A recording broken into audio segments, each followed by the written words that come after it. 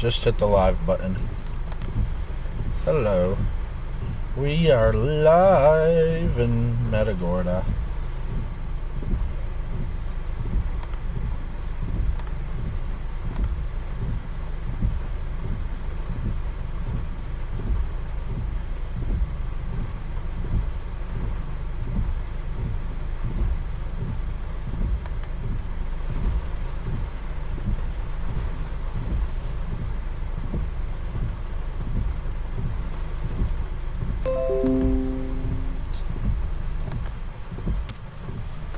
Expecting the arrival of Tropical Storm Nicholas over the next several hours in Matagorda, Texas. Here between... this is kind of like halfway between the Corpus area and the Houston area, the Galveston area. About an hour southwest of Freeport, Lake Jackson area. Google Maps doesn't have the bridge closed.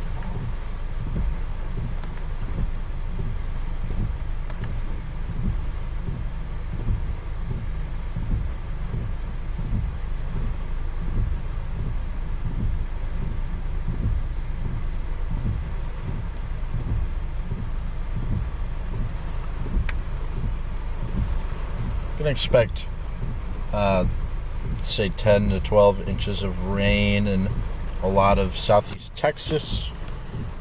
There could be spotty parts that reach 15 to 20 inches.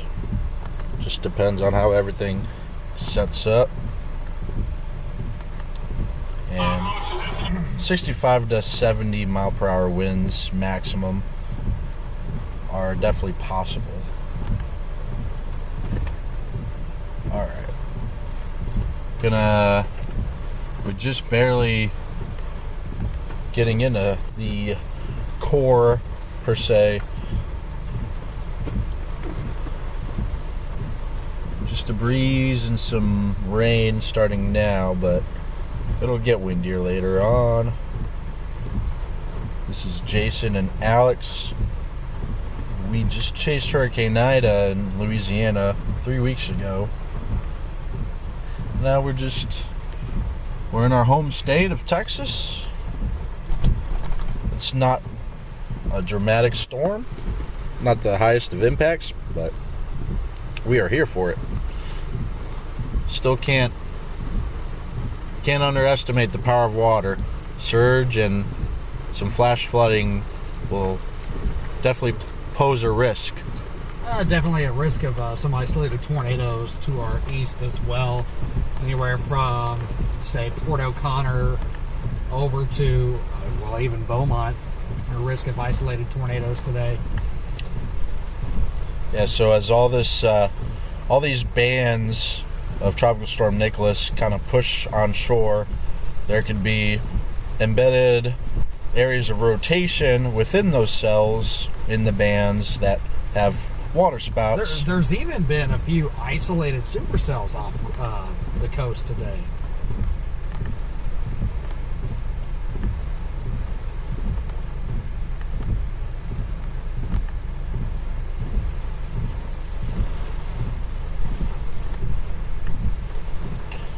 There's not very well distinguished center for this storm right now.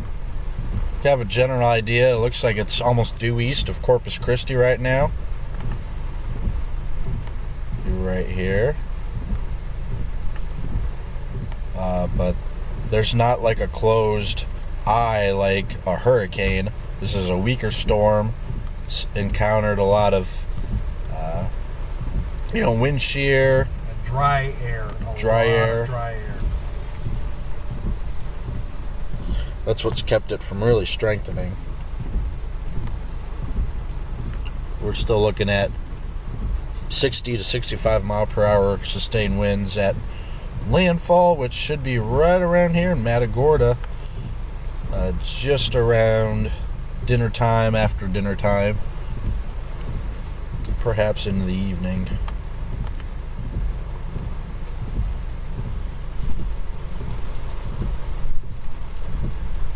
There's a hurricane watch, but this storm does not look like it has any chance of reaching hurricane strength.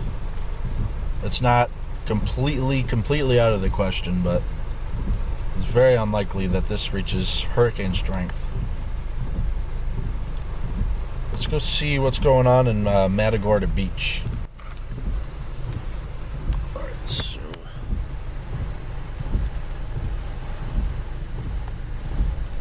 you just toggle, there's the OBS, and then the browser right here for the chat. Got, let's see, 94 folks. And you want to charge that up? Oh no, it should be full. Sweet. I don't expect I'll be using the full battery today. Yeah, it's full. Oh yeah, you can pause that just so it doesn't eat up bandwidth. Alright. We're in Matagorda, gonna see what's going on outside of the levee.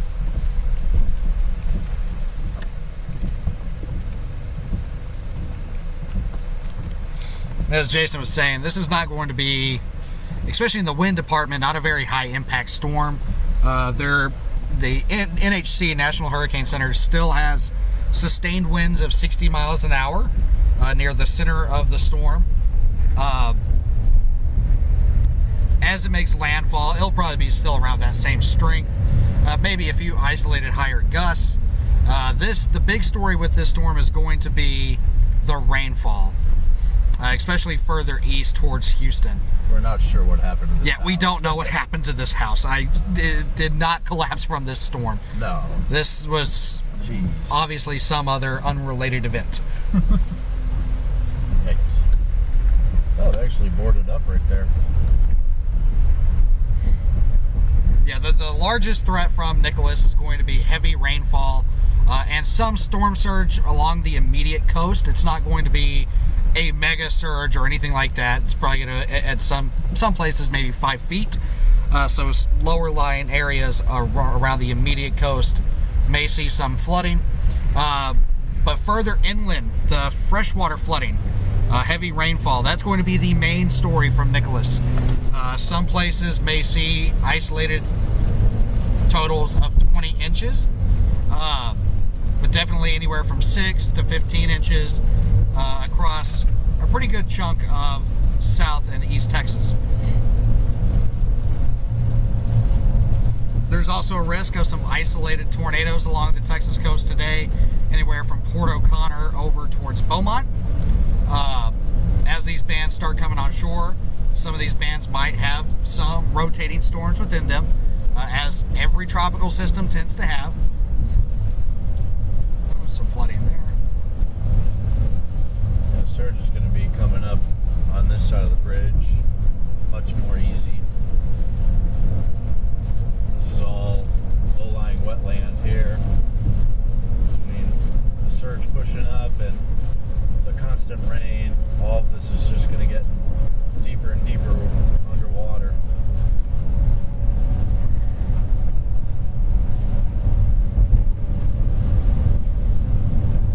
We can push it to Facebook too.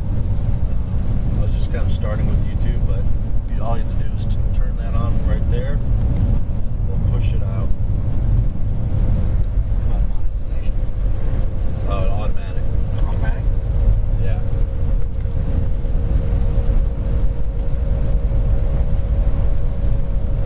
The live button will go to the most recent. Data is still good. Not exactly sure how mobile data is going to do down here, especially once the storm really gets going. But we'll do our best. Good Keep thing the stream is going. We're not really leaving this area, so. No. Be within 5 miles of this area at all times. Unless we make a dash east. As some of y'all know, both of us, we chased Hurricane Ida just a couple of weeks ago in Louisiana. This will be a much different situation than Hurricane Ida. This will be nowhere near that level.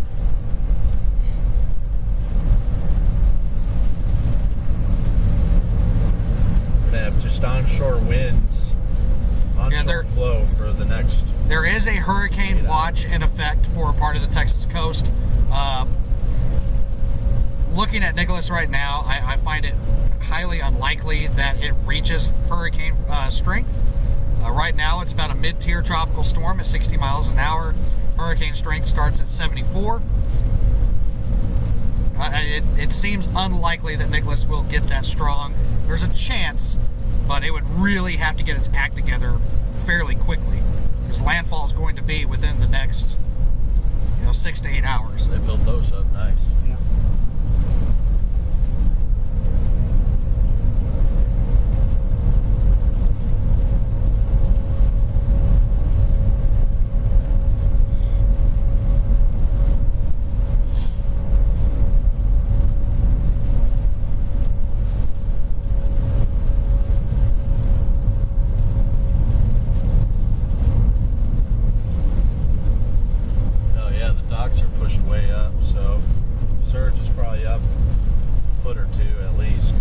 Nicholas has had two things going against it. One, there's been quite a bit of wind shear in the western Gulf of Mexico, which has kind of torn it apart a little bit. The second thing is dry air from the west that has entrained itself within the storm. So pretty much the entire western and southern ends of the storm are completely clear. It almost looks like it's only half a storm right now. That's because of those two things working against it. And that's really prevented it from strengthening any further.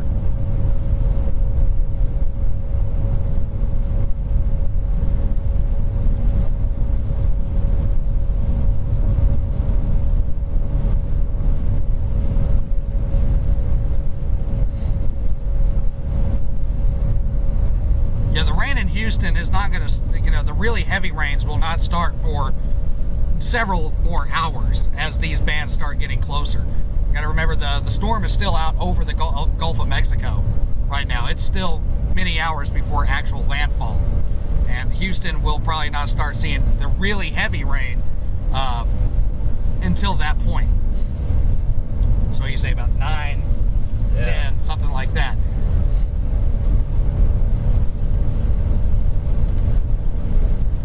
There's been a few far outer bands that have hit Houston today with some heavy rain, and that'll continue off and on for the next several hours. But the bulk of the heavy rain will not reach there until later this evening and into the overnight hours. Smells like fish.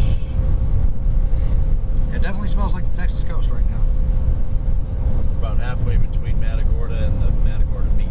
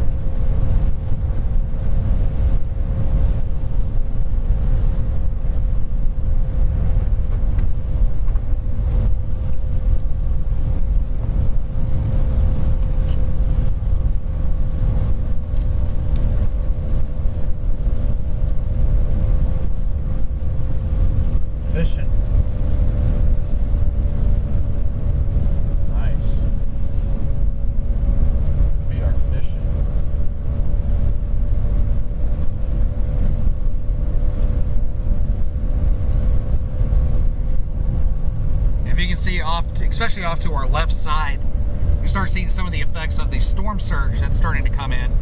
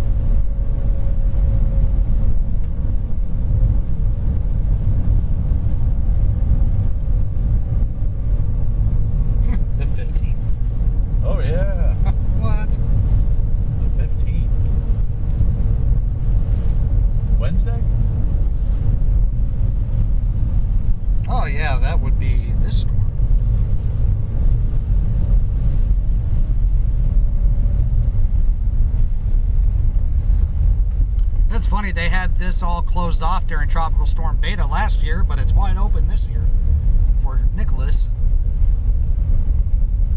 Yep.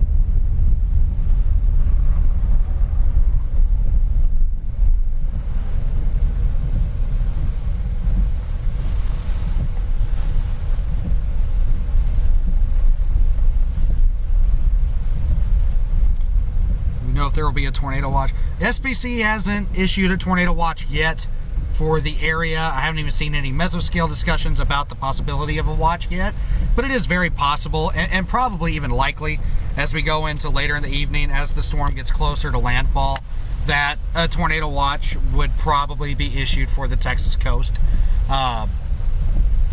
Most tropical systems, whether they're depressions, storms, or hurricanes, when they start making landfall, they do bring along the chance of isolated tornadoes. Some storms, way more than others. This storm will probably not be a big tornado producer, but the chance is there for a few isolated, brief tornadoes.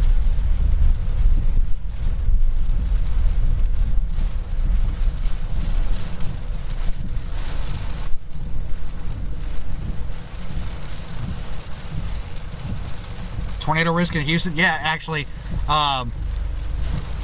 there will be an isolated tornado risk in the city of Houston. Again, it's not the highest threat from this storm at all. The largest threat from Nicholas is going to be heavy inland flooding, heavy rains. A lot of areas are going to see 6 inches. Some isolated areas are going to see 10 to 15 and possibly even more. Again, that won't be widespread, but there will be some isolated areas that see quite a bit of heavy rainfall and quite a bit of flooding.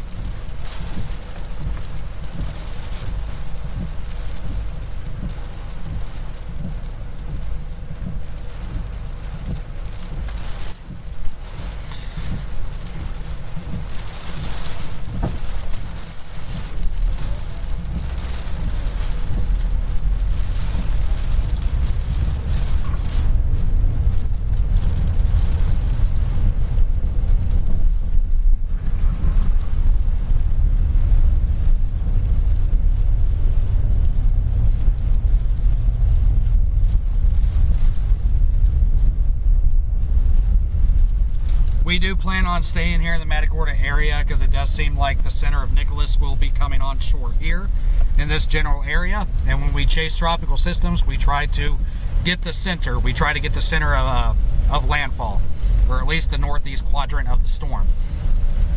When it comes to showing y'all something good, that's gonna kind of depend on Nicholas. It's a mid-range tropical storm.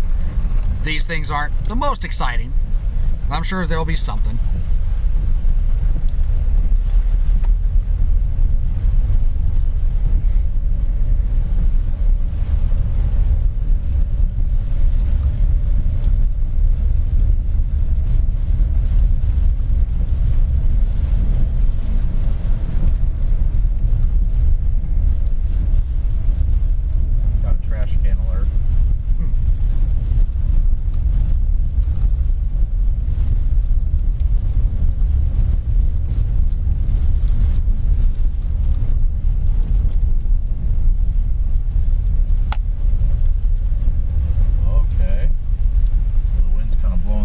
now it's just a pile of siding.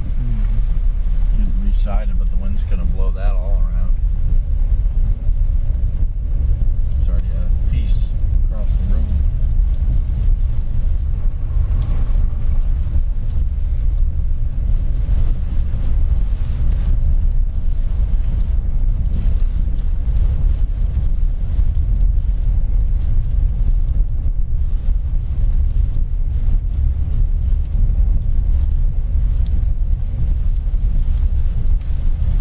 We do plan on staying down here through tomorrow as well.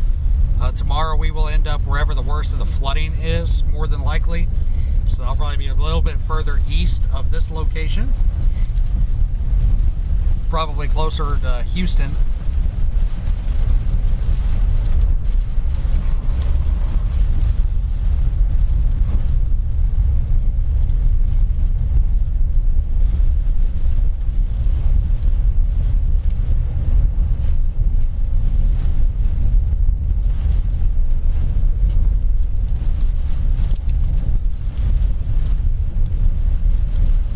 Trash can over.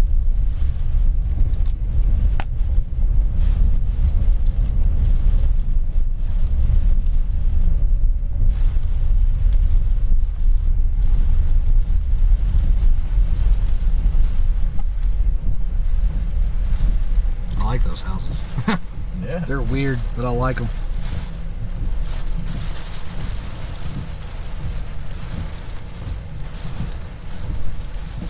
Nice.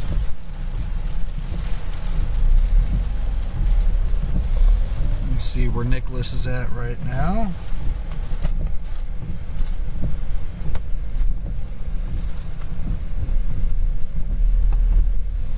Oh, my dad is kind of pooped out. There we go. Oh, Nicholas really struggling there. So if you look at the radar in the corner of the screen there, you notice the storm looks very lopsided. Most of the precipitation is on its northeast side. That's because this storm has gone through quite a bit of wind shear, which has kind of torn it apart, and ingested a lot of dry air from the west, which has kind of killed a lot of the convection within the storm. That's what's prevented this storm from really strengthening much. It is expected to make landfall as a 60-mile-an-hour tropical storm. There is a hurricane watch out in effect, but it is very unlikely that the storm actually reaches hurricane strength, simply because of those two things that I mentioned, that wind shear and that dry air. So it's a very lopsided storm. It does not look healthy at all.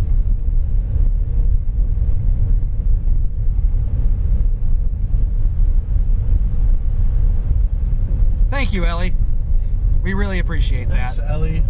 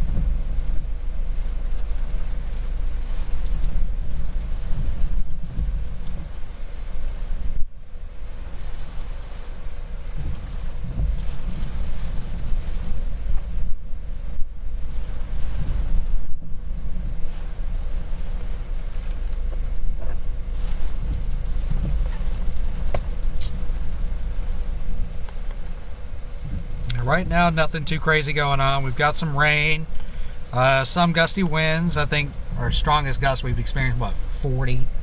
Yeah. Yeah. If a gust can even reach tropical storm force. Again, we're still pretty far off from the center of the storm. It'll get gustier as the center gets closer.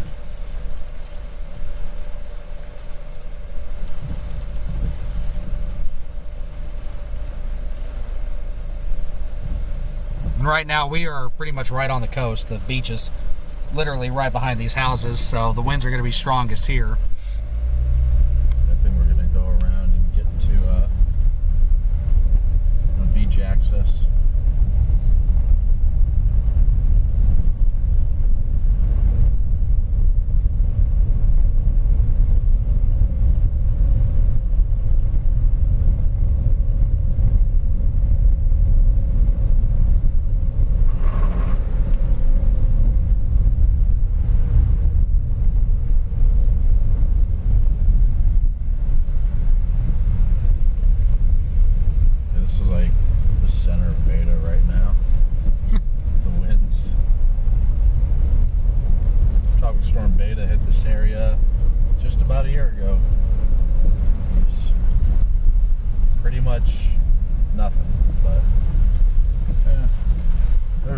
Surge and some high surf. Wow, what is that? Is that the NAM? Yeah. Well, it does weird things with this storm. Huh. The way it's behaved so far, it's almost like, who knows? Could do something silly like that.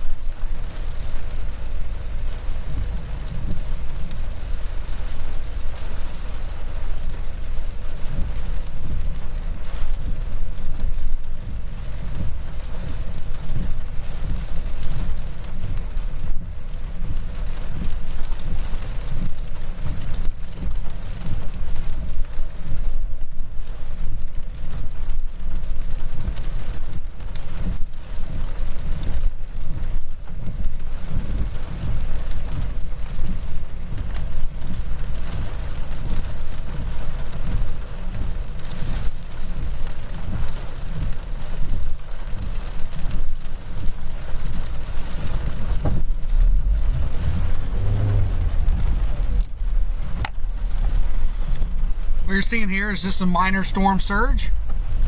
Wind pushing the water on shore.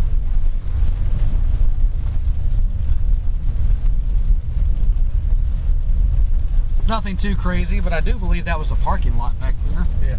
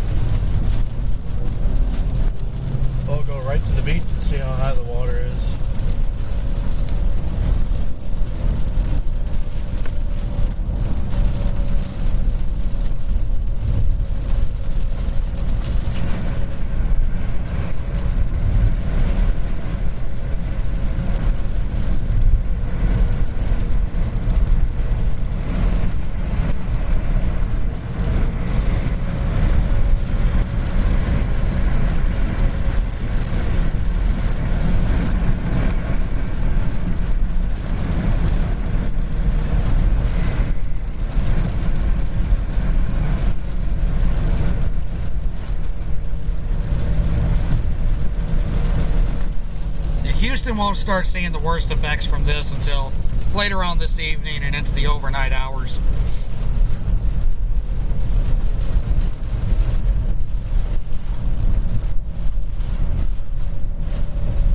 Some angry waves out there.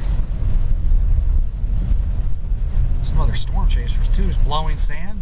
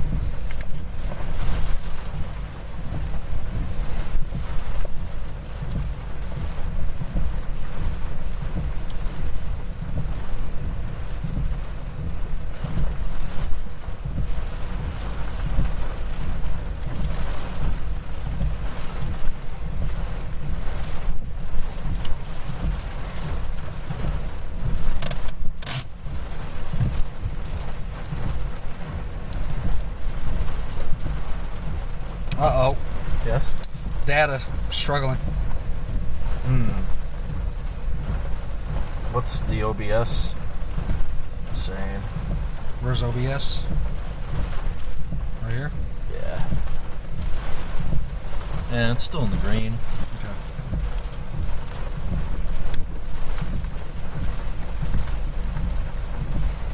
All right.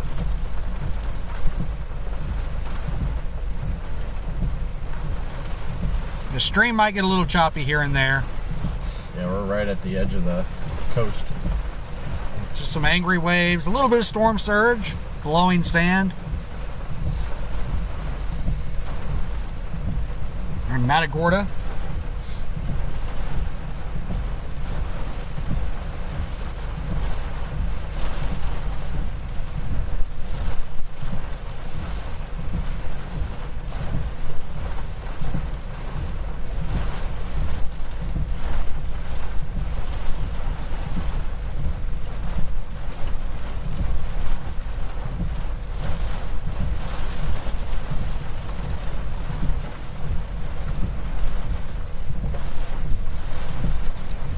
First heavy band is about an hour away from us. Center might actually miss us to the east. To the east? Isn't it over here? Or do you think it's trying to push? I think it's trying to push east. A lot of lightning popping up right there.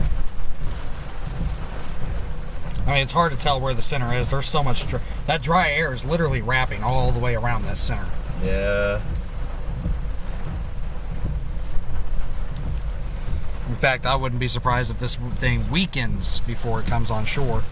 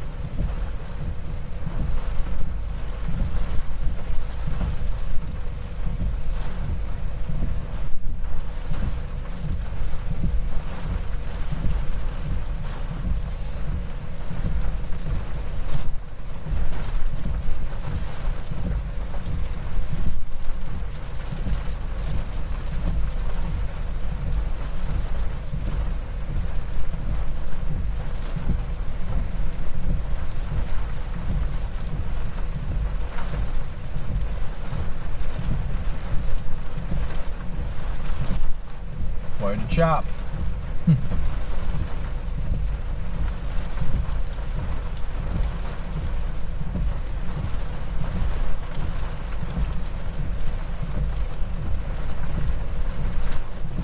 Got a blowing sand advisory.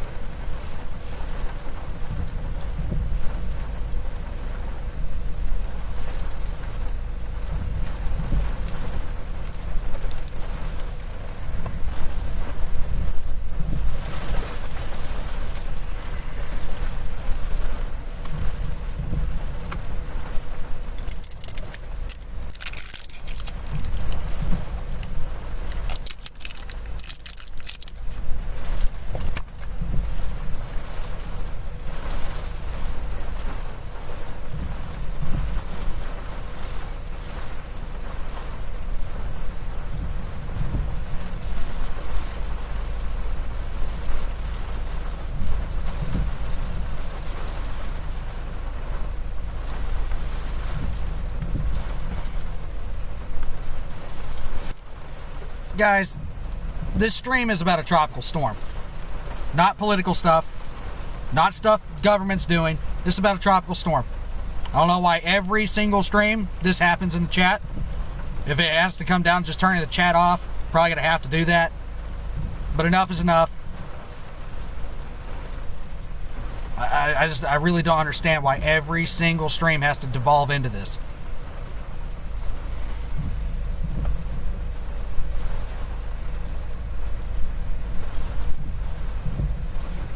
We're not going to get into our views, just like y'all don't need to be getting into your views in the chat. This is about a tropical storm. There's nothing political about observing the weather. Yeah, it's some blowing sand and some waves right now. There's nothing political about it.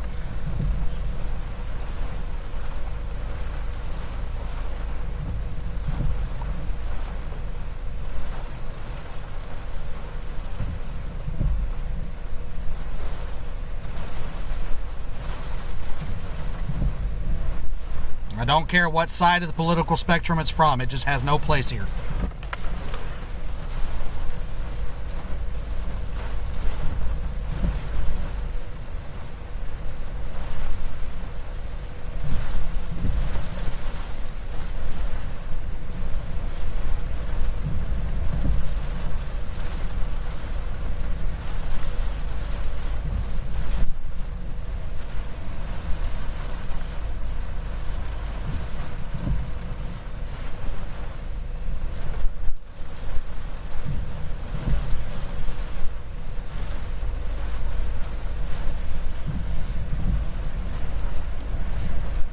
Who this? Hi there. How's it going? Alright, how are you? You're calling about. You are. Jason-Cooley, Alex Bartholomew. Nice to meet you. Nice to meet you too. Dallas. Dallas? Okay. Yeah. I live in Shane. Okay. I saw you on the Spotter Network. I was like, hey, there's somebody right behind me, man. Yep, that's us. Nice to be chasing in Texas for a change. The biggest I've seen so far was 49 I got. Yeah. 49? Yeah, Alright. it's on the radar on Omega. Okay. I'm excited for Thanks for that report. Yeah, that's... That's the max so far. Big sustained around 40. Oh, it's sustained 40 already? Alright. That's tropical storm force. This way or still? It looks like it's trying to wobble a little to the east, but we'll probably be pretty close. You know, as close as you could get. Okay. So, right here. Yeah, I'm gonna run up here real Yeah. over here, but I don't want to get. I want that sand to build up too much around the shore. I know, right? Just keep moving around. All right. If you All right. need anything, feel free to follow. Okay. Yes, Thank sir. you. All right, man. Nice Thank to meet you. Another storm chaser just popped up next to us. He has an anemometer. You probably saw him on the stream. Yeah. Sitting in front of us. His anemometer was reading about 40 miles sustained, 49 mile an hour gusts at its peak. So that's definitely tropical storm force winds there. Makes sense though. I mean, it's right here on the beach. Yep. No friction at all. Yep. Yeah.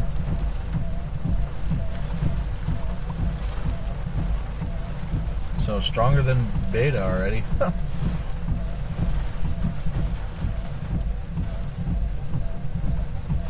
Sitting.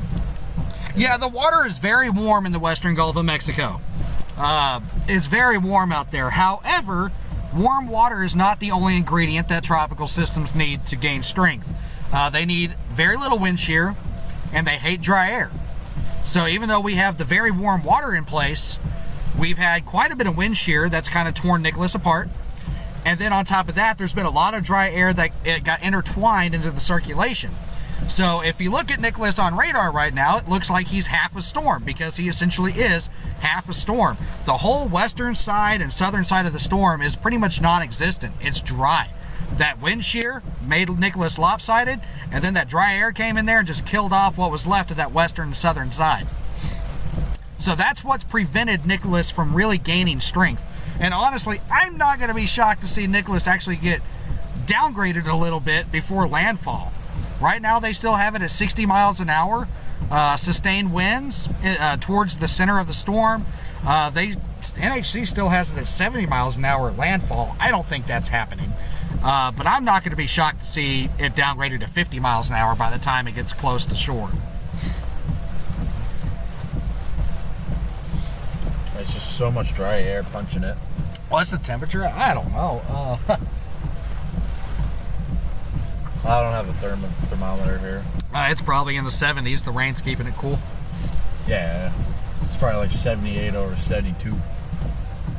But yeah, this definitely won't be like a typical, like a hurricane stream that y'all tune in to watch. Definitely nothing like Ida or Laura or Sally or even Delta. If any of y'all tuned in last year to watch Jason's stream of Tropical Storm Beta, which was practically in the same area, it's going to be similar to that. So the main threats from Nicholas are going to be after it makes landfall and heavy rain towards the north and east, towards the Houston area, that general area. There's going to be some heavy rain later on tonight. There's going to be areas of 4 to 6 inches pretty rapidly. There's going to be some isolated areas of quite a bit more than that. And we all know what happens when it rains really hard and really fast in southeast Texas. You get a lot of inland flooding. There's chance of some isolated tornadoes. The SPC, Storm Prediction Center in Norman, Oklahoma, has a slight risk out for the Texas coast for tornadic activity later on today. As these bands start coming on shore, it is very possible that some of them might be rotating, produce a couple of brief water spouts or tornadoes. Earlier, there was a isolated supercell completely by itself near Jamaica Beach. It fell apart before it came on shore, thankfully, but it was a pretty impressive looking storm. I wouldn't be surprised if it had a decent water spout with it. Yeah, for sure. Someone just mentioned Allison in the chat. That's a great example. I don't think this will be an Allison level storm, but Allison is a good example of why it doesn't necessarily take a hurricane to cause a lot of damage. If any of y'all remember Tropical Storm Allison in the early 2000s, what was it, 2001? Kind of parked itself. It was just a tropical storm. It parked itself over Houston and caused massive flooding across the city. So it doesn't always take a hurricane to cause significant damage. Like I said, don't expect Nicholas to get to Allison levels, but there's definitely going to be some inland flooding from this.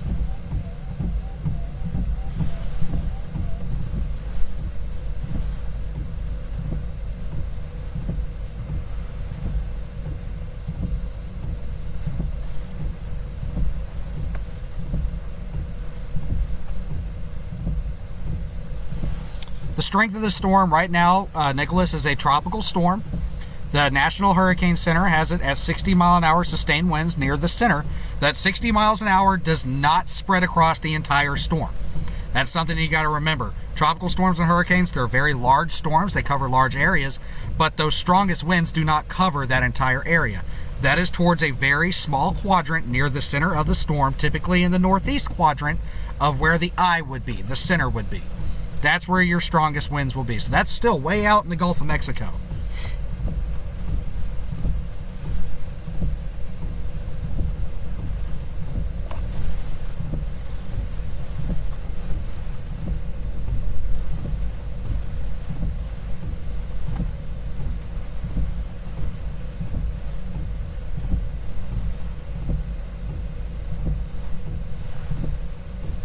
We'll start getting our first heavier bands here. See how far away we are from that. It's actually about 10 miles off the coast, so within the hour, we here in Matagorda, will be experiencing our first, I can't talk, words are very difficult, our first heavier bands here.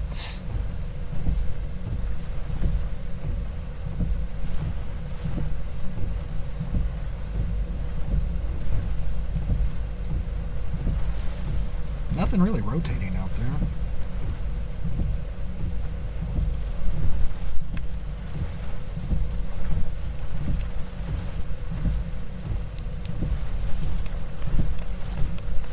Well, there's not an eye. In the technical sense, there is no eye with Nicholas. What I was saying is their strongest winds would be just northeast of where the eye would be. Right now, Nicholas is so blown out and so dried out on its western and southern ends that there's really not an eye to this storm. There is a center of circulation, and that's where an eye would be if it were to have one, but it doesn't actually have an eye right now.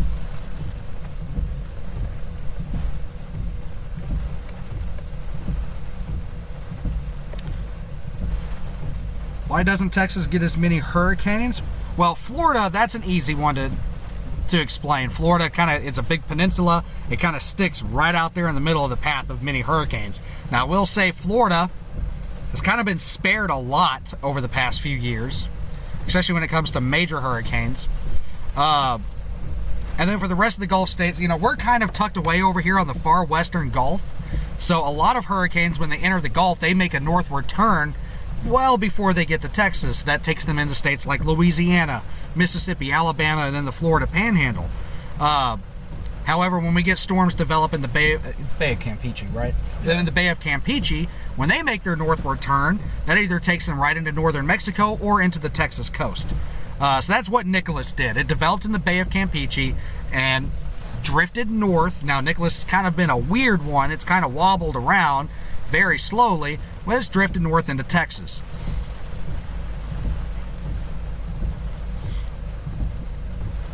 But almost every single hurricane and tropical storm makes a northward turn somewhere in the Gulf, and usually that northward turn happens before it gets to Texas, but that doesn't always happen. You can look at examples like Rita, Ike, Harvey was kind of a Bay of Campeche storm. It started out in the Caribbean, but moved into the Bay of Campeche. The Great Galveston Hurricane of 1900.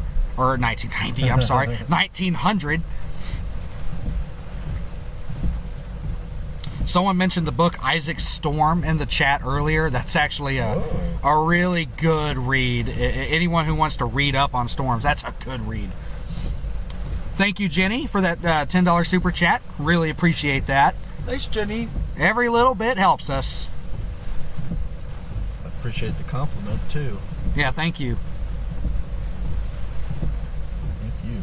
Storm chasing can get expensive after a while. So every little bit does help us. We really do appreciate that.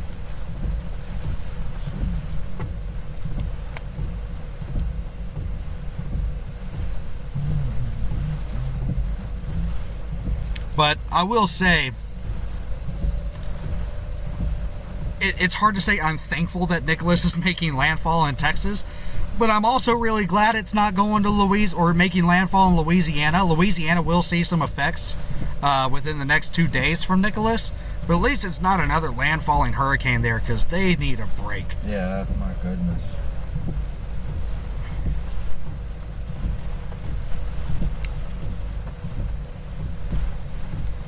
And I'm pretty sure that the Texas coast will be able to handle Nicholas just fine. Yeah. Texas has seen a lot worse than this. We got this. What's the wind speed where we're at? Well, we just had another chaser come up to us with an anemometer, and he was recording 40 mile an hour sustained and a 49, almost 50 mile an hour wind gust. That was about 15, 20 minutes ago. And again, we're right here on the beach. There's no friction here, so your winds are going to be much stronger here at the beach versus even just a couple of miles inland.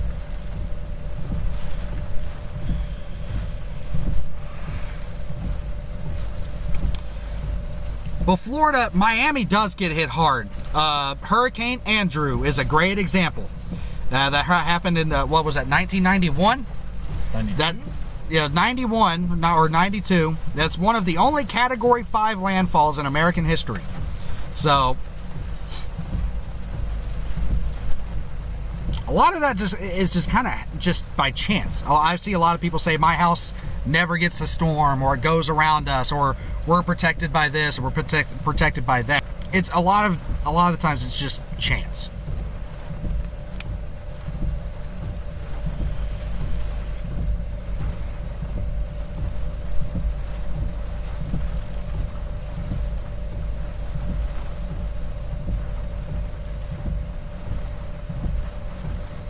Well, last night, Marco, I see your comment up here. Last night, Nicholas did look like it was trying to intensify. Its center was closed. It had a closed center, and it did look like it was trying to organize there for a brief time, and it did that again this morning, too. With Nicholas, it's a weird storm. There's been multiple little swirls, and these little swirls have kind of been competing with each other. Which one's going to be the most dominant one? Well, last night, one took over, and it looked like it was starting to really get the job done, where it was really high. But then it encountered some pretty strong wind shear and dry air, and that kind of blew it apart.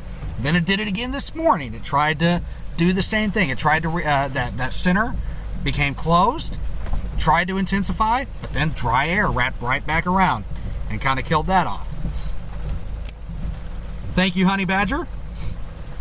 Another $10 super chat. We really appreciate that.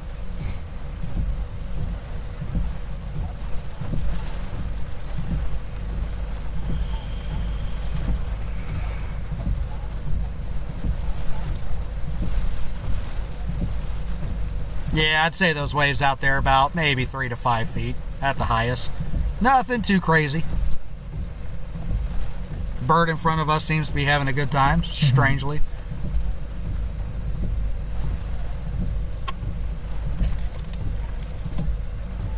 What time is it?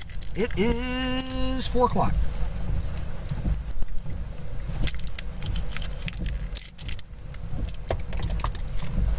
Speaking of which, I'm gonna have to turn audio off just for a moment, everybody. We'll be right back. Not gonna kill the stream, just gonna turn off audio as soon as Jason tells me how to use a computer, because I was born in the wrong era. So scroll down on the audio mixer. There's a little scroll. And right there, see? Right here? Yeah, it is kind of maxing out. We might, so you can mute it, but we also want to kind of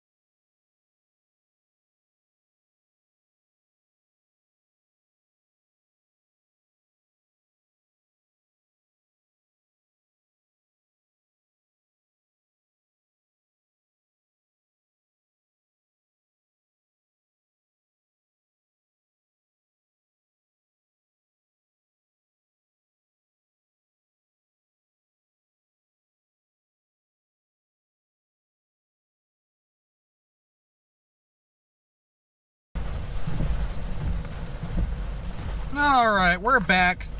Sorry about that. Had to make a phone call.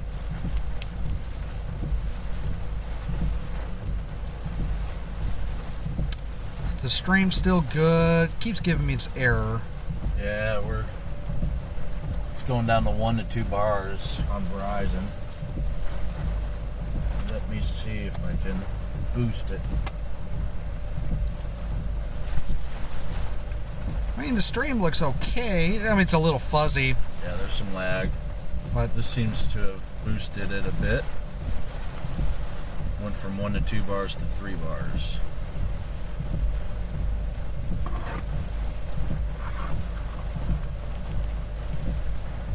And it seems to be holding at 3. So that's good. That booster's definitely working because I pulled my T-Mobile off and now I don't have any T-Mobile.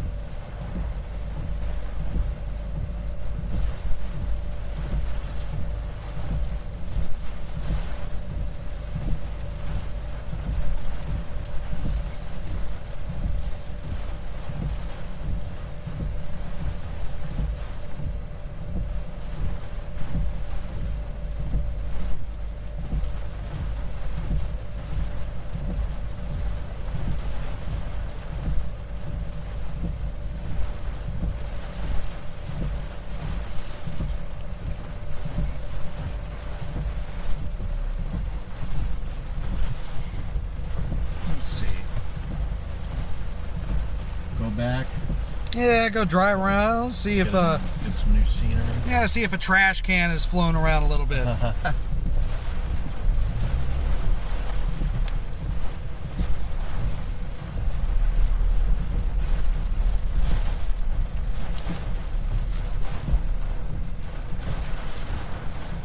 It might not be that exciting of a storm, but I like to be near the coast. I like water.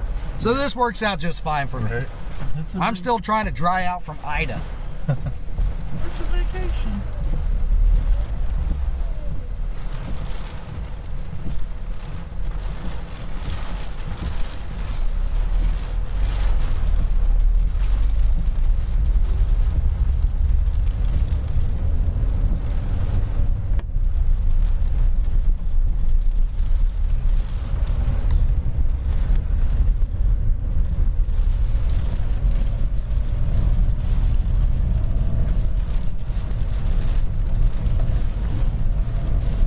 Second, it looked like there was a lowering over here. I was like, uh-oh. Right?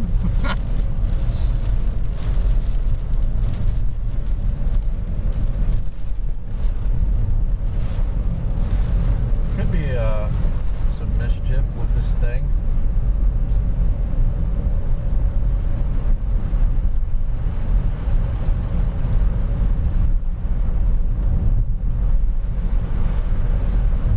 Nothing on radar, I'm sure.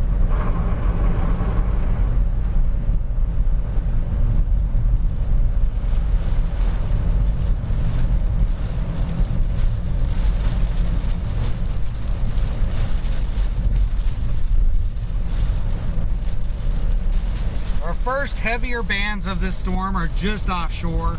So the rain's going to pick up here a little bit. The wind's going to pick up. It's not going to be anything crazy, but it'll pick up here a little bit.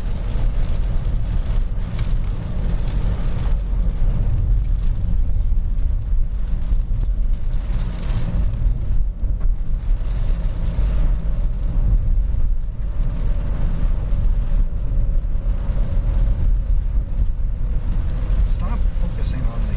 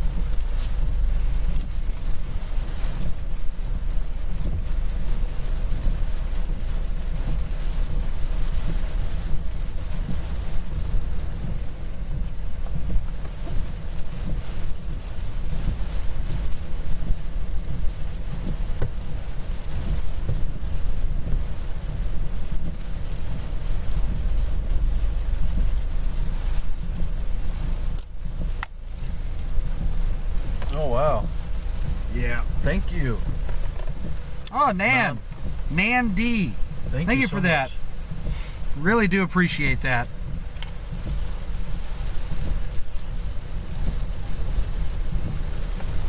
As you're seeing here, the storm surge is starting to touch the main road here.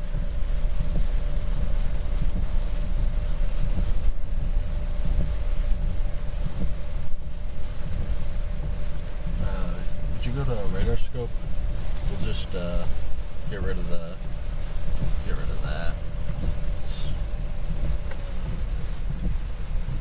It's no longer accurate. This feels like it's really cruising north now. Yeah, this is your center right here. Yeah, it's coming right to Matagorda. It does look like the center of Nicholas. I keep wanting to say Chris, but Nicholas, the center of it does look like it's still on its way to Matagorda.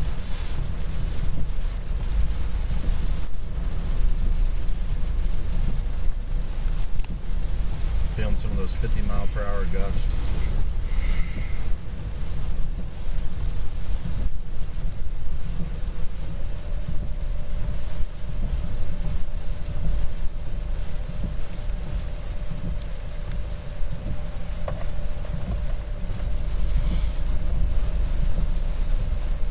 Do what?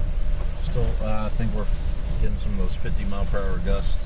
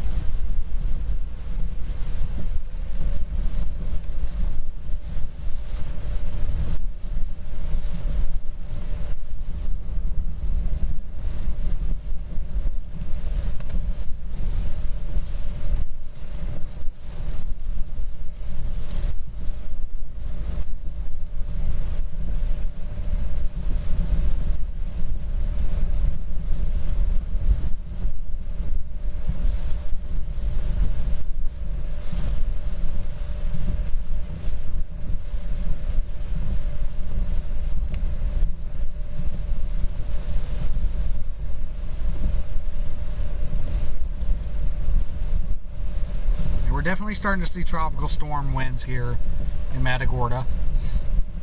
40 miles an hour, some gusts possibly up to 50.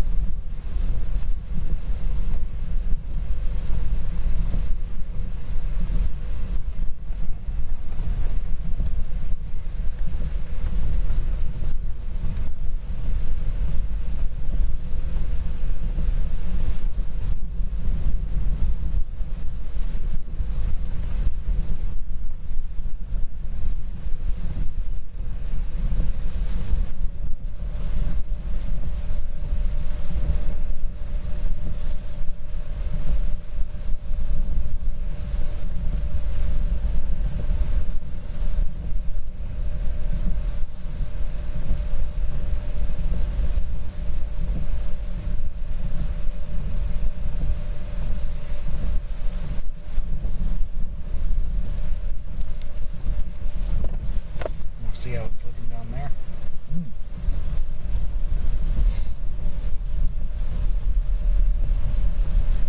Yeah, we'll come back to this spot. This is kind of interesting there.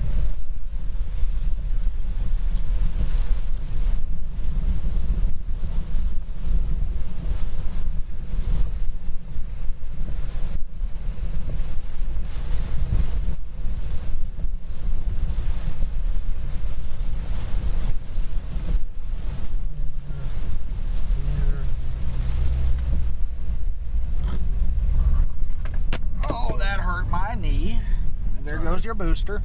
Uh-huh. There we go. Need the booster. Keep it up here anyway.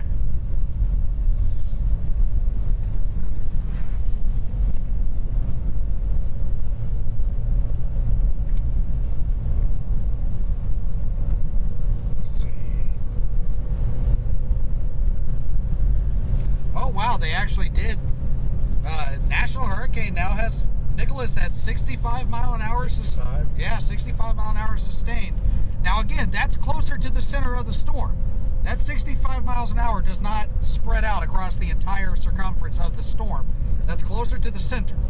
Where we're at now in Matagorda, it's about 40 miles an hour sustained, which is tropical storm force. And then we've had a couple of gusts up closer to 50. We might have a shot at getting those 60s. Yeah, the center of Nicholas does look like it's going to be coming to Matagorda, so it is possible that we'll get a couple of gusts of 60. I do find it hard to believe that we're going to see sustained 60 here, but I'm actually kind of surprised that Nicholas has been upgraded to 65, because looking at it on radar and satellite, it does not look like it's deserving of that. But they're the ones that fly into these storms. They're the ones that are there. They're smarter than me. That's not a huge bar to reach, but I'll trust them.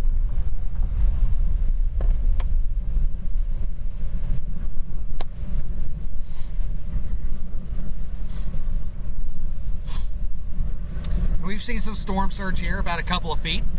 Nothing crazy. But Nothing crazy. thank you, Rational. Rational. Hey, we'll take it. $2. Pragmatist. We will take it. We are thankful. Thank you. Wish we had a better view of stuff. Yeah. Wish we could drive like right to the beach like earlier here, but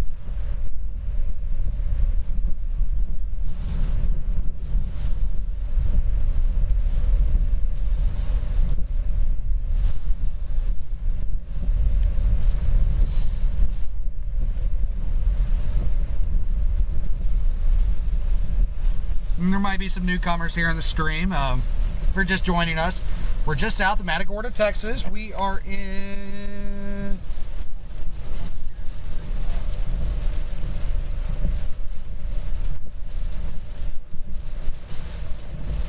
Matagorda Beach, Texas, Central Texas coast, awaiting the arrival of Tropical Storm Nicholas.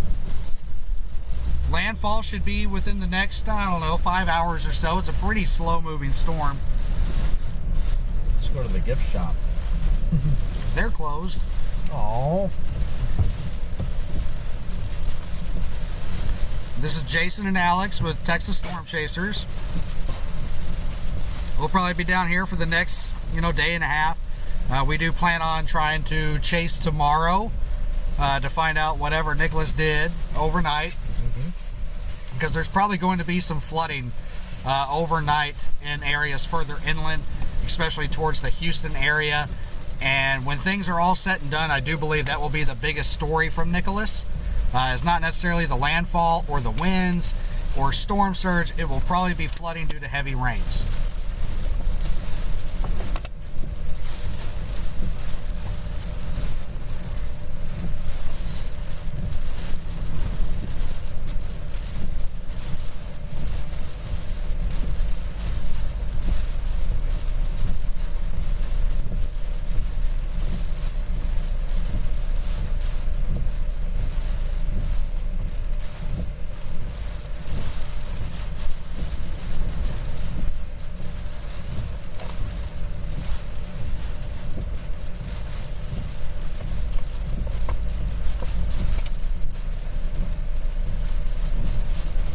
There's a little spinny right there out in the Gulf.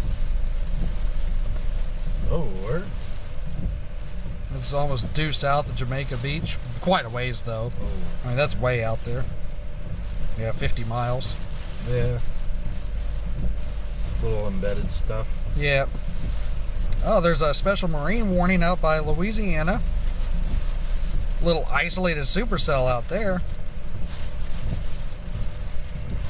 Whoa. That's neat. Yeah, that's a cute little storm. thankfully out in the Gulf and not hurting anything. So a little threat that tropical systems tend to bring that a lot of people overlook are isolated tornadoes. Tropical storms, hurricanes, even tropical depressions, when they make landfall, occasionally do spin up tornadoes. Now, these tornadoes tend to not be very strong or long-lived. They're not like the tornadoes you see out in the Great Plains that we chase during the spring. These are usually far weaker, far shorter-lived. Now, again, that's not always the case. Hurricane Ida, the remnants of Hurricane Ida, when it made it up to the northeast and mid-Atlantic, produced some significant tornadoes in New Jersey, including one of the most significant tornadoes in state history just about a week and a half ago. It was an EF3 that caused significant damage, and that's pretty rare for a tropical system. But there is a threat for some isolated tornadoes along the Texas and Louisiana coast today as these bands start coming on shore. Right now off the southern Louisiana coast, there is a almost like a small supercell right off the coast of Louisiana that's probably producing a nice water spout right now. But thankfully that's out over the open water and not hurting anything, other than some fish that are a little unfortunate enough to be close to the surface. Oh no. Yeah, the NHC track has it right to us. Yep. 65 miles. Keeping that 100% success ratio. Yeah. I've fallen off the 100%. Oh, with Ida, yeah.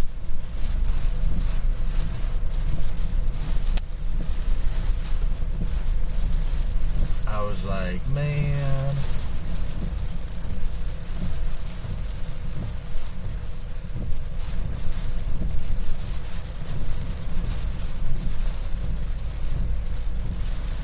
Where's that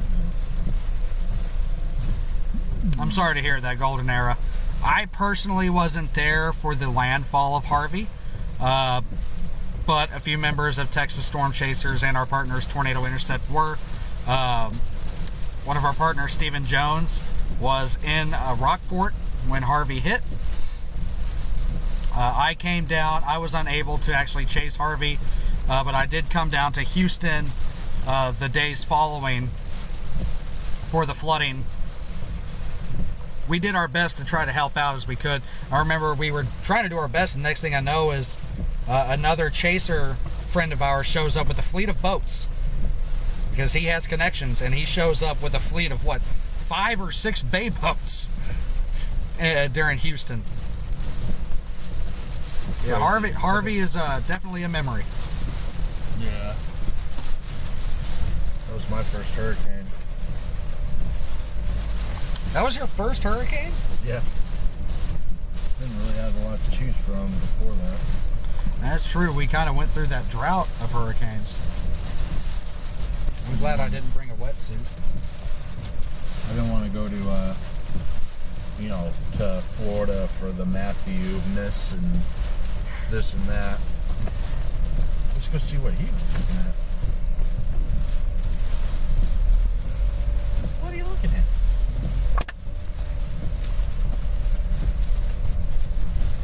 What's over here? Alicia, that's a very forgotten hurricane. I don't see people bring that up very often. That was a very significant hit.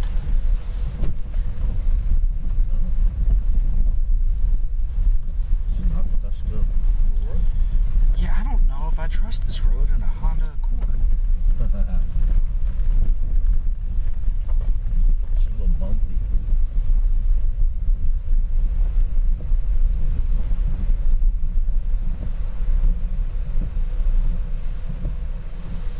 Man.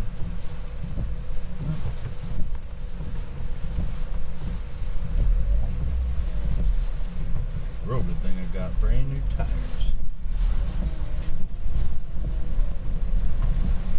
Alicia was, I was mentioning earlier about tornado threats with hurricanes and tropical storms. And Alicia is a prime example of a hurricane that was a pretty prolific tornado producer.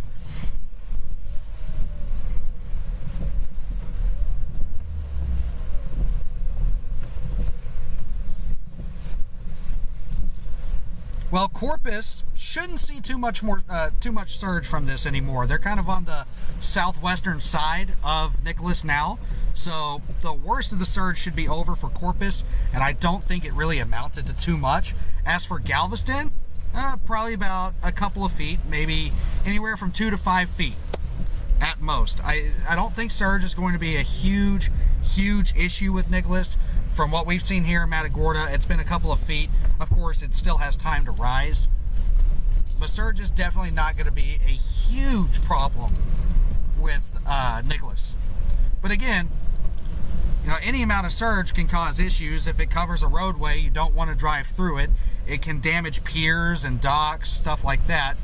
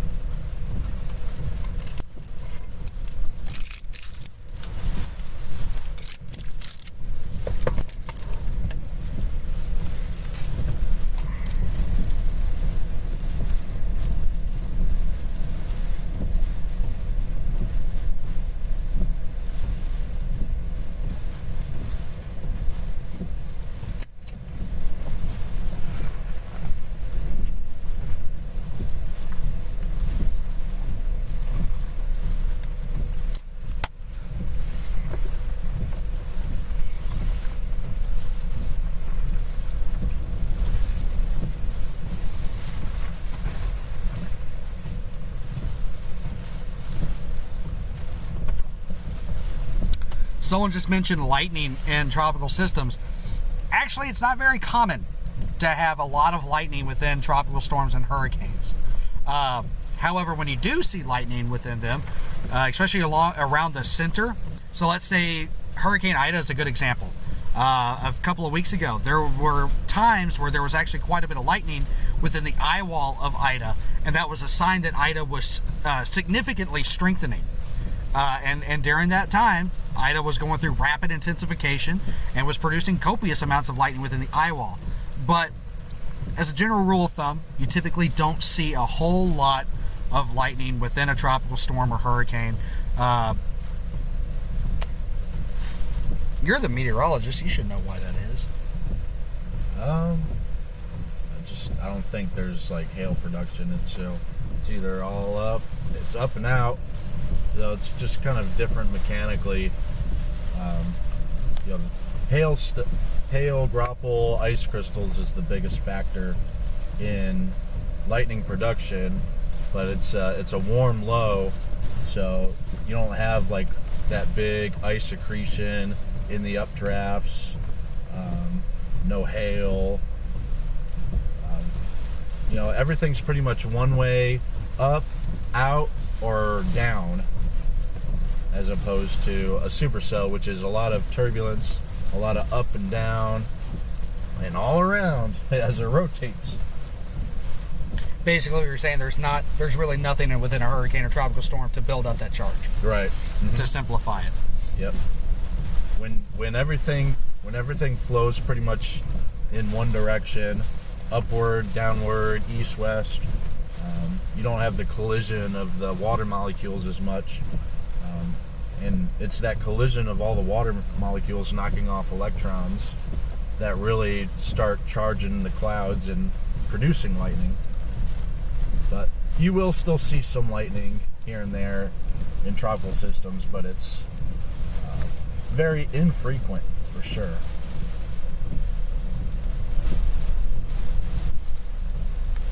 Sometimes when you have those hot towers going up, you can have some good lightning,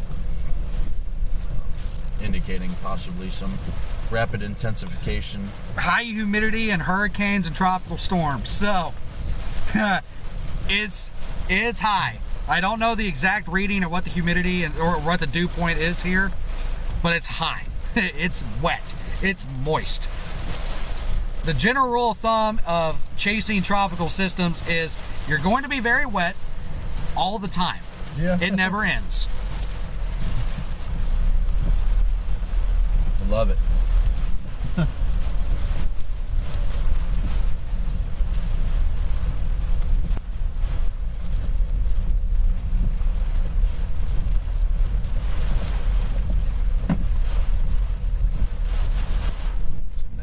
Science Center. I got a guy behind you trying to get out.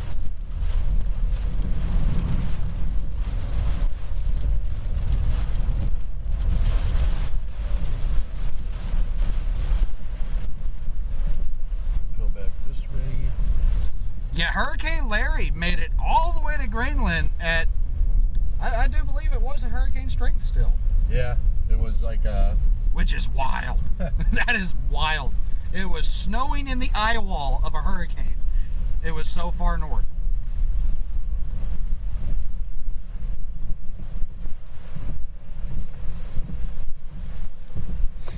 It's gonna be rolled.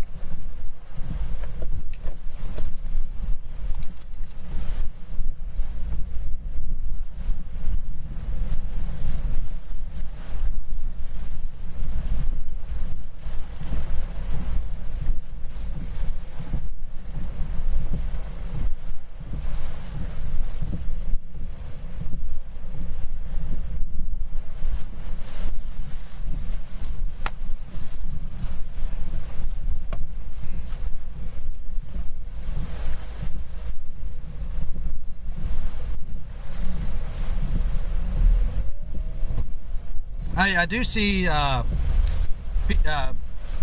folks from the UK are in here. You know, don't discount that area. There, you actually get quite a few tornadoes on average every year. Now, of course, they're usually not strong or violent. They're usually very weak. But the UK actually sees its fair share of tornadoes, so severe weather isn't completely unheard of there.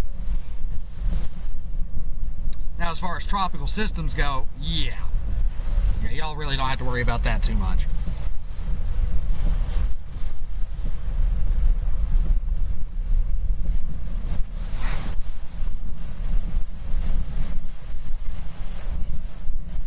getting gusty.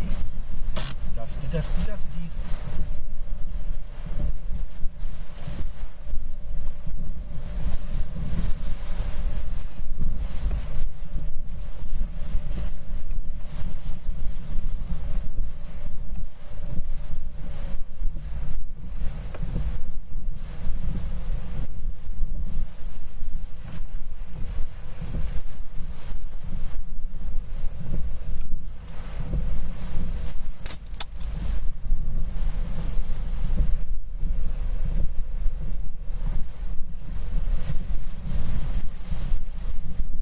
Oh yeah, England definitely not on the scale of the United States. And that's simply because North America, our topography is perfect for pretty much all facets of severe weather. We are pretty much perfectly in line for hurricanes and tropical storms. We have just the right mix for tornadoes. We have, you know, we're kind of right there, perfect position for blizzards up north. We kind of have all facets of severe weather all the time here in North America. That doesn't mean like other parts of the country, let's say Bangladesh, they have their own version of Tornado Alley there, and those tornadoes kind of put some of ours to shame. Yeah. In fact, the deadliest tornado in world history was in Bangladesh that killed well over 1,000 people. Oh yeah, there's a gust, there's a gust.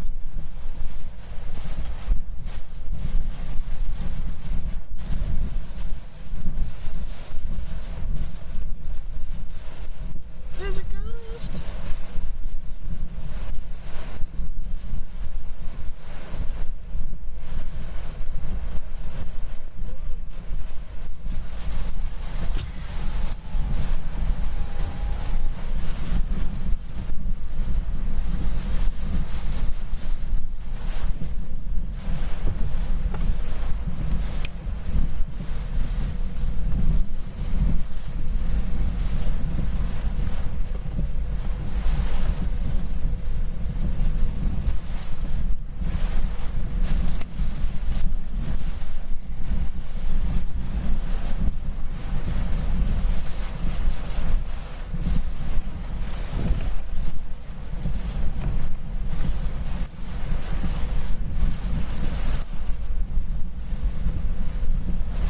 I wish we could accurately measure the gusts here, but we do not have an anemometer with us.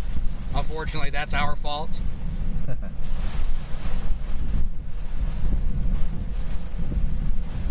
Could see. But I'd say that last one was easily 50. Yeah, easy 50.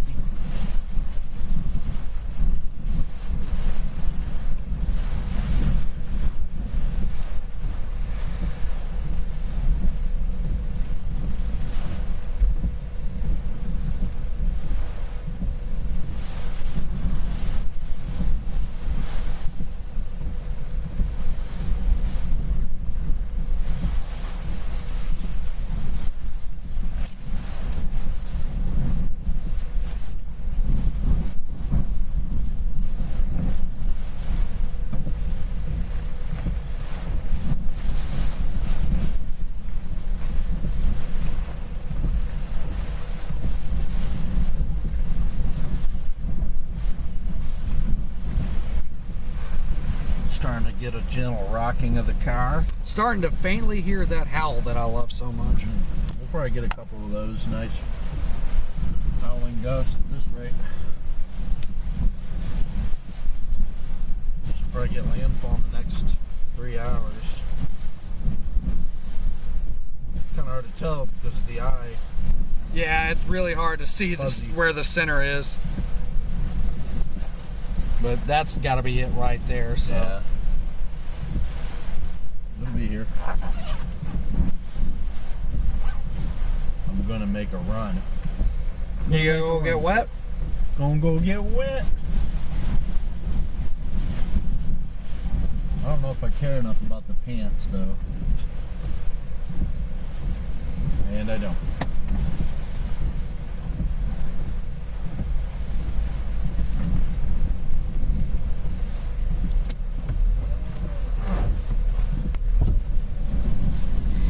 Oh yeah, surge has definitely been coming in. It's not a crazy surge. It's only about, I think, 2 to 3 feet from what we've seen. It's covered some parking lots. Might get another foot though. Yeah, I wouldn't be surprised if we saw a 5-foot surge here. Yeah. As slow moving as this is. That's a pretty good shot right there for a little bit. Oh, we have rain suits. I was, well, Jason does. Yeah. I left mine sitting on the couch. Oops. Oopsies. Just a tropical storm. Yeah.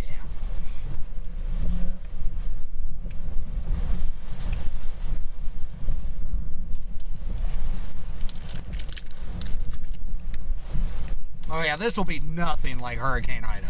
That's not even the same universe. Correct.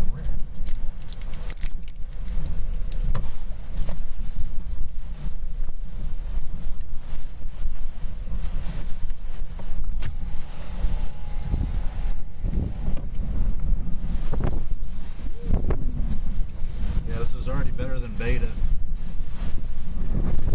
Oh, okay.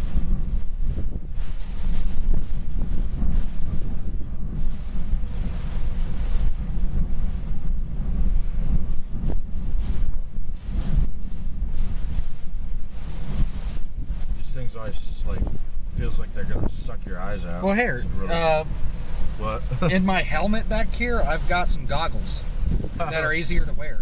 Yeah, well, it'll just be fine. Well, here, you can already have these on.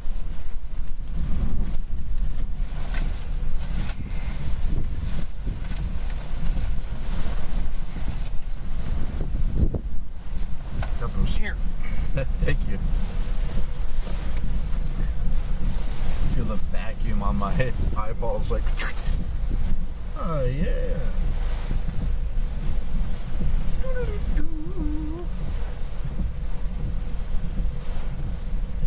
Do tropical storms often get named? Yes, every tropical storm gets named, and that's actually the criteria for a storm to be named. Once a tropical cyclone, so basically how it goes is you have tropical wave, and then you have tropical depression, which starts at 35 miles an hour, sustained. And then you have tropical storm, and that's when, and then tropical storms is when a tropical cyclone gets a name.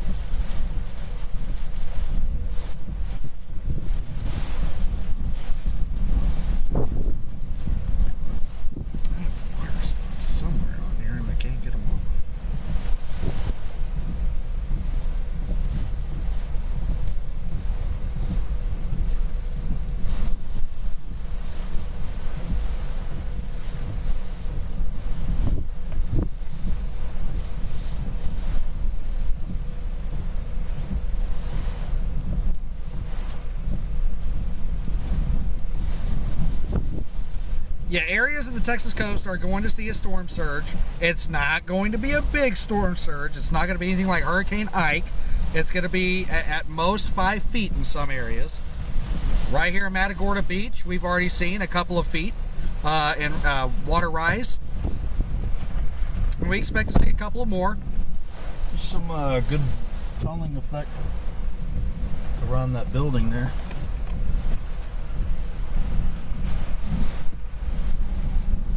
Yeah, we're at Matagorda Beach right now. We've got this permanent water marker on my camera. That's nice. Right.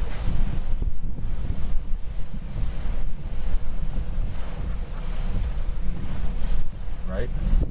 Huh? Did that jetpack fall off? Oh, is that what fell? Must have been on your side. Yep.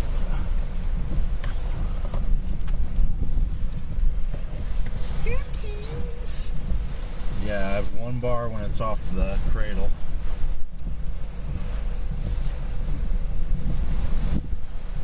And then I jumped to 3.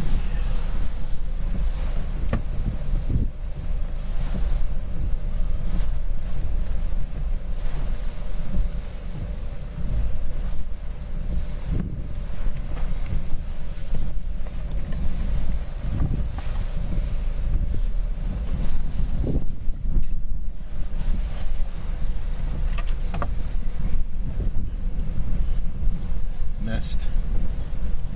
It's misty.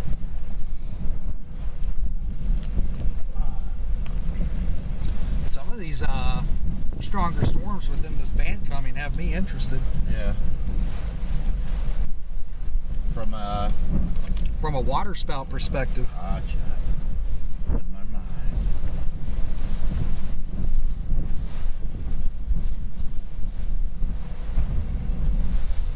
It's never too late to wash the windshield down.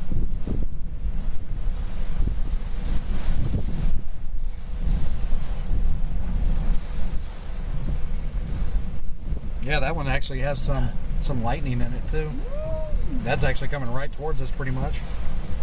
Velocity's looking like pretty decent. Yeah, some of those are pretty interesting. This band right here though, that'll probably be the one to do it. It'll be nutso time.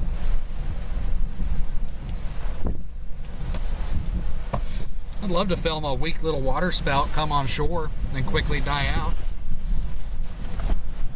Probably head over to that area with all the Blowing palms sand? again. Oh, okay. See if we can get a shot.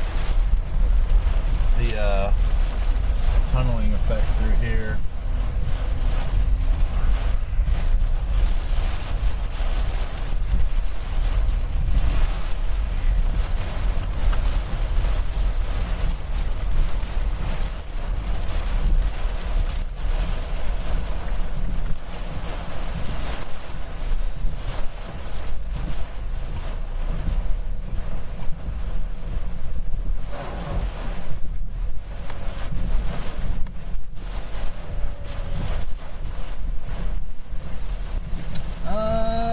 Where can I switch radars at? HGH. I'm going to do some marking real quick for everybody. Sweet. If this will load.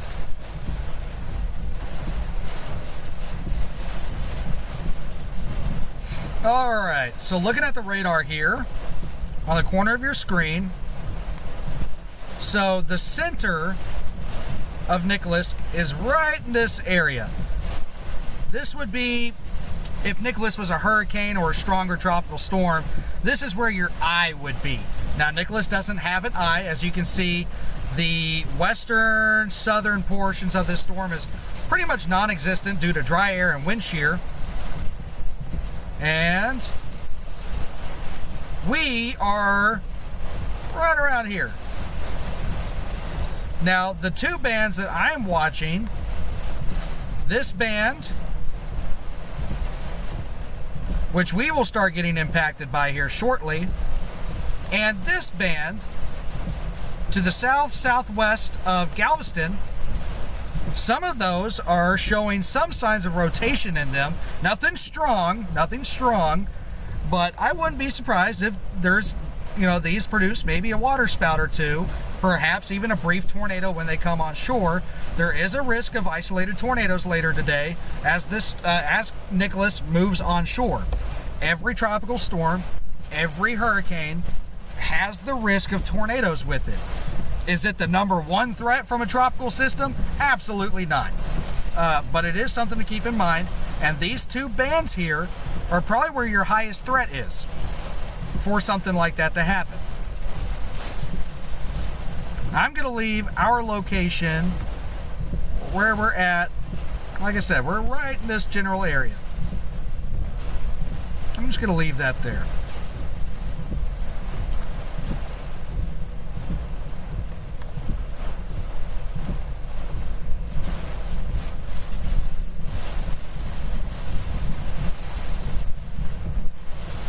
Now, those two bands that I just circled, one thing is for sure, they are producing copious amounts of heavy rain.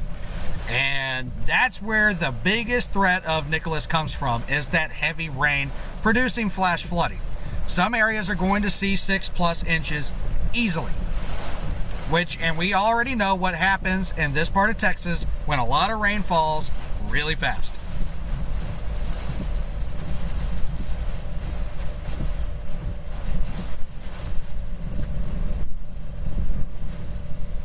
Now, when it comes to the tornado threat and a tropical cyclone, it always tends to be focused on the eastern side of the storm, not so much the western side.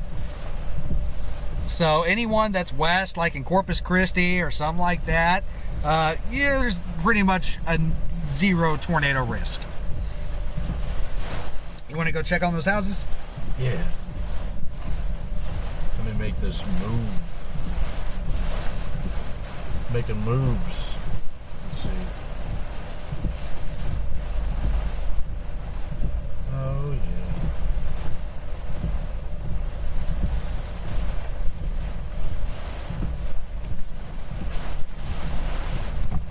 Exactly right. It does not take a hurricane to cause a disaster. Tropical Storm Allison proved that in 2001. Now, I don't think Nicholas is going to be on that level of a disaster, but it's going to cause some problems in the flooding department.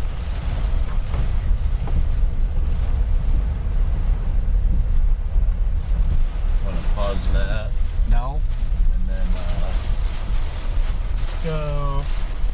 You can go to OBS and let's just let's see, window capture. Just go ahead and hit that eye. So we can kind of turn it on, turn it off, just so no one misses anything going on in the upper left quadrant. And we'll bring the radar back. That won't go away forever. Pop it in and out. Yeah.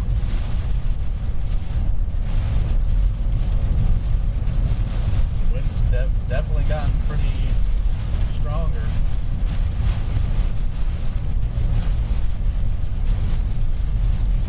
I wonder if Surge has taken this road yet. You passed the houses. Huh? You passed those houses. Oh, yeah, I did. Yeah. Alright, I'll turn around. Just check out what's going on over here. Real quick. This might be the done.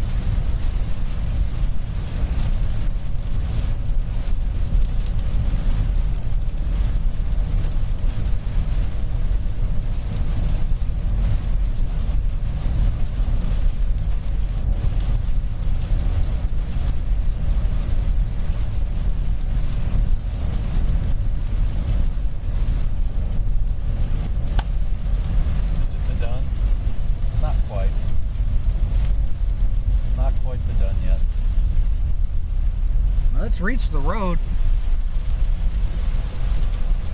You hear some of that storm surge we were talking about, folks. So it's pushed across this road. We were, even that other side, the left side of the road was passable just about 30 minutes ago.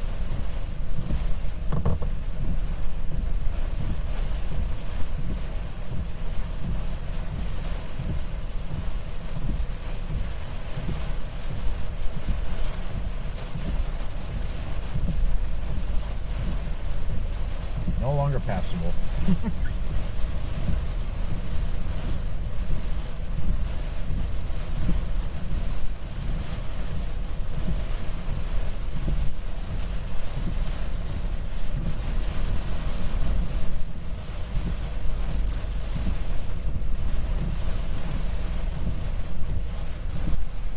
Got little white caps over the roadway.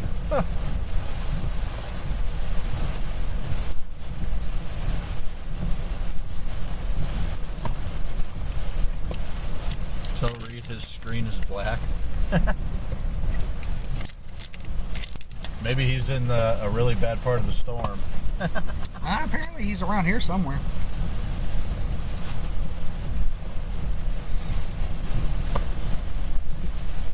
Yeah, no one's going to be parking their boat over here for a while. Well, I guess they could launch the boat right here. Oh yeah, launching would be real easy.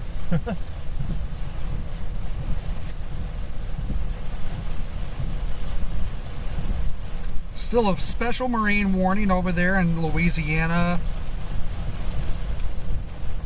Kind of to the southeast of Cameron, Louisiana. Special marine warnings are kind of like a tornado warning, but over the water. So it's usually issued for water spouts.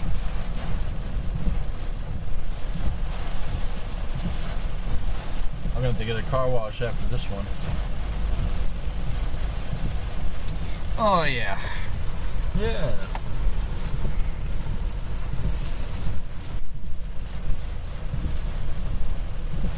You could always throw it back up here if it I don't think so. heats up your lap too much. Huh? Reed Timmer is at Matagorda Beach. Timmer. We have like 1 foot waves over this parking lot.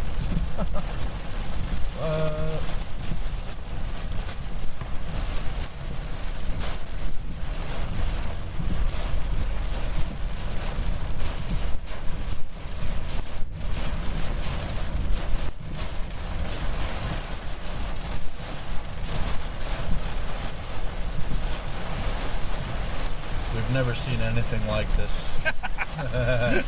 Just kidding. Every storm is a different experience. Yep. This one's definitely not as stressful as Ida was. No. It's nice, like, visibility dropping now.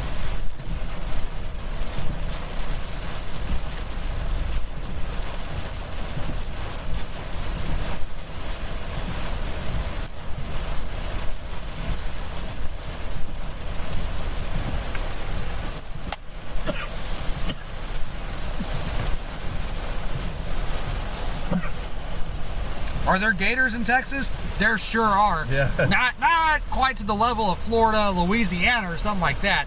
There's gators here. Definitely. In fact, every now and then one of them will stray over into DFW. As far north as that.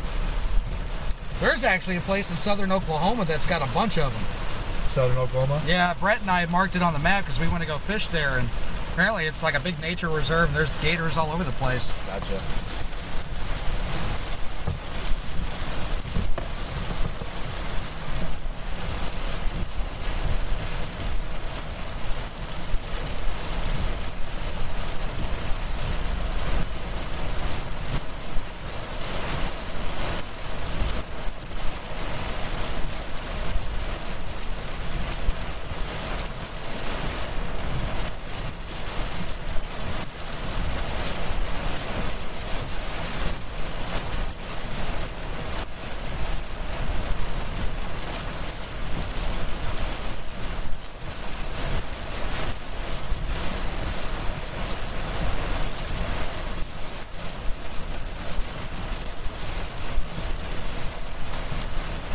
Michelle Cameron said she can see us from her house. Oh, really? Yeah, even if this road does get covered in storm surge, I'm not too worried about it. We'll be all right. We can retreat back to that parking lot we were at because that was protected by levees and is also raised up higher than this surge will ever get. So I'm not too concerned. No. Nah, not at all.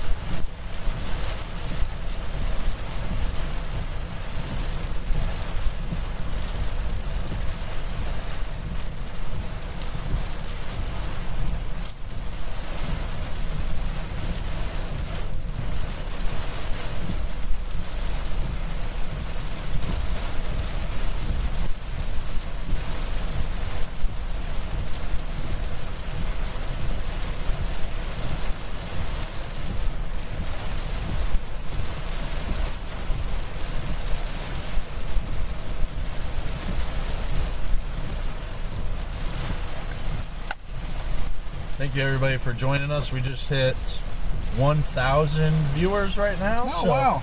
That's awesome. That's on YouTube. Well, I'm going to you. send a video to David real quick.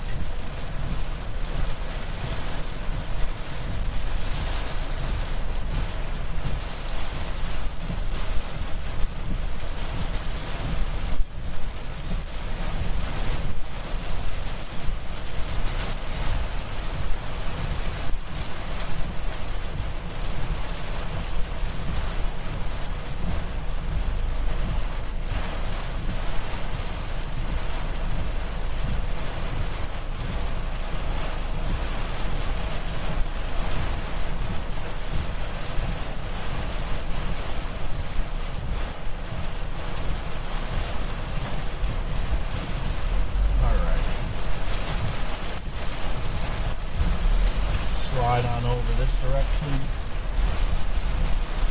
The sustained winds are probably 45 to 50 now. Landfall is still quite a bit of ways, so we still have a few hours of this.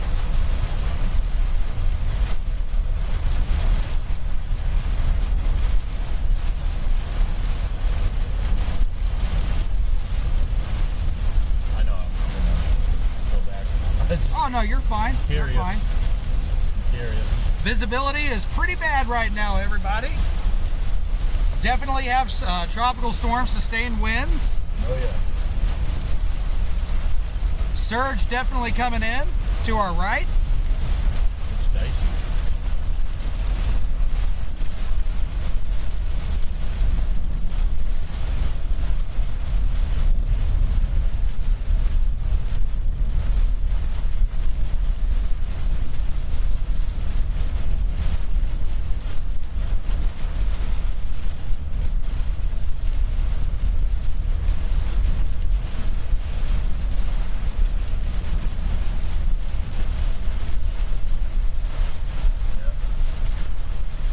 Already wants to come over the road right here.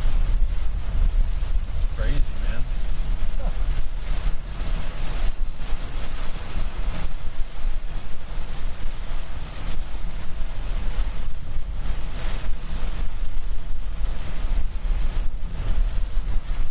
Yeah, sorry about that, folks. It might be a little difficult to see. YouTube kind of kills some of the quality of it. But right now, we're on that main road. What road is this? Good question. It's a Farm to Market road. If my phone would work, that'd be awesome. We are on Farm to Market Road 2031 in Matagorda Beach. This is the main road that connects Matagorda Beach to Matagorda, Texas. As you can see, we definitely have some pretty strong winds, heavy rain, a little bit of storm surge off to our right.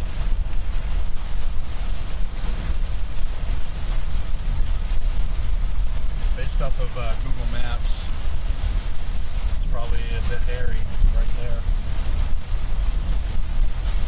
Yeah, water is definitely trying to come over the road here. Oh yeah.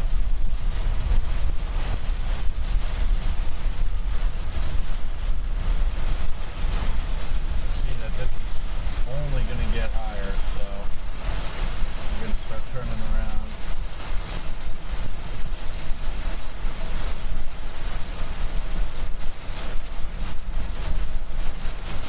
Farm to Market 2031.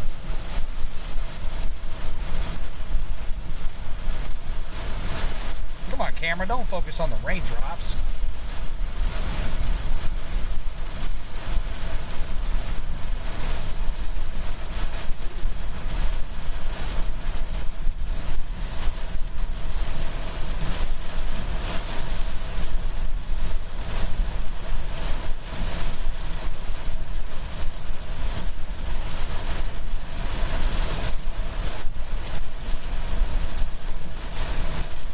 Stopping for some video, gonna go back to that strip of homes.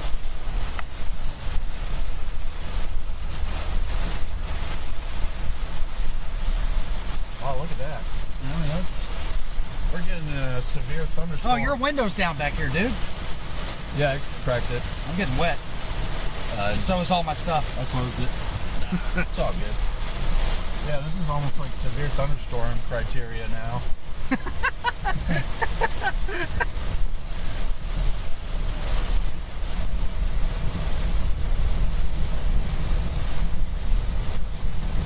like some free redfish crossing the road. Take a few of those home with me. Maybe some speckled trout. All right, now we'll see what's going on in this general direction. Track gears. But we do have a fallback point. We're going to start slowly making our way over there. We're not going to sit here and let the surge take us. This will be the last time we check out this spot.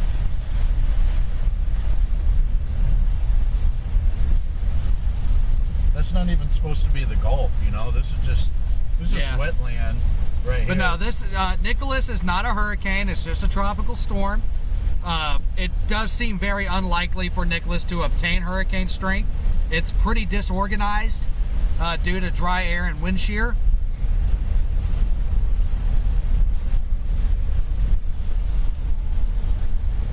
That's a good shot. I'll just roll by. Yeah.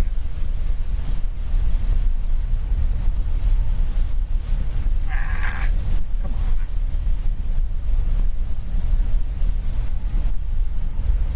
I can't get it to focus. Do you have a towel or something? Yeah, use that.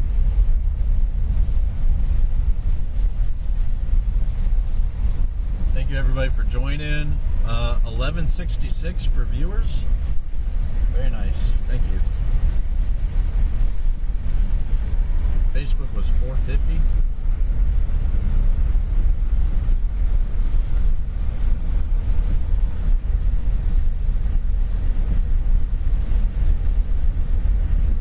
I'm pretty sure this whole clip is out of focus.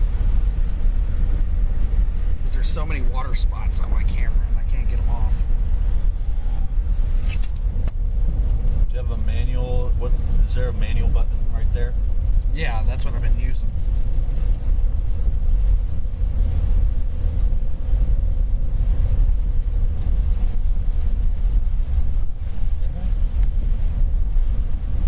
Looks like water has completely crossed now. It's going over.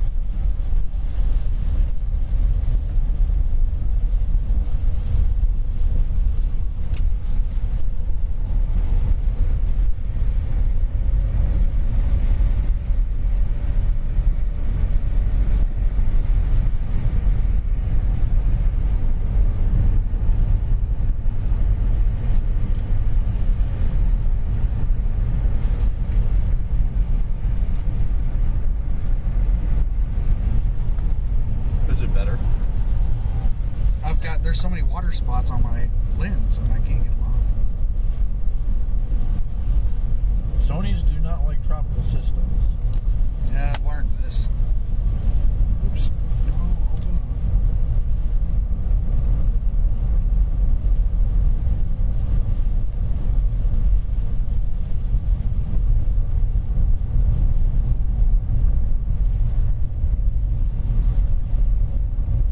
That seems to be better. Sweet. Beachfront Drive. It's only 30 miles until we start drying out. Yeah. But we're kind of back to our retreat area from any kind of surge. The main road between Matagorda and Matagorda Beach is starting to be underwater from storm surge. I mean, it's not too terribly deep, but you don't want to drive over that. It's just not worth it. It's not worth the damage to your vehicle or getting stuck, especially in a car like this. But this little area of Matagorda Beach is raised up high enough to where surge really is not an issue. Mama06, thank you. Thank you for that super chat. We Hi, deeply appreciate that. Welcome back to our live stream. A recurrent viewer.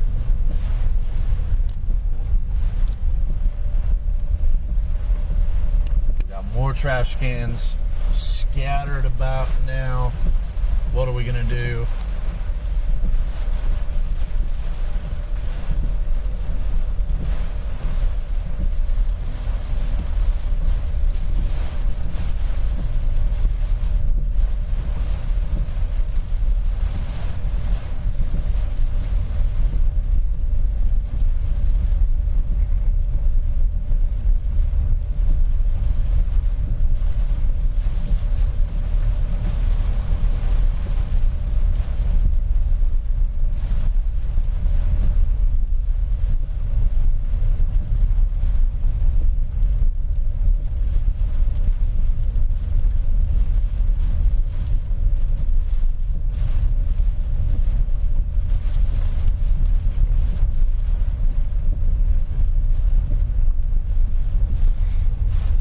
Not seeing any kind of wind damage from this. I mean, these houses should easily be able to handle these kinds of winds. Really haven't even seen any tree damage. Right. Pile of construction. Yeah, it looks like someone was getting some new siding. Yeah. Instead of throwing it out, they're just going to let Tropical Storm Nicholas take it.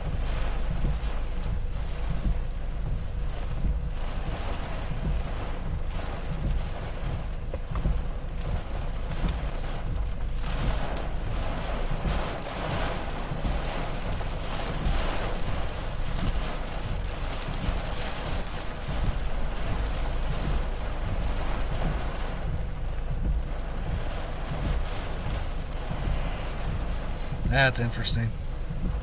Uh-oh. Oh, yeah. That's very interesting. Little waves. Mm-hmm. Let's see. Is that coming right to us? Pretty much. Yeah, there's like a whole conveyor belt of those. Gonna bring the radar back online. Yeah. Show y'all something here. You can even kind of enlarge it a little bit for the... Yeah. But something that we're keeping an eye on is this particular band. One, that's going to be extremely heavy rain. Probably going to be some pretty gusty winds in there. Easily over tropical storm force. But the really curious part of it, if I can get this pulled up, if it'll load, within this band,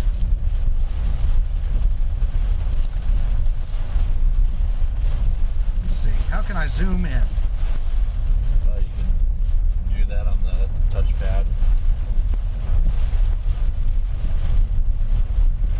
Yeah.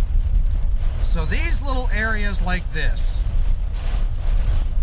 you know, we keep bringing up the isolated tornado threat and tropical storms. And this is what we're talking about. These little areas, these little waves, these little areas of rotation. I wouldn't be surprised if there's a little risk of water spouts out here. And this is kind of moving in our direction towards Matagorda. Not saying there's tornadoes imminent or anything, but there's a chance, and it's something we're going to have to watch for. Yeah, that is pretty much moving towards us. Put it back on regular reflectivity.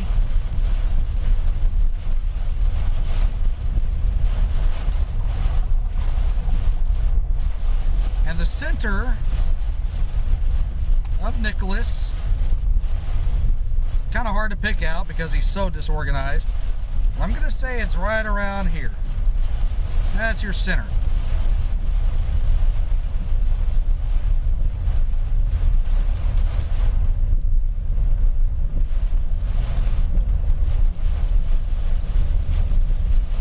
We might end up being just east of the center. Or right on. It's either going to be a bullseye or just to the east. Like I said, we'll be to the east, or it'll go to the east. We might be to the east if it doesn't make an eastern turn. Okay. It's going to be real close. It's going to be real close. But we're right there at that little dot. Center is right here. I believe that's the center. Again, it's hard to tell with this storm. And then this is the band that we're really watching. Probably going to have some stronger winds in there. Definitely heavy rain. It's not going to help the storm surge matters by any means. And maybe even an isolated water spout or tornado. Yeah.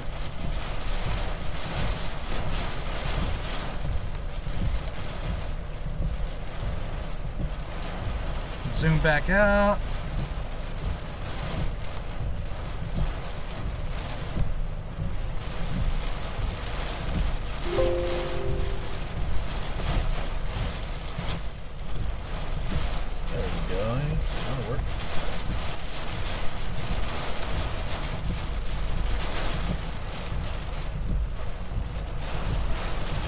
there's one palm tree there that's pretty much shredded to bits.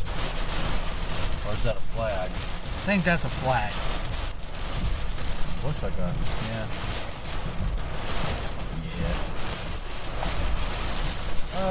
It's a palm, but it was probably already pretty dead from Winter Storm Uri.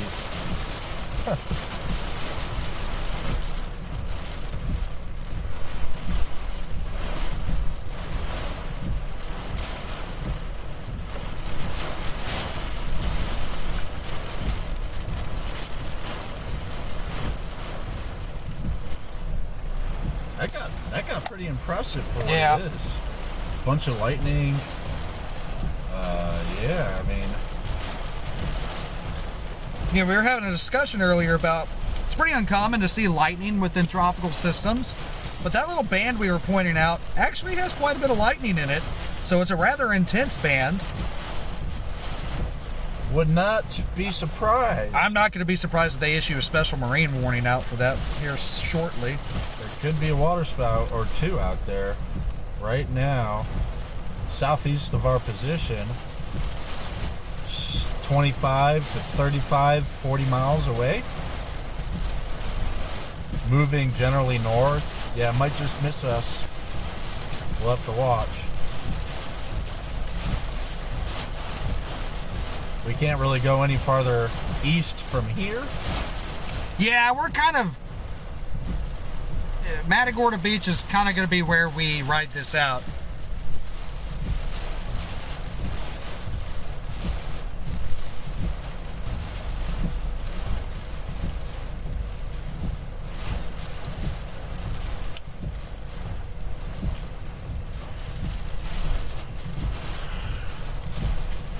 Now, when it comes to water spouts and tornadoes within these heavier bands, they're going to be rather difficult to see because, well, what else comes with a tropical storm or hurricane? A lot of heavy rain. Which means if there are any water spouts and tornadoes, they're going to be heavily rain-wrapped. We can barely see anything past, like, this house, you know? It's just white out, almost. Invisibility is relatively okay right now. But you never know. Might spot something.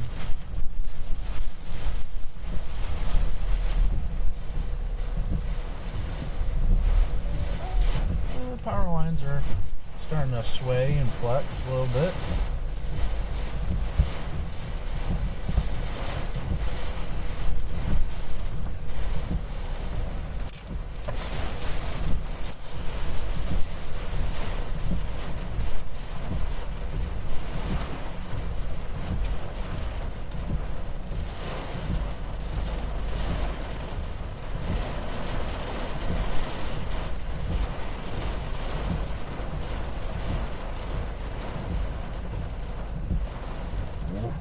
That's happening.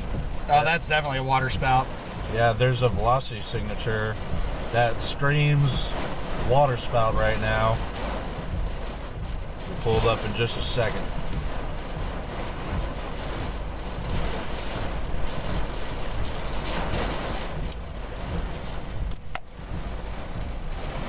Yeah, 1 second. I'll pull that up on the radar. It's about just 30 miles to our southeast. Show y'all what we are talking about. Go back over here. Expand the radar a little bit.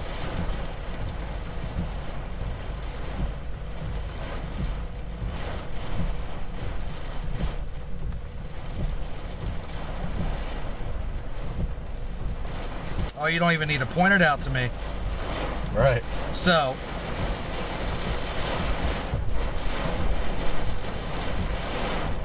come on. So, to give you an idea, we're right here, and then this little area that pops up right here. Whoa. That is a likely water spout in progress. Out in the water. It's out in the Gulf. It's not hurting anything right now, other than probably some fish that are a little bit too close to the surface. And that is moving in the northwest direction.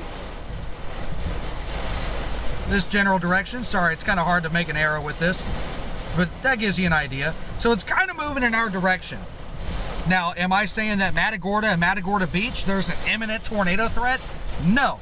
See, it's already kind of looking like it's already falling apart.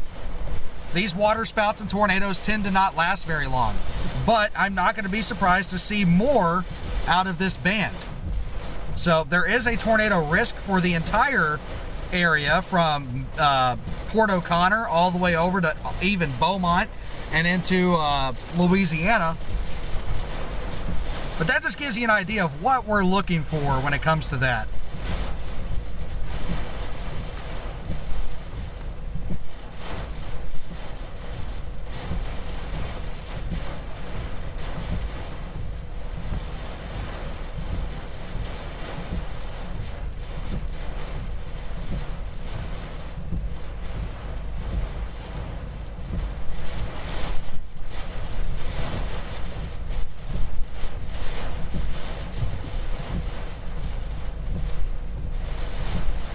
If any fish have ever wanted to fly. So if you look throughout history, there's been reports of fish falls and fish falling in the rain or out of the sky, and that does happen. When a water spout moves over a school of fish that's a little too close to the surface, those fish do get caught up in it. Those fish get carried up into the storm itself, and they can rain down over far away. They can be carried over a large distance within a powerful updraft and then come down and rain down from the sky. There's been cases of fish even found frozen within hailstones out even in the Great Plains, where a tornado moved over a pond or a lake and it lifted small fish up into the storm. They froze within the ice crystals and then fell down as hail.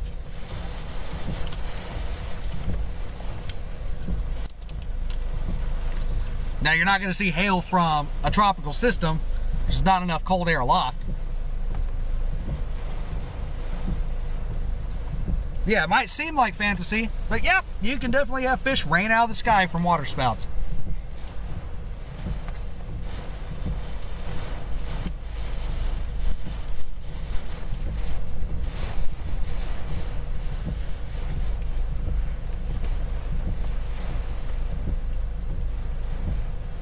Would I expect major power outages from the storm?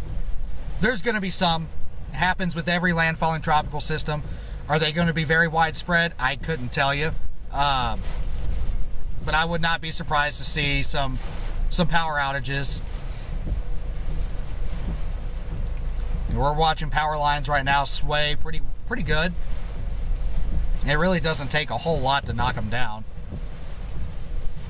Yeah, especially with all the rain, it really loosens up the ground around it. Yeah. Oh, yeah. We just had a transformer blow in front of us. Y'all might have seen that in stream.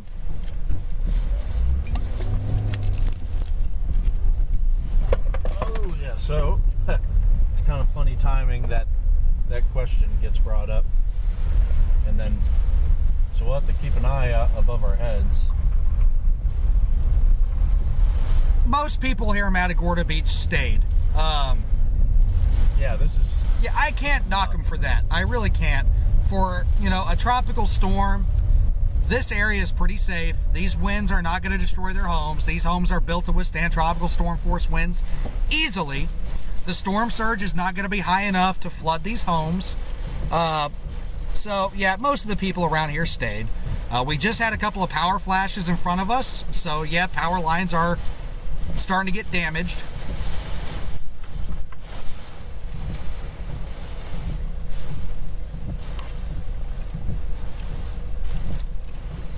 Probably from that trio right there.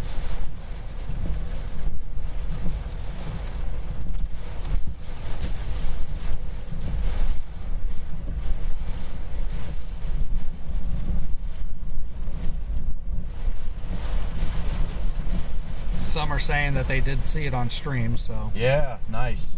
I wasn't zoomed in on it because I didn't expect it.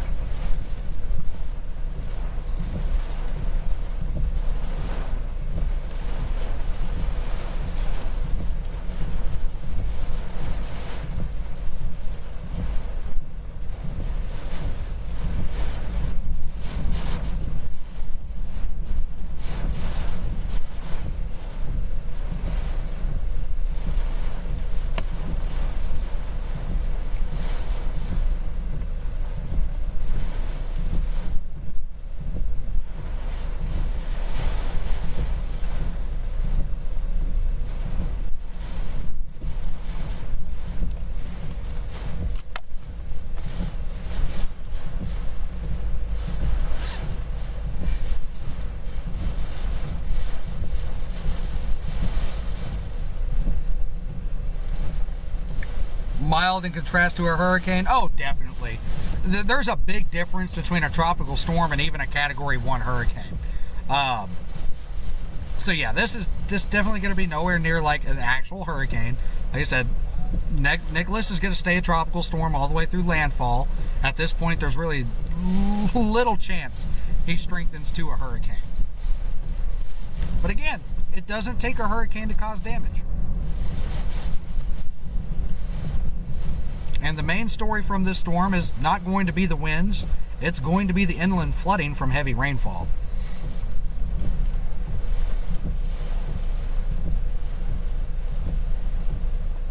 Ooh, that line is firing up. Yeah. That'll rip.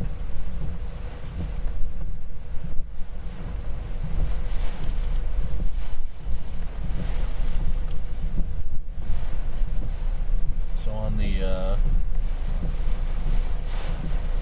the stream, probably cut the radar for a little bit. I'm going to cut the radar for a little bit, just give you all a better view for right now. We'll bring it back here shortly.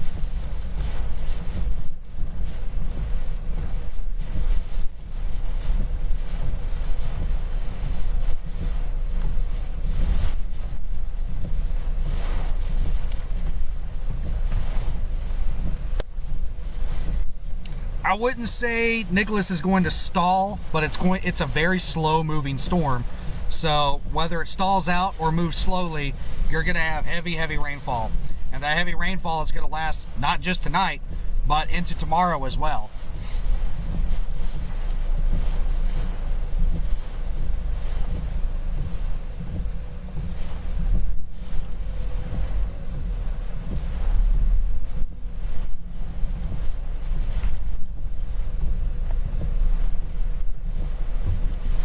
I wish that band would hit us. Probably not. Yeah, I think it's going to miss us to the east.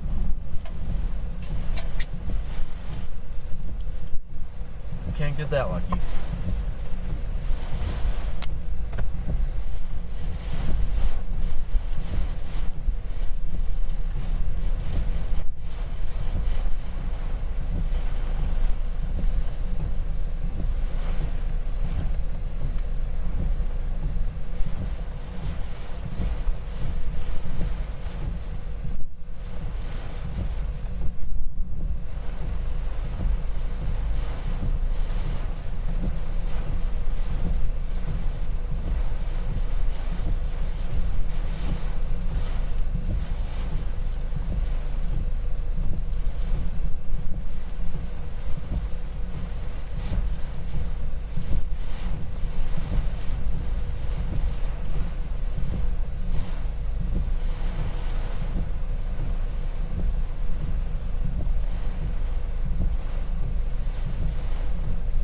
Could be something goofy like right there. Yeah. 13 miles offshore. And you could just see just a little bit of an updraft region maybe there. That northern Iowa is kind of cool. Yeah, going right over us.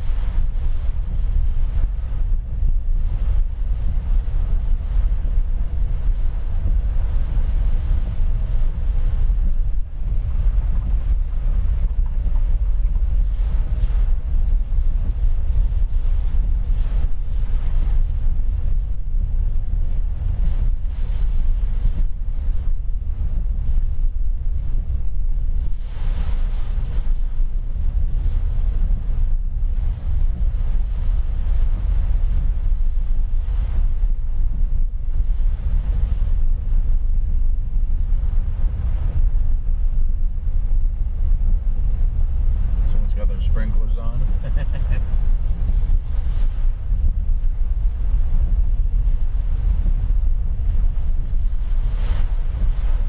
It's important to water your lawn every day.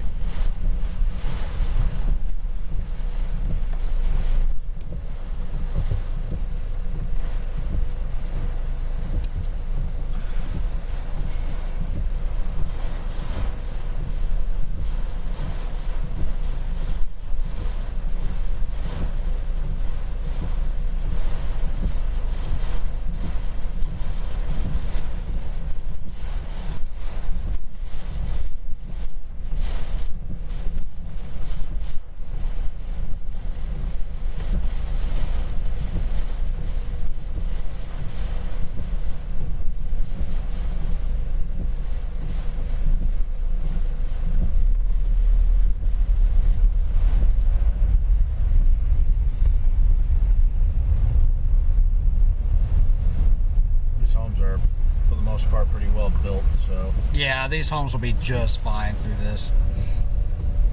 maybe some shingles flying and stuff. Is it a ghost on the seat?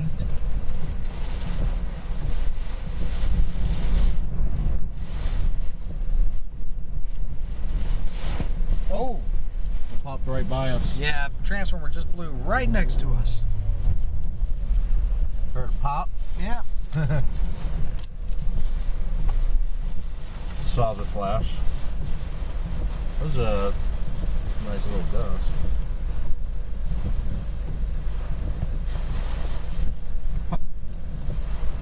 No more pop.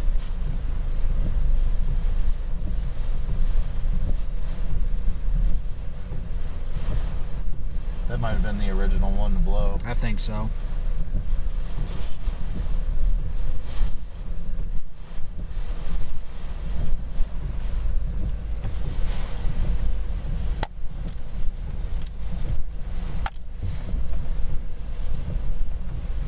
Wouldn't mind going up to where those were so I can take care of some business.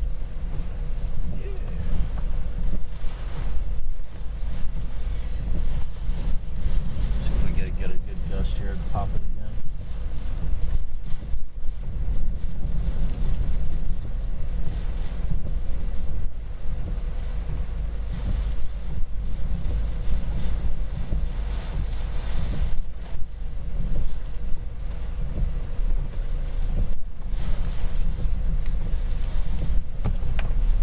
Pop, pop, pop, pop, pop.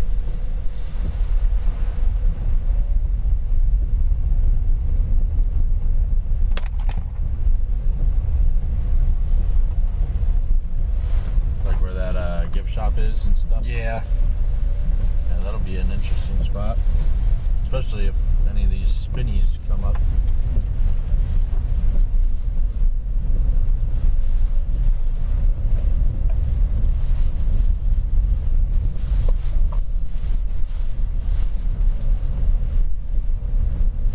I was wondering if there was like a covered area where all those benches and stuff were.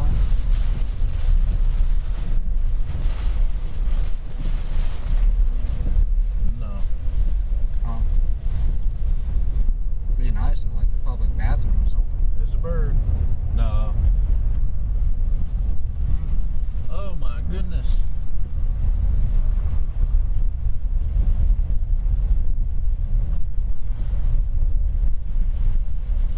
Well, I'm just gonna have to get wet.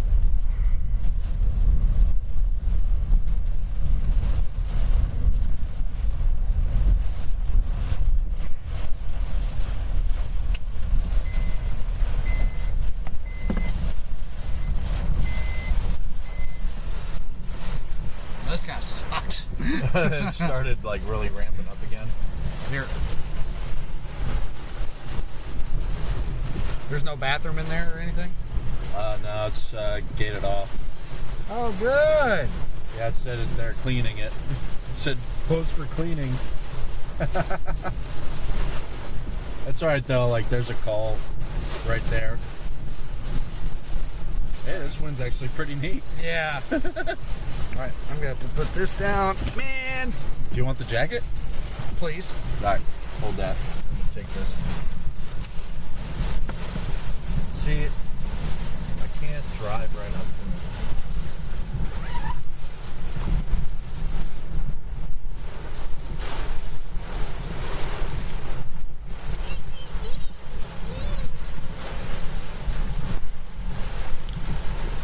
I'm not going to say you're right, Steven, but you're right.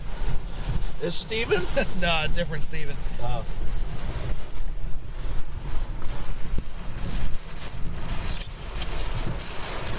Of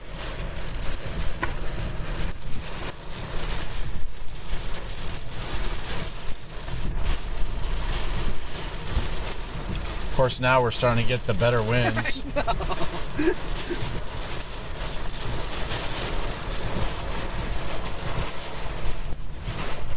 Looks like we're getting slapped by that little wave right there. Slapped.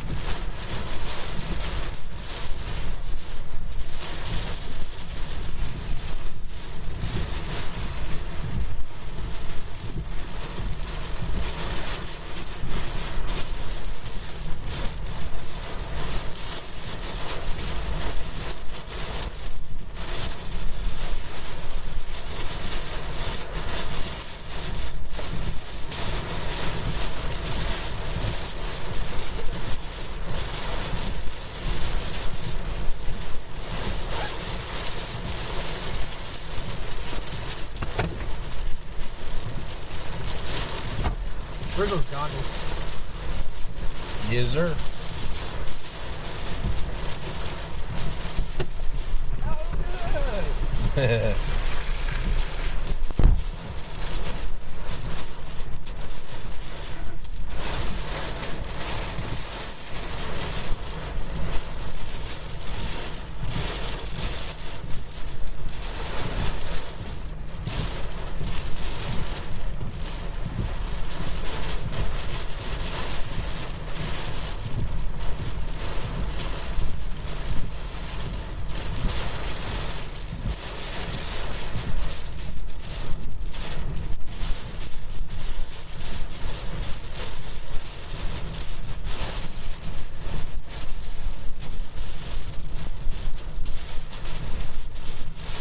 I wish I could measure the wind gust here, because it feels like we're getting 60s now.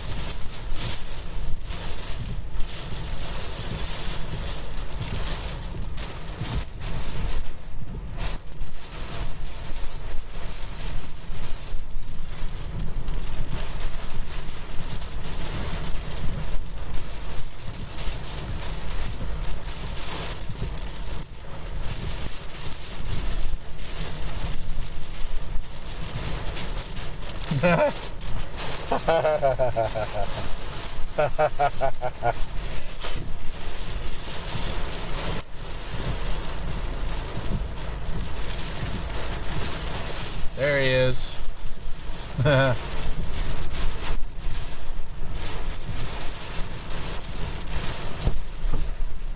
Yeah. Not gonna lie, it would actually be really cool if we could get the car up there. I know, I was thinking that. Well, because there's a great wind tunneling ripping right through there. I'll be dry in a few days. Hey. Oh, yeah.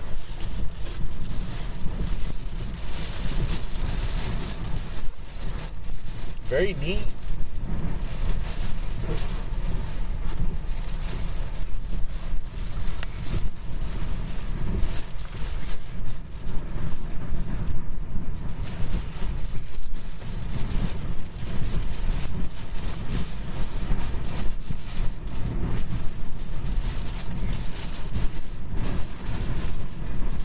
Yeah.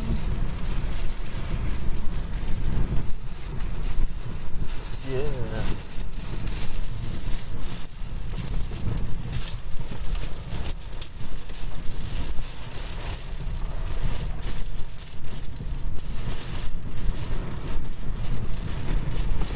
Put these Yes, sir. right Yes, sir. in there. This.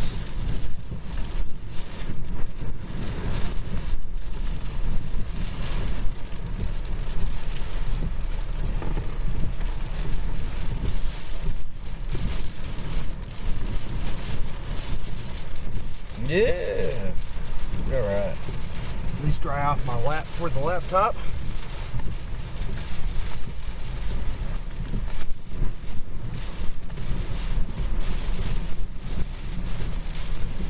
Mary says there might be another spout that is formed. Let's check it out. Words you dream of.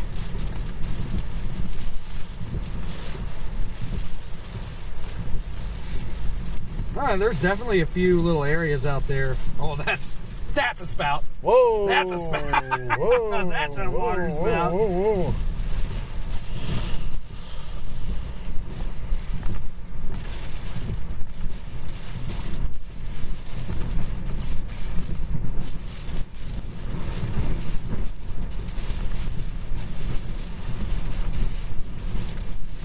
Oh, we'll be cutting it close to that dam.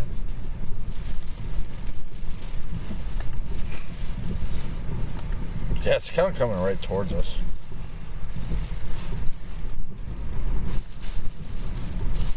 Just got a notification that we went live. Just now? Yeah. I don't know. So our location. Yes, sir. Yes, sir.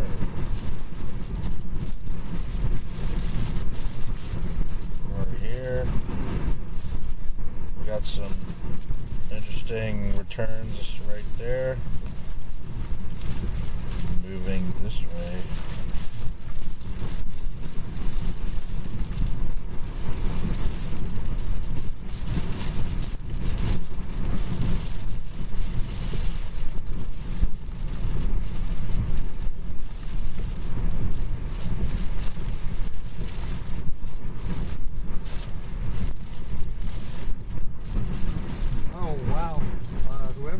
I guess that might be Reed. Definitely finding some. I guess that's further north of here. Yeah. It's just crossing the whole road. Yeah. Yeah.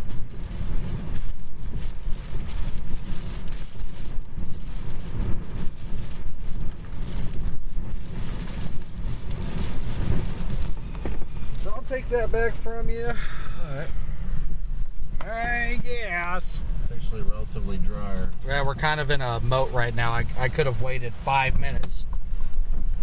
Cool!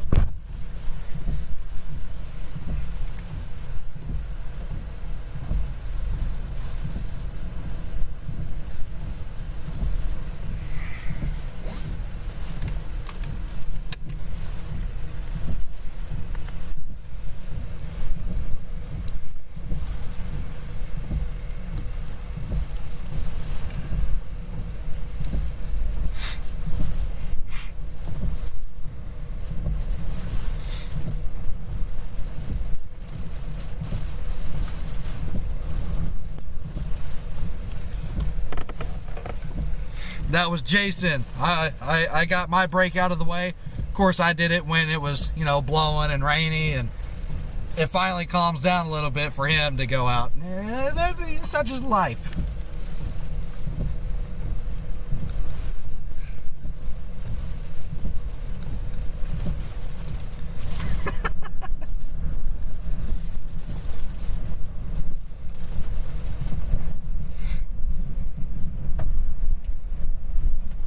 Everybody enjoyed your little run there. Yeah. I like how it cleared up for you. I don't know what I did that was so wrong. Made it. Yeah, we're kind of in a, I wouldn't really say it's a moat, but it's kind of a calm area right now. Oh, nice. David went live, it looks like. Good deal. Oh, that's Steven. Steven went live. Stephen Jones, Stephen Jones. To actually work with me here. As you can see what they're looking at right now. Let me see if I can get this. This is actually what Jason and Alex are looking at right now. Nothing really too intense. What are we looking at? They've seen a lot of storm surge. They've seen some power flashes. They have seen some localized flooding. We have definitely seen some stuff. They are down there in Matagorda, You can turn the Texas. stuff off now. So That's just weird. Yeah, we're in a moat. Yeah. Cleared right out. Yeah, sometimes within a tropical system, you have kind of these little calm areas. It's not the eye, but just these kind of calm areas. It's still windy, but the rain clears out, and those are called moats.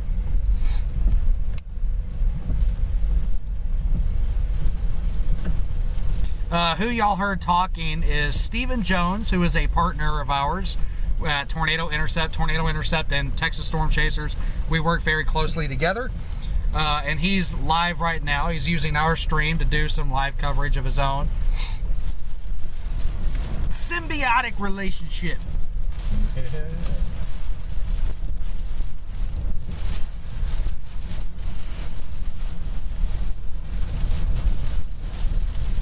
Check out the surge.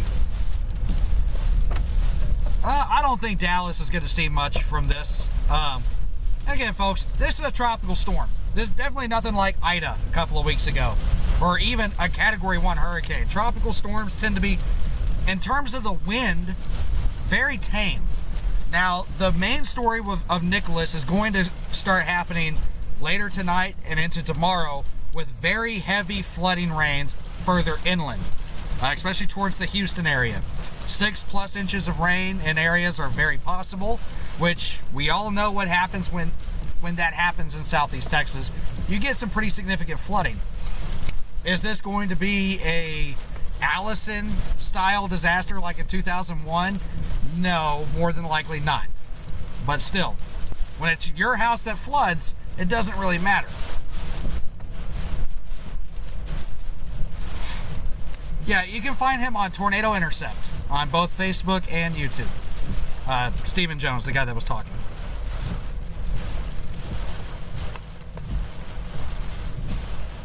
Oh, we're about to get that inner. I know, it's over there though. Is there not a road to get over there? Nope. Oh, it's underwater. There's no road. It's just it's the sand dunes. The beach and the dunes. Nada.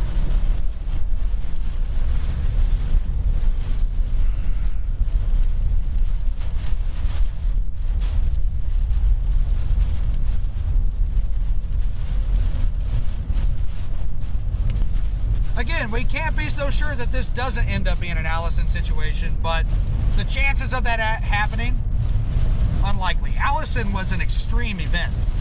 But again, Nicholas is going to produce very heavy rainfall, and flooding is going to occur. At this point, that's kind of a given.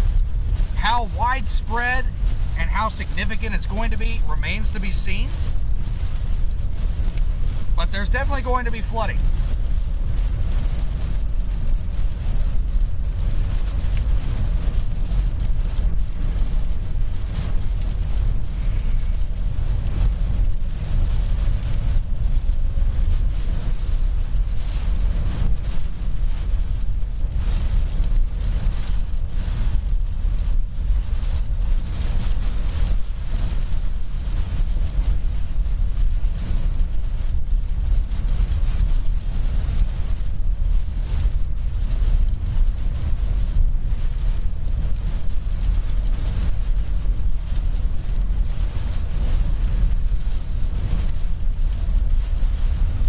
Become the ocean, man.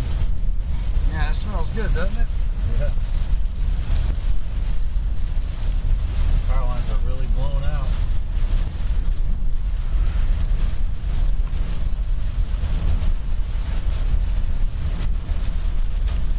Oh yeah, we're paying attention to what's going on in velocities. I've got it on my phone. This is no longer even a temple. That is it. Oh my lord. Okay. This used to be a road, folks. Whoa.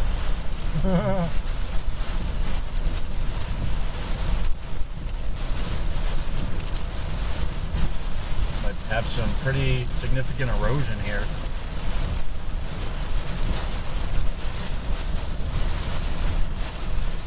I really wish I could get that.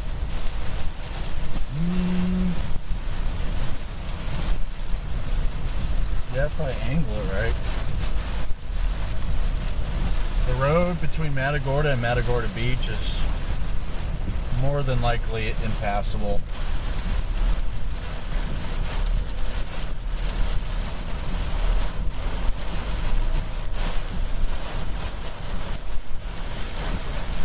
Yeah, it's raging.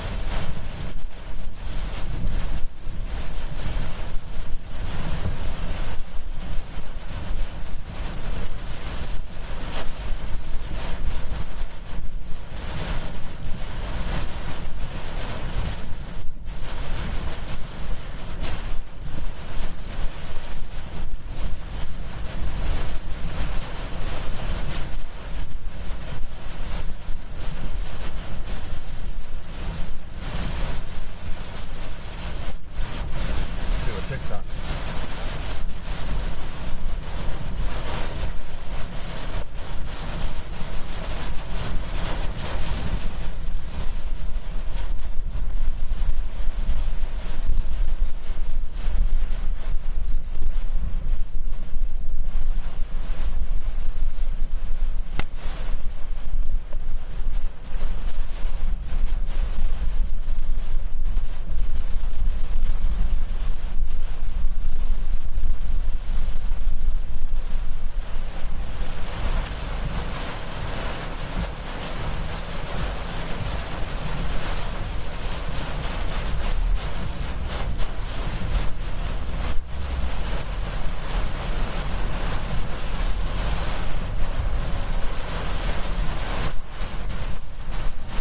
What you were seeing there was the intersection of, let's see where we're at.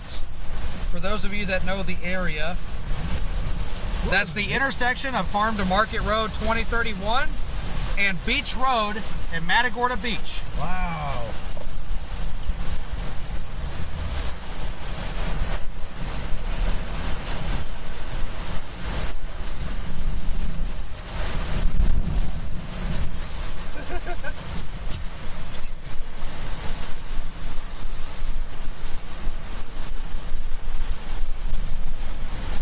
Getting into that stronger part of the cyclone.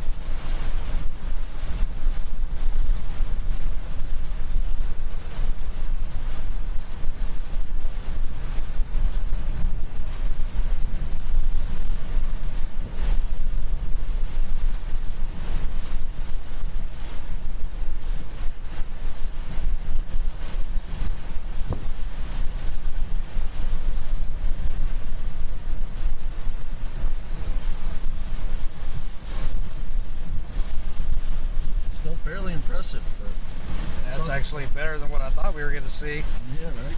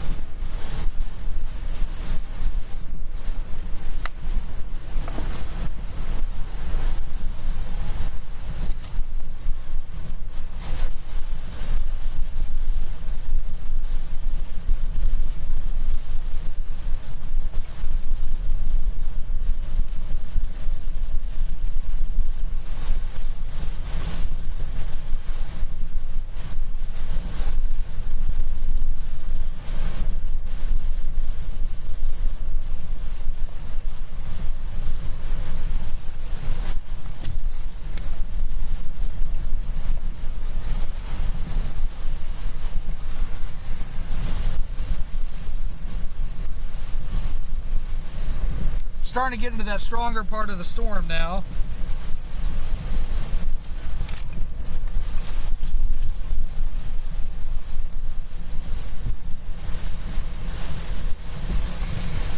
I'm gonna back it up.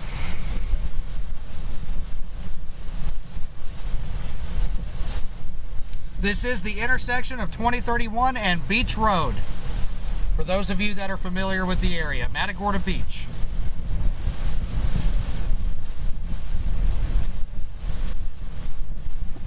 This road is already underwater further to our north.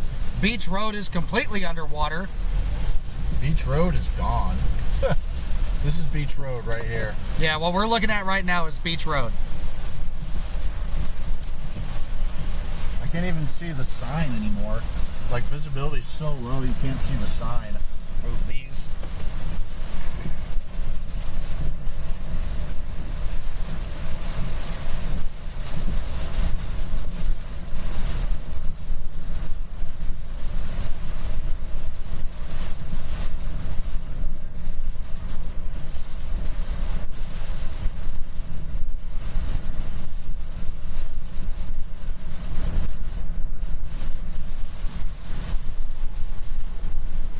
That's that sound. Yeah.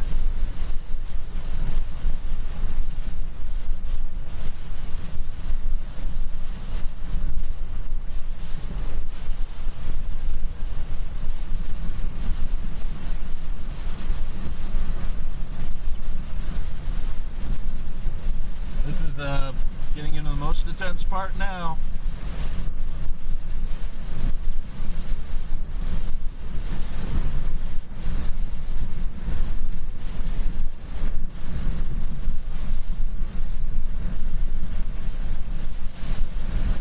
Beach Road is long gone underwater.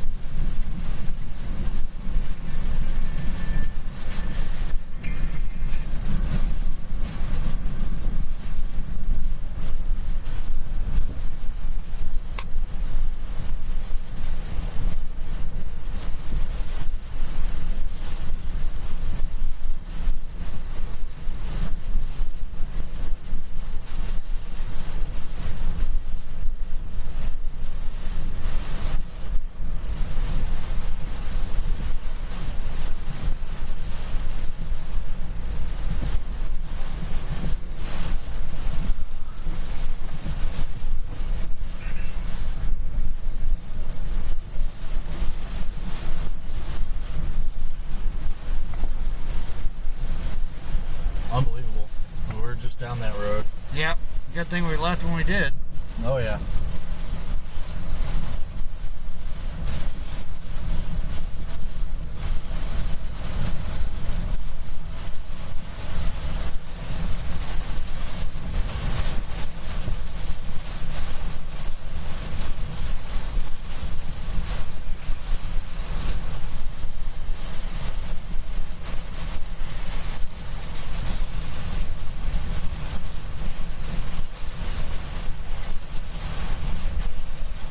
Probably sustained, what, 50? Sustained. Yeah, right here, at least 50. Yeah, I'd say sustained 50 miles an hour. We've had some stronger gusts. Yeah.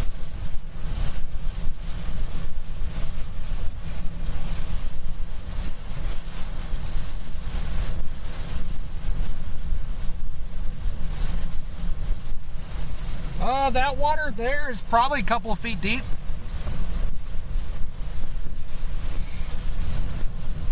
Definitely not something you want to drive across. No. Considering you can't even see the road anymore. You would need a tank. So. Yeah, I know a lot of people think, oh, I've got a big truck. I mean, I've got a big truck at home too, and I wouldn't be taking my truck through this.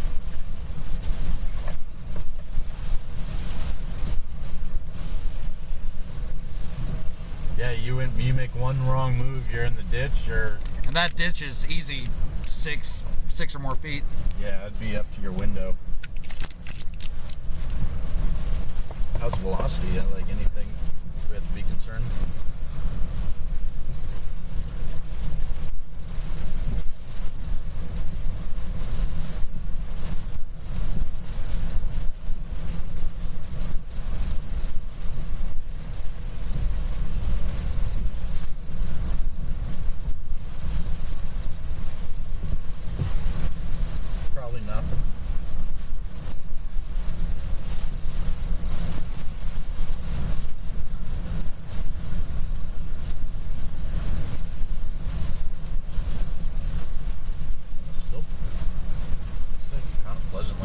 we're currently in Matagorda Beach right now at the intersection of 2031 and Beach Road.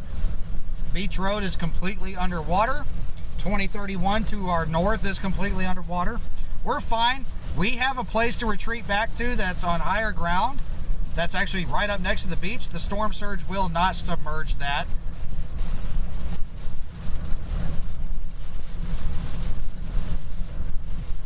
Yeah, they built that parking lot high up. A storm like this is not gonna have any effect on it. Oh my goodness. Where's that? Well, it's gonna hit near no man's land, really. It's a waterspout signature on velocity. But Yeah, that little band has been pretty active spout-wise. I'm surprised they haven't issued any special marine warnings for that. Maybe it's too far out. I don't know. that might be going towards Sargent.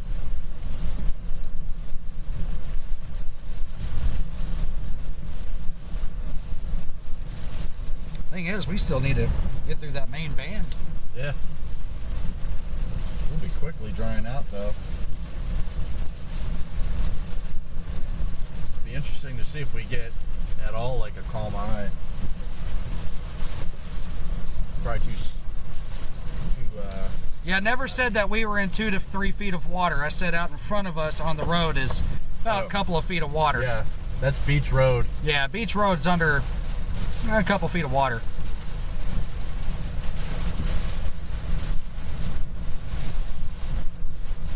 Yeah, we're dry where we are. We don't have an inch of water underneath us. Right. We're on dry ground watching this. Yeah, my camera's just zoomed in. It makes you feel like you're right in it, like we're, knee deep in it. Yeah, Jason just has his camera zoomed in. If I could zoom all the way in back there, that's a shot looking straight down the road. There's condos down this road. Yeah, but they're on higher ground. They should be fine. Yeah, definitely to say if you live there, you can't get in or out right now. You're gonna be stuck there or stuck inland for sure.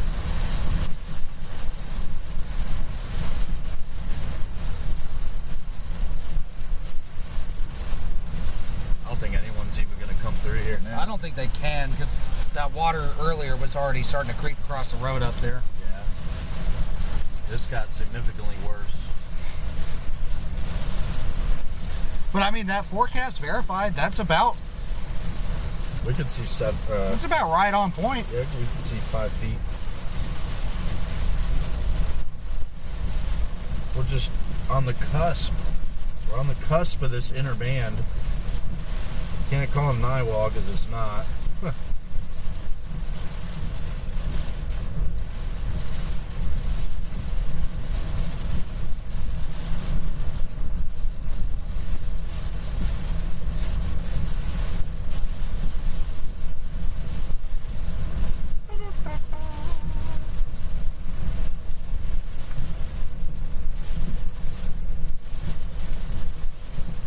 Never underestimate the power of the wind and the water. Flooding and surge like that will carry you away. Only takes like 12 inches of moving water to move away some vehicles.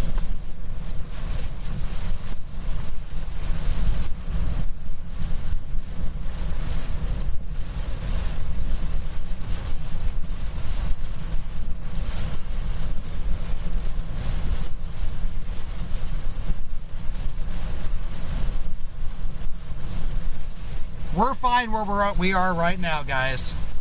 And we're keeping an eye on it. The shot looks dramatic, but we are perfectly Yeah, where we're at, we're on dry ground, and we have a straight path to even higher ground if needed. Yep.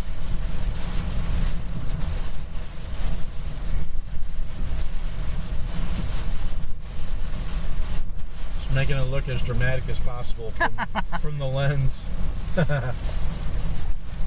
I'm gonna get some B-roll here.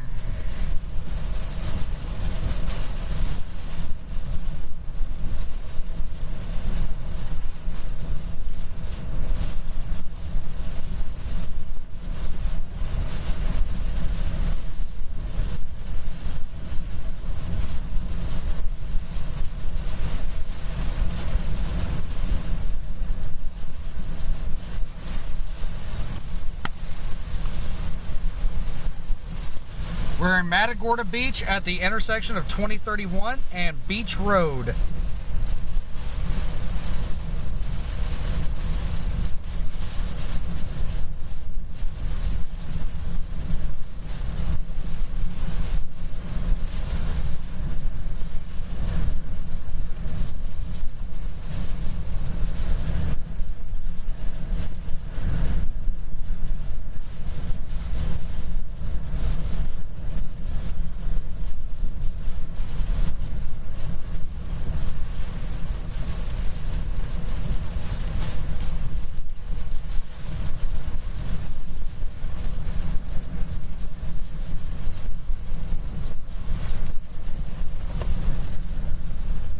The only dot down here. Yep.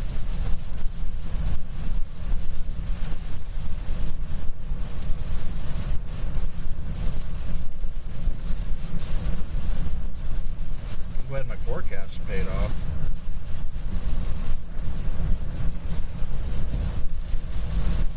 My initial thinking.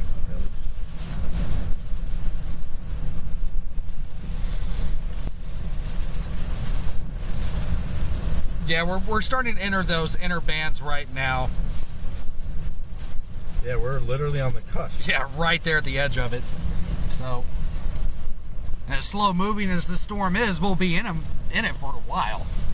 Yeah, I mean, 17 miles wide, so we're talking about 2 hours of 60 to 70 mile an hour wind gust. 2 hours.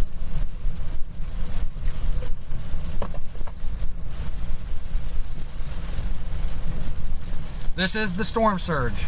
I mean, this is the actual storm, but this is the surge that you're seeing right now.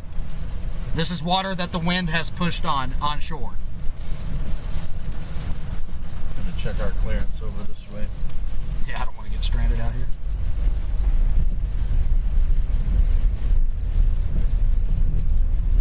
But I'm not too concerned about the surge. We have a good fallback area that's raised up high. The surge is probably not going to get much higher than this.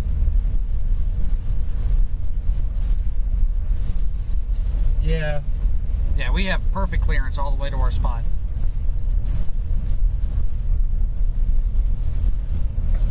That's a neat cloud line right there. Mm-hmm. Yeah, this is just on the edge here. So we're gonna have some. We do not have an anemometer with us at the moment, which kind of sucks. I wish we did. Yeah, we probably could have, especially for this, because this is a perfect, like. Yeah, I'd say we're this sustained 50 right here. Yeah. I know on camera it's hard for the camera to translate that to YouTube, because YouTube kills the quality so badly.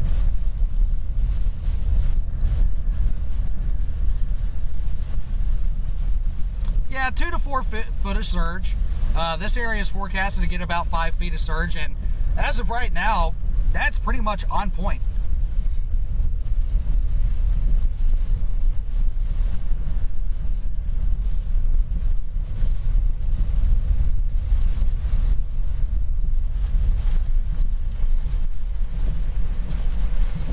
Kind of like a lull right before that band hits. Yeah, all this area is raised several feet. I mean, this is not. I mean, it's just enough too. Yeah. In a hurricane. Oh, I wouldn't be riding out a significant hurricane down here because of surge. Right. Say Cat 1 would be the limit, just for safety's sake. Where'd that ball come from? Hey! Throw me another one. Oh, it's gone. Oh, it's way gone. I don't even know where it went. Where did that even come from? Reed Timmer's probably over there just playing volleyball with his dog.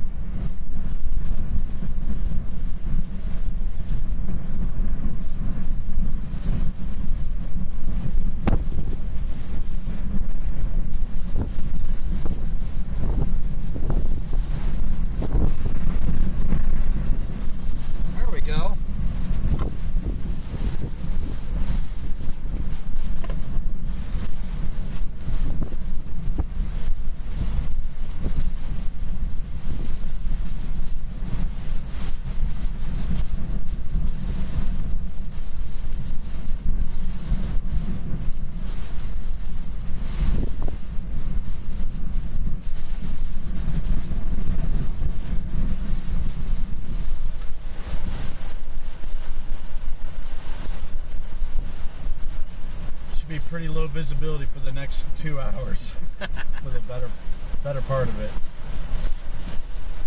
It's where the real excitement should start.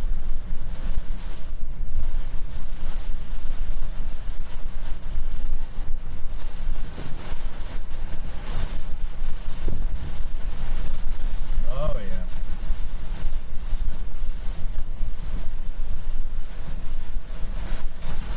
Watching my 6 for anything coming down. Shouldn't have that issue though.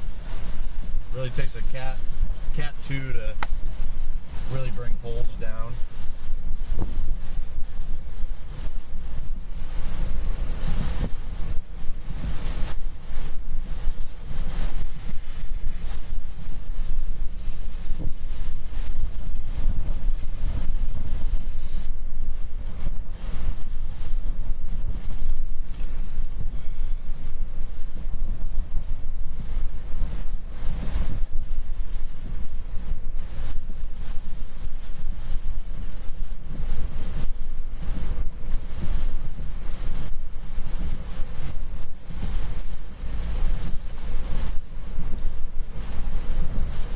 Birds are like, what?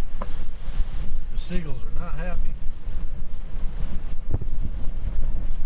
Not really happy.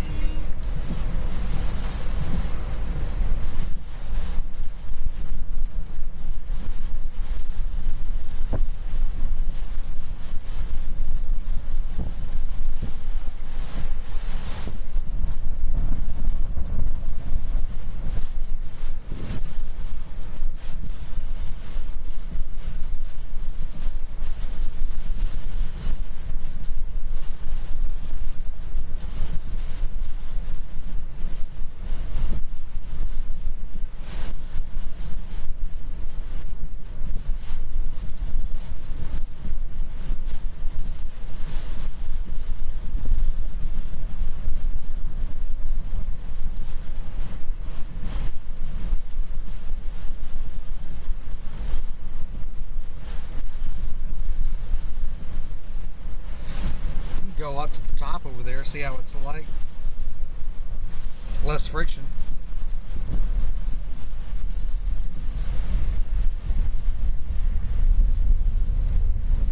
Up to the tippy top.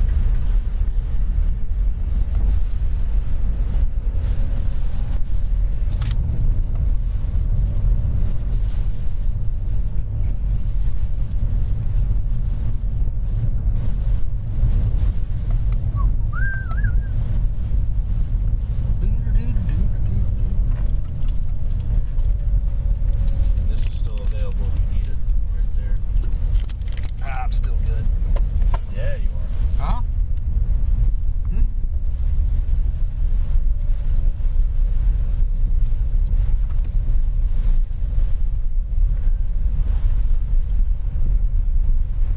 Uh-oh. What happened? You? Stream getting choppy.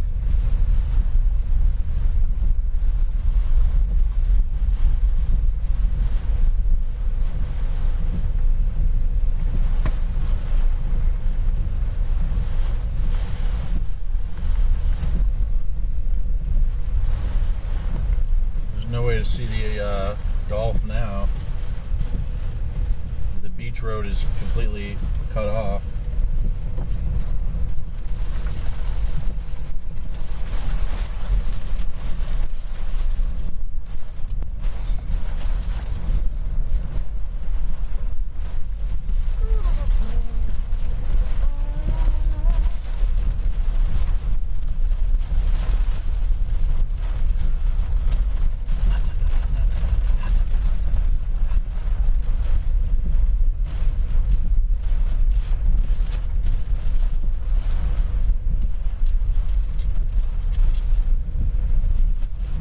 Hey, we made it in here.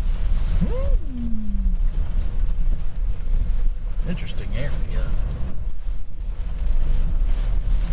There's still no like viewing spot.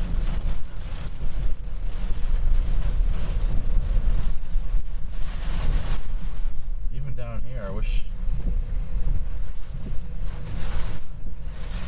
So there's like a pier. Let's see.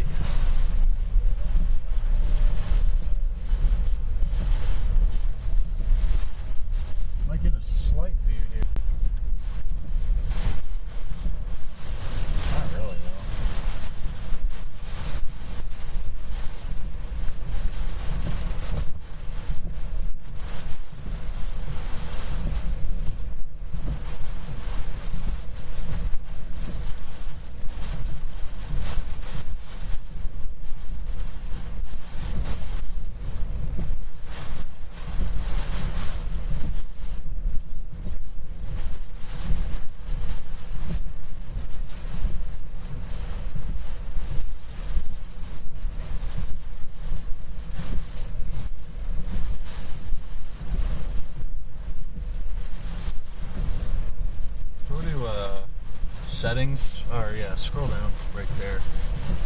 This one. Stream settings, sorry. And just make sure that this is off. That's off. Yeah. Okay. Okay. Then you can go back to analytics.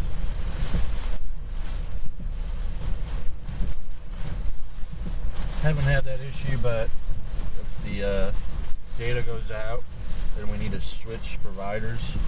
It won't end the stream.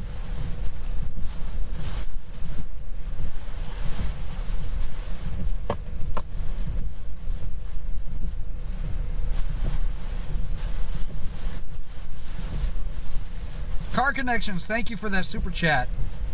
We really do appreciate every single one of those because, I said earlier, storm chasing gets expensive after a while. Thanks so much.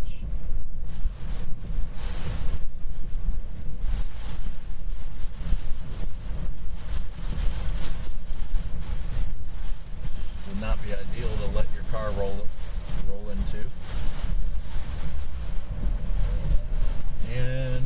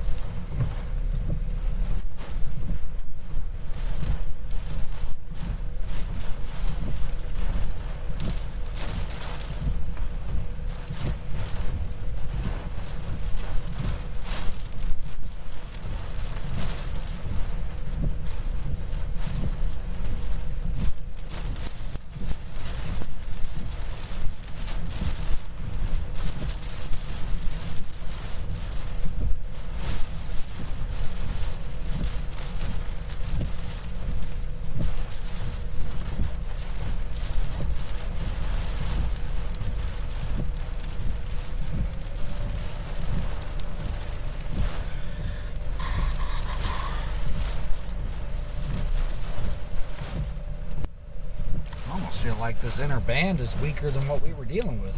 Oh, there goes some debris going across the parking lot. Looked like a trash can, honestly. yeah. Let's get it. Trash can chasers. It's already in the It's ocean. gone. Thank y'all for the super chats, guys. We really do appreciate that. Any little bit. Thank you.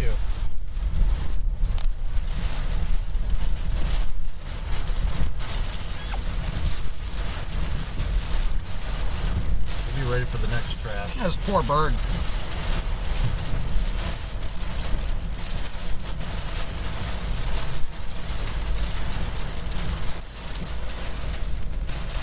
Shower time.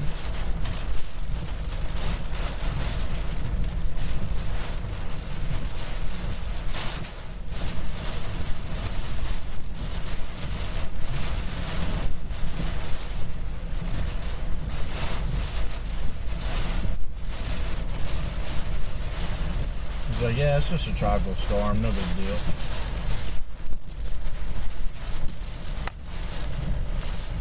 He's like, man, usually there's more people here to feed me. What's going on?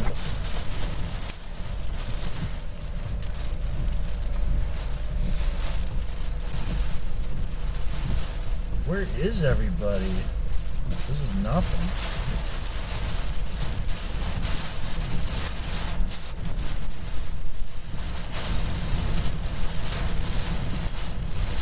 Bird chasing.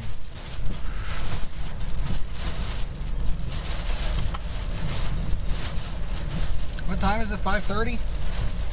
622. 622. Thank you, Lorenzo. I guess this clock's wrong. It'll be right in a few weeks. Thanks, Lorenzo. Yeah, that bird's a real trooper. This is fun time for him.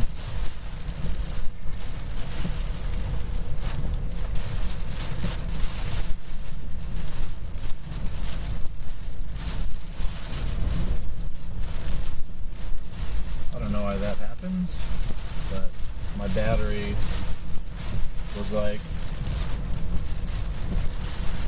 no. Should be back up now.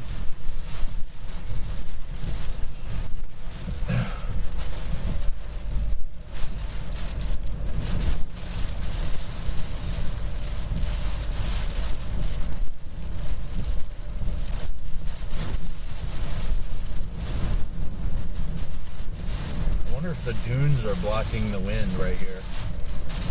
I think so. Because it was more intense a little bit further north. Seeing that area's basically become the ocean now. Oh man. Do you need a rescue? I don't think it would last very long with my cats. Oh yeah.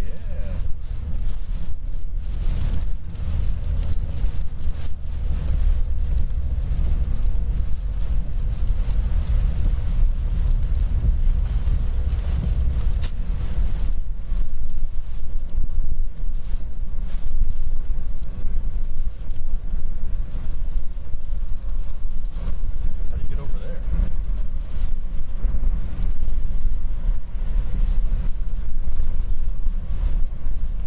This whole area not even open yet.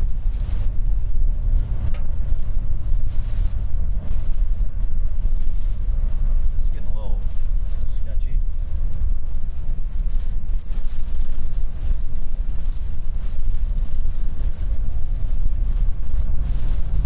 We're gonna have some loose articles blown around here real soon.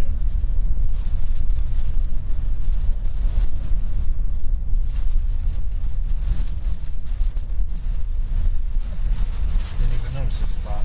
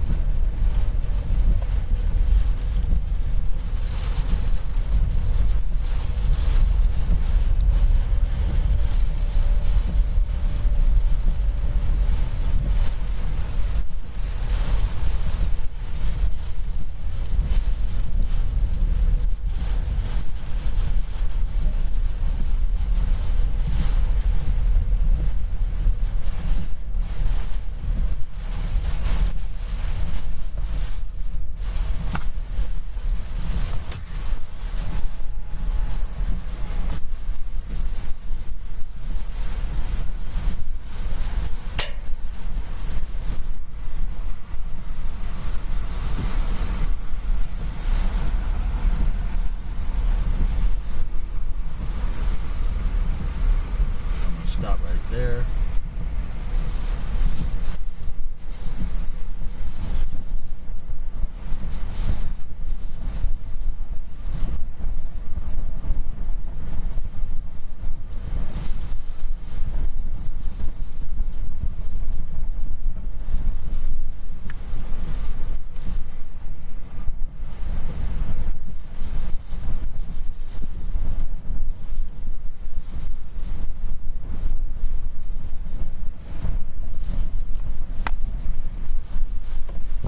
I'm gonna go right into this spot here.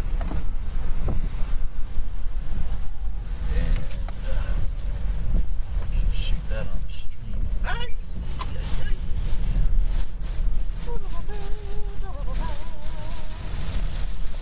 No problems there.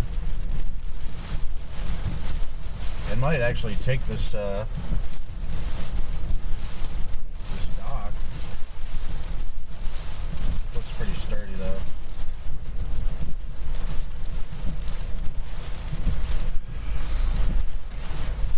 Yeah, in terms of the wind department, Nicholas is nothing to write home about. And we've had some solid tropical storm force gusts.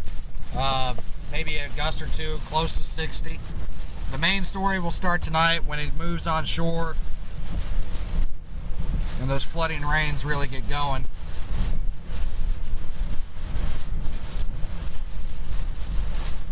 I'd go out there and sit down, but the whole thing could get carried away.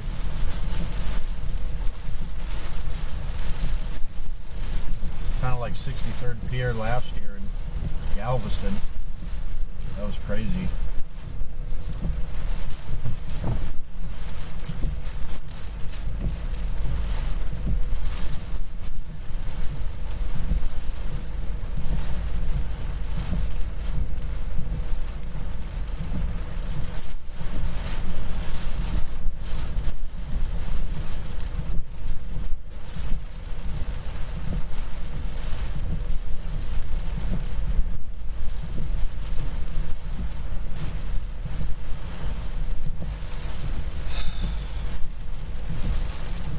Thank you, Marissa. Or Marissa, I'm sorry. Jason's wife is named Marissa, so I'm used to that. But thank you, Marissa. Rolled the car a little bit. It's in neutral.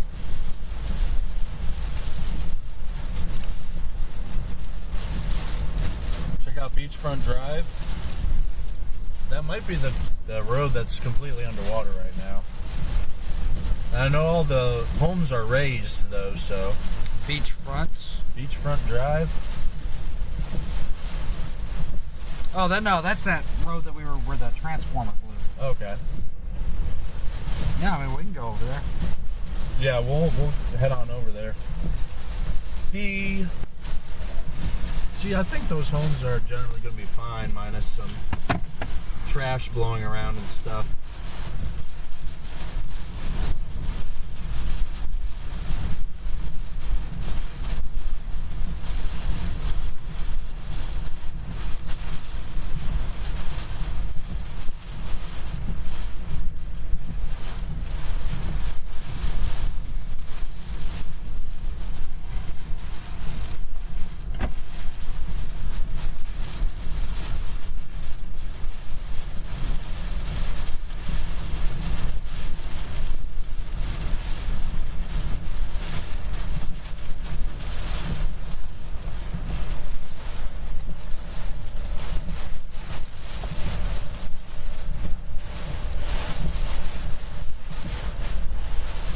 Would anybody like to have a seat?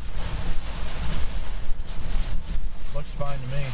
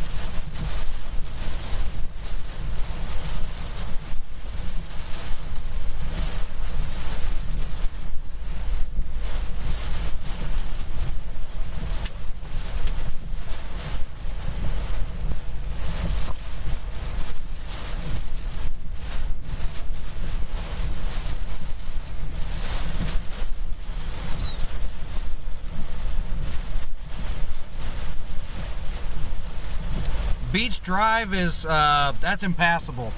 We cannot go down Beach Drive. That's completely underwater. We're going to go down Beachfront Road. Is that it? Beachfront Drive? Yeah, we'll go. Yeah, Beachfront Drive we can go down. But Beach Drive, or Beach Road, is completely underwater. Yeah, we have people asking about Beachfront. Okay.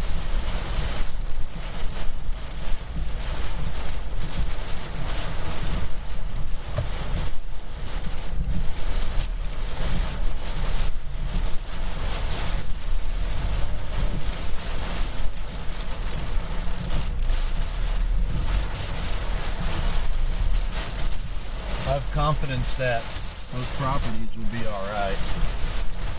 That's all raised. Yeah, I'm not. The houses on Beachfront Drive are going to be fine. They'll easily handle this. Again, guys, this is a tropical storm. This is not a hurricane. It's a tropical storm. We've had some 60-mile-an-hour gusts. The buildings down here will easily handle that.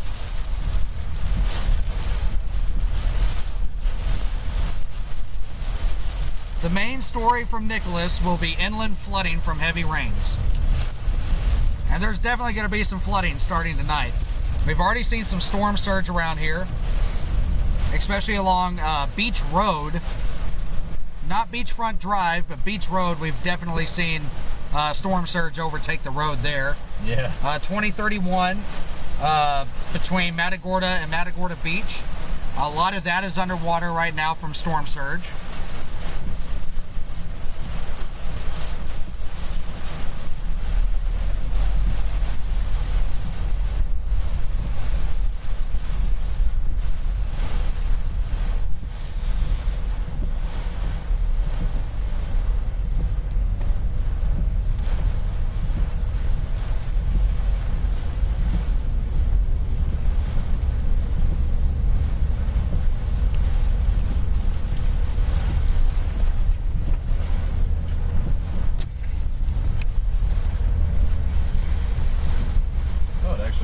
Fence over. It's a sandbag.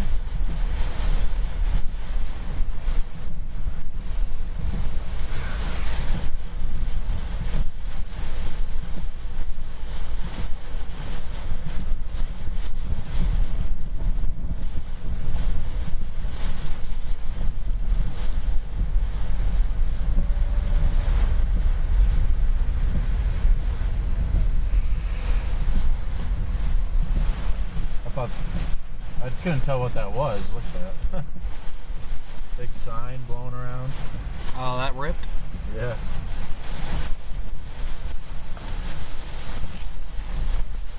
So what is that? That's got to blow away pretty soon.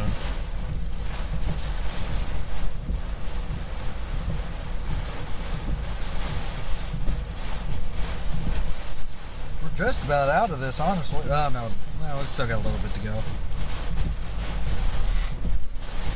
The band kind of broke apart. Yeah.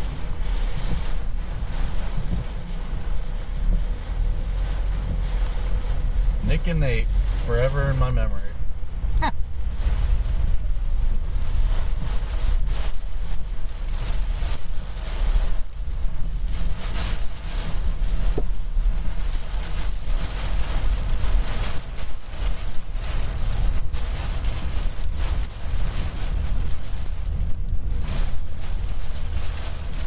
That inner eye wall, man. Watch out.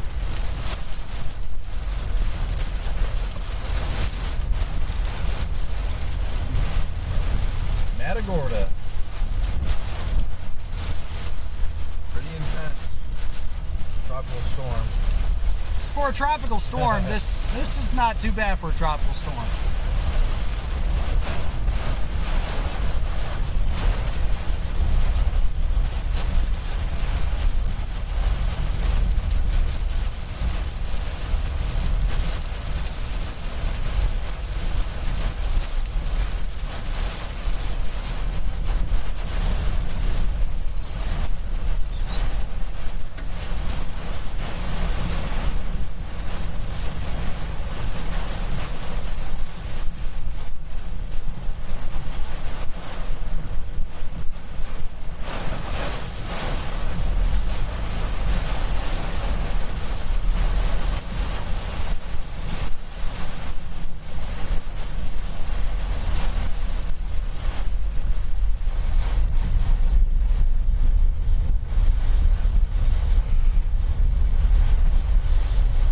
How's OBS looking? Cool. We'll probably get rid of that again for now.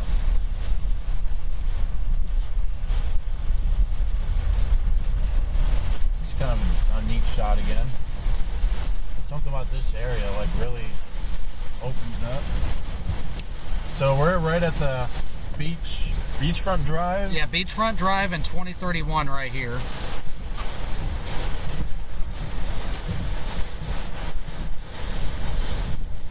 It's so dark, the streetlights coming on.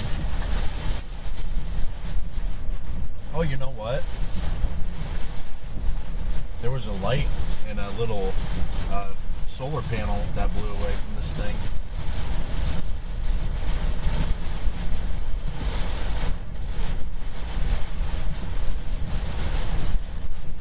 Missed it. One sec.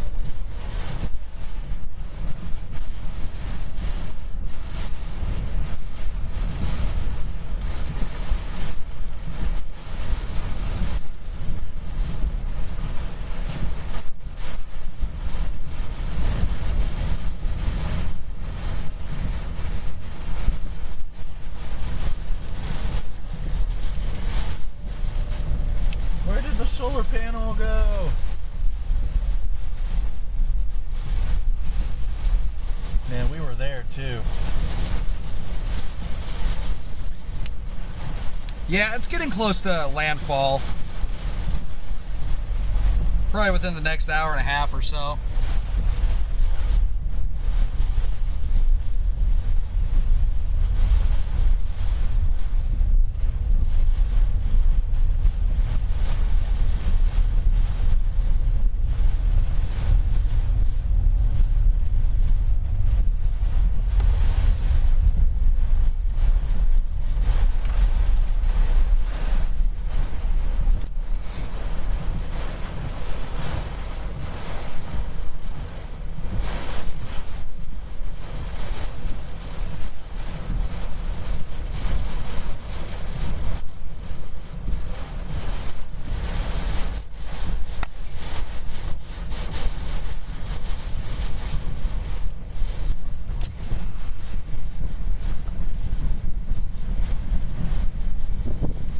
Hey, what's up, Max?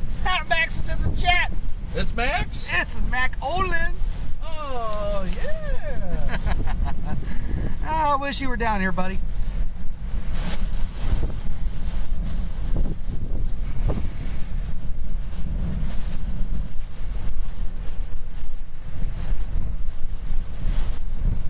The Maxito.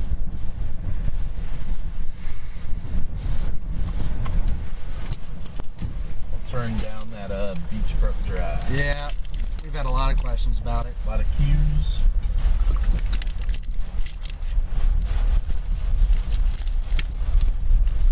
I don't even see any shingles flying or anything. Nah, these houses are going to be just fine.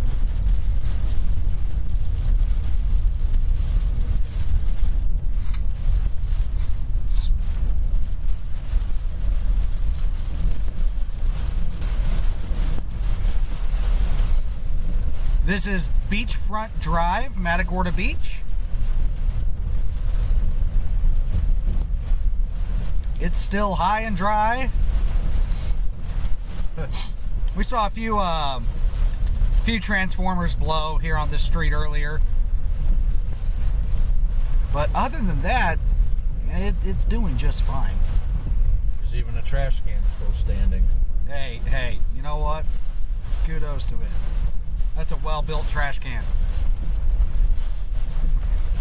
Now, Beach Road, which is just a little bit further to our north, about half a mile or so, that's completely underwater. We can't go down that. Nope. No.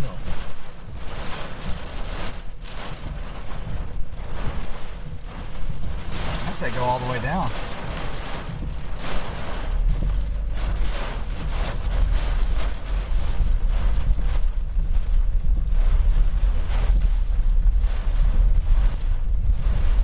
And Nicholas is not going to be known for its wind. It's not really going to be known for its storm surge. It's going to be known for the heavy inland flooding that'll start happening tonight as it moves further inland. Some areas are going to see over 6 inches of rain, and if you're familiar with Southeast Texas doesn't handle that much rain very well.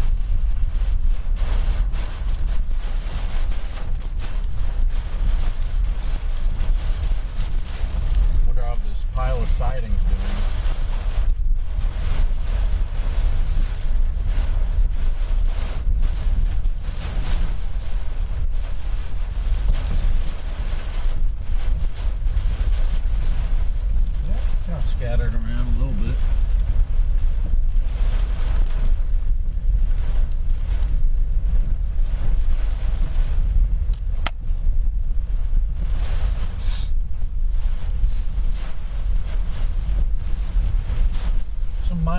heading down this roadway. Yeah, it's not bad though.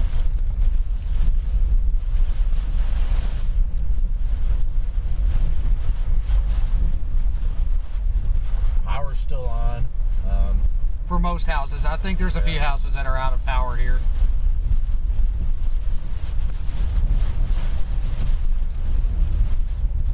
Oh, some shingles there flapping around. This McCoy's thing? No, right here. Oh, yeah.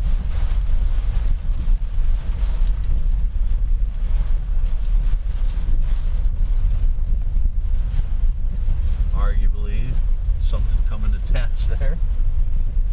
Could have already been like that. The lawn chair's getting tossed.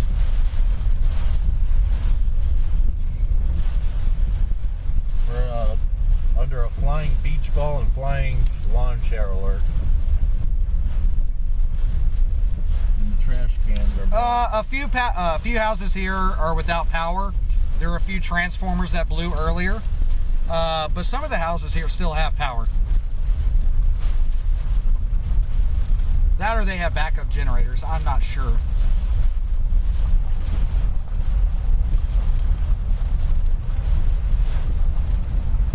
Some minor flooding on this road.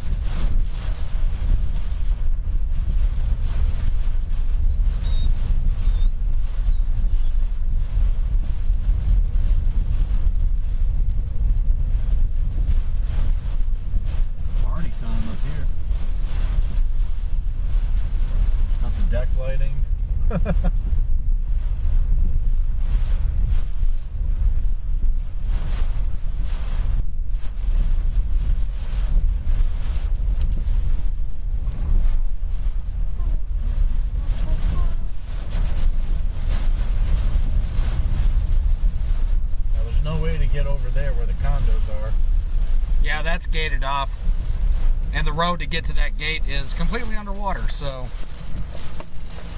we're not getting to those condos.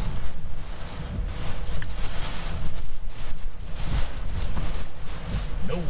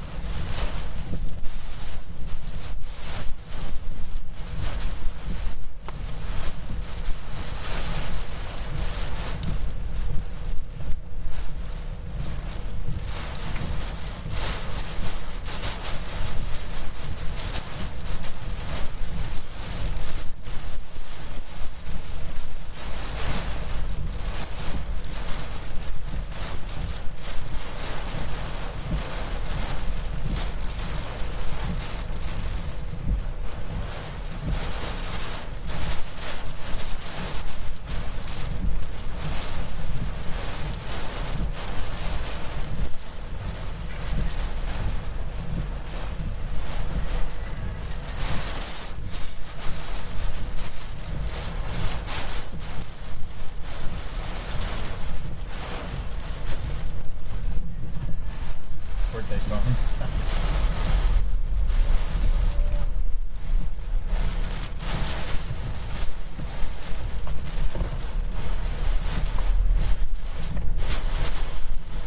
Someone's birthday is today.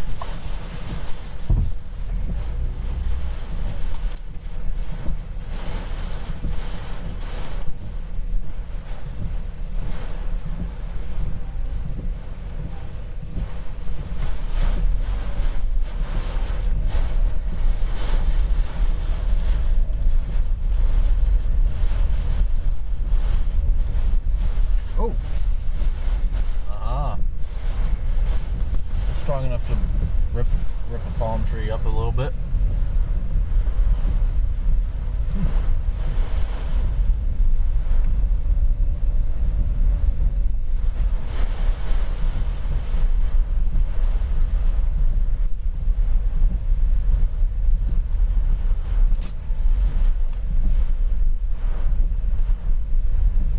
Got a couple of palm branches coming down, nothing crazy. scary.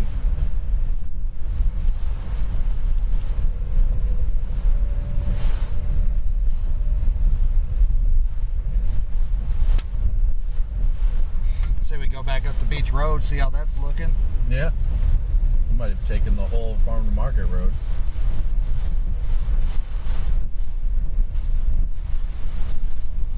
Please do not drive or park on grass. This is windsock. I like it.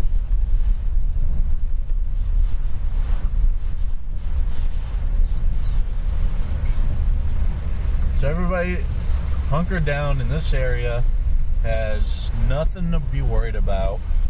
Yeah. There's like a part of a fence down, and there's some palm fronds flying around. Maybe power flickerings. Some homes may have lost power. There might be some homes that have paranormal activity. What? No, I'm just kidding. Looks like there's a ghost swinging in this one.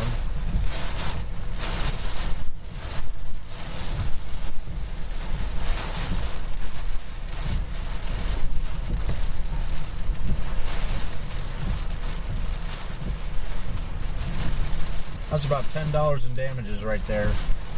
So That swing may never recover.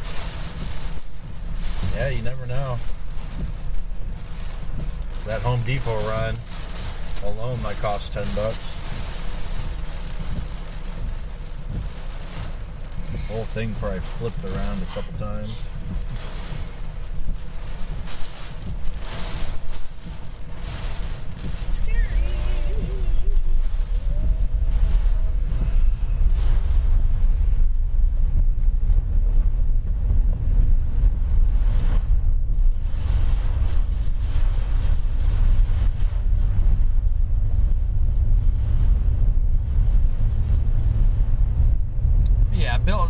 Houses down here are going to handle a tropical storm just fine. Yep.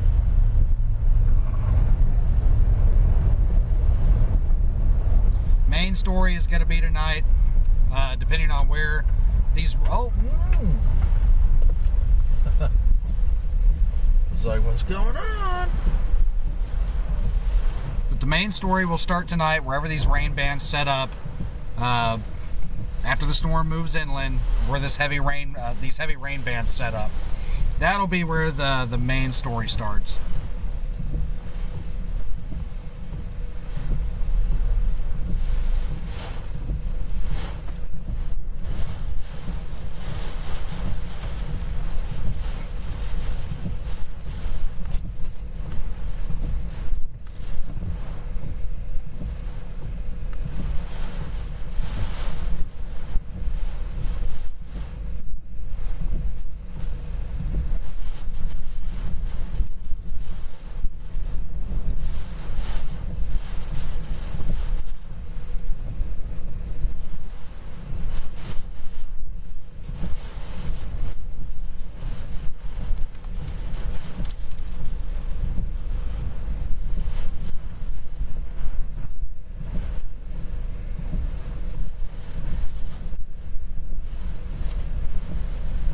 Oh man, another transformer. Mm-hmm. That could be the same one.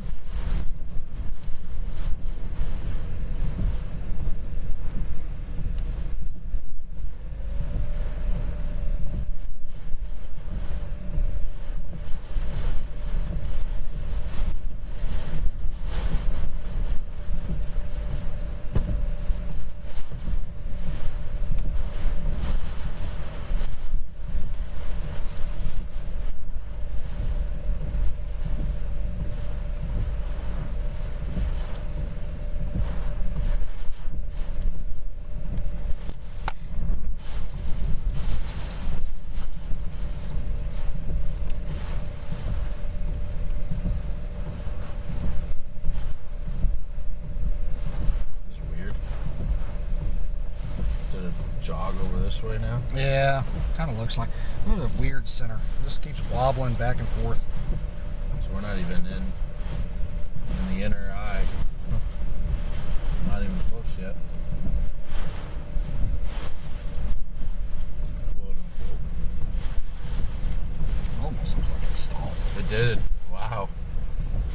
that baroclinic zone. It happens every time now. Cool. Means it'll probably strengthen a little bit, like Sally did. No. No. Not to that extent. Not at all.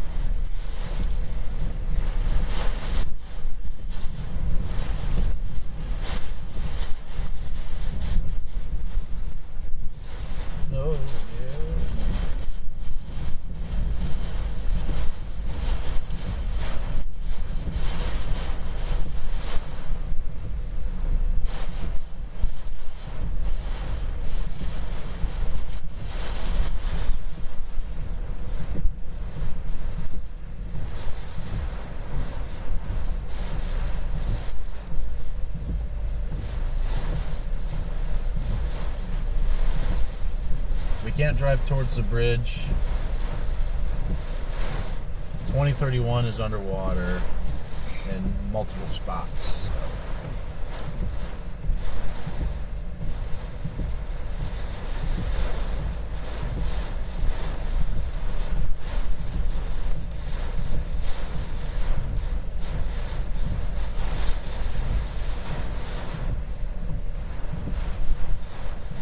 Apparently there was a 78-mile-an-hour gust in Matagorda Bay. 78. Yep. Well, that's where we are. The buoy. Yep.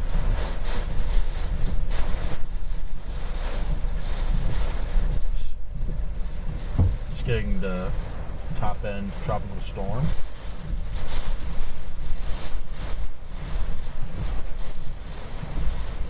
Well, that might be a little heavier. Oh yeah, that's nosing right in here.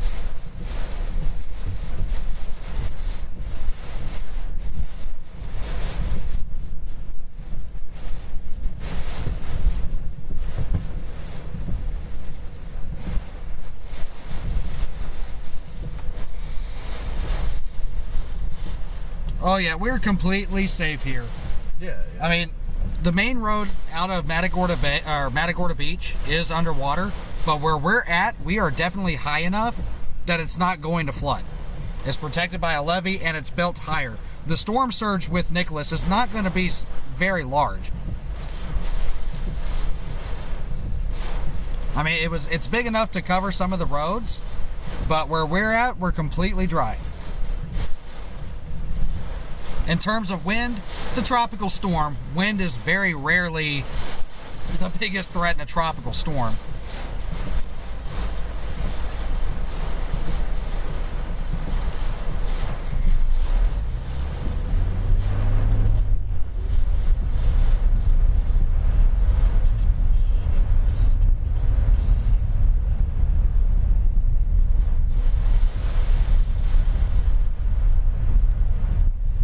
Oh, it's definitely not a hurricane. It's a tropical storm.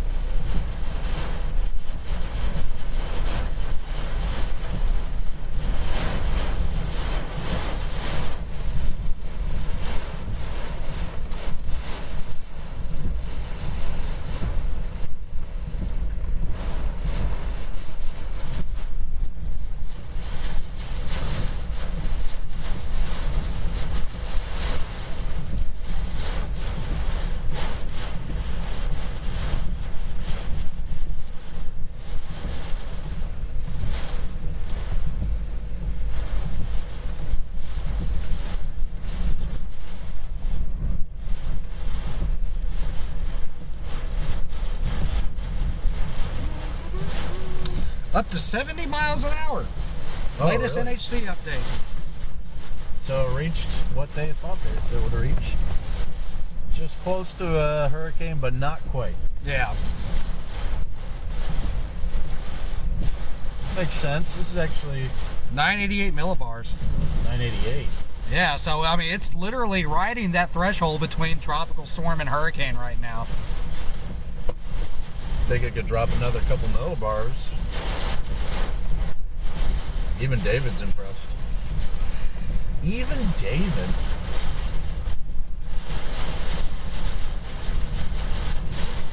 Yeah, guys, so what Nicholas is right now is a high-end tropical storm.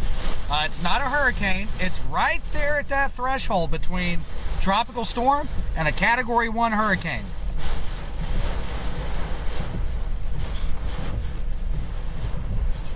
I think we're getting those 60, 65 mile an hour gusts here. Now, are we going to see a big difference if it manages to hit that 75 mile an hour mark and officially become a hurricane? Or is it going to be a huge difference compared to what we have been seeing? Probably not. No. But it'll be another hurricane that we've seen. Interesting. Look at this little pop up right there. Yeah.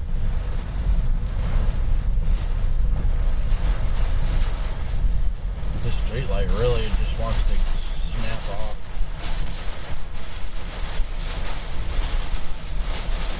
There's something about this area that the wind just tunnels right through. This area is pretty neat.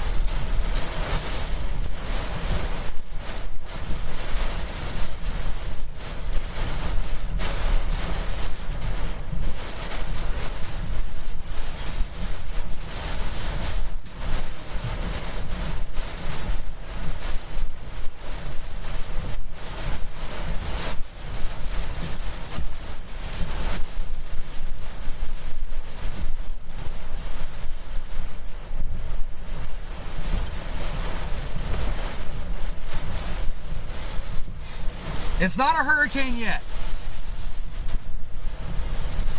But it's right there at that threshold. which it's stronger than I thought it was going to get, honestly.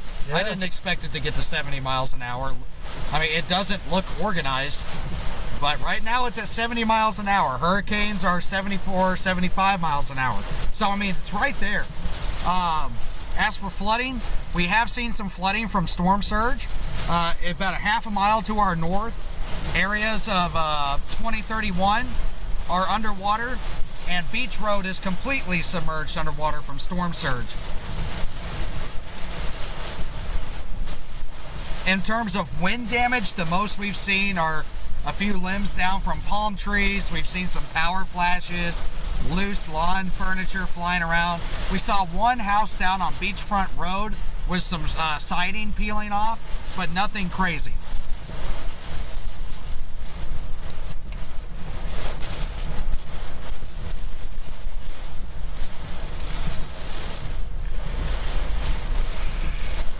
Well, if the power stays on, this would be a great spot for nocturnal footage.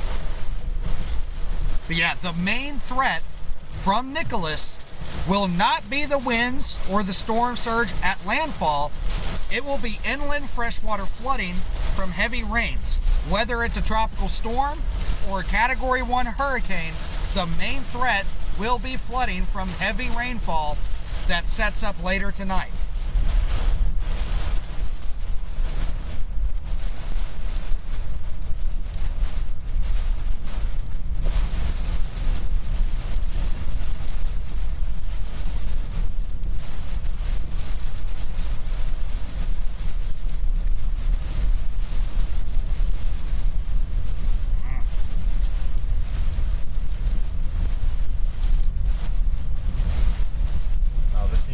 Choked off pretty soon.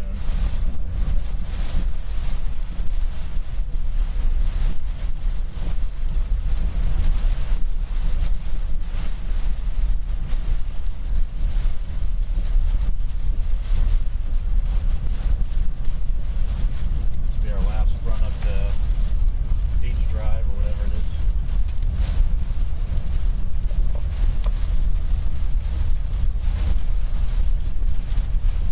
Oh, this is the one with the... Okay. Well, you know what? We can't even get that far. Oh yeah, this is underwater.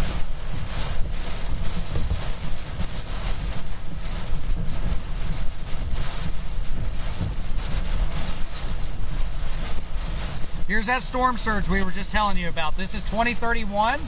It is underwater north of Matagorda Beach.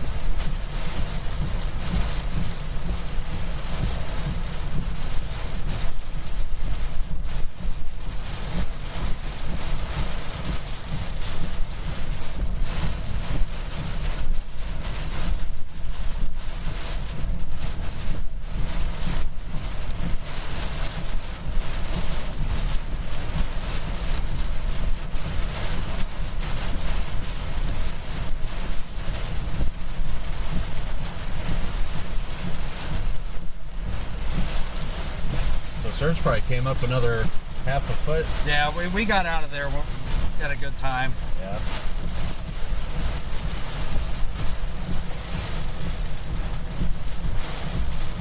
When it comes up quick.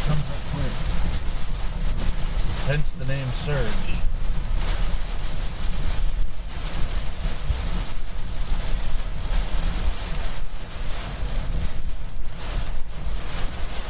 Hold on, I want to get some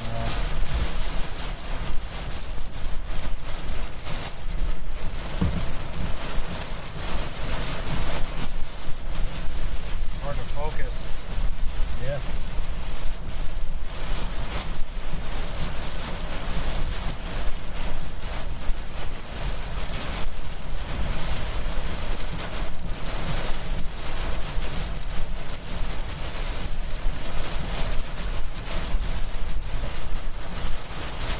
Probably turn around now. Yeah.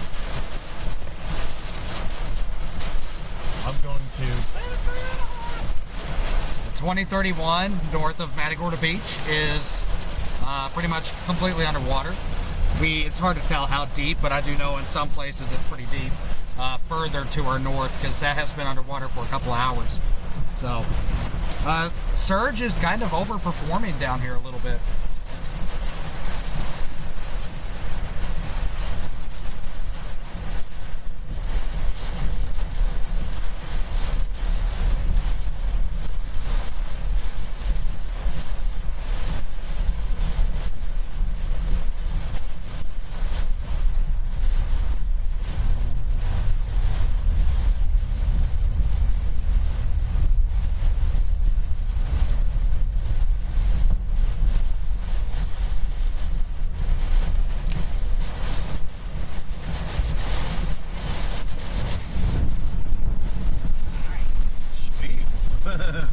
Cool.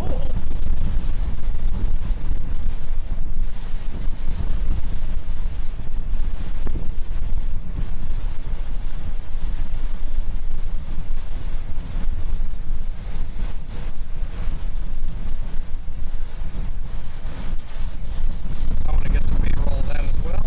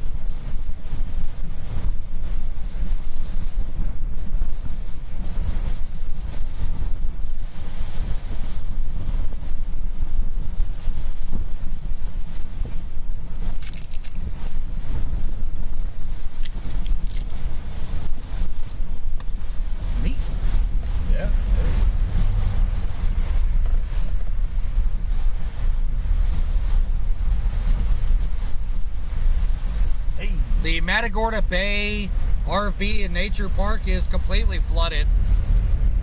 Wow. That's what we were just looking at there. Yeah.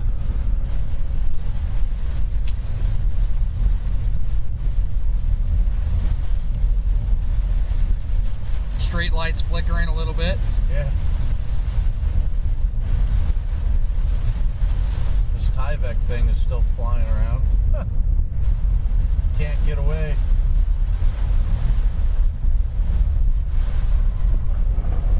Do we ever get scared? We'd be lying if we said we didn't. Now in this, with Nicholas, no, not really. With Ida a couple of weeks ago, there were a few times where I got nervous, especially leading up to it. Right.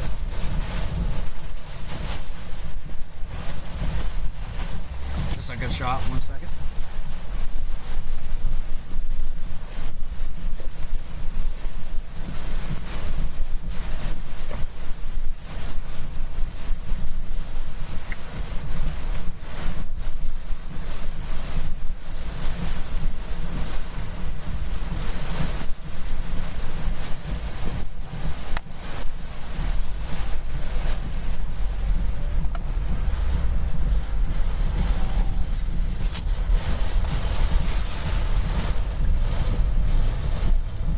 time it is.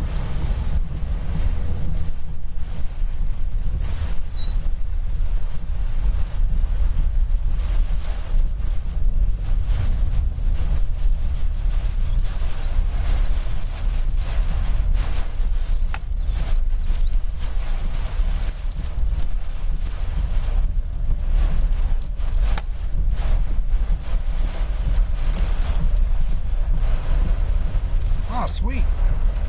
Right. Now, is there a call? I can pull him closer. Closer. Give him this nice call.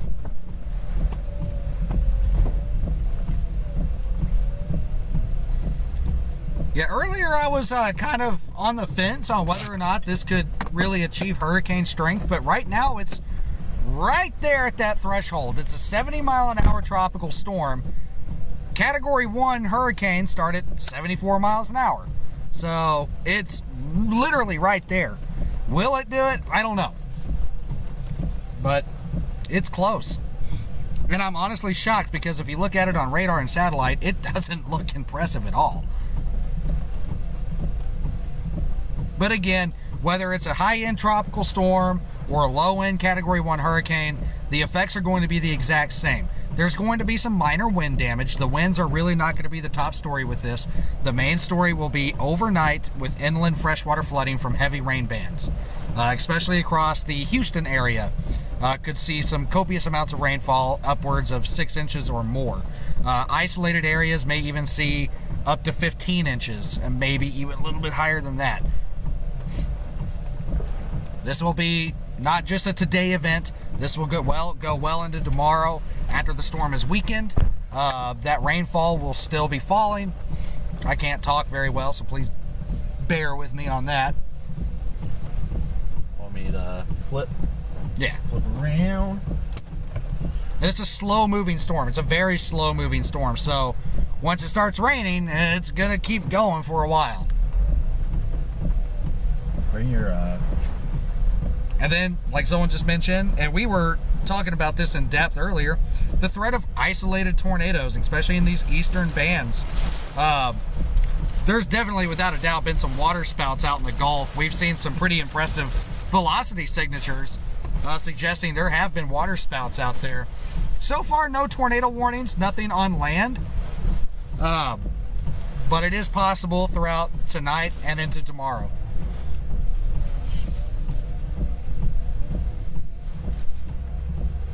Yeah, 6 inches of rain might not seem like a lot, but when it happens pretty much all at once, and in an area like Houston that easily floods, 6 inches causes problems. Want to take this real quick? Let me diagnose the internet. Let's see here. That's not my charger. Pick a charger, any charger. Well, I'm fine. Should bring your AX, because there's this crazy tunneling through there still. Feed it through. Is that it? Yeah, talk me out of a 10-foot cord next time. I thought that was a good idea, and it wasn't. Heard.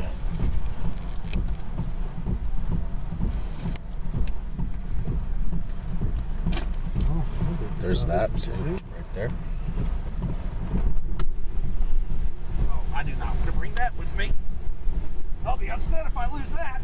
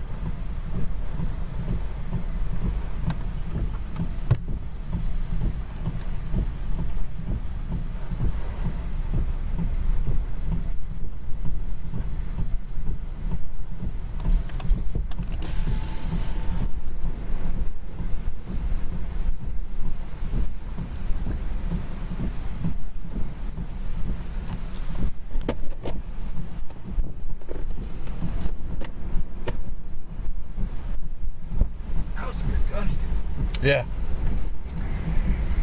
It really whips through that awning.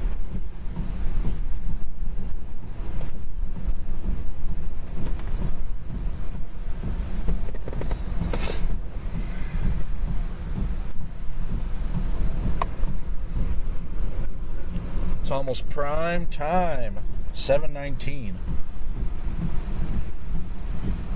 We're going to be seeing just continually strengthening winds, I think.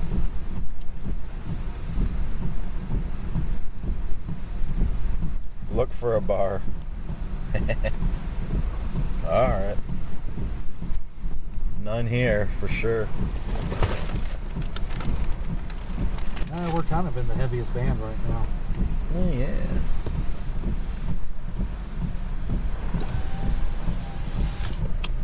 Let's see if it looks like a satellite.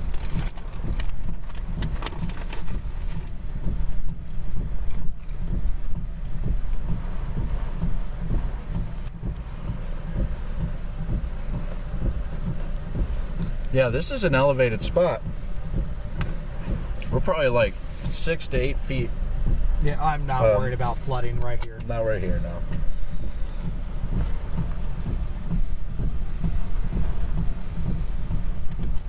You know, water vapor, it doesn't look too bad. If it had, I'd actually be pretty concerned if it had another day over the water. It's almost like it's now trying to overcome that dry air. Yeah.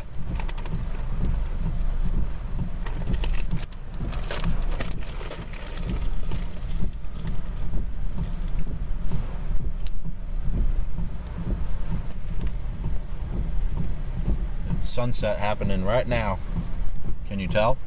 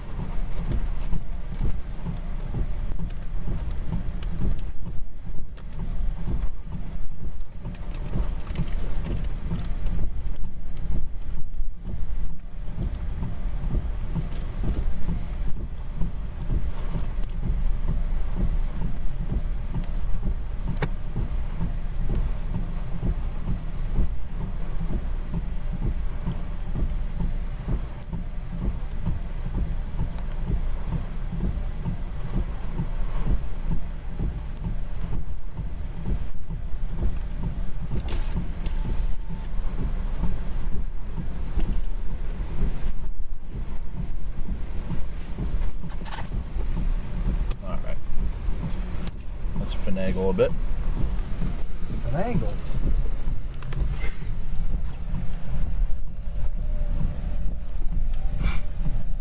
And then after the storm makes landfall, we'll probably have to wait out for the waters to recede on the main road. Yeah. Find a place to kind of camp out, and then we do plan on streaming tomorrow any flooding that we might come across. Where we end up tomorrow kind of depends on where the heaviest rain band's set up tonight.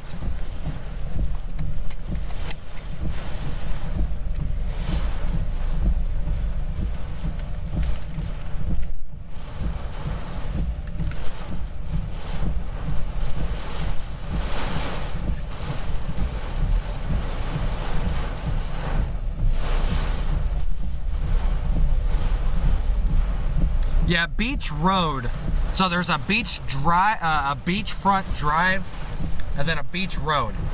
Beachfront drive is completely dry. Well, there's some ponding on the road, but overall it's fine. But Beach Road is completely underwater. Thank you, Verne. I hope I'm pronouncing that right. I'm not the best with names. Thank you. But thank you very much.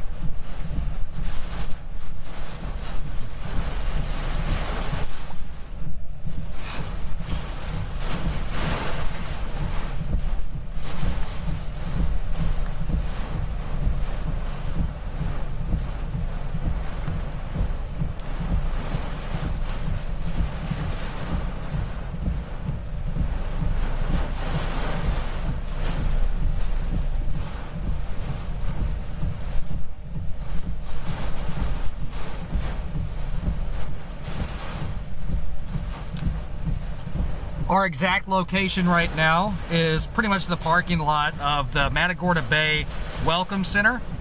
The Matagorda Bay Nature Park is pretty much underwater right now, under a few feet of water. But the parking lot here is raised up significantly and also protected by levees, so we're not worried about flooding in our location.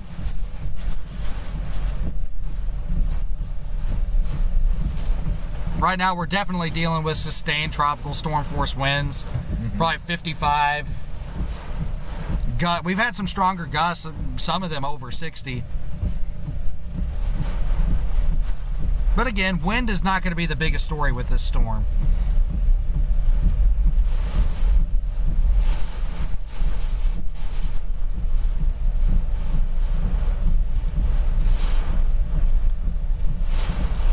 Now the homes down Beach Road, we don't know the state of them because again, we can't get down there. The road is underwater. The homes themselves look like they were up on higher ground, so they're probably dry and fine.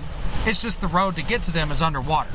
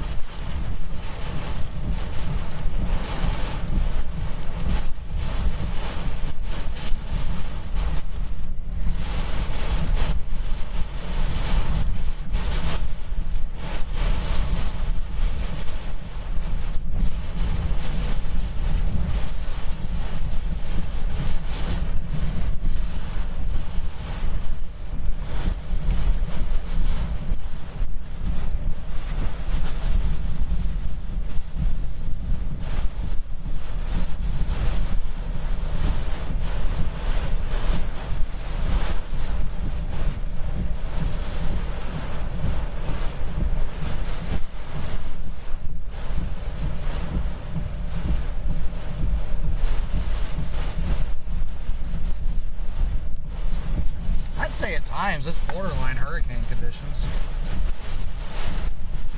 Right, borderline. I mean, it's right there at that threshold.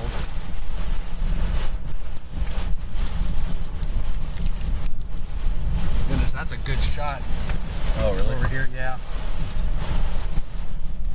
Looks pretty wild in that parking lot.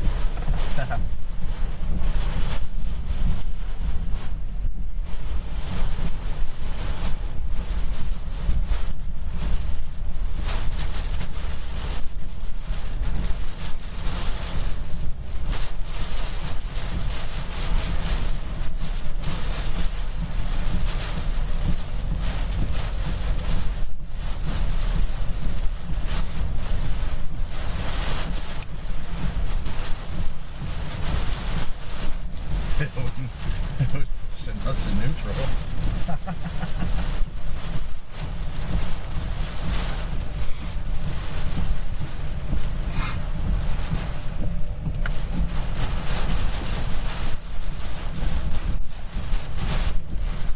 Thank you, Oso.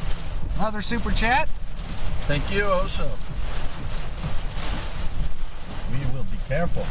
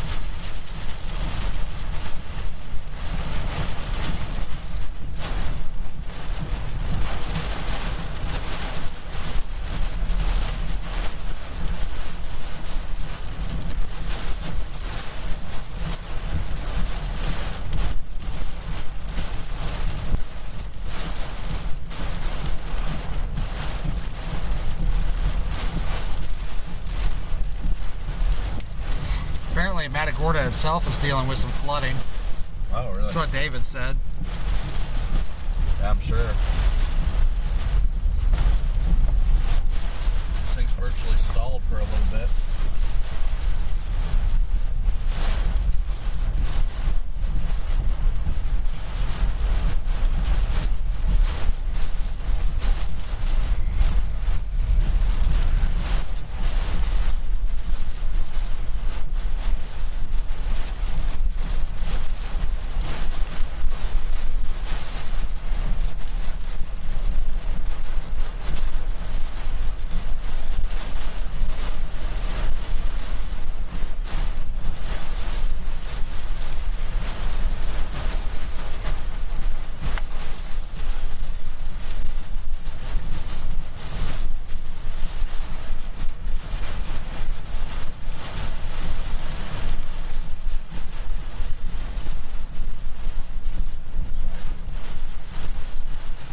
What?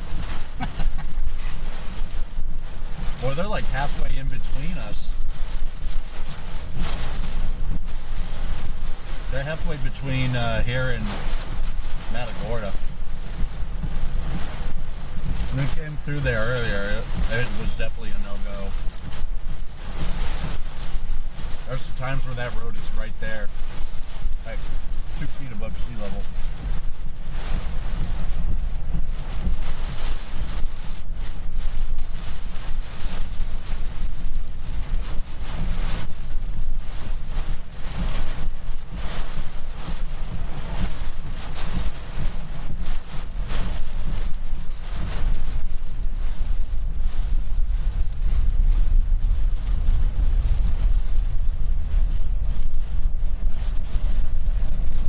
Surge has even come up here a little bit. Yeah. Just keeps pushing and pushing.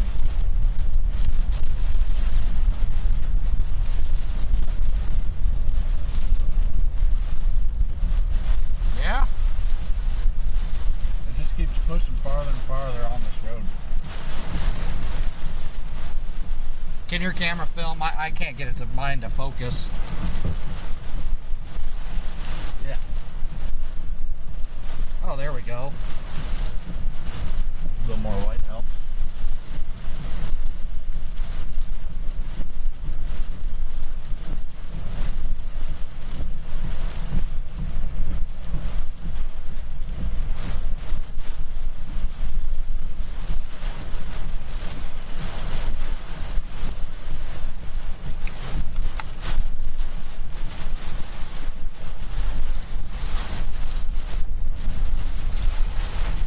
Thank you, Cat and Hammer.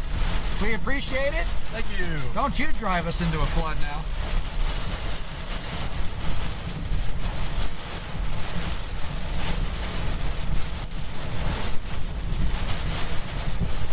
Nah.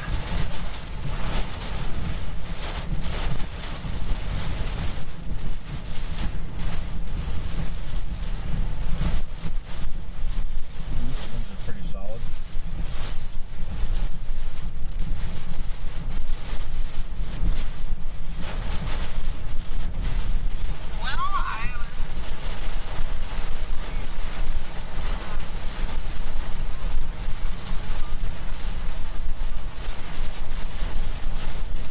Are we finally getting into it? Seems pretty spicy. That was a good gust. It's like Oh, it yeah. hasn't really moved. Yeah. The pressure still might be dropping.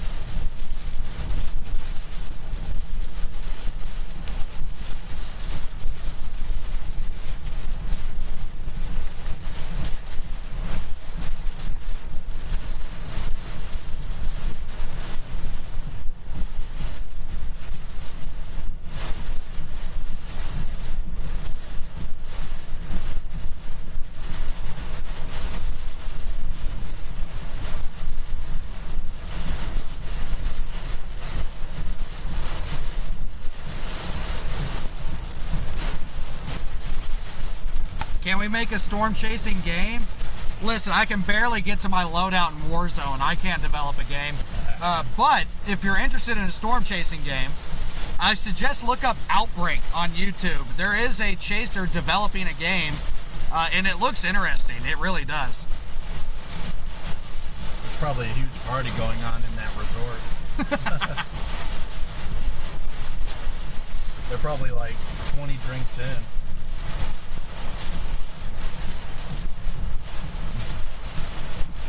I'm backing up now. That was a pretty good shot, though. Oh, we're going to be good on power. We're going to be good on power. And we've also got food and water just in case, so we're good to go. Yeah, thank you.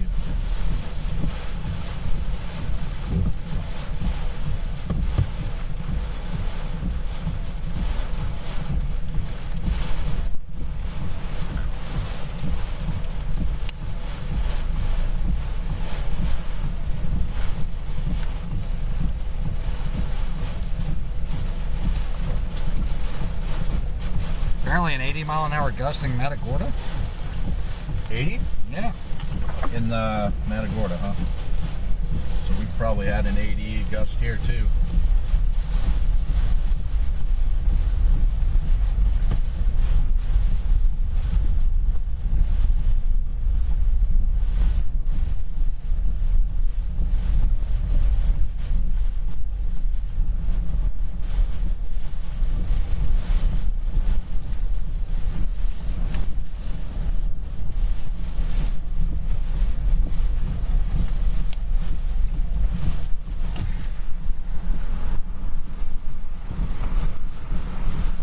I know that sound.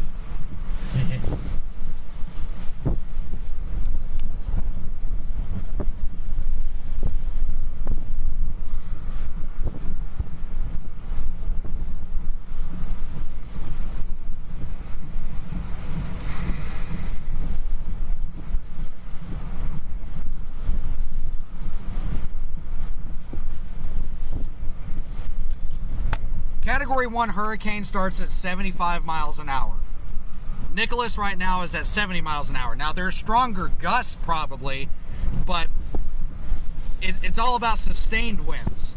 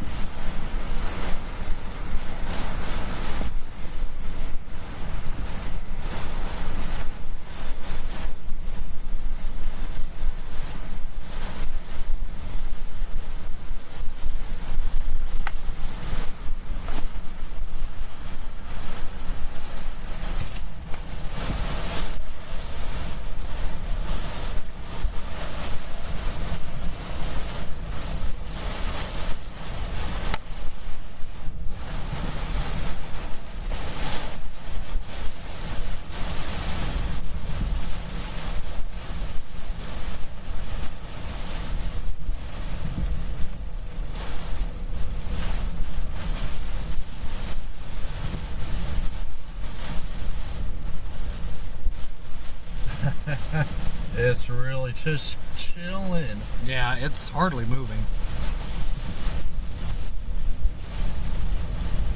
I think there's still some deepening happening. It's trying to curl all the way around. Yeah, the center's trying to close again. Interesting. Interesting.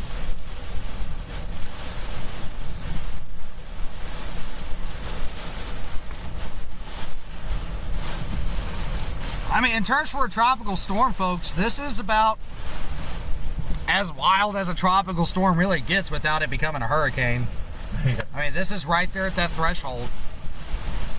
But again, there's not going to be a huge difference between a high-end tropical storm and a low-end Category 1 hurricane.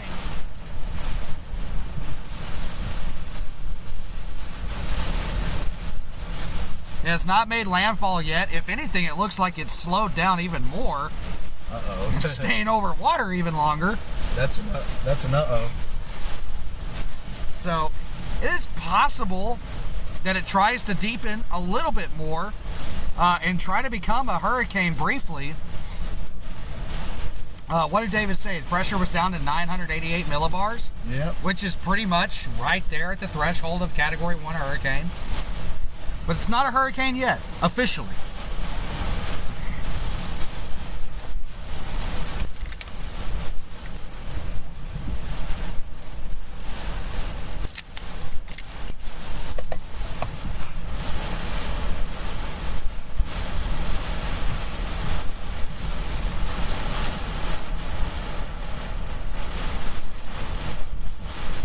And yeah, it's possible that it could strengthen into a Category 1 hurricane before it makes landfall. But again, whether it's a high-end tropical storm or a Category 1 at landfall, the effects are going to be pretty much the same. The main story is going to be overnight with flooding rainfall over inland portions of the Texas coast.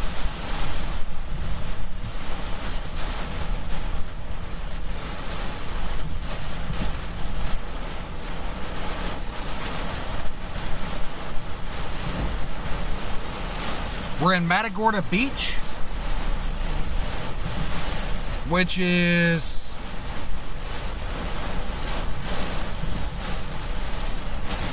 about 100 miles away from Houston.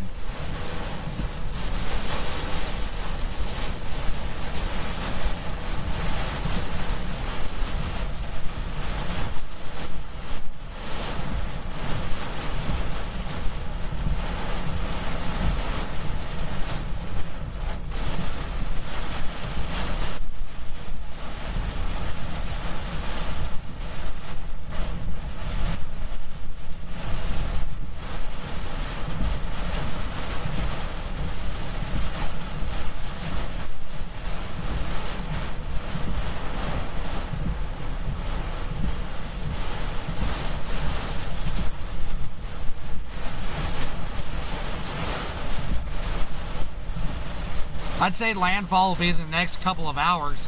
Thing is I thought it would have already happened by now, but it's slowed down a little bit more by the way it looks.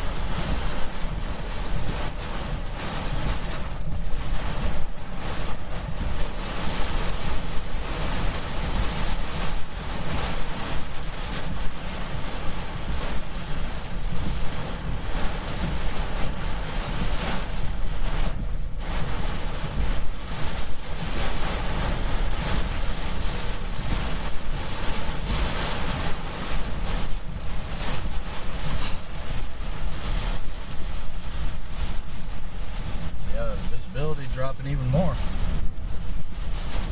This is definitely nowhere near Ida levels a couple of weeks ago. No. But, I mean, for a high-end tropical storm. Yeah. Again, we're talking two different ends of the spectrum there. High-end tropical storm versus high-end Category 4 hurricane. There's no comparing the two.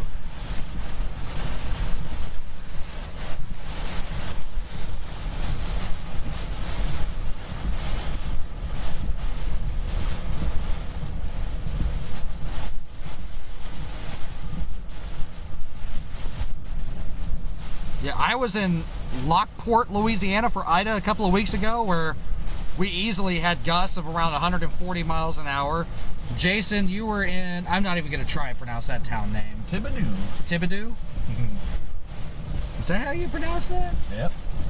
Okay. Thibodeau. Confirmed.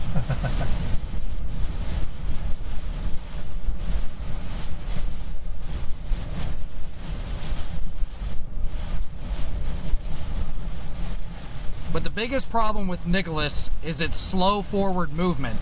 So whether it's a Category 1 hurricane or a tropical storm, it's going to be the same exact effect. It's going to produce flooding rainfall across portions of southeast Texas. Houston could definitely see some flooding rainfall out of this. Some areas are going to see 6 inches plus. Some outputs have shown upwards of 15 inches. And we all know what happens when you get rainfall like that in southeast Texas. This will it be on the level of Allison? Probably not. Definitely not going to be on the level of Harvey. That was a completely different animal. But there's going to be some flooding issues once this moves inland. Yeah, she just told me.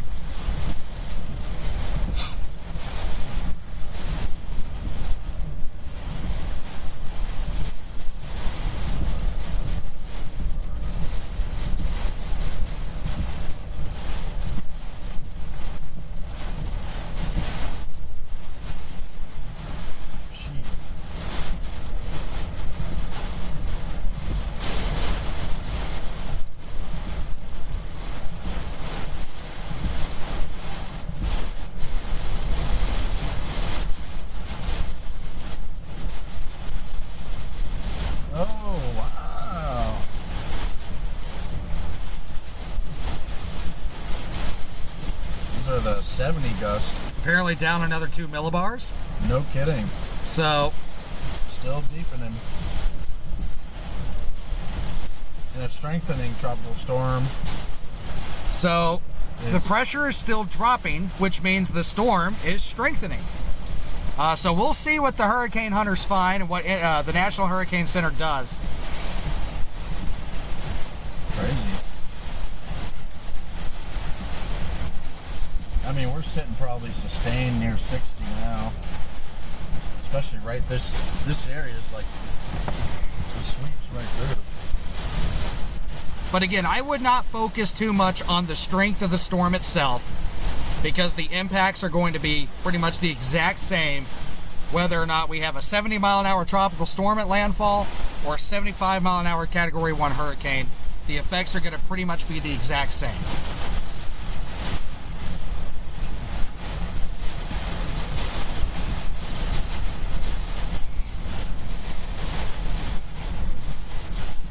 Wonder where that water is behind us. I don't see it. It's not creeping yet.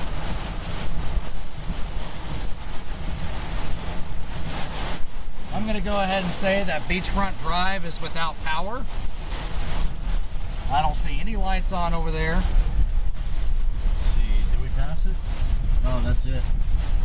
Yeah, but I don't see any lights coming from the houses. I see one light down there. Yeah. They might just have a generator.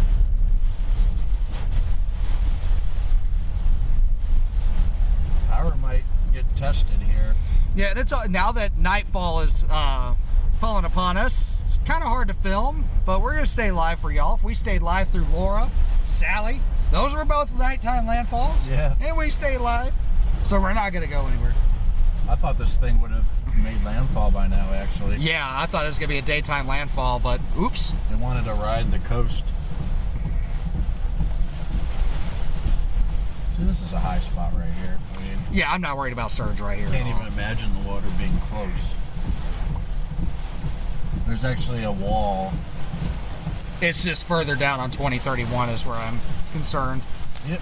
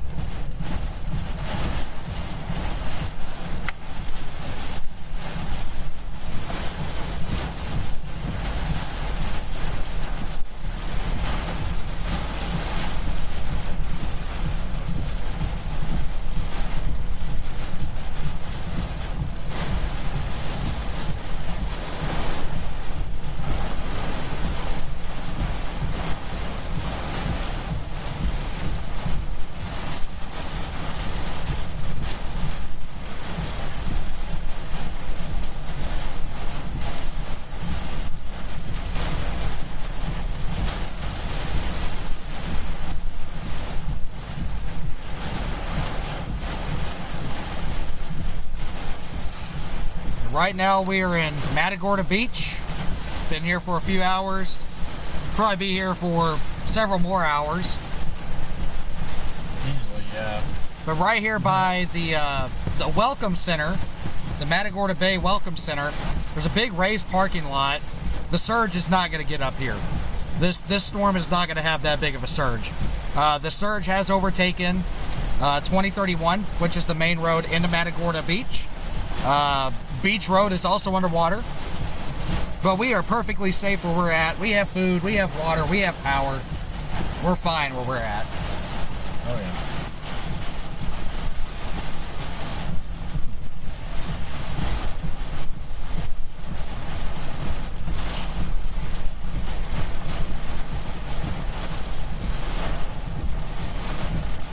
But yes, Houston does need to prepare for flooding rainfall, especially if you live in a low-lying area in Houston that easily floods.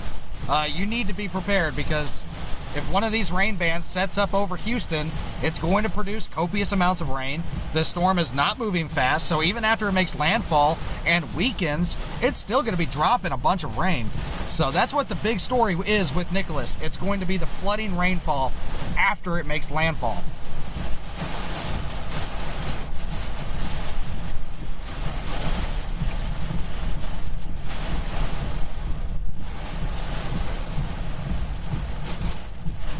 Good call on Matagorda. Nice. 100% success 100. ratio. 100. What if we need to go to the bathroom? Toilet? We got 2 toilets right over there next to us. It was like they were built just for us. Yeah, we're good. Might get a little wet because it's leaking really bad in there from the rain. Yeah, it's tough to. But you know what? When you gotta go, you gotta go. Oh, that's gonna hurt tomorrow. Oh, poor Allie. Yeah. Thankfully, one of our new employees is gonna cover for her tomorrow, so that's nice.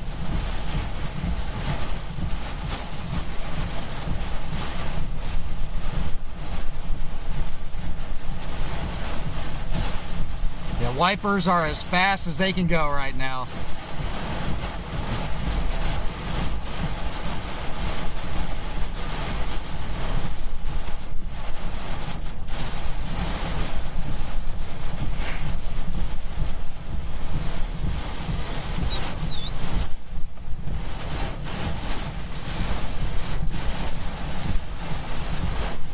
Look at that. Yeah, trying to close it up.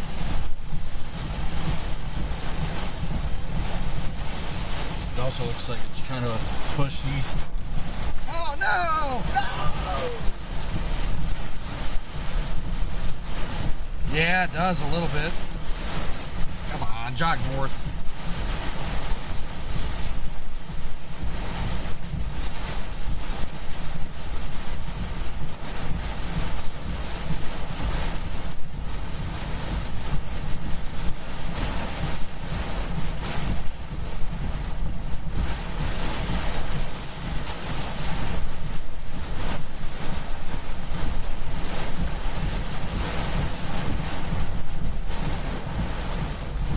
Man, it really likes riding that boundary, the land-sea boundary.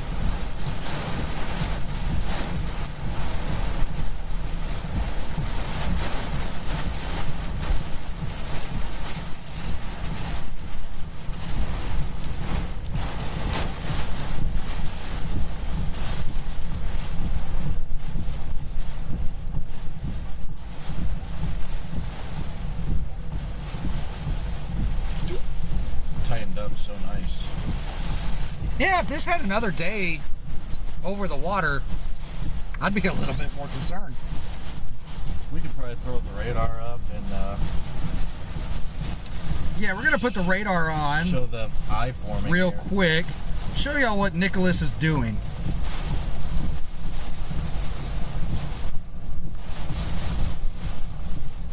I don't know if that's updated. That's not. See if I can get an up-to-date image. There we go.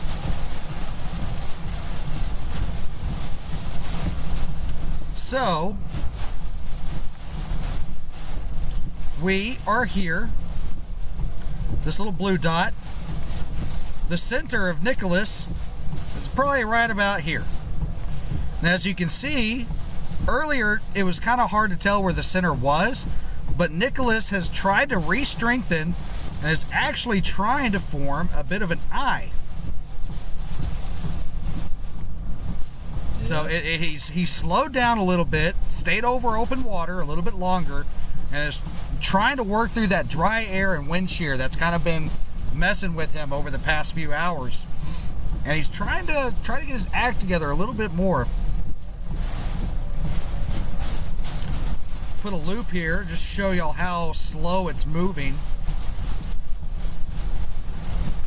Now, when we chase these tropical systems, we always try to get right there in the center, try to get that eye. But one thing that's a little bit concerning, and towards the end of that loop, it almost looks like he's jogged just a little bit further east versus north towards us. So I'm a little worried that we're going to miss that eye. And at this point, you know, we can't really go anywhere. We're stuck here to Matagorda Beach. We're safe, but we're not going to be able to jog east if we needed to. But it is really interesting to see Nicholas try to get its act together right here at the last minute, really. Yeah. I don't know if this light pole's gonna survive much longer. Put this on a loop. It's starting to flicker.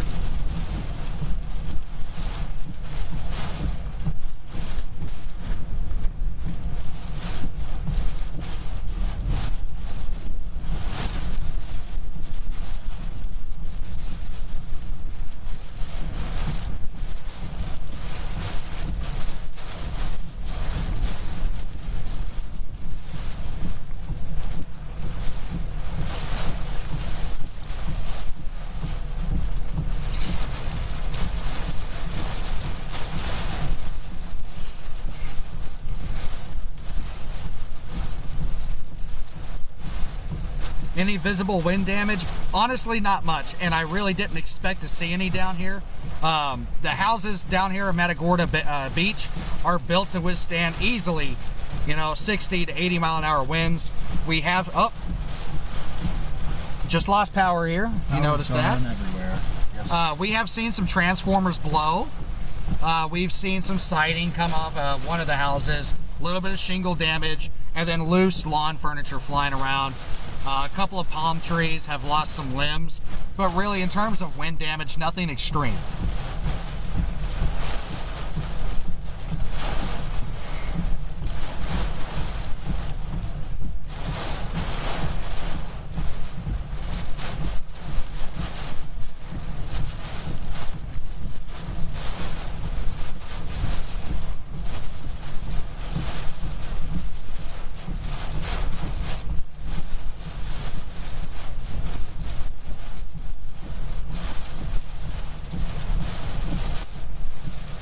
Yeah, there's definitely a chance of isolated tornadoes, especially along the eastern portions of this storm.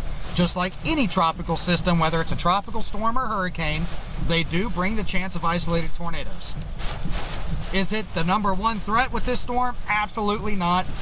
The number one threat with this storm will be heavy rainfall and flooding.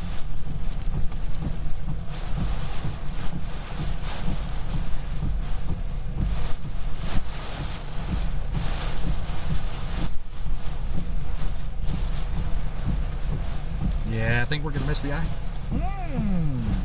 No! The 100% success ratio is gone! It's tough here. There's no way to do it. I'll be 0 for 2 this year.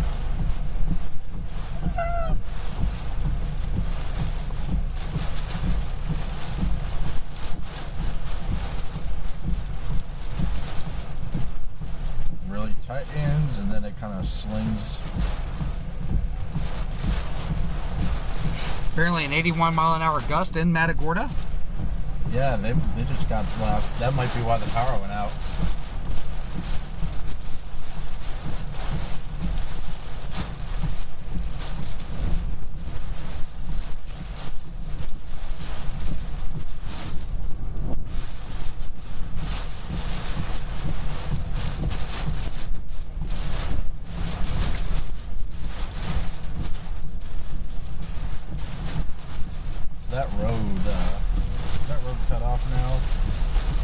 beachfront.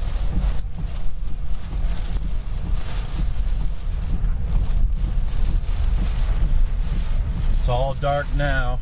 It's kind of a different tone when you're out here in the total darkness.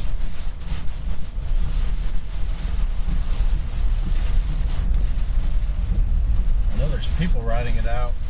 Saw them chilling on their patio on Beachfront Drive.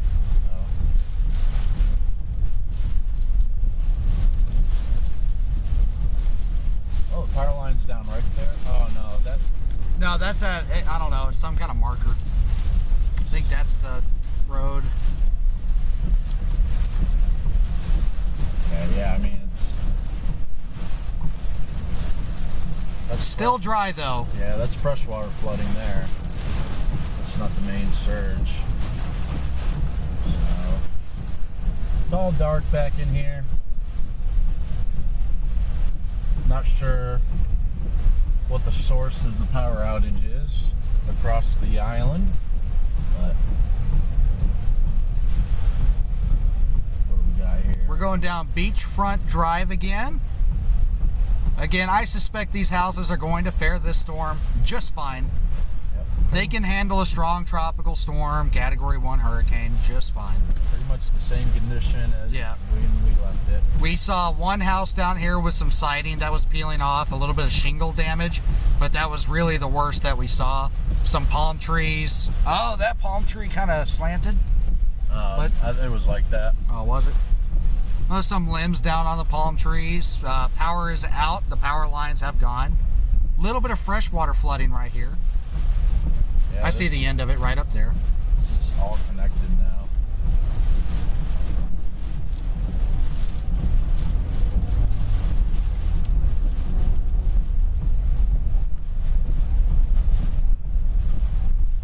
Trash cans tossed and scattered.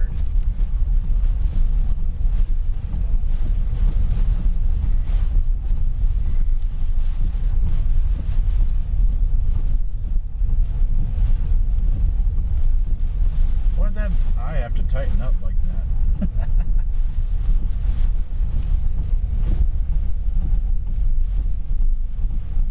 Virtually nothing for structural damage besides a little bit of siding flapping around, coming off here and there. This guy's still got their little deck lights. Yeah, I think we're going to miss the eye. It's jogging a little bit east.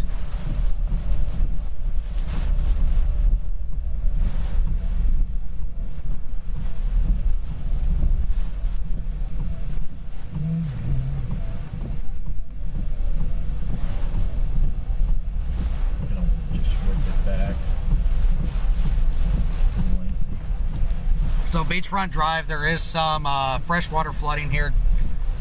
Yeah. So we're not going to go any further. The houses themselves are dry. It's just the road that's covered in water.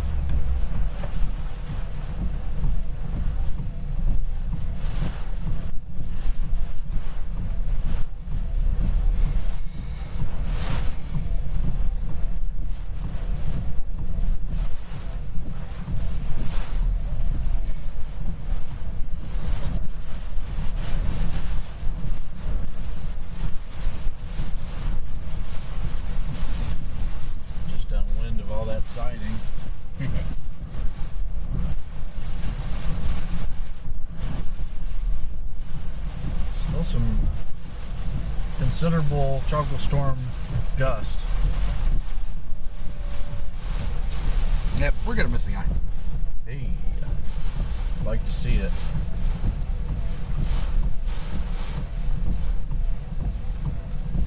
Yeah, I think it's gonna be somewhere between here and Freeport, and there's really nowhere.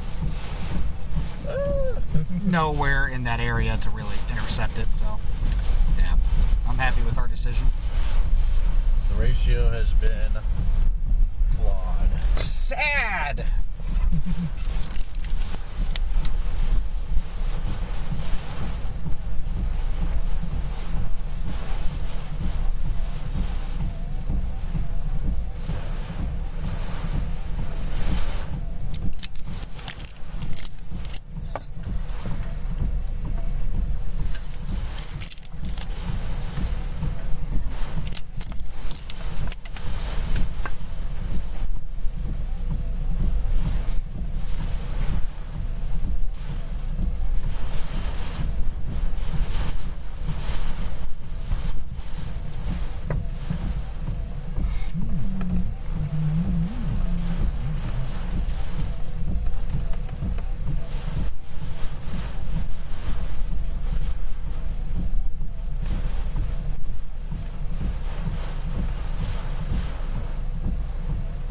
Yeah, we're in a Honda Accord. Now, before the comments start coming in about that, Jason right next to me rode out Hurricane Michael in a Honda Civic. And that was a Category 5. So, he's still with us. He's still alive. He's still kicking. So I got a bigger car, and this is a much smaller storm. I mean, I've got a Tacoma at home, but it's not a chase vehicle. It stays at home.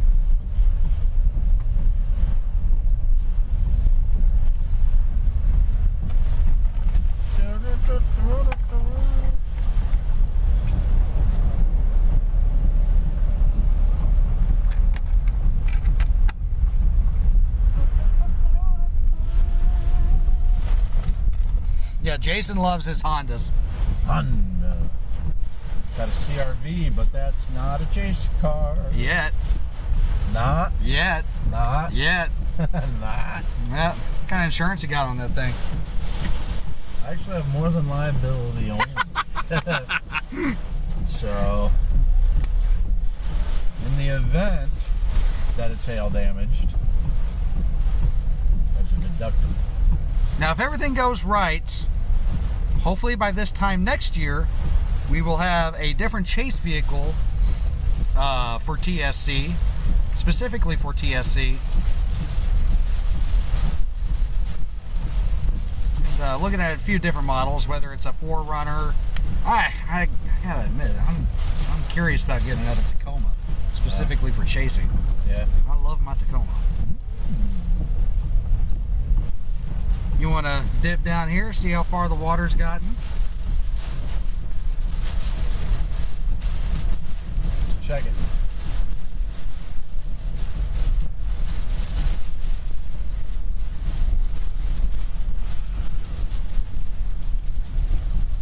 The wind really loves coming through here. So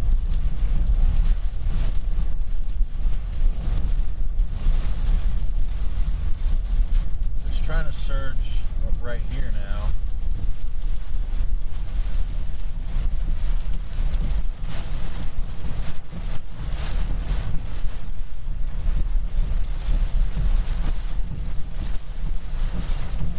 So it just keeps kind of chiseling away here.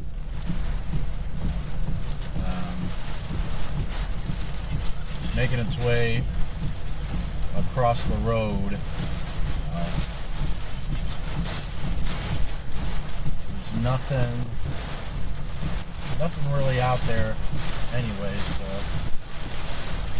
the water just moves right across the road.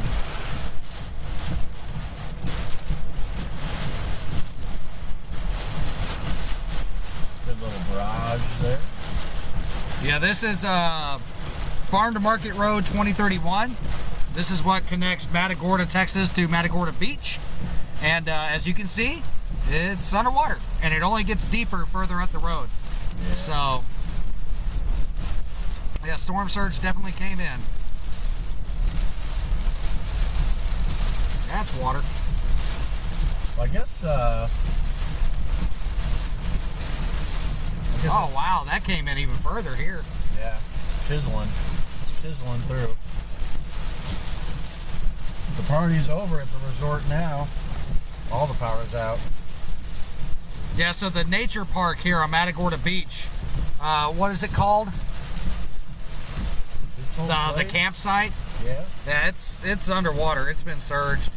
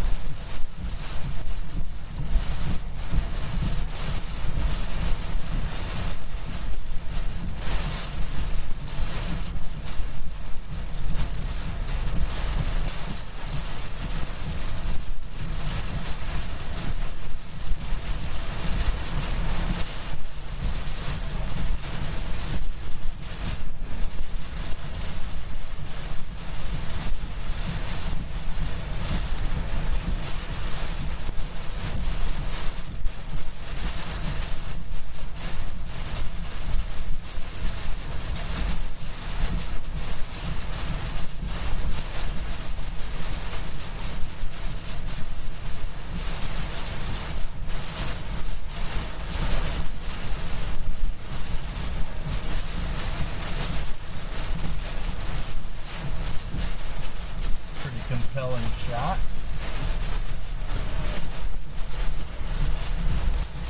Yeah, trust me, if I could ban them right now, I could. For some reason, YouTube is not allowing me to do so. So I do have a moderator back at his home, David. He's been trying to do his best getting rid of these people. But Thank you, David.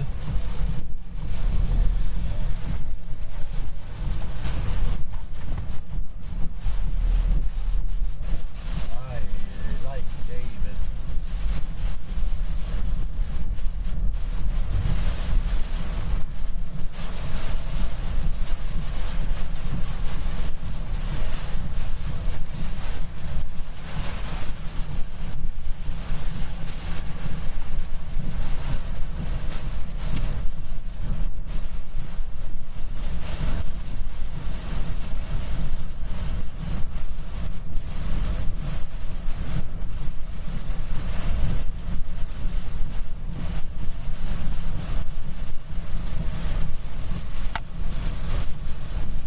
Eagles prey, yeah, I am 100% confident in our safety here. Again, we have a good fallback area that's raised up. It's a big raised parking lot out in the open. Don't really have to worry about flying debris or anything like that. The surge will not overtake that parking lot. Yeah, we kind of go uphill right here. So we're going uphill several feet, then even more so up here. Now, if this was a major hurricane with a mega storm surge, No. we wouldn't be down here to begin No. with.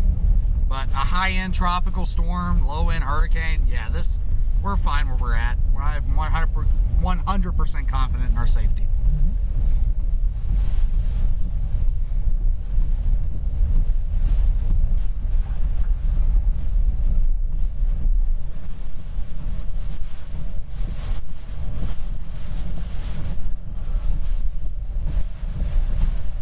How many tornadoes were in Texas this year? I actually don't know, and I will find that out right now. Hopefully I can. Texas tornado number.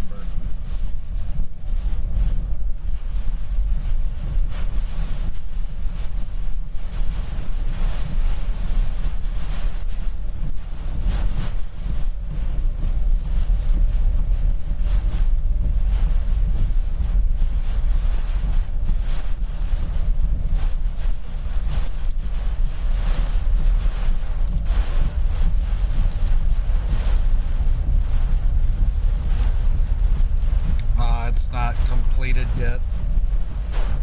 All I know is there's been quite a few tornadoes in Texas this year, especially that during March. Like March was pretty active for tornadoes in Yeah, Texas. surprisingly. And March 13th, March Then you had 27th. Carthage. And then in May there were several tornado events in May, and then throughout the summer you had those random landspout days out in West Texas. Right. There was that one area in Lubbock. Several.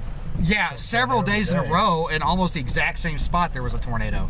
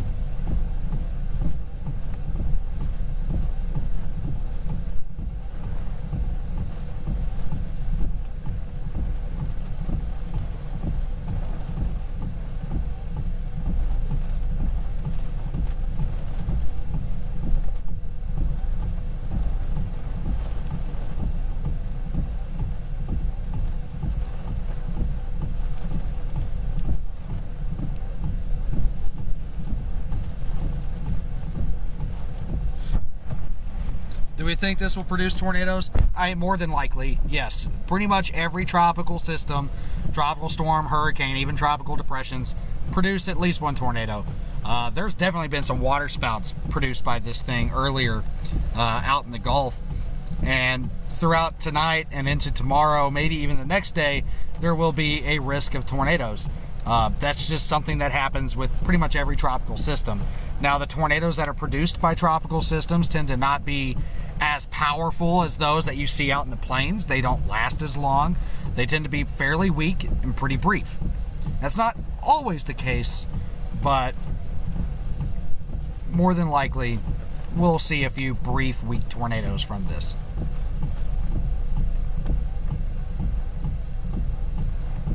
It's going away. The eye? Yeah. It's like, cool, man, cool, man. Yeah, we missed it. We missed the eye. We're now on the western side of it. It's riding the coast. Which means, well, heck, if we get on the western side, that means that storm surge will start clearing out faster. We'll be able to get out of here tonight. So I'm going to bring up the radar again.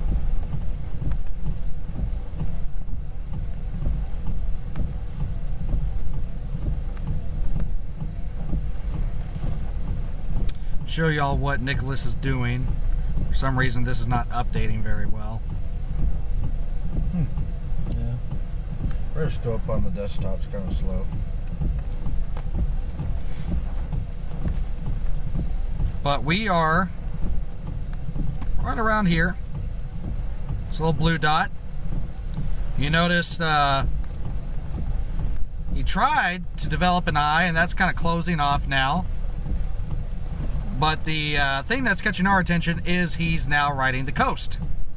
He's kind of moving east-northeast. Instead of coming on shore, where we thought he was going to, he's now kind of riding the coastline. Which is a little frustrating for us because we always try to get within the center of circulation. But that's not going to happen. And we're to a point now where we can't really reposition further east to get within the center of this storm.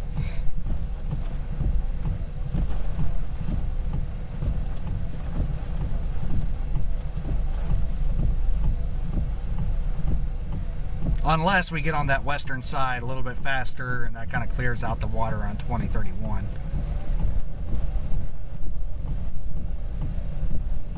But I think we have seen the worst that we're going to see here in Matagorda Beach. Typically, in a tropical system, your strongest winds, so the center is, let's pause this real quick. Your center is right around here. Typically, this is the area that you're going to see your strongest winds, in that northeast quadrant to the center. And since we're back here, I think we've seen the worst that we're going to see here in Matagorda. Yep. It'll actually start clearing out here soon. Mm-hmm. Yeah, the winds have definitely died down a little bit, and they're still tropical storm force, but they have died down considering what they were. We are in the cold here, but what about it? So, gotta shrink this again. Shrink!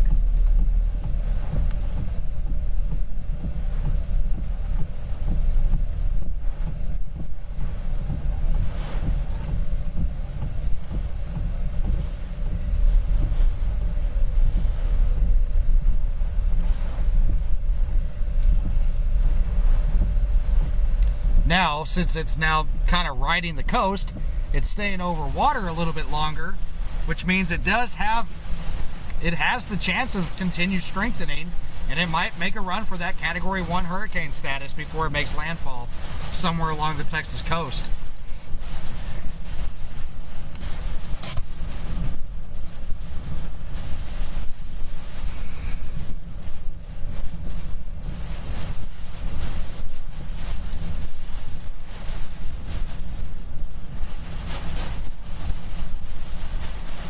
It is radar scope.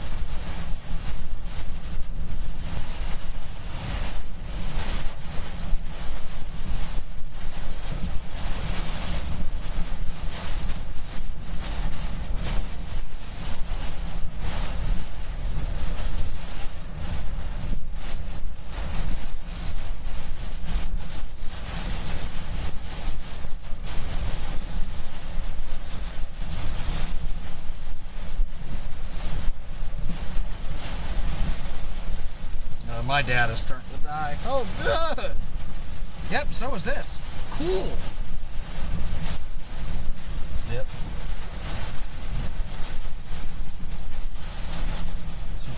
Just go ahead and save on it.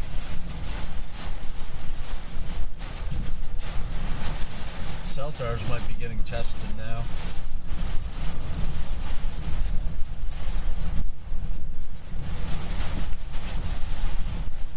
Stream might get a little choppy here if you can hear me. Data's kind of struggling at the moment. I don't know why all of a sudden it is, but can't really do a whole lot about that. Figured it would happen at some point. Always does. You said we just passed low tide. Cool. Well, it's a good thing it's pushing east then. Yeah, right.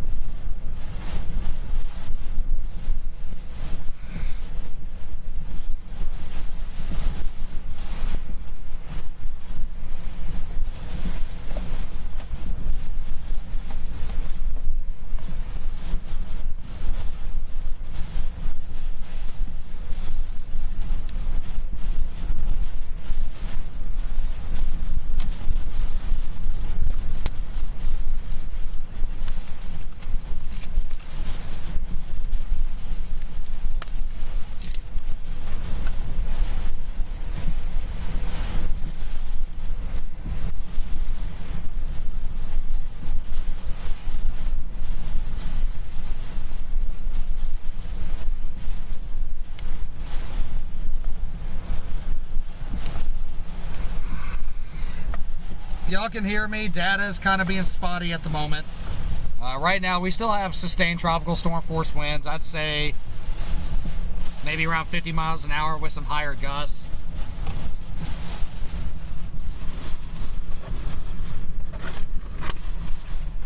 But I believe now that the center is actually passing to our east, we're going to start dying down here within the hour.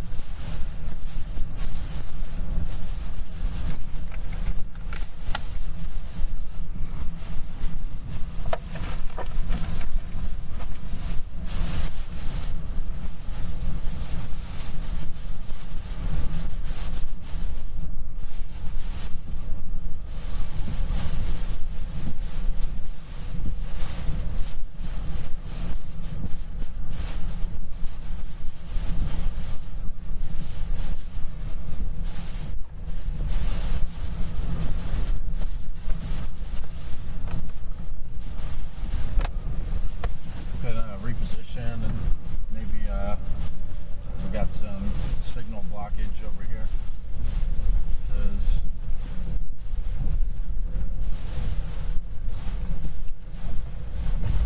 it's pretty choppy right now. As soon as you reposition, I got data on my phone again. Sometimes you just get in a little dead spot.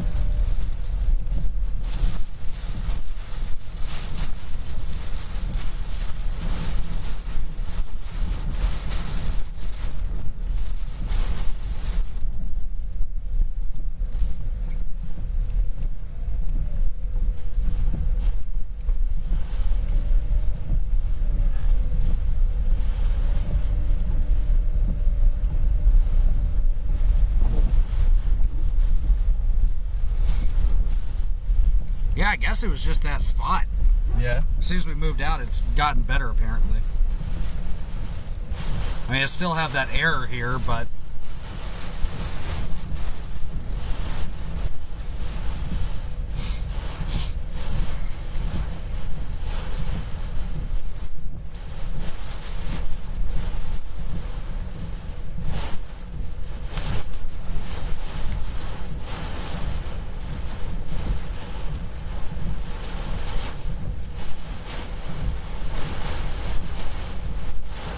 But as it looks here in Matagorda Beach, we are going to miss the center of Nicholas. It has shifted east within the last 30 minutes. It's kind of a messy center again. Yeah, tried to really get its act together there at the last second. It's been a little bit of a So up yes, and down. we're on the weaker side of it now. We're on the western side of the center. So the western side always is the weaker side of the storm. And then we get a 75. Yeah, then we get a big gust. Okay. Woo. Wow. Big wells.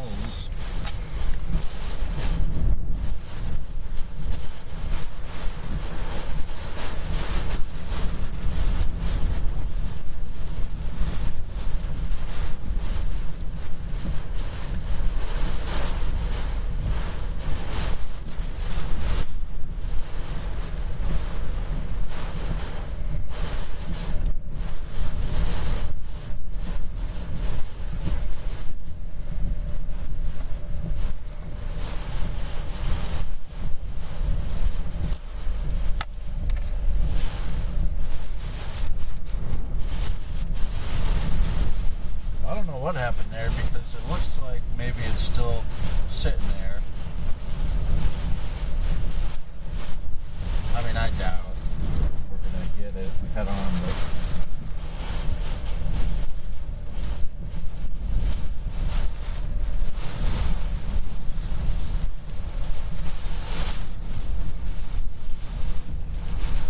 Yeah, I see what you mean. It could.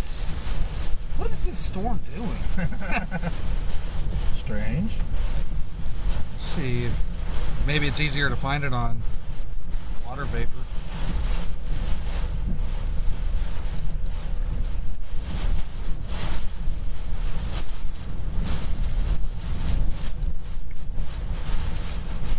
Is the car shaking? Yeah, it's definitely shaking.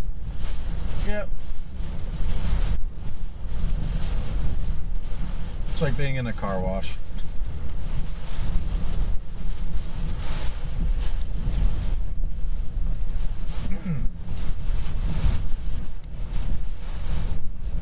Thanks to all of our new subscribers today.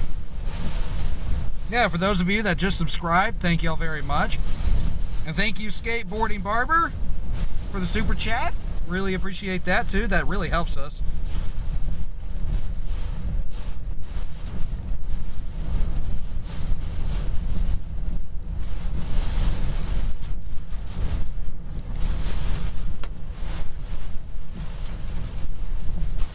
Oh, thank you.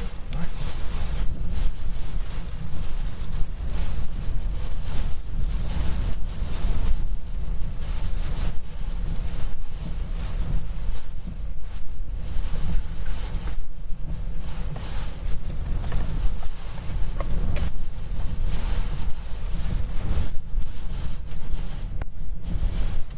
Lab accident, thank you. Oh yeah. I mean, there's a Thank nice you. touristy place right here it could have come to visit us at, but I think it might have said no. And then again, it's hard to tell exactly where the center is. Yeah. It's so messy. What are we doing?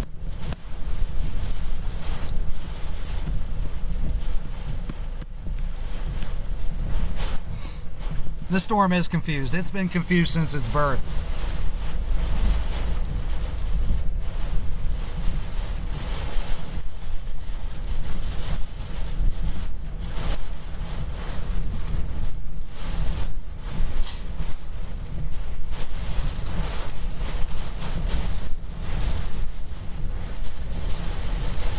Thank you, Mateo.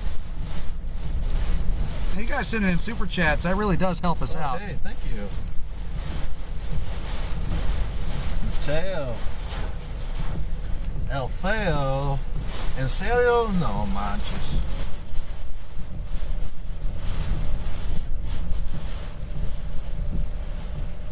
No manches. No shit.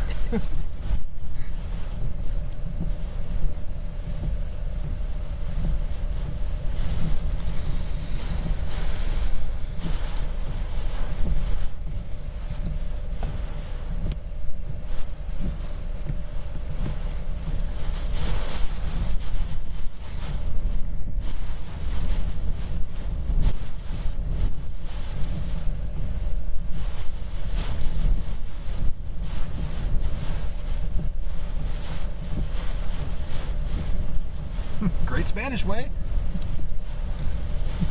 Yeah. Gracias.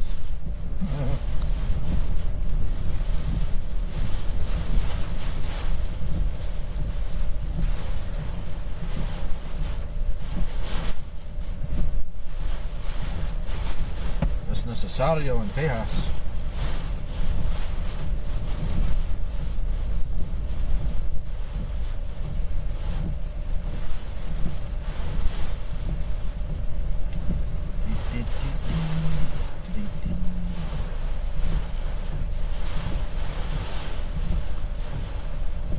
We are halfway to the goal of 1,000 new subscribers today. Actually, we're just over halfway. We're at 600 new subscribers today. So thank you all.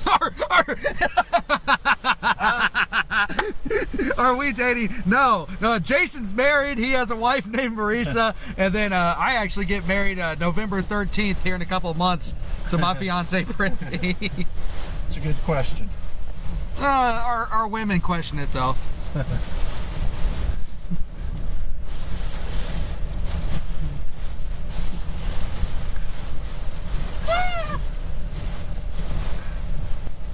Should sit down and have a picnic. Eat some Whataburger there at the bench. The burger would be soggy anyway, so wouldn't really change it. Houston, so Houston's definitely going to get heavy rain out of this. And honestly, that's the part that concerns me the most about this storm, is flooding rainfall in Houston, because we know what happens in Houston when you guys get a lot of rain really quick. So that's going to be, honestly, the biggest threat from this storm. That's going to start later on tonight, if it hasn't already. Thank you, Tampa guy. Thanks, Tampa Another guy. super chat. Yeah, I mean, it's kind of started in southern Houston.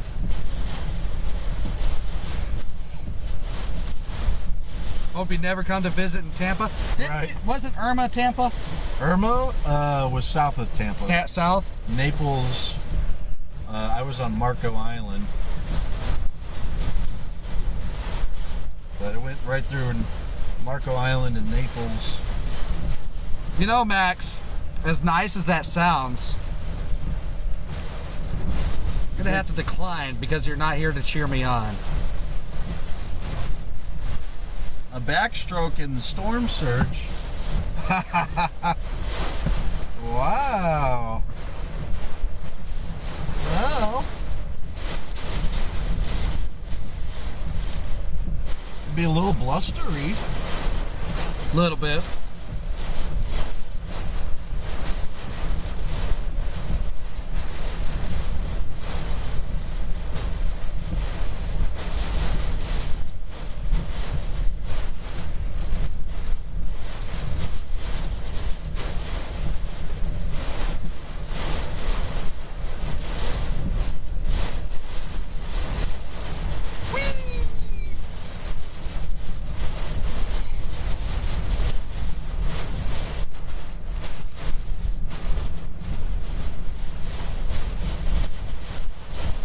We're as close to the Gulf as you can get right now.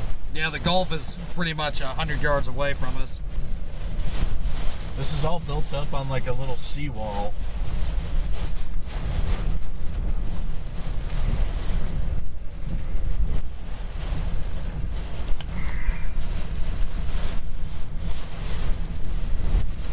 How you doing? Where's your jacket? You chilly? No.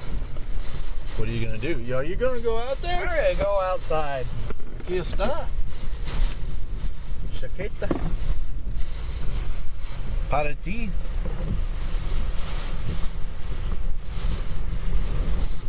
Voy a hablar en español todo el tiempo. Lo siento. Mucha tormenta. Mucha agua. Cuidado. Oh yeah, this jacket's already wet. Cuidate, hombre. What's wrong with you?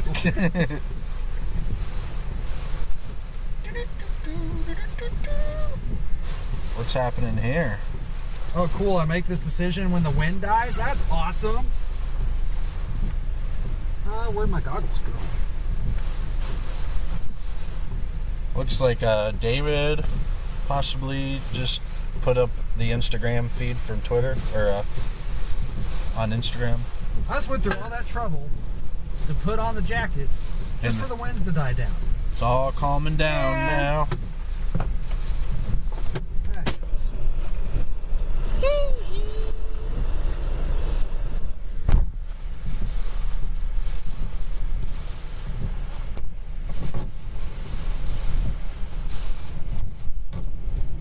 Oh.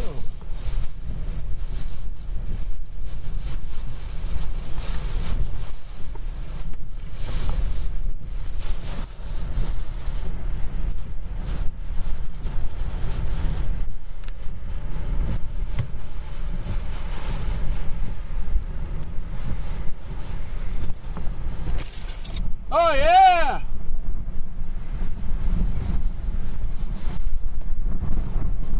There's a good gust.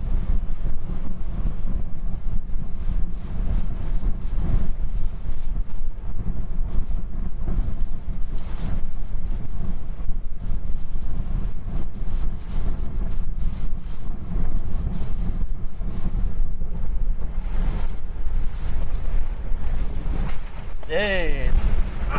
Thanks, Lily.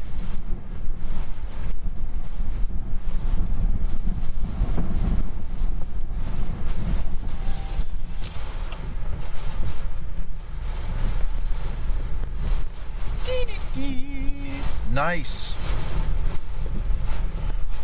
Providing us with some good footage.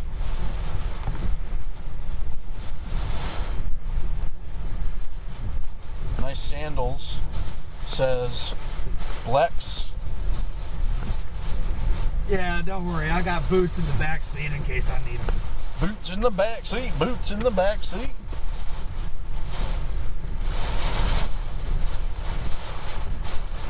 You're living the Florida life.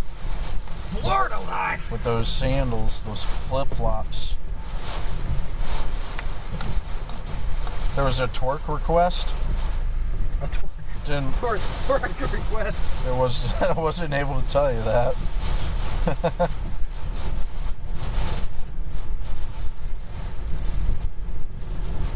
Awesome job.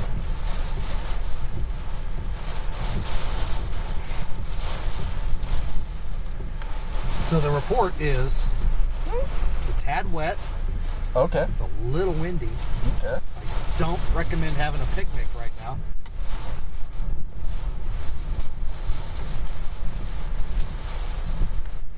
If you have waterproof food, maybe. Get yourself some dehydrated bananas. Matagorda Channel gusting to 82 miles an hour.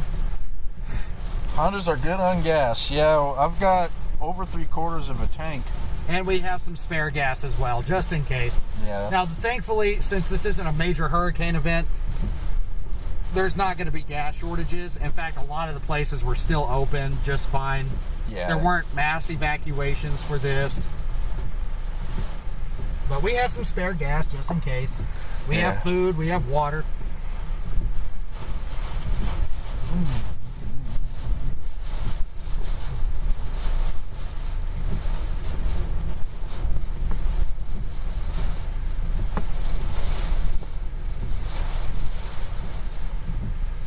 Galveston Airport has lost commercial power. Yep.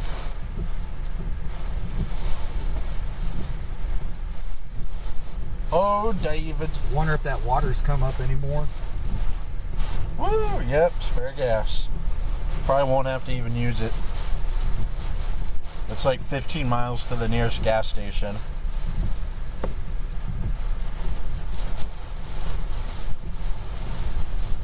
Thank you, Mariana. We're not expecting extreme winds like this in Houston. Not that this is extreme, but winds like this will be hard to find in Houston. You have to be basically right on the coast.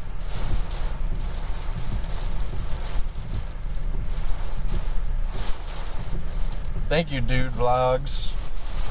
You are absolutely right. Okay, we are definitely not on the western side of the city. Because that's still flowing into here. Yeah. Okay. Weird. What you doing, guy?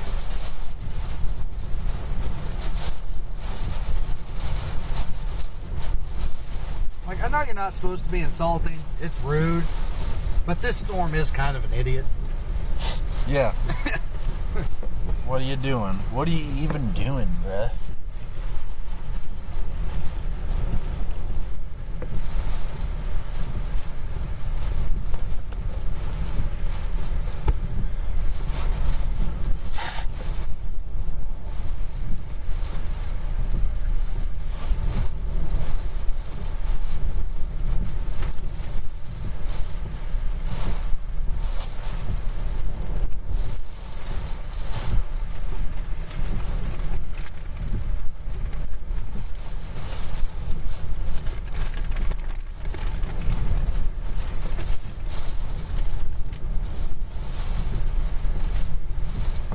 Oh, we got another orange coming off the coast of Africa. Sweet.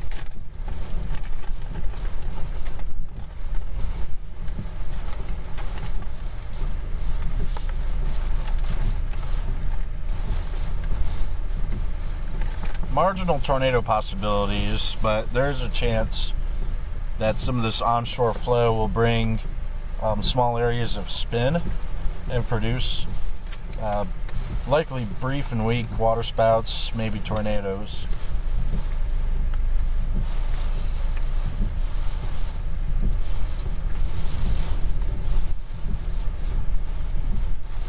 Yeah, we have plenty of gas, absolutely more than we really do need.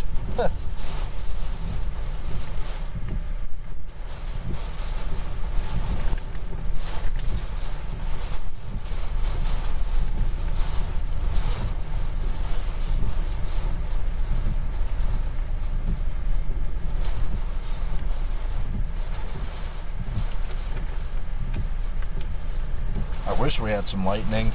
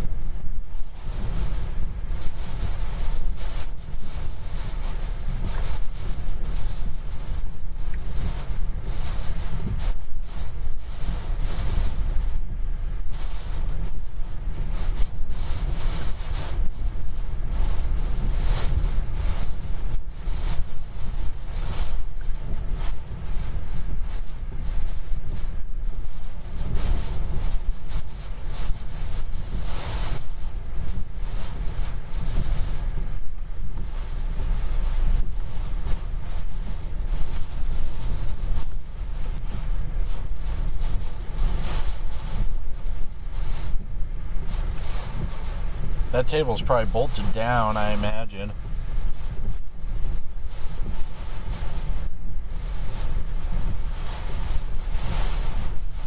To prohibit thieves like Nicholas from taking the table.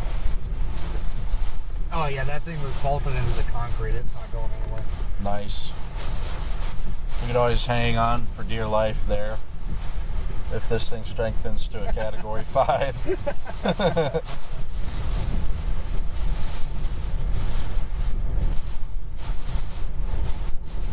St. Nicholas is a little early. It's not Christmas yet.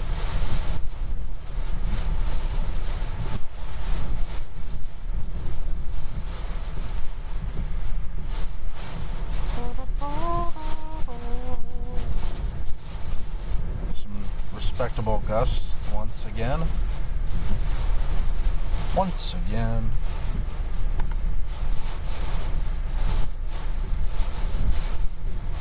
Take another peek at some surge, I presume.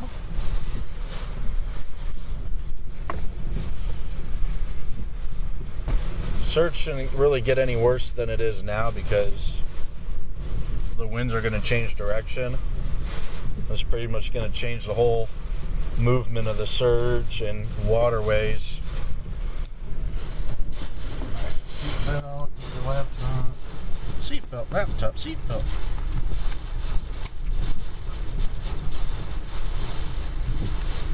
Everything good, everything good. Dude Vlog says we'd be good on that table for a Cat 5, so I trust it. Yeah. Yeah, the only thing I wouldn't trust in is a tornado. Yeah. You got that upward velocity. Yeah. Those vertical G's. Some sweet G and some Dr. G. Ketchup. Ketchup.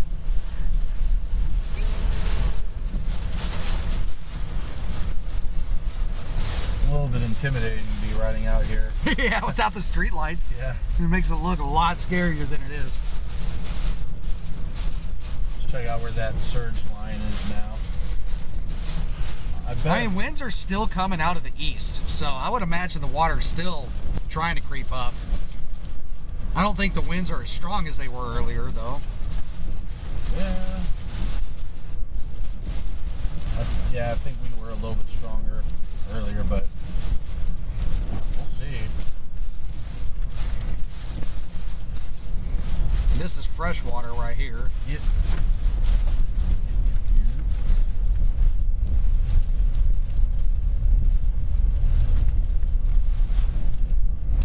The name of this park is... Let me pull it up again. I have a terrible memory.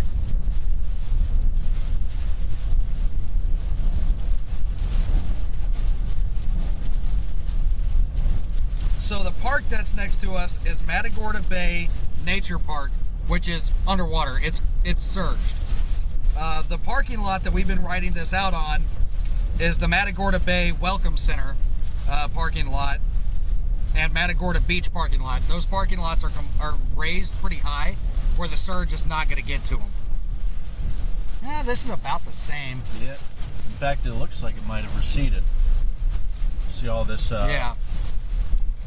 vegetation stuff? Yep, it's receded already. Yeah, because now I can drive up. Right now we're checking the storm surge to see if it's come up any higher. It has actually receded a little bit. Well, hold that thought. It's flooding right into the nature park.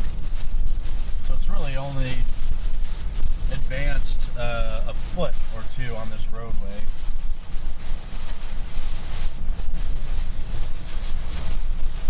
Yeah, there's like a maximum of winds right here. I guess because it's just over water now. Yeah. There's nothing stopping it.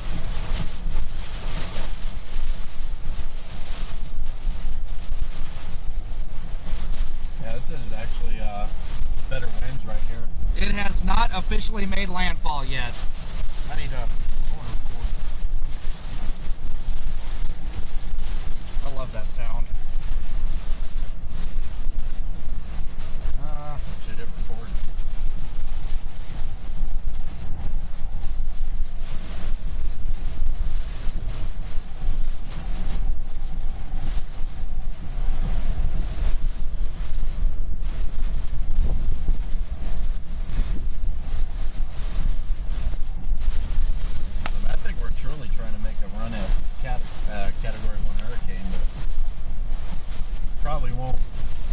probably won't make it, but it's making a real college try.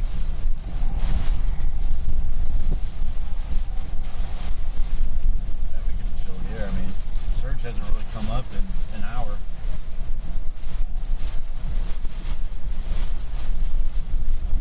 As long as I can see the road paint behind me, not worried.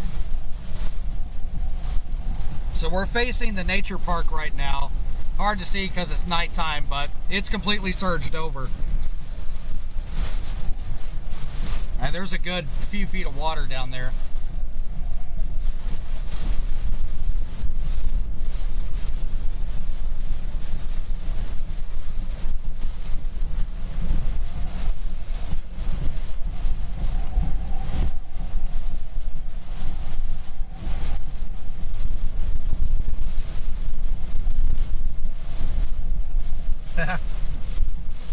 Is it expected to get any stronger at landfall?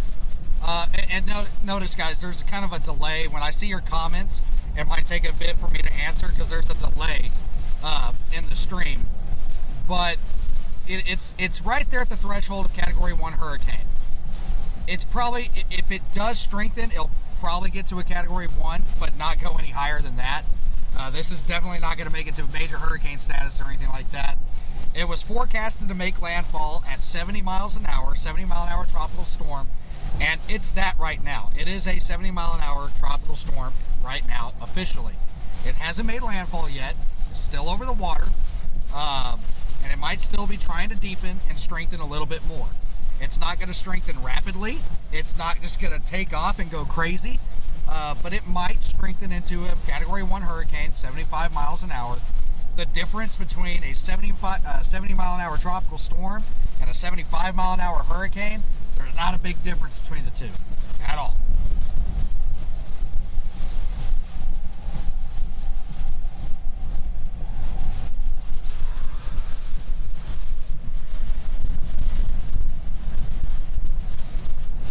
Interesting.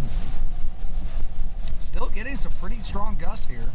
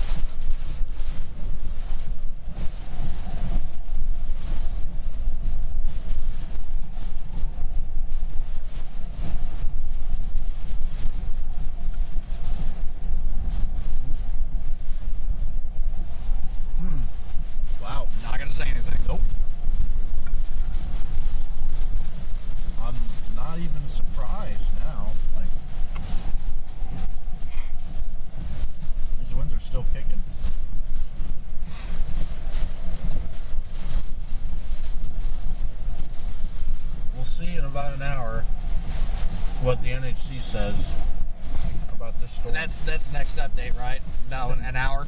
Should be at 10, yep. It's usually a little early. Yeah, we'll see what the next NHC update is, the National Hurricane Center. It comes up in about an hour. Let's see where they put this storm at then.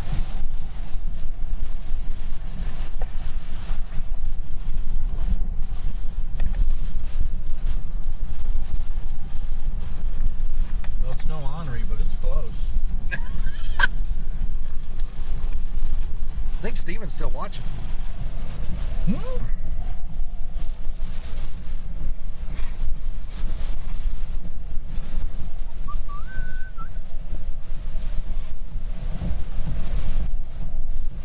Verizon's getting a little weak here. Well, the stream still says it's good. Yeah, we're still in the green. Unlike crypto. Ha!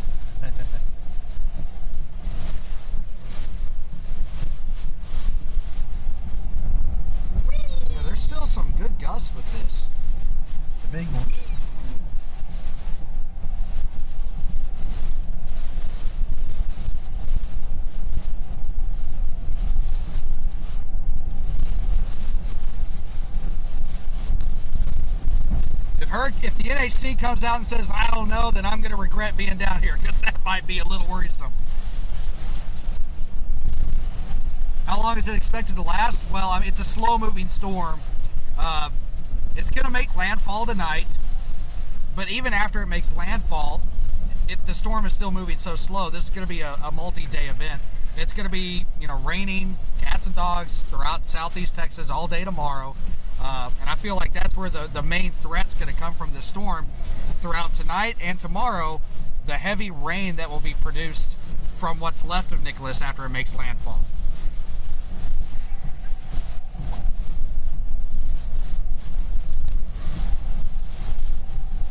Well, we thought we were on the weak side of it because it appeared that way looking at the radar, but it doesn't seem like we are.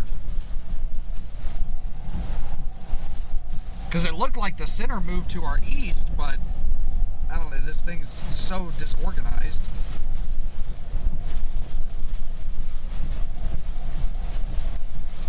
Yeah, I think we are just to the west. Yeah. But are we? Yeah, definitely. Watch. Just to the northwest of it. Yeah. I wonder if it'll calm down. Or if winds just mix through the whole eye. Quote unquote. Maybe because it's so disorganized. Probably.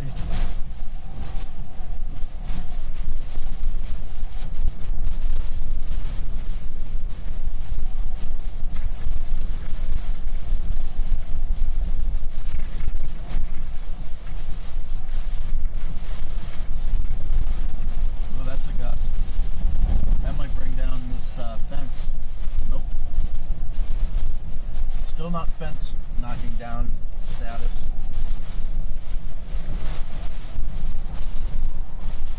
Oh man. Nice.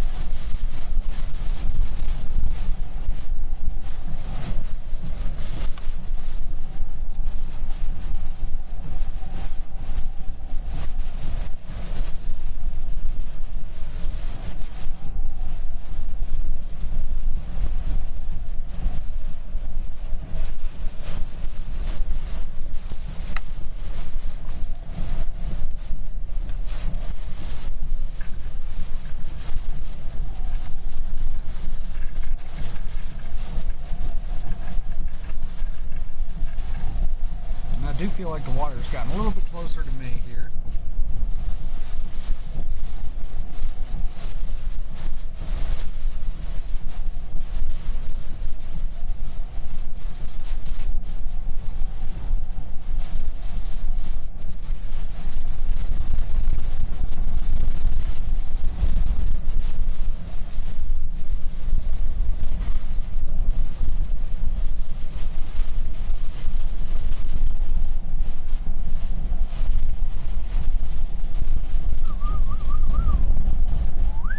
Far away from Houston, we're about 100 miles, 2 hours to the southwest of Houston.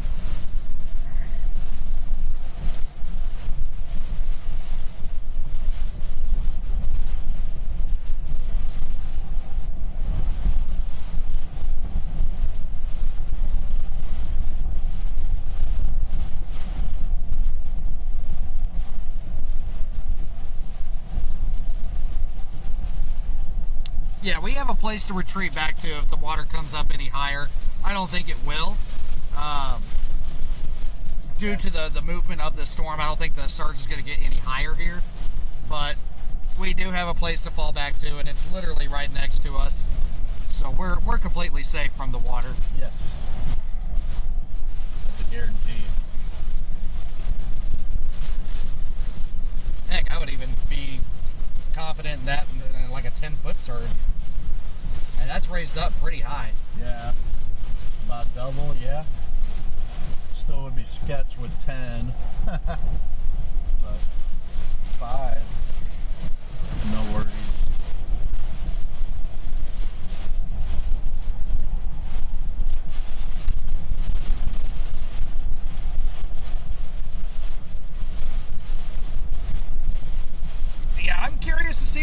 CVM advisory is going to say of whether they keep it a tropical storm or upgrade it to a hurricane. But again, the differences between the two, the effects are going to be the exact same. Basically, what it'll boil down to is what is it called on paper? Yeah. Doesn't really change a thing other than padding the stats. And I'll get to change the title on the stream. Yeah, I guess you could. Hype. Big hype.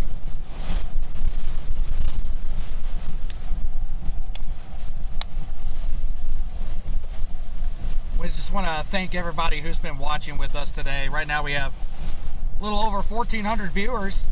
That's awesome. Thank you so much.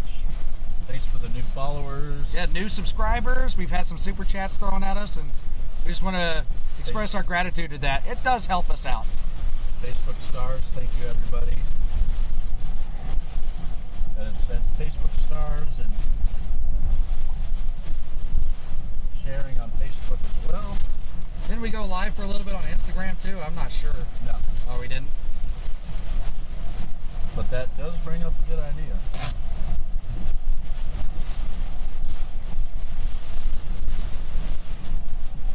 I think it has to be vertical. So if there's any time to do it, it's now.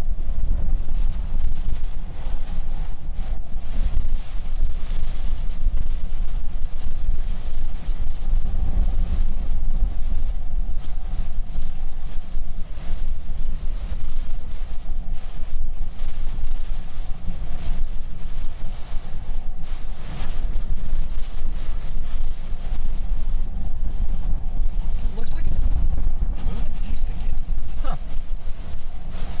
This is Matagorda, Texas. 990 millibars, so the pressure went up. This is Matagorda, Texas. Tropical Storm Nicholas. I actually don't know if I've made a title or not on this.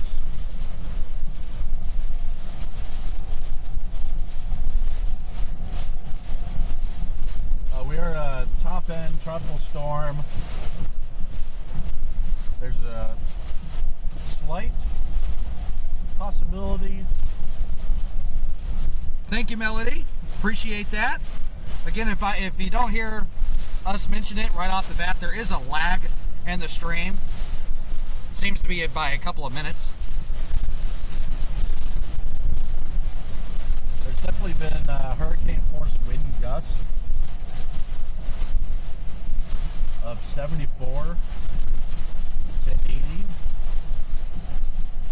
but this is still labeled tropical storm Nicholas, which is right on the verge of making landfall near Matagorda Beach. Yeah, pretty nuts. I can still see the road paint behind us. Wow.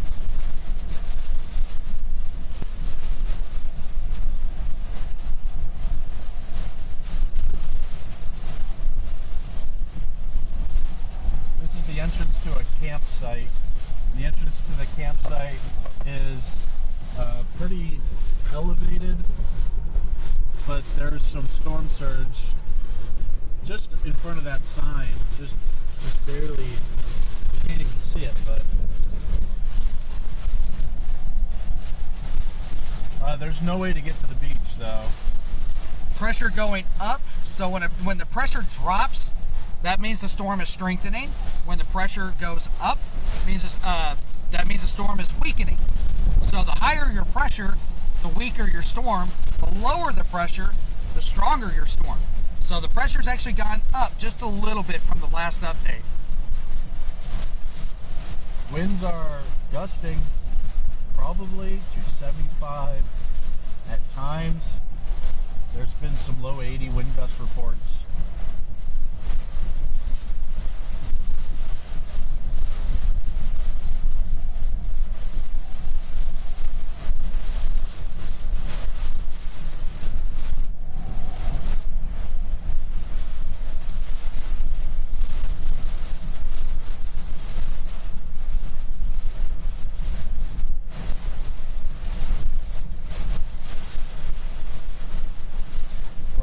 streaming in HD 1080p on YouTube and Facebook. But again, something I've been stressing is don't focus too much on the strength of the storm, the pressure, or even the wind speeds, because that's not going to be the main threat from this storm. The main threat will come overnight and into tomorrow with heavy flooding rains. That's always been the biggest threat from this storm, and that's what it's going to be. Whether it's a tropical storm or a hurricane, the flooding rainfall is going to be the highest threat.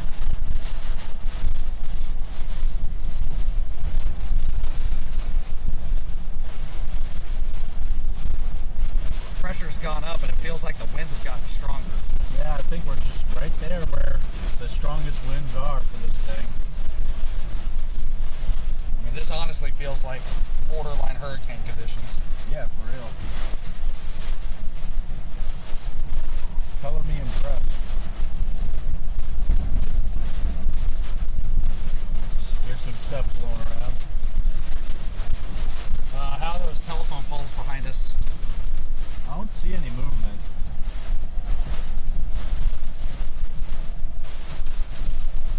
Nothing leaning, nothing swaying. There's not one directly behind us, is there? Nah, it's a little offset.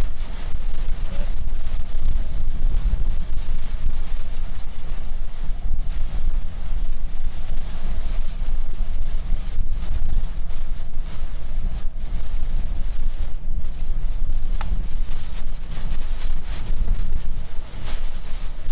yeah, I mean, decent gust and like whiteout conditions there.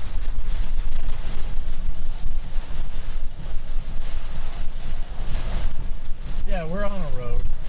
We're on the farm market road. We're on a slightly elevated spot with even higher spot that we can scramble to if needed. But the surge hasn't advanced. Are we stuck on the island? I mean, technically, yes, because the main road out of here is underwater, but we're not in any danger. We have food, we have water, we have plenty of gas, we have spare gas, and we have a safe place to retreat to if the water were to come up any higher, which it's probably not going to here. Goodness, these gusts are impressive. Yeah, it really is. But yes, even though we're technically kind of stuck in Matagorda Beach right now, we're not in any danger. We are completely fine. Where are we going to sleep tonight? You're looking at it. Right here in the car. Yeah, there's seats in the car, and they actually recline. And we're going to be sleeping in the car tonight. That was the plan. So everything's going as planned. This storm's actually a little stronger than I anticipated. Yeah, I didn't expect a tropical storm like this.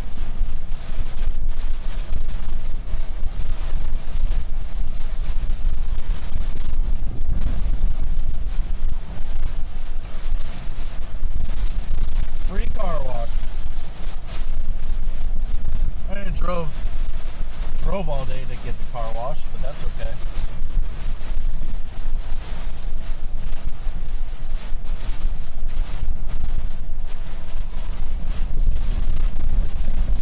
Whoa, man. Really? Really?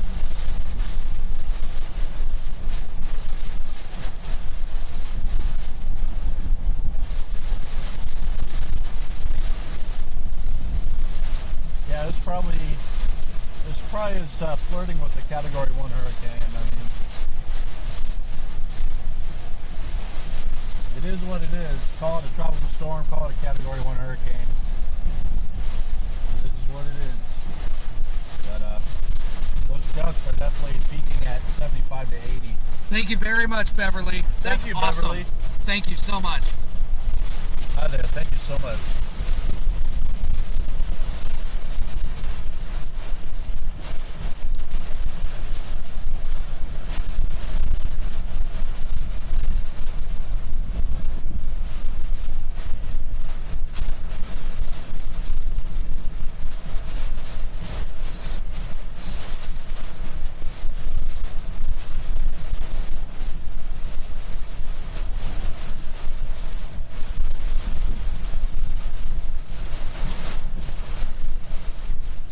Sustained winds, I would say at least 60.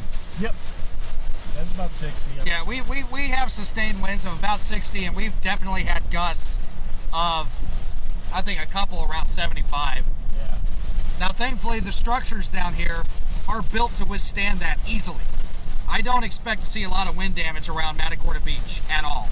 Winds are blowing basically from the east-northeast to the west-southwest here. Which means that we're on the northwest side of it.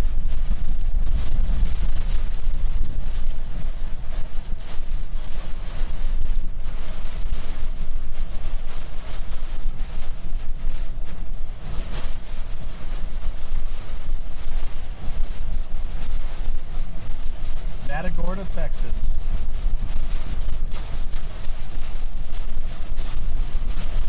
Hey, nice. Nice.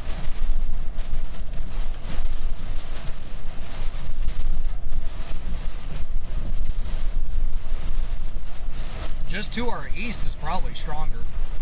Yeah. I turned the defroster on. Thank you.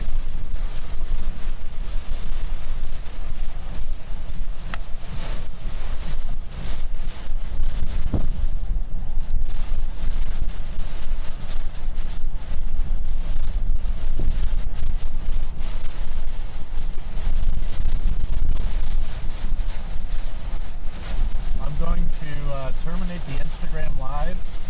Just wanted to do about a 10-minute session on Instagram Live.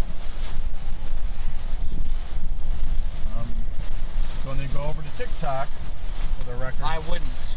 You would not go to TikTok? Yeah, because they're not a big fan of storm chasing anymore. Okay. Well, They were docking Steven. yeah, oh, that's right. Thank you guys for tuning in to Instagram Live. This is the first time I've really done it, so. The stream continues on YouTube at Texas Storm Chasers in 1080p HD. And it's also on our Facebook, Texas Storm Chasers Facebook. You'll get the full 1080p experience as opposed to the portrait style video. Thank you all on Instagram. Thank you. Go ahead and catch us on YouTube and Facebook.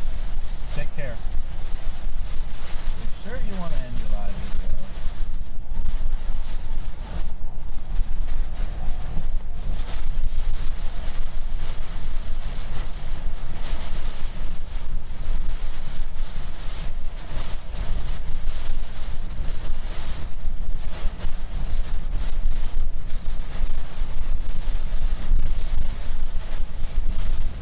Ooh, Okay. was that lightning or a transformer? That'd be a transformer. I saw blue. Having some transformers blow behind us. Yeah.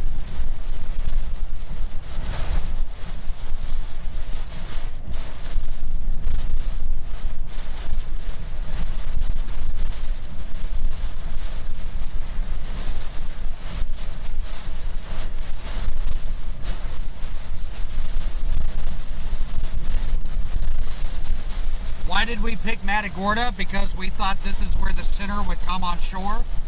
When we chase tropical systems, we try to get to the center of that circulation. We want to be right there at the center. It does appear that we're going to just barely miss that and be on the western side of it, which is technically the weaker side of it, but not by much. We're still technically in what you would call, even though this storm doesn't really have an eye, we're in that portion that would be considered the northwest eye wall. So we're still getting strong tropical storm force winds. We've had a couple of gusts that are over hurricane strength easily, around 75 miles an hour. That doesn't make this our hurricane, just hurricane force gusts. Kind of like that one, actually. Yeah. Right. But that's why we chose Matagorda.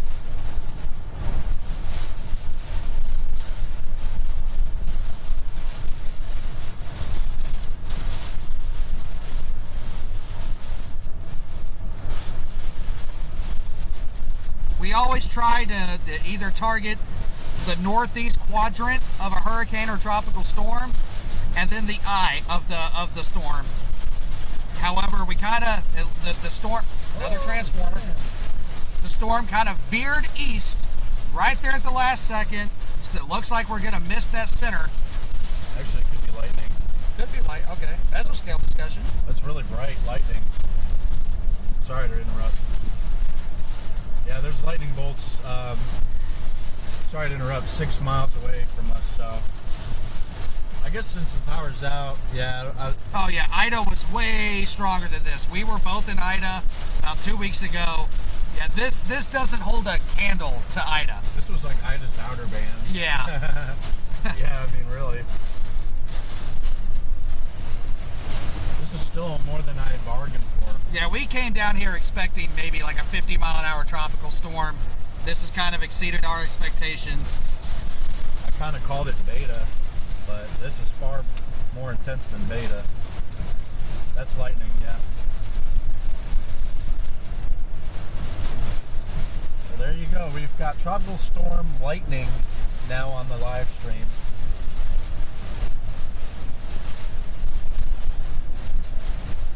Tropical lightning, y'all. Pretty neat. It's actually pretty rare to get lightning within a tropical storm this close to the center, believe it or not. Look at that barrage. Yeah, that's like a a legit dozen. barrage.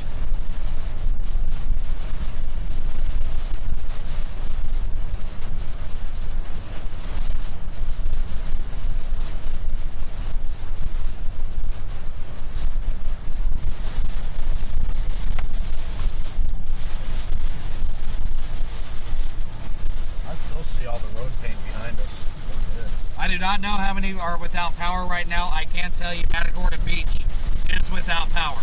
Yep, nothing out here. Not a single street lamp.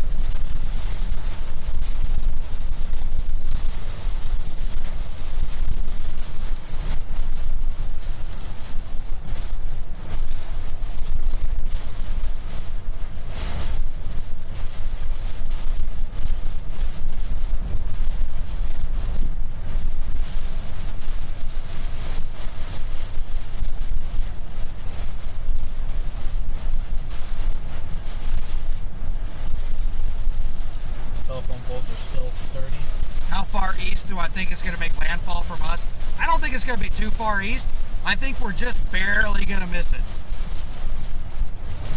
I think it's going to be just east of Matagorda Beach.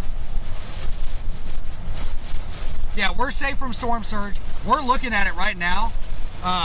It looks a lot closer to us in the camera than it actually is. We have a safe place to retreat to, and we're keeping an eye on it. It's not advancing any closer to us. It is kind of surging right there. But we have a safe place to stay dry. I'm going to inspect for this, just to make sure. Better safe than sorry. Thank you for the super chat, Kevin. No, we are not directly connected to Reed. We have met him a few times, but no, we're not directly related to him, work-wise or chase-wise. I can't talk. It would probably be best to stay in that parking lot at this point, just because of the whiteout. Well, I mean, it's okay, but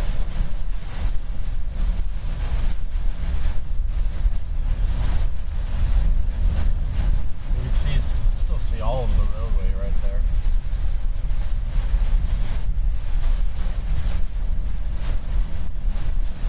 This is actually pretty solid. This kind of reminds me of Sally before the eye wall really hit. Yeah. Just a constant flow. So the surge is not even close. Surge isn't even close. And notice how much weaker the winds are up here compared to down there. Yep. It still seems a lot better than it was. Alright. My question is,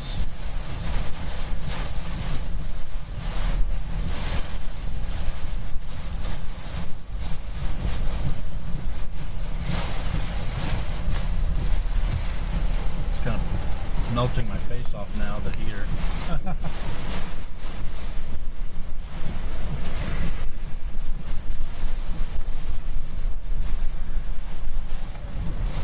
Yeah, this thing definitely picked up just since we left the parking lot last. More lightning. Yeah, that was a quick one.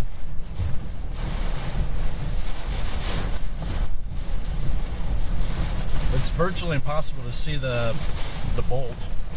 I wish my GPS worked properly.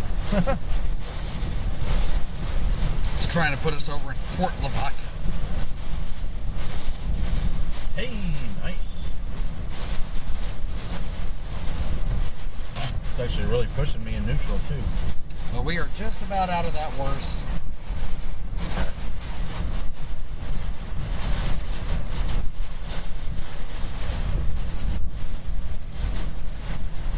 How's OBS looking at the moment? My camera restarted. So. It's fine. All right. Camera restart. This is respectable, I will say. I'm just gonna put it in neutral. It's rocking it now. Yeah, if it goes black for a second, the camera restarted for some reason, but it should be back on now.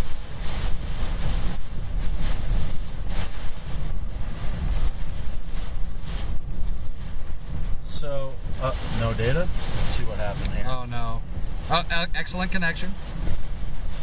Says it's back. Alright guys, we're going to end the Facebook live stream for now, but we'll be back. We're going to stay here on YouTube. Yeah, we're staying on YouTube, so if you'd like to continue watching the stream, head on over to our YouTube channel at Texas Storm Chasers. Yeah, we just need to conserve as much data as we can. Yeah. Because it's kind of getting spotty. So thank you all for tuning in on Facebook and for the Facebook stars as well. Yeah, and again, just if you want to continue watching the stream, just head on over to YouTube, Texas Storm Chasers, just like Facebook, and we're going to stay live. Thank you guys. Yeah, it's like 200, so maybe come back later. It'll give another push notification later on. Oh, I guess the camera said low battery. Yeah. There's something goofed up, but it's all good.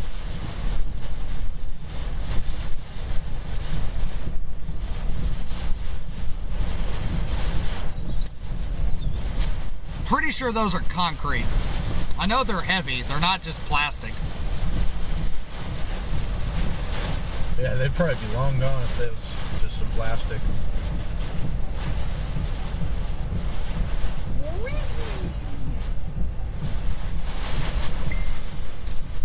Yeah, sorry that we had I see someone was going to go over to watch the Facebook Live. The Facebook Live was eating a little bit too much of our bandwidth. So in order to Lots of lightning. yeah. So in strikes. order to save our stream, we had to sacrifice one of them.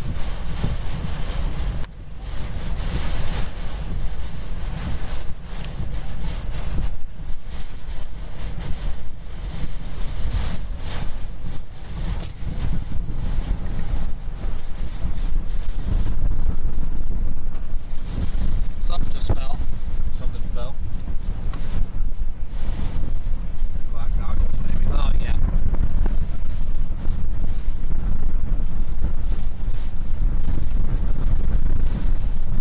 That's another solid gust.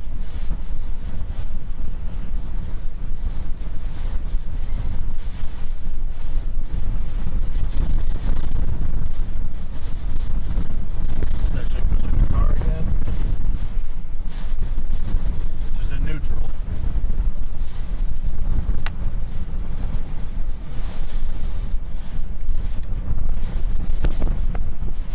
Oh yeah, we're really bent. Is there a chance that it become Category 1? I mean, it's tried. It's already been trying to become a Category 1 hurricane. But again, don't focus too much on that. Don't focus too much on the strength. there's not going to be much of a difference between a 70-mile-an-hour tropical storm and a 75-mile-an-hour Category 1 hurricane. The effects are going to be the exact same.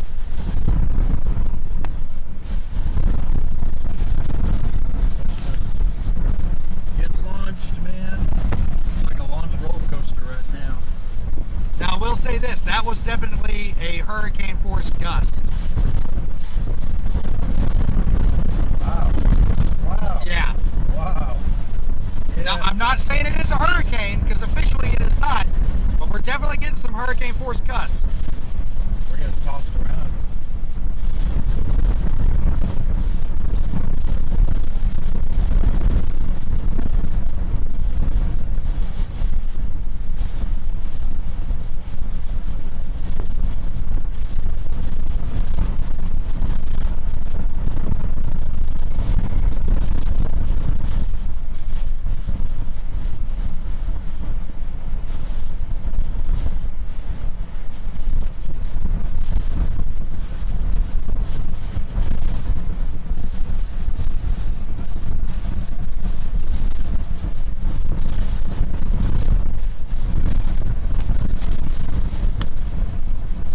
Gusty.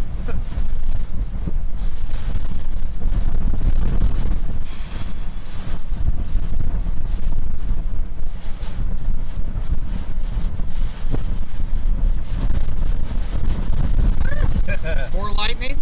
Yeah. More lightning and more getting rocked. I just heard something crashing out there. Yeah. Probably a trash can. Big trash. Oh yeah, the wind has definitely pushed us in neutral. Thank you, Loud Smoke 12. Thank you.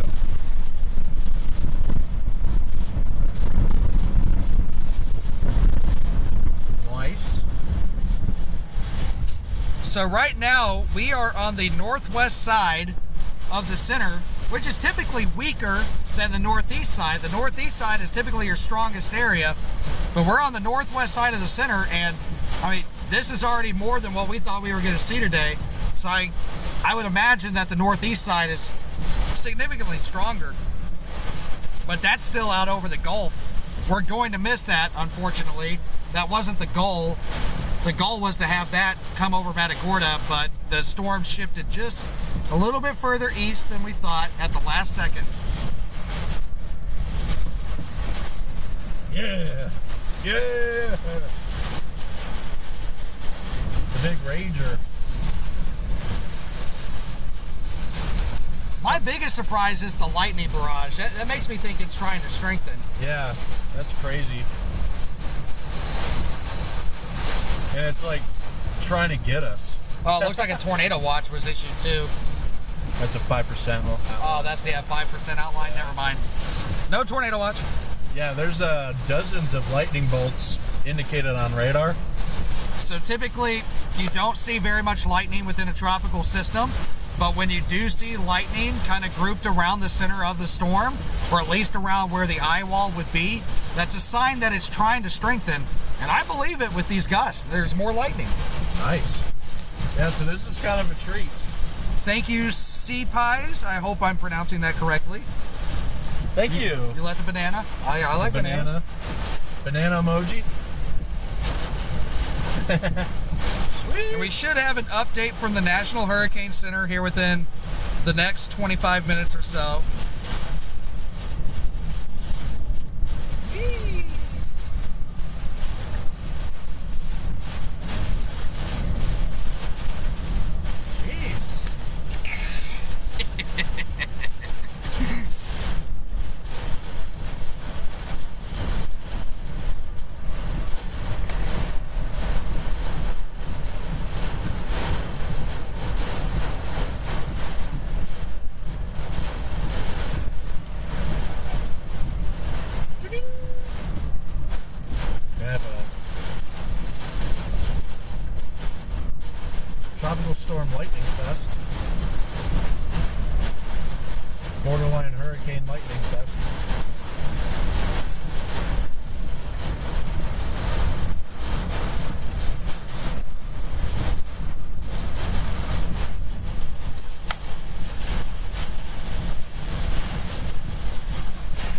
This is the Accord's first hurricane. Well, where we're located within the storm, the chances of us having a tornado on this side is pretty slim.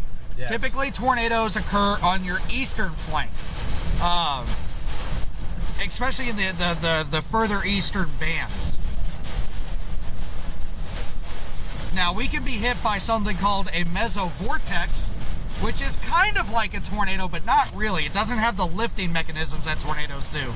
But a mesovortex is an area of circulation that orbits around the center of a tropical cyclone. We were hit by several of those during Hurricane Laura last year, and those can add a little bit of extra oomph to the wind speeds.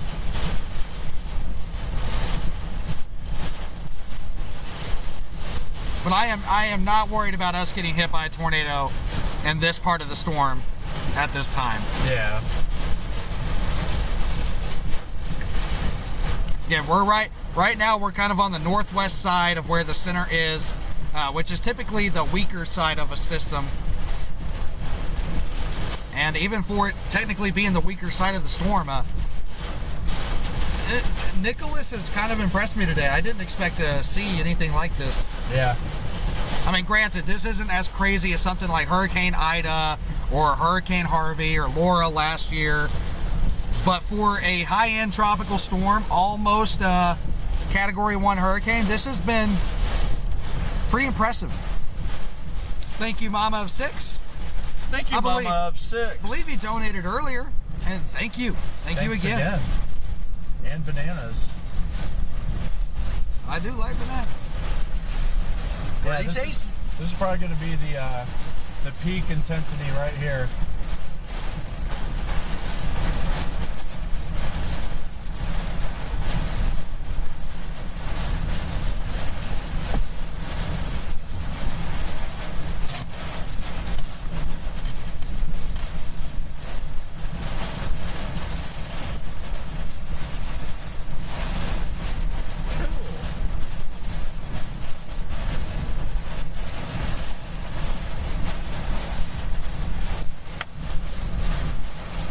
Now, the structures around here are built to withstand storms like this. The houses here in Matagorda Bay should be fine for the most part. Even these little picnic areas are built to withstand winds like this. So I do not expect to see major wind damage here in Matagorda Beach. Thank you, Melody Dillard. Appreciate that. Thank you, Melody. Hey, thank you. Yeah, and even though the winds are kind of impressing us right now, I do not expect to see widespread wind damage down here. We have already seen some palm trees lose some limbs. We saw one house lose some siding and some shingles. And then, of course, loose lawn furniture went flying. But when the sun comes up, because I assume we're still going to be here when that happens, when the sun comes up, we'll tour around and see what happened. It's kind of hard to do that at night, especially when there's no power. It's hard to see anything, and it's kind of dangerous because you can't see flying debris coming at you. So right now we're kind of in our safe spot, which is a big wide open parking lot that's raised up away from storm surge, and there's less chance of us being hit by any flying debris in this spot. What's the wind speed right now? Sustained 65, close to 70. We've definitely had some wind gusts that are 75 to maybe even almost 80. But I think we're kind of passing our peak right now, that what we're going to see here in Matagorda Bay. Yeah.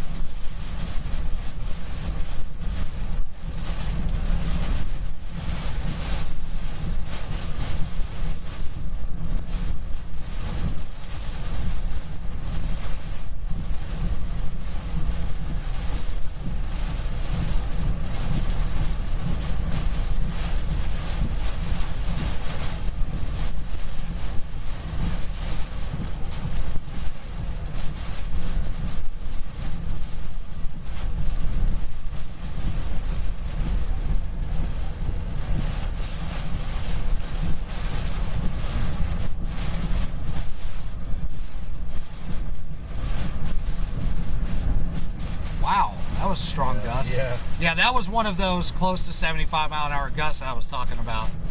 Salem. Salem, Salem, Salem. They updated this. Our feet is frozen? Oh, check the OBS.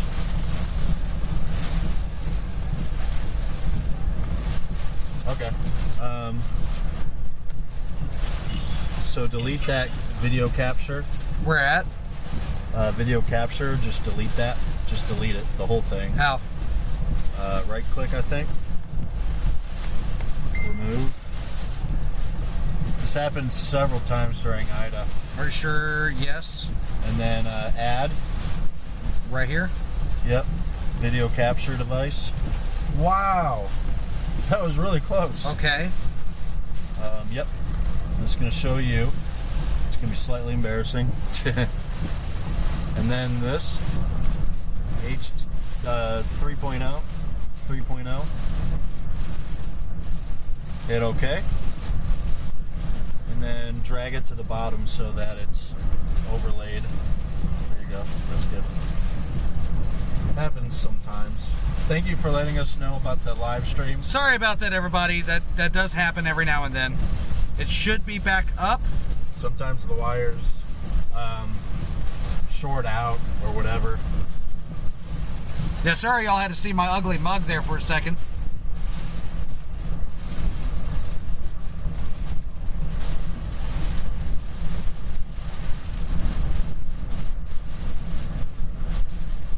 Salem. Yeah, sorry about that, everybody. That happens every now and then. Technology, it's hard.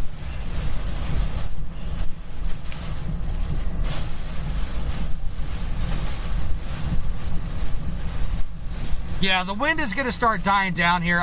We'll still get some strong gusts every now and then, but the storm is kind of starting to push to our east. So I believe we have passed our peak. Beep, beep, beep. Still a lot of lightning. Yeah, lots of lightning, and it's closer. I'm honestly, That's close. this is probably the most lightning I've seen in a tropical system. We see it really good on Yeah. that. Beep, beep, beep. So, sorry guys, we kind of missed the center of the storm. There's not a whole lot of, there's really nothing we could have done about that. The storm kind of jogged east at the last second. It's over no man's land. Yeah, there's really nowhere to intercept it out there. And besides, a lot of the roads are now underwater where we couldn't even get east if we wanted to.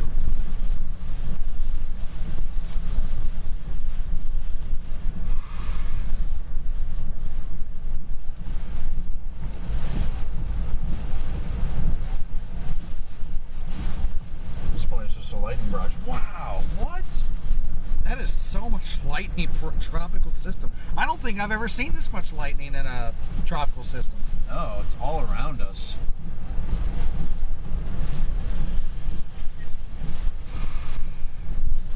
Kind of looks a little phallic. Thank What's you, just in Jason. there? Oh, I've lost data. Stream still seems to be fine. Yeah. You're getting close to that. Pop up.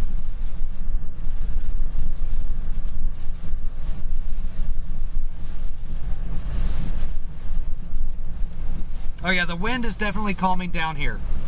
We're definitely out of our worst.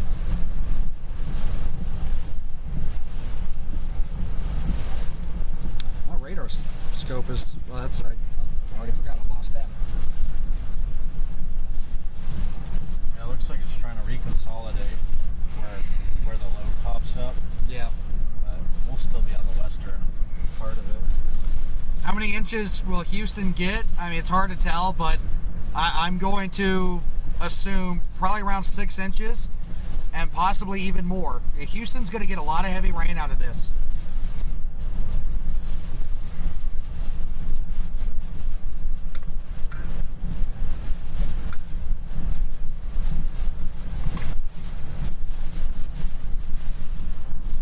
And I believe that's going to be the main story from Nicholas.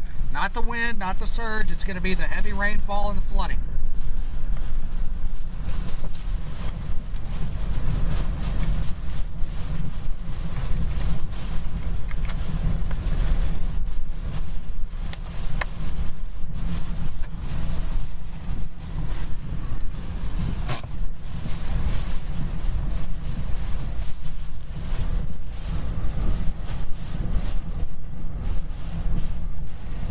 mean, there might be some isolated areas I see upwards of 15 inches. It's very possible with a slow-moving storm like this.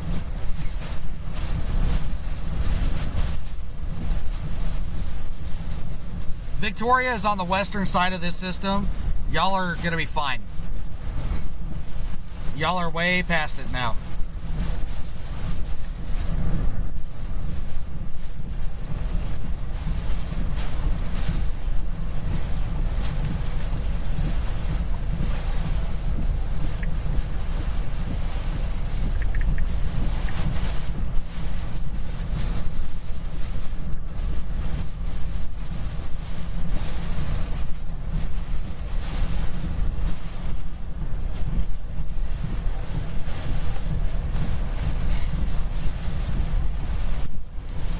Get past this, I wonder how fast the surge will recede. I think we're getting close to high tide, aren't we? No, we just passed low. Be a few more hours, I bet. Should have brought the trumpet for this moment. But I had a good idea. I guess AT&T is down. Ay, ay, ay. Yay! Completely? Yeah, I have nothing. Dang. I mean, Verizon's working. Well, I don't know. If I took it off the extender, it might be gone. The extender is really paid off. It's like a $200 booster from Amazon. $200 or $300. Opted for the generic one, you know. The lightning continues.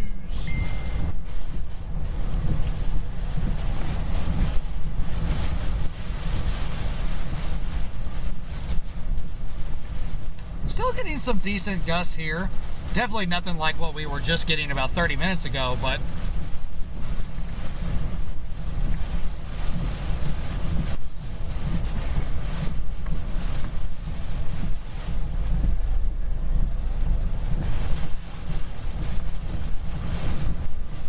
stream still looks good.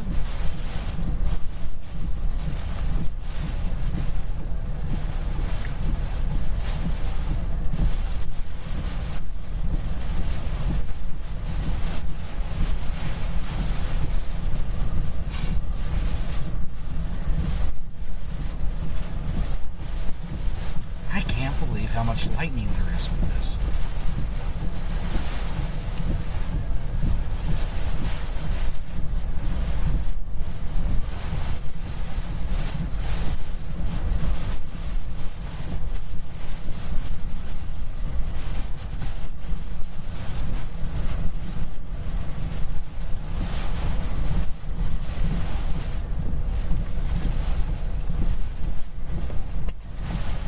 It's my turn for jacket time.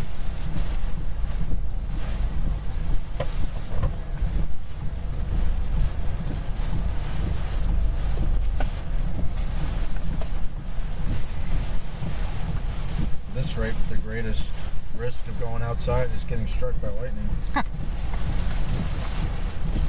Oh yeah, you soaked this up real nice. Yeah, you're welcome. Hey. Huh?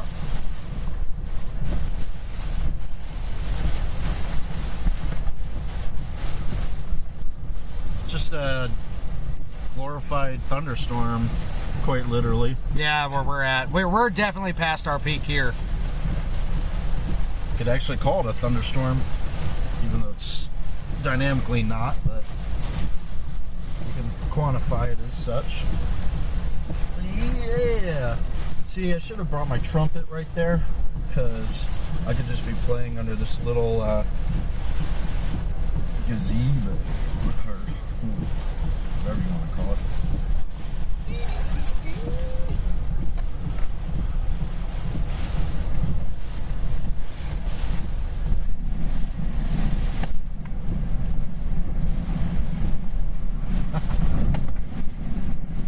Can't open the door.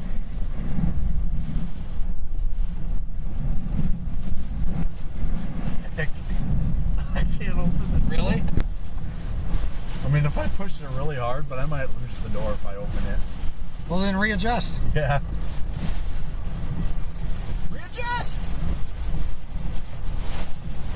adjust the over.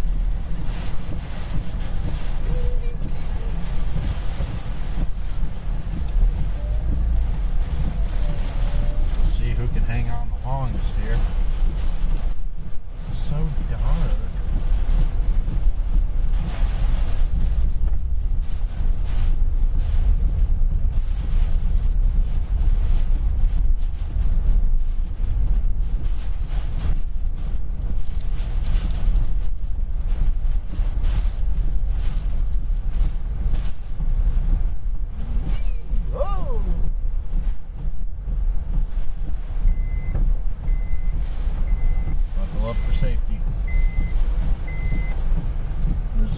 Styrofoam over here.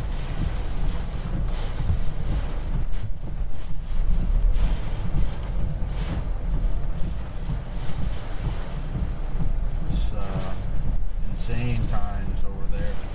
Yeah, we all know how heavy styrofoam is. Yep. 15 pounds. Hey, look, AT&T's back. Hey, all we had to do. It's gone. Oh.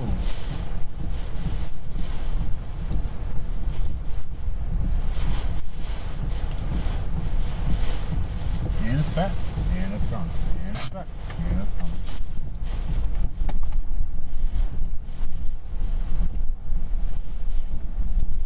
It's back. And it's gone. And it's back. And it's gone.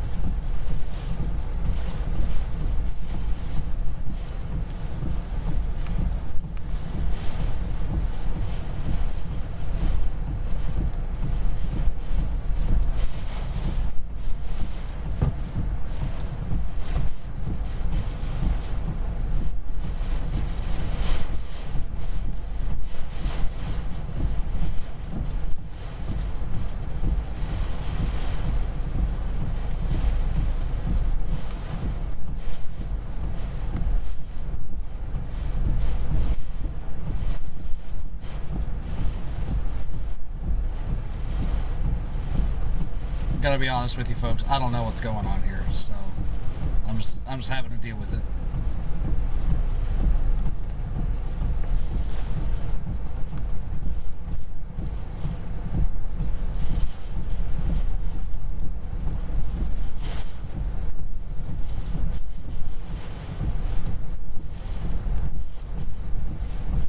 Yeah, we are actually right next to the Matagorda Nature Park. The only problem is it's kind of underwater right now. I mean, the buildings aren't submerged or anything, but it is definitely underwater.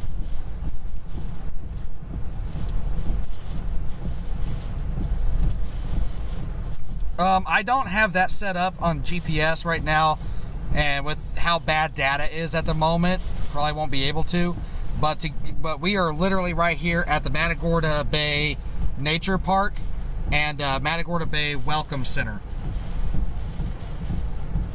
Matagorda Beach, Texas.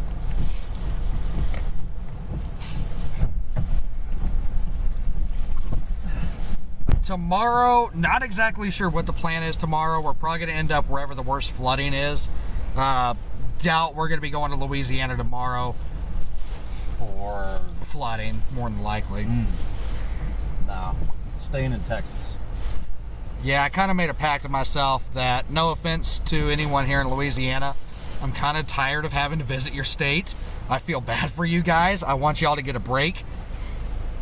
You know, we were there, I don't know how many times last year, and then again this year. Yeah. Right. So, definitely staying in Texas for this run.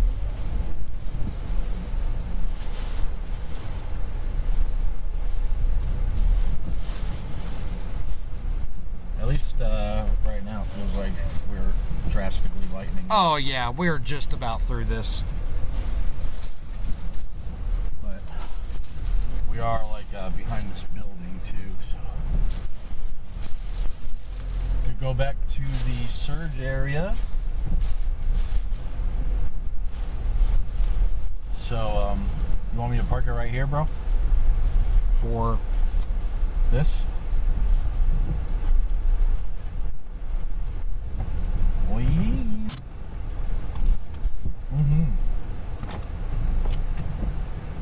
This Accord is tough. Yes, thank you. How's the internet? Let's see. It's stalled up. Uh-oh, what happened?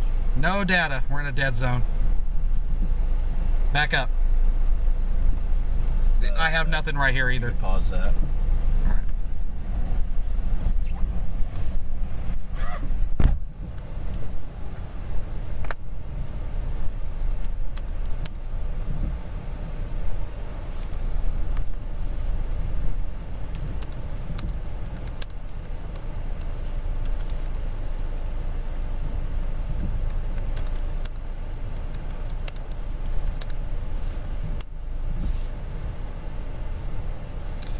Yeah, if y'all can hear me right now, Jason's taking a bathroom break. We're going to move. This spot right here seems to be a dead zone. We should be able to get the stream right back as soon as we move.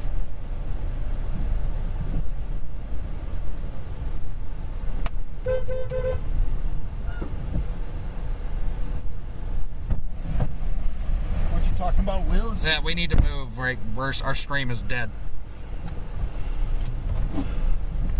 It ain't dead. A lot of people are saying it's buffering right now, so...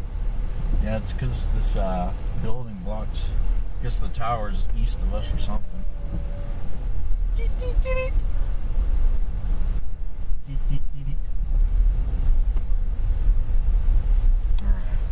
This feels a lot more casual now, wind-wise. Oh, yeah, this is hardly even tropical storm force anymore. Basically. Alright. It still says the stream status is poor, but people are saying it looks okay. OBS says it's alright. Yeah. Yeah, we can go check out, see how the surge is looking. Might be able to actually see it now that it's not blowing. Yep, excellent condition. Yeah, we might be out of the deeper convection. This Tyvek is holding strong.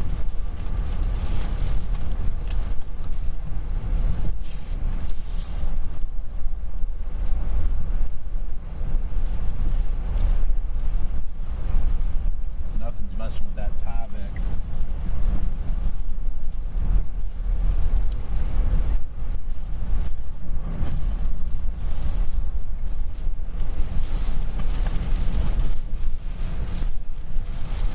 Spooky, spooky, spooky.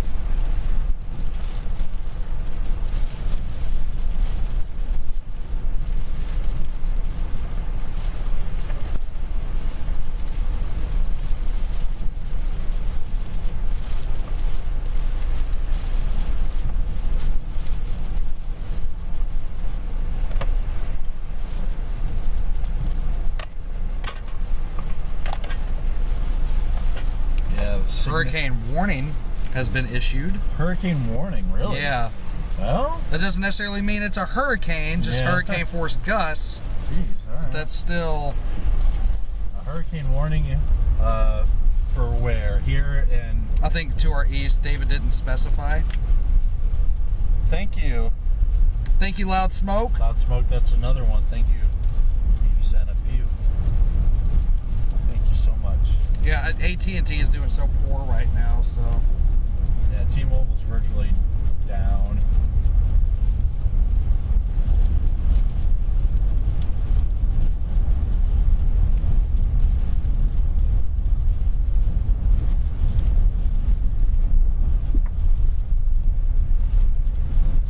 Oh, the water is definitely receded here. At least a little bit. It's not near as deep. It's still hard to tell because this is where we would have turned. Now I can't make it to that. Yeah, but I can see the bottom of the road now.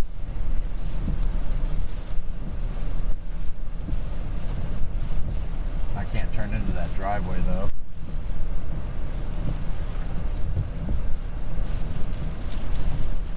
The main farm to market road here. Very dangerous.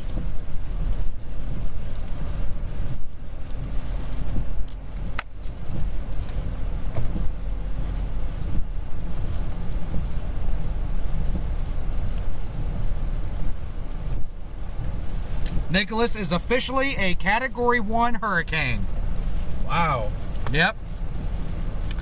So we weren't out of our minds. It did seem like that was hurricane force conditions there. So Yeah. now we are past the worst of it here in Matagorda Bay, Matagorda Beach.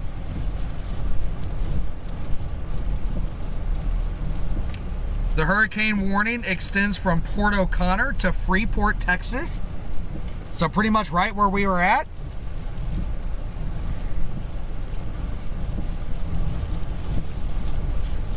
Hurricane warning. Yeah. That's a pretty small hurricane warning. It's a very small hurricane warning. So those hurricane force winds must not extend too far out. Well, you know what to do. Hurricane Category 1. Oh, it's already been changed. Who did it? Thanks, David! Yeah, thank you, David. Didn't expect, I thought like a 5% chance. Yeah, we came down here expecting maybe a 50-mile-an-hour tropical storm at most, because Nicholas has looked so unhealthy since pretty much its inception. We definitely were not expecting a Category 1 hurricane. And technically, neither was the NHC, so... No. But again, don't focus too much on the strength. Whether it's a tropical storm or a hurricane, the effects are going to be the same. There's going to be some damaging winds. There's going to be some storm surge. But the main threat is inland freshwater flooding from heavy rainfall that's going to set up later tonight, in the early morning, and throughout the day tomorrow. This is a very slow-moving storm.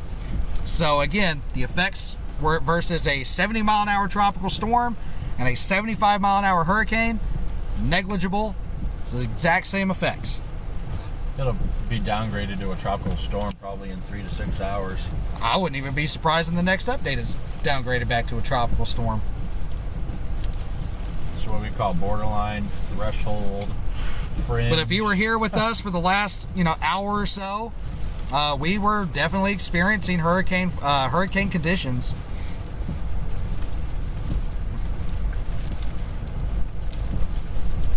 All right. Restream and go to the gear, edit settings. Yeah, so we could change that. And then again right there.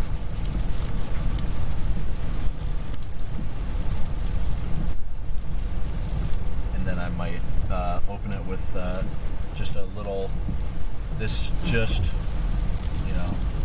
Nicholas has just reached hurricane strength, marginal, or something like that.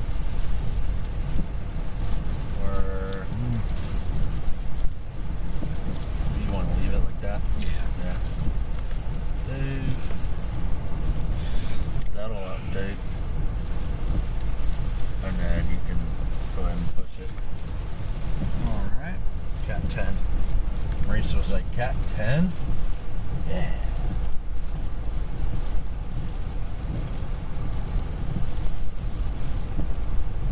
We're back on Facebook.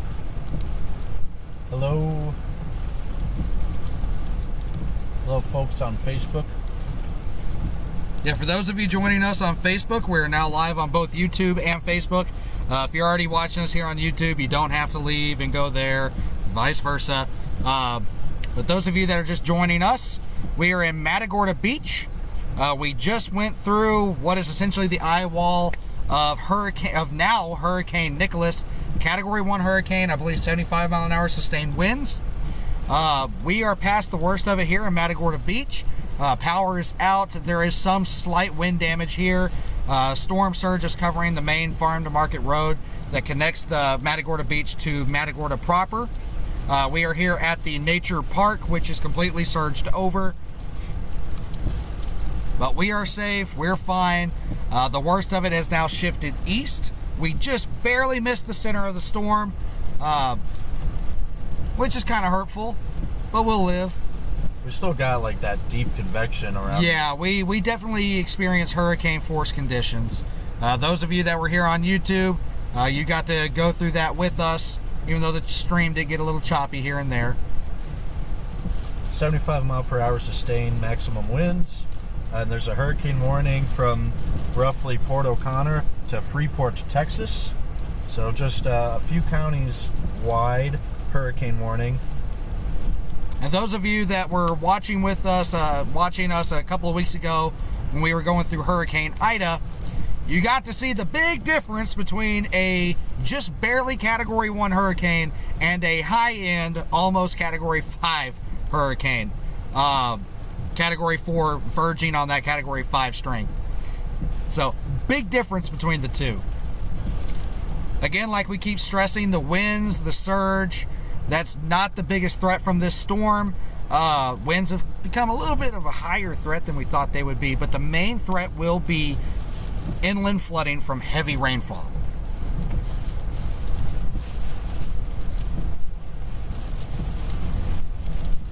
I'm happy. And even though it's been upgraded to a Category 1 hurricane, don't expect that to last too long. I wouldn't be surprised in the next update that it's downgraded back to a tropical storm. Yeah, 1 a.m. The center's just kind of stayed right over water, but it should be officially making landfall. Just to our east. Yeah, Just barely missed it. If I could get a radar update, that'd be neat. kind of like Ida, it just avoided me. There's a void, isn't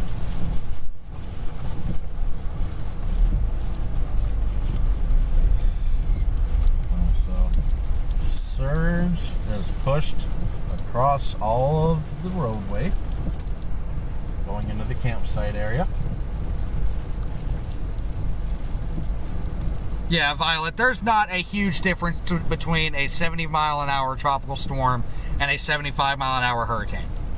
There really is not. The effects are going to be the same.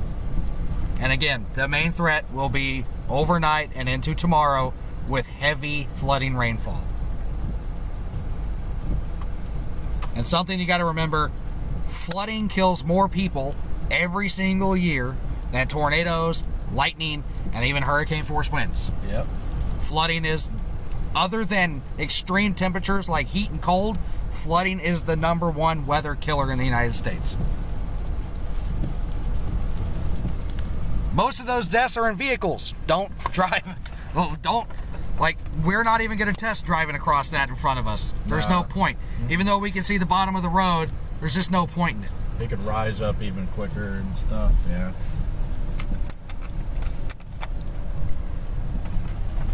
Winds have drastically calmed down, though.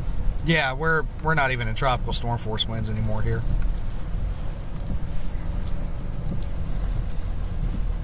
Just barely, maybe. Mm-hmm. All-nighter? It's going to be for us. We'll be car camping out here. Yeah. Wait for these waters to recede and then get out of Matagorda. Mm-hmm. I don't expect too much trouble. There's going to be this, vegetative debris. We could probably go down Beachfront Drive, see how that fared through the eye wall. But that's right there. Oh, is that? Uh-huh. Oh, okay. Never mind. I do believe. Are you sure? Hold on. Well, my GPS doesn't want to work. Why is it putting me over there?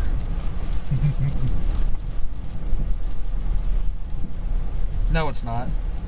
No? It's behind us. Oh, okay. Word. Let's check it out.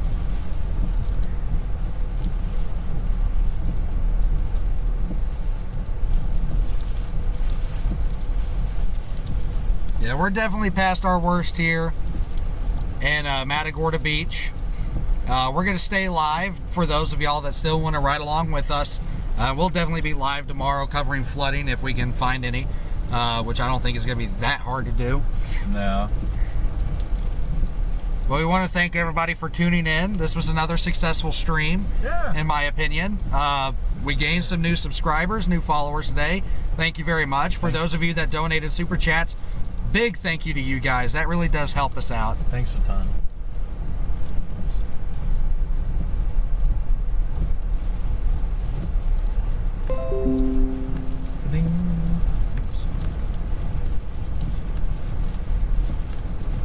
someone asked about Galveston. I mean, Galveston is definitely going to get some minor surge. I'm not going to be surprised. You got that onshore flow, so there's going to be some storm surge in Galveston. But you got a big seawall. It's not going to be that big of a problem. Right. You're going to get some gusty winds, maybe tropical storm force winds, and some flooding rain. Yeah, the winds have been a little more impressive than originally expected with this. So there might be some strong wind gusts. Not everybody is going to see flooding. It's going to depend on where these heavy bands set up after the storm makes landfall. So there's going to be a very tight gradient versus someone that might get 3 inches and then just a couple of miles down the road they might have 6 to 8 inches. It's going to be a tight gradient. Well, this might continue to work right there, but it's hard. I think we'll be all right. Really thin. Where the winds are dying down, so. Yeah.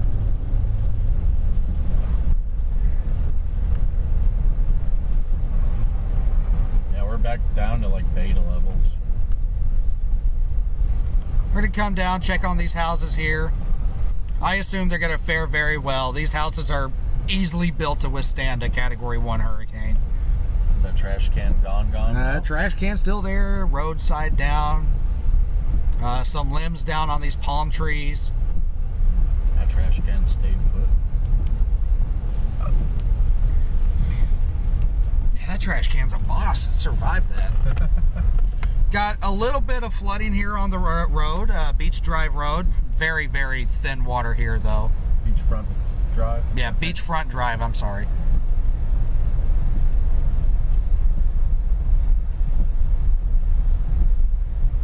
There's a light ahead. Someone might have a generator. Oh, it's one of those motion sensors, I think. Little bit of siding damage here on a couple of the homes. Probably some shingle damage. What is that? Tackle box? Oh, it's someone's cooler that went flying. I hear frogs. Yeah, I don't want to go any further. That looks pretty deep.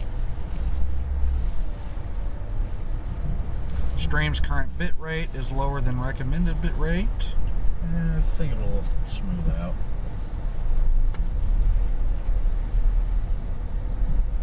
Check the OBS. It's in the green. How can I reconnect the chat? Why is Power Director opening? Just refresh.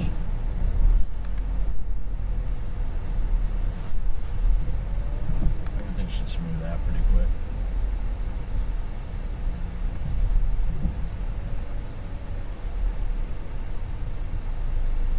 All right, sorry about that, guys. A hurricane just went through. Data's going to be spotty. So Verizon went down, AT&T went down. Believe it or not, T-Mobile's the only thing working right now. So kudos to them, I guess. I think you can probably check this, see that that's offline. You just turn that off. Oh, well, it's back online. Just leave it, I guess. Okay. It says it's active. Yeah, sorry about that, everybody. I mean, that's probably going to happen throughout the night. We're going to stay live as long as we possibly can for those that still want to hang along with us. Yeah, I cannot talk. Yeah, Daddy. But data is definitely spotty at the moment, which is to be expected. But we're down here on Beachfront Drive in Matagorda Beach. These houses seem to have fared very well, which is expected. I mean, it was only a Category 1 hurricane. I don't expect major wind damage down here.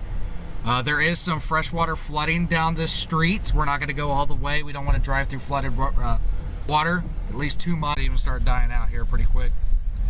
You're going to have a renegade, strong gust or 2, stuff like that.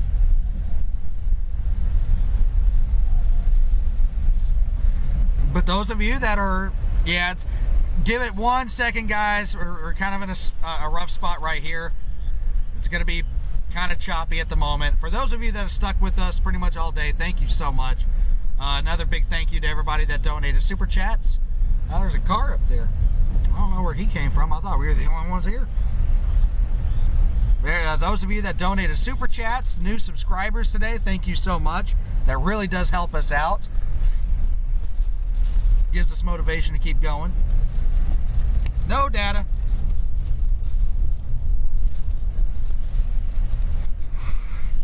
Verizon back. Oh, it says it's back. Yeah, where did that person come from?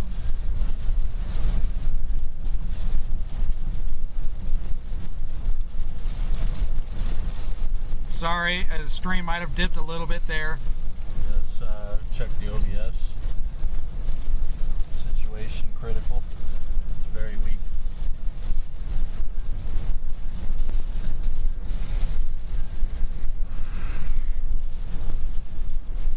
Where did that guy come from? Maybe he was down at the water the whole time.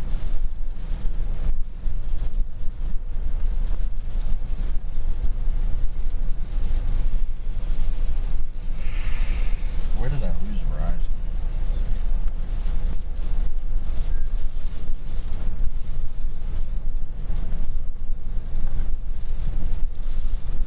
If y'all can hear on tomorrow, we can't really go anywhere right now. The main road out of here is underwater due to storm surge. That should start receding here very shortly, though. Probably find a place to car camp, sleep a little bit.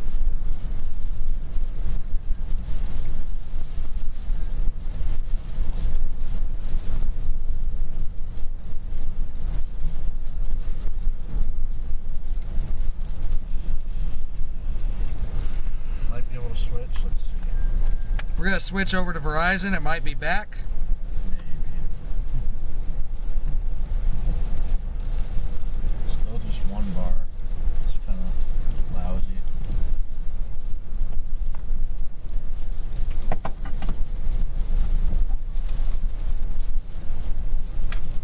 Where are we at on OBS? Yeah. Run of the mill.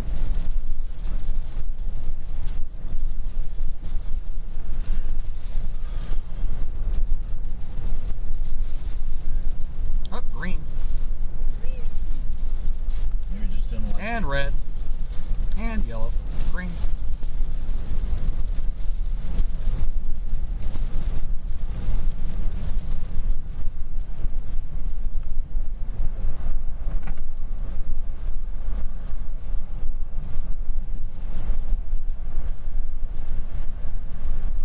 argument for Argerton.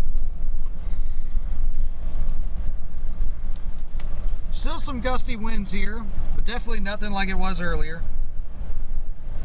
The AT&T is just dead.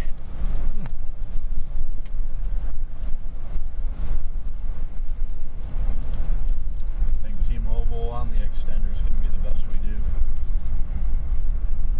This thing's really close to making landfall. Yeah, the storm just veered just tad east, the center of the storm just veered a tad east of where the center of the cone of uncertainty was. That's when you see those forecast cones, that's called the cone of uncertainty. Never pay attention directly to that center line because there's a margin of error there by 50 miles.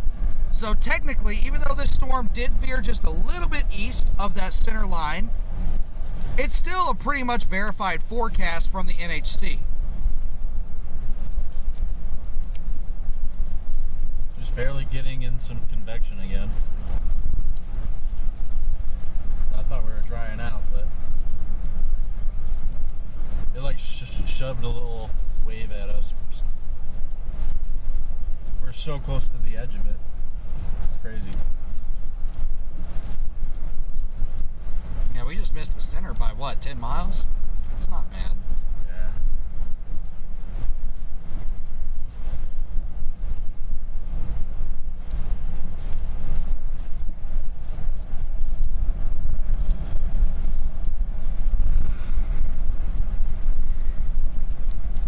Well, still a few decent gusts there.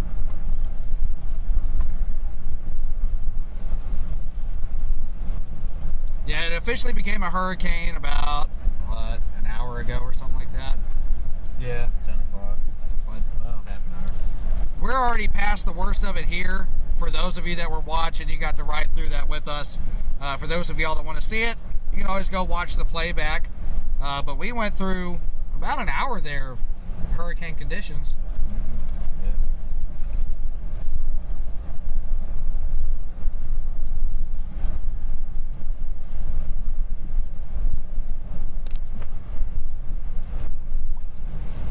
280p, nice. Yeah.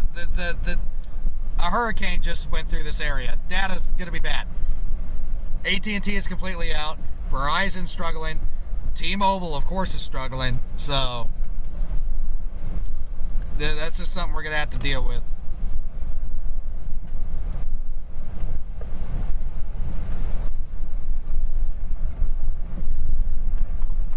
T-Mobile was doing so well.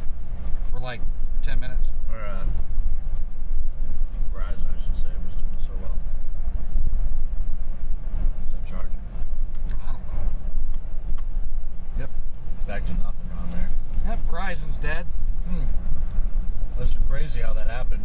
They must have So it seems like the cell tower was to our east, because anytime we got on the side of the building, we were blocked out. And your strongest winds are now further east, so... Yeah, I think they might have had some cell tower damage to our east.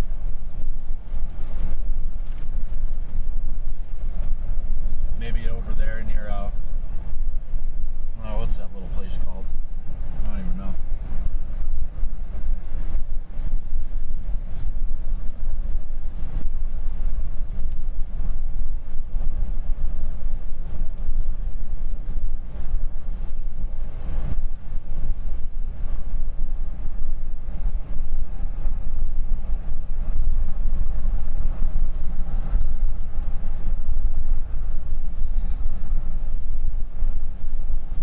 Sargent? Maybe there was a tower in Sargent.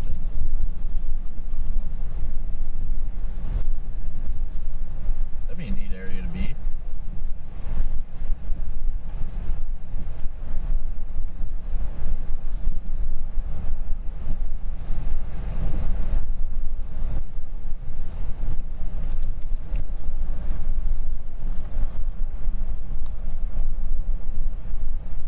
Hey, it doesn't matter. It doesn't matter how much it is. We thank you. We appreciate, even if it's a penny, we're always going to be thankful for it. Hey, thank you. Thank you so much.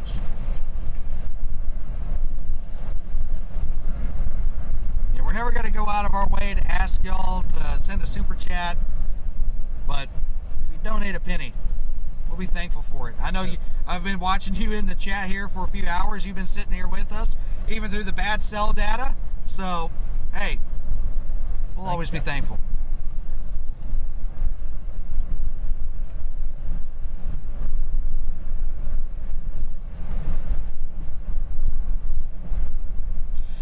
Yeah, so what we're thinking, what Jason was just saying, we think the cell tower is just to our east. So we had service throughout the entire hurricane. Now that it's past us and the strongest portion of the hurricane is to our east, we're wondering if that cell tower has now sustained damage. Because as soon as the strongest part of the storm moved to our east, I lost data completely on AT&T. Now Verizon and T-Mobile are struggling hard.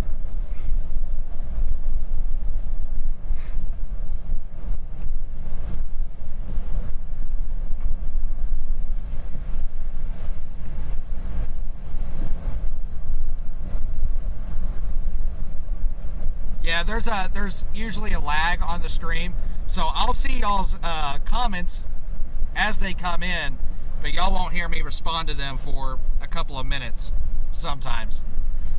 Yeah. No, thank you for donating. Thank you for sending that.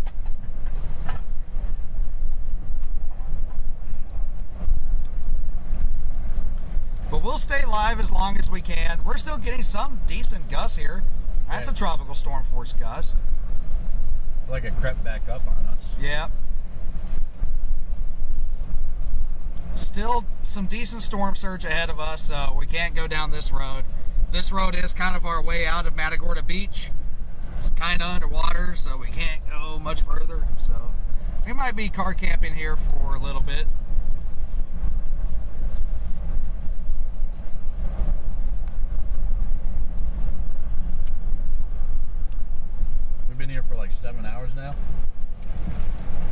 we've been here for a while. Love it. I love this place. It's my second home now.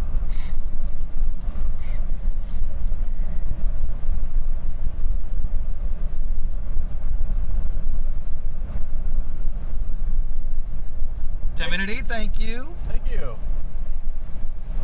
Gothic, Divinity, y'all were the last two that sent the ones in, and we appreciate it. Thank you.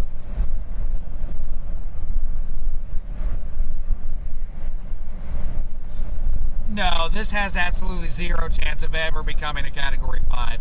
I mean, I would say this thing has zero chance of becoming a Category 2. Yeah. Nicholas is a very disorganized storm. I never even expected it to reach Category 1 strength.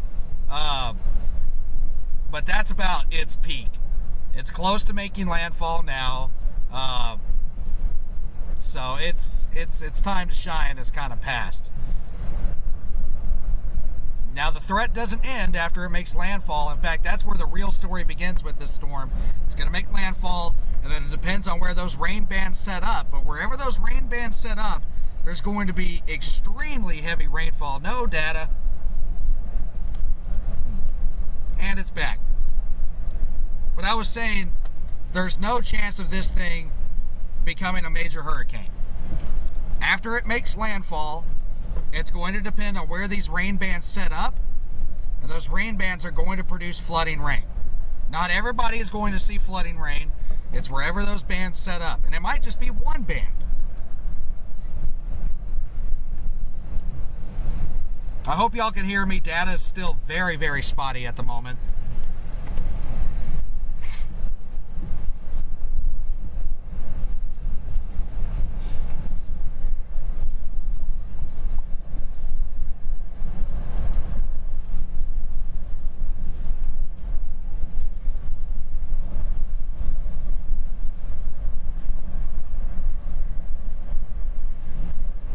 The fact that this thing obtained Category 1 hurricane status is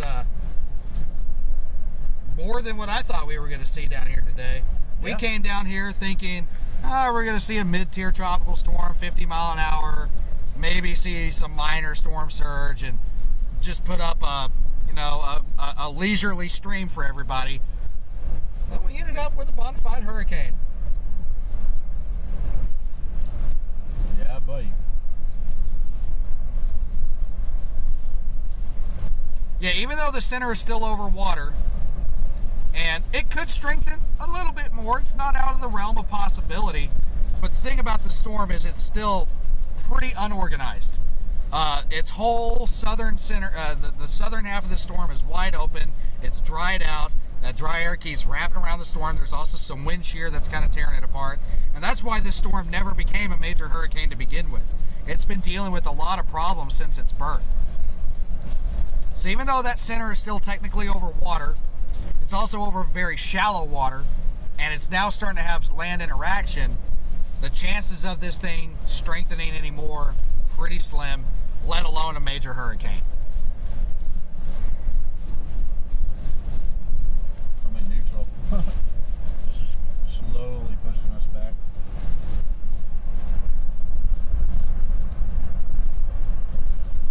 Man, this thing really did creep back up on us. Oh, by the way, my phone just gave me an extreme wind alert. Wow. All right. Proud of it. Proud of this phone. Wow. Oh, we're neutral, but not enough steam.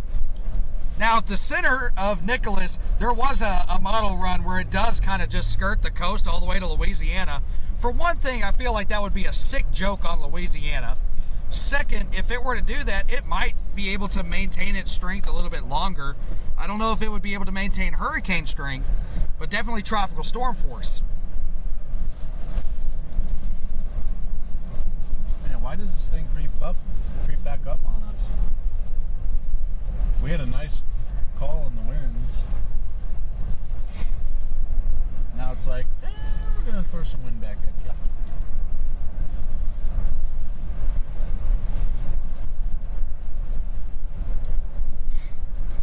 when we started out, the wind was coming a little bit out of the, well, almost due east to west. The wind has changed in a more northerly direction now because we are on the northwest side of the storm, which is kind of the water that's been pushed upwards is now kind of being pushed towards us. Now we're not in any danger from it, but it might prolong us staying here because of that. Do a college attempt on Verizon, showing to have a few bars, and I bet go back to that parking lot. I'll get another bar. Then you can change it over to Cooley Net. Cooley,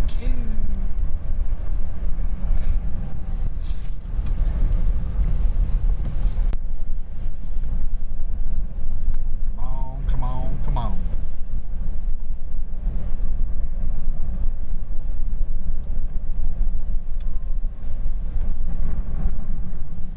All right, stream should be back. And we're in Check the excellent- live right real quick. Excellent connection. Says excellent connection, but yep, it's back.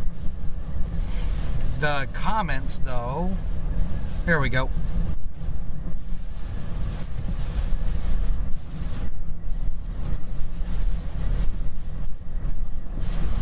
Yeah, we chase with.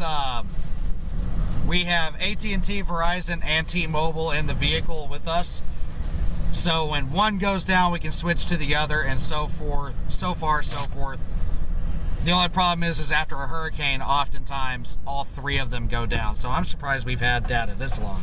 Why'd you turn the lights off? I don't know. You can still see it. Can you? Yeah. Yeah, this thing is juicing back up. We're actually getting buffeted pretty nice. Looks like we're back in the deeper convection. Wish I could get a radar update. Maybe here? Strange.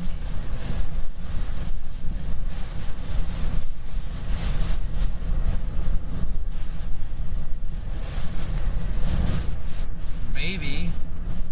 Doesn't look like it. Well, if I can get an update.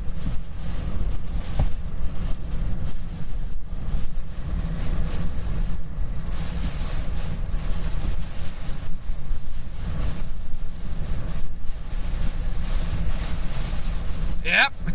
Yep. Kinda. Look at that. It like punched us. Yeep. It's like we're not done with you. Almost like a mesovortex kind of thing. Yeah, because we were calling this thing about done, which it was.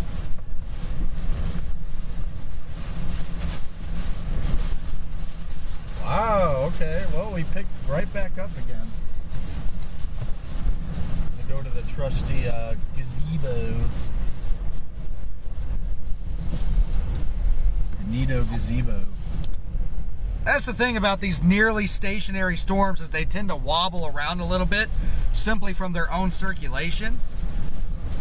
So Nicholas kind of, the back end of it kind of backed up on us again. Yep. Still quite a bit of lightning there too, so we can't see it from here.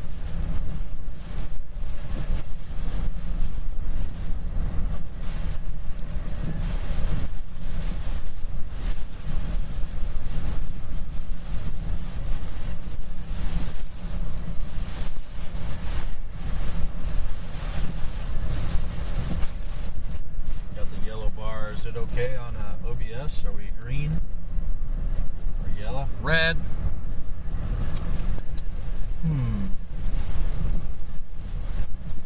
Oh, that guy's behind us.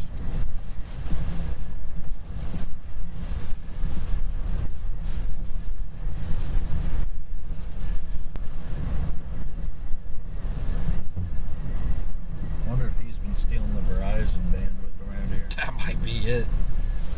Yeah, it's almost completely out. It'll go all the way down to 40.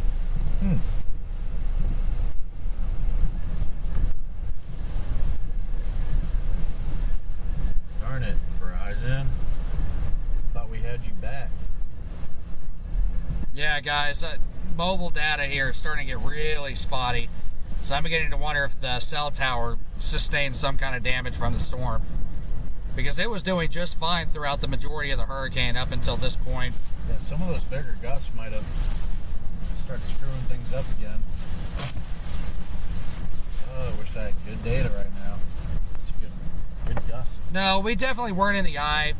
We were, the storm was to our east. We never made it in there's really no eye to this storm in all reality. But we missed the center. The center missed us to the east.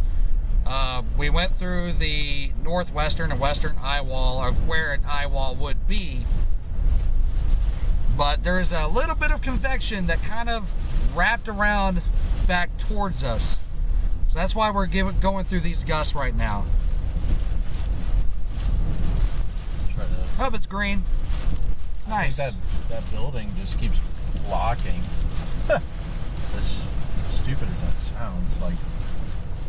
What a weird looking storm, man. If I were to look at this, I would not call it a hurricane. Ooh, that might spell trouble later. We could try to get there. Not really. Nah, I'm not getting out of here.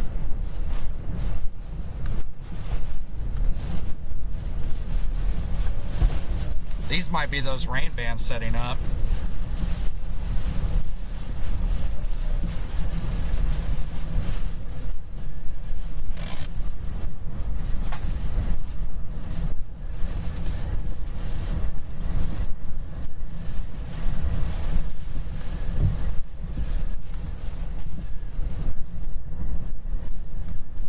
Drying out again. Yep, good. I needed to.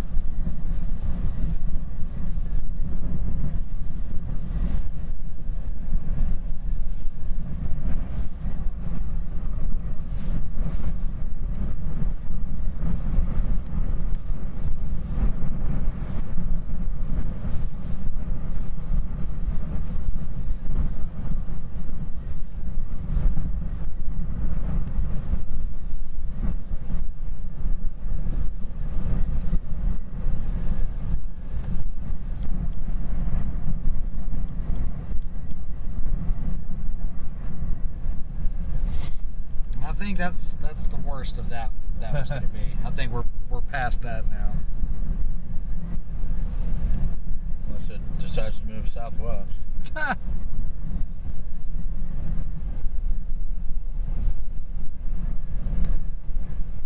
absolute cusp of this. We're right there, right here at this point. Yeah. That's where we're at.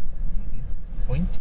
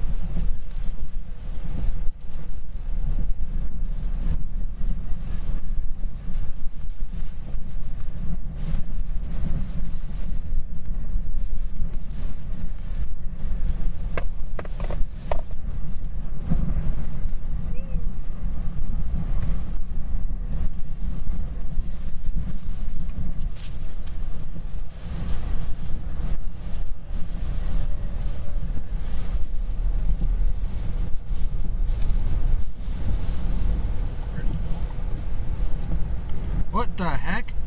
Look, stop, back up.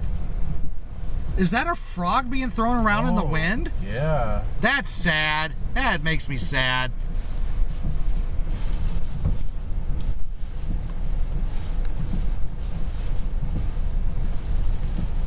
Oh. That's sad.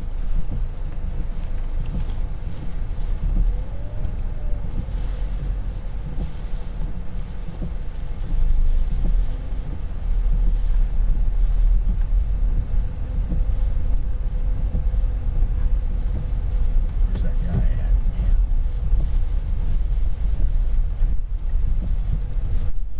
at? Unfortunately, that guy was way past saving. He was very much dead. Oh, man. That's a shame because I like frogs.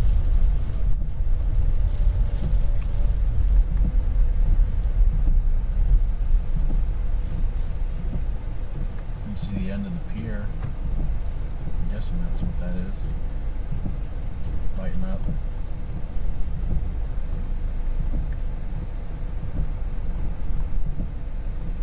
Alright, things are calming back down. Probably. And now we're in a dead zone again. This spot's a dead zone. I don't know why you keep coming over here. Reconnection successful. Alright, if you're still with us, guys, sorry about that. We lost a lot of viewers for that one. I've gotta refresh this. Yeah, there's some beam blockage or something. Alright. Only got 160 of y'all still. Yeah, we lost data there again. It's gonna happen. Let's check out a restream. Yeah, pray. For those of you watching on Facebook Live, we're gonna turn the Facebook Live off if you want to continue watching the stream. You can follow us on YouTube at Texas Storm Chasers. We're going to stay live there for as long as we possibly can. We just need to save as much data as we possibly can for this. So, again, turning off the Facebook Live off. Thank you all for watching. If any of you donated stars, thank you very, very much. We greatly appreciate that. Thank you all so much. Thank you. Thank you, Gothic. Yeah, some of y'all have been with us since the beginning today. 7 hours and 55 minutes, almost an 8-hour day of streaming. Thank y'all very much. It's just a constant whistle as the wind creeps through all these posts.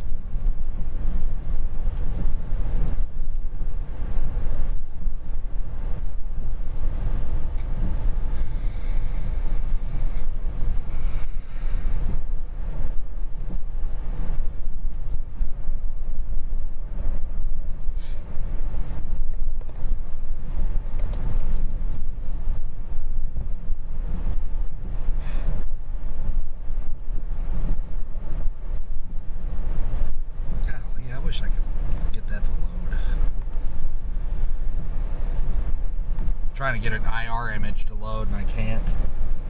Yeah.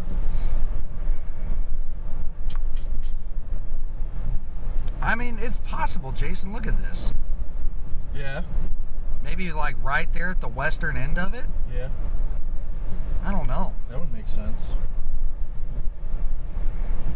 Because you're right, it did kind of look like a stadium effect out there. I don't want to call it that, but Can't really tell.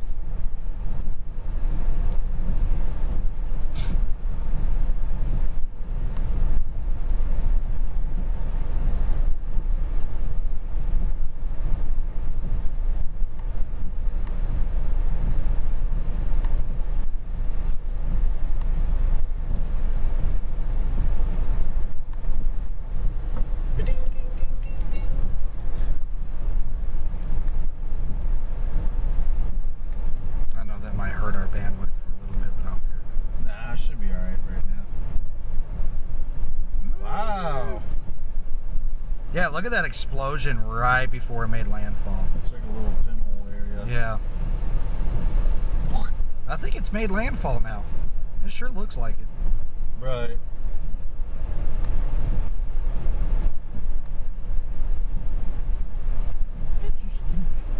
Yeah, look at it on water vapor.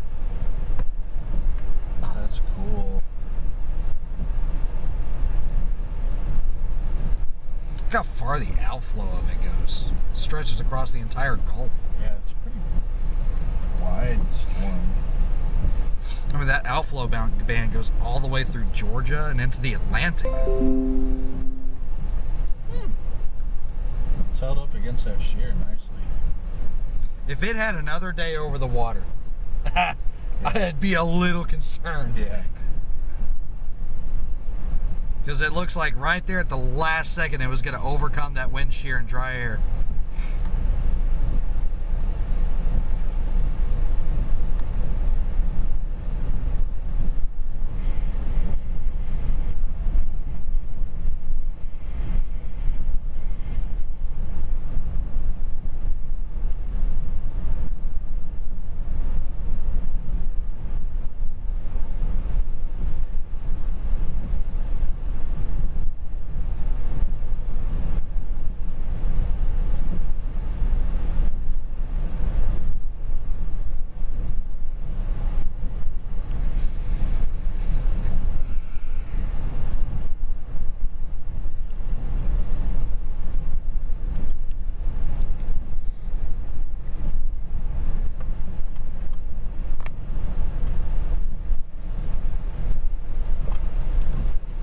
We are definitely out of the worst of it here in Matagorda Beach.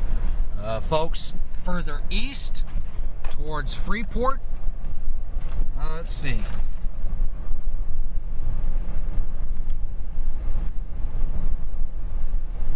The areas between Matagorda and Freeport, you're in the worst of it right now in terms of wind.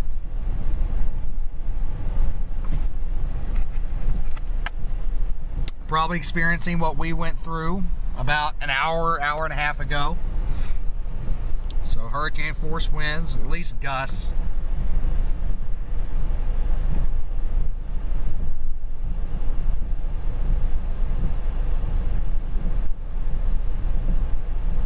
Now Houston, see a lot of questions about Houston. Very unlikely that Houston is going to see any kind of hurricane force winds from this. Tropical storm force gusts, sure. The main threat for Houston is going to be heavy flooding rains, especially as we go later on into night and into the morning. This is going to be a multi-day event. This doesn't just end as soon as it makes landfall. This is a very slow-moving system. The system is going to continue, and it depends on where these rain bands set up is where your heaviest rain is going to be and where your heaviest flooding is going to be. Some areas in southeast Texas, anywhere from Houston, maybe over to Beaumont, Texas City, Baytown, like anywhere in those areas, if you end up underneath one of these rain bands, you can easily see 6+ inches of rain. Which, if you're from southeast Texas, you know that can cause some extensive flooding, especially in low-lying areas.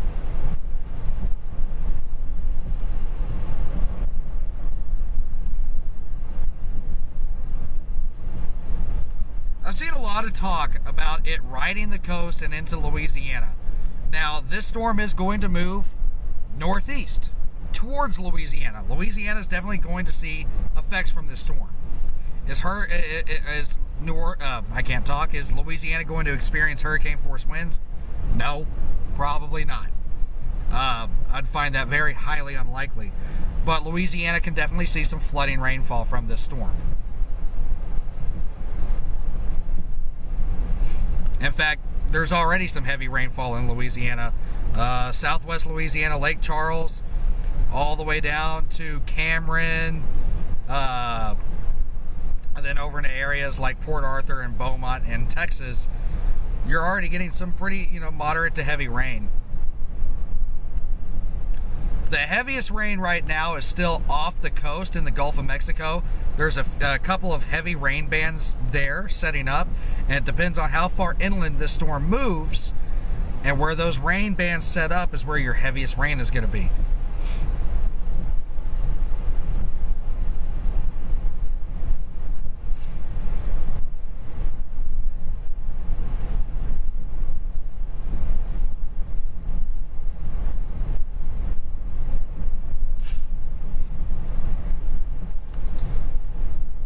Port Arthur, again, very unlikely to see hurricane force winds from this. I don't expect Nicholas to remain a hurricane for very long. Maybe some tropical storm force gusts, isolated gusts that strong. The main threat for Port Arthur is going to be heavy flooding rains. And again, if they get missed by these heavy rain bands, that's a good thing.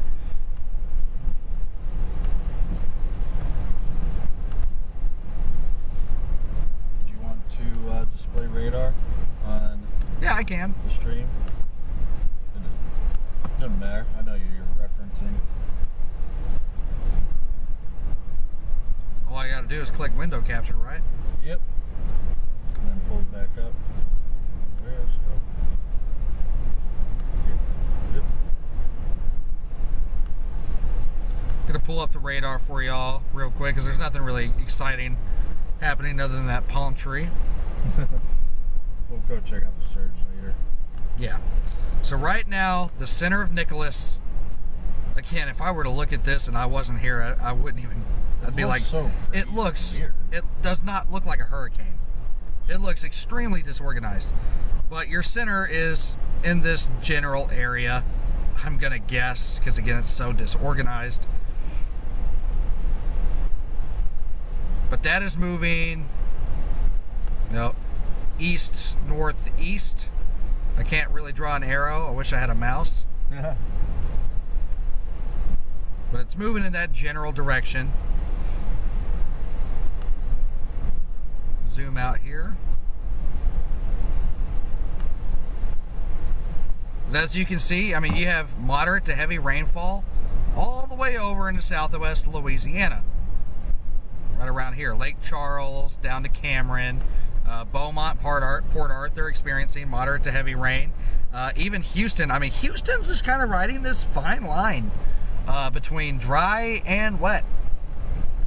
But the main concern is later tonight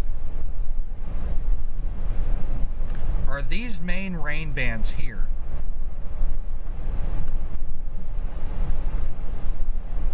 This is where your heaviest rainfall is. The majority of that is still out over the open Gulf, but it depends on how far inland this storm moves, and where these rain bands set up is where your heaviest rain is going to be, where your biggest flooding concerns are going to be. Now, if the storm just hugs the coast, that might actually spare a lot of southeast Texas from those flooding rains. But you already have a flash flood warning in effect. Texas City, Galveston, Lake Jackson, there's already a flash flood warning in effect. You can still see some storm surge effects all the way Sabine Pass, High Island, Galveston, down here towards Lake Jackson. These areas all still have onshore flow, so you can definitely still see some storm surge. It's not going to be major storm surge, but a couple of feet of rise, not out of the question. And then another threat kind of comes back to these rain bands again.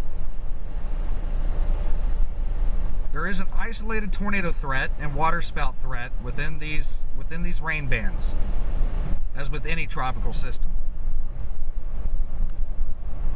So it's not over yet. It's over for us here in Matagorda Beach for the most part. We still have some gusty winds here.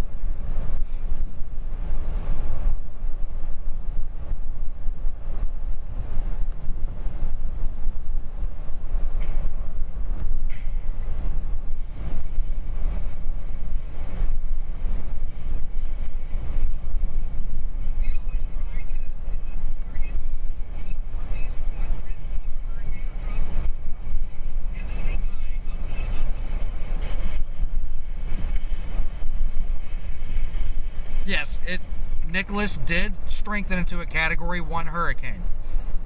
And as of right now, officially, Nicholas is still a Category 1 hurricane. I see someone sent a, let's see if I can find that. Anna Case. Thank you, Anna. Thank you very much for that $10 super chat. You have a house in Freeport. I'm not going to be shocked that Freeport gets a few hurricane force gusts. Now, of course, most houses down here are built to withstand Category 1 winds easily. All the buildings around here in Matagorda Beach fared very well.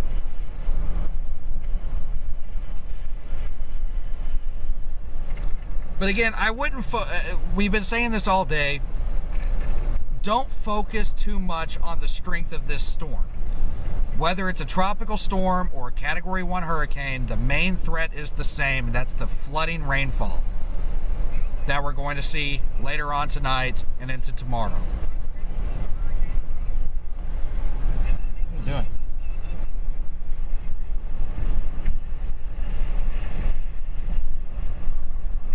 Uploading to the TT.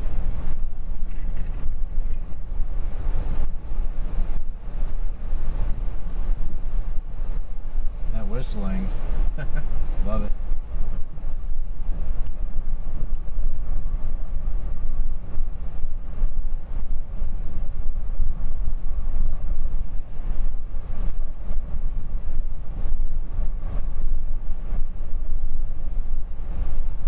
I can't believe this thing reached hurricane strength. Yeah, we did not expect to come down here and see a Category 1 hurricane today.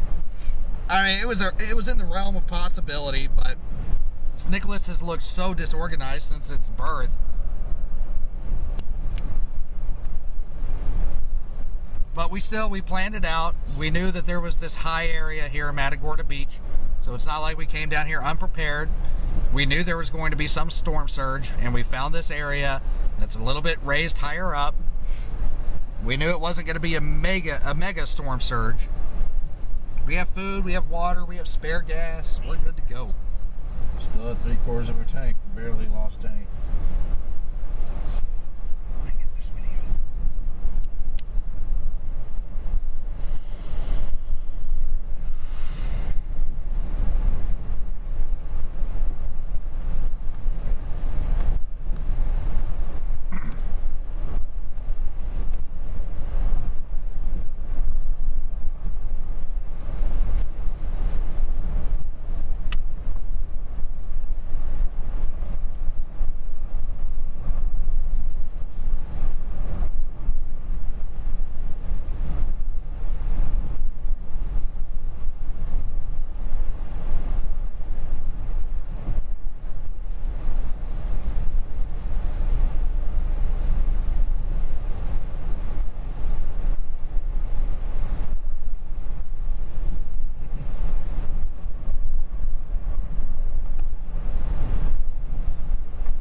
Back.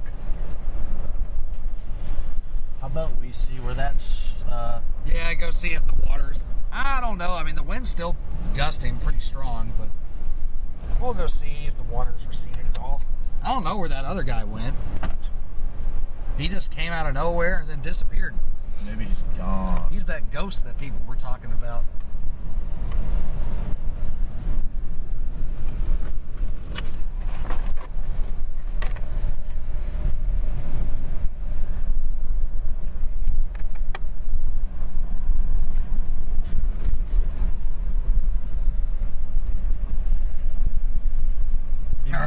He might have popped up somewhere.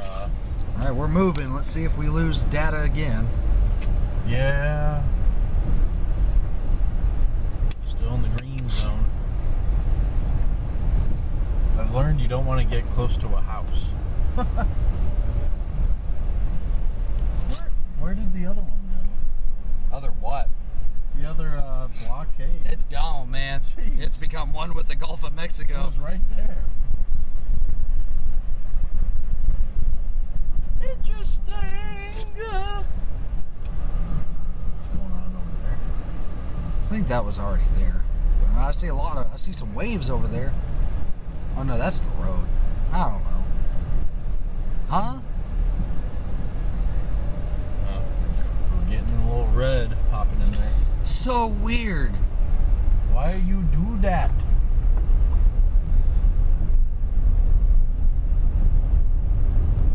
And we're in the red. All right, guys, we're moving a little bit further north to check to see if the water's starting to recede a little bit on the main road. So data might get a little spotty.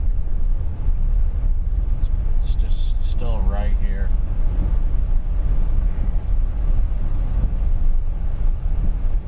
Still hasn't changed at all since we were here. It looks like there's a little bit of dry pavement up there.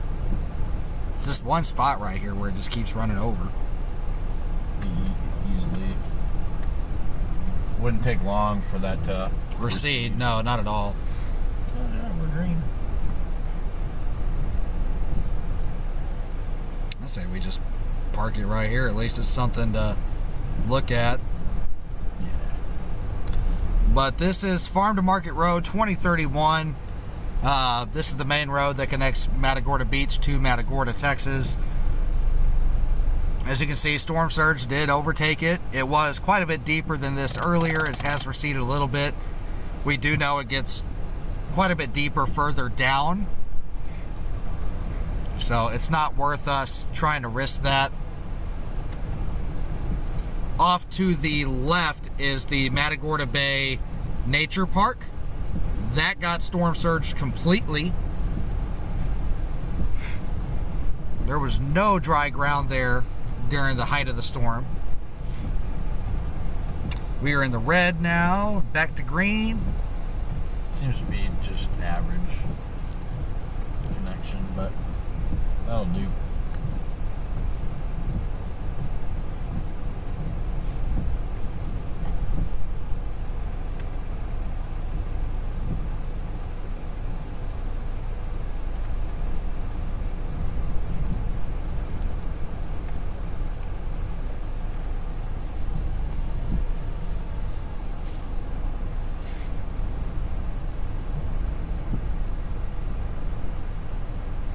Come on.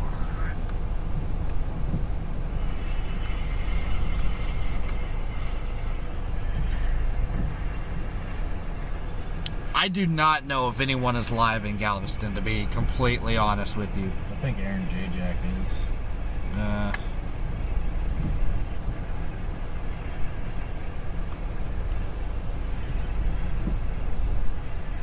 Wind's dying down quite a bit once again. I know there's not a whole lot of storm chasers in general that came down for this because, again, this was, everybody was thinking minimal tropical storm. Yeah. People weren't really going to travel for this.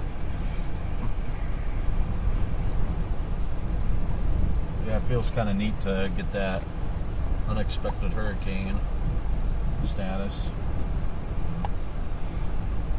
Like you've said. There'll be another one for the wall. Not that it changes what happened at all.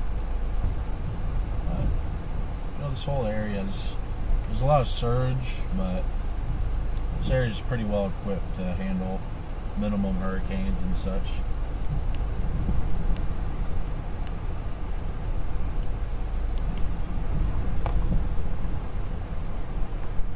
It looks good in the playback.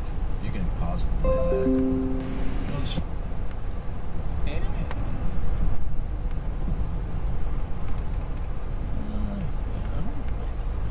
Galveston is a seawall, so Yeah. there might be some back bay surge, just a little bit. Like, I think Galveston's going to be fine from storm surge. Especially you get that far east, you're only going to have maybe a 1 to 2 foot rise. I think the 5 foot storm surge 100% verified here. yeah, the northern part of Galveston Island may have a little bit of surge going on here soon, if not already. I don't want anyone thinking there's going to be like an Ike level storm surge because that's not going to happen. No. Not at all. Not even close to that. Ike was a 2 when it made Yeah, landfall. Ike was a Category 2 at landfall, but it had a huge storm surge. Almost could have been a 3, I think. Well, honestly, if you really look at Hurricane Ike, the storm surge it produced was that of a Category 4 stronger. Yeah. But it only had Category 2 winds. It's because it was such a large storm, it was pushing a lot of water. Ike, man, that hit just over 13 years ago now, right? Mm-hmm. It was September 12th, 2008. Yep.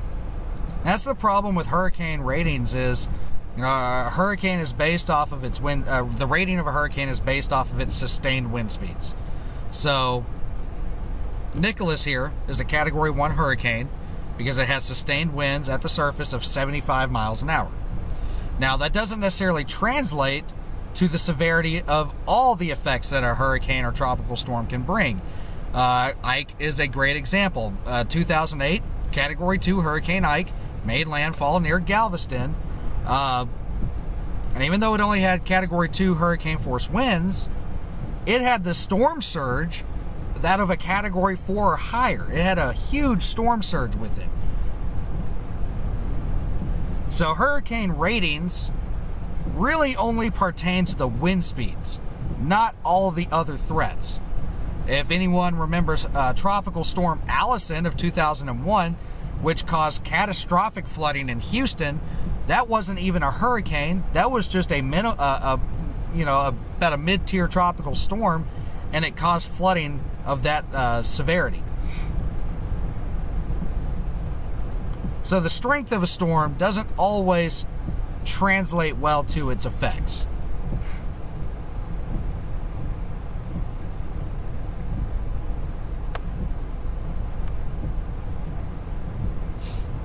Still in the green.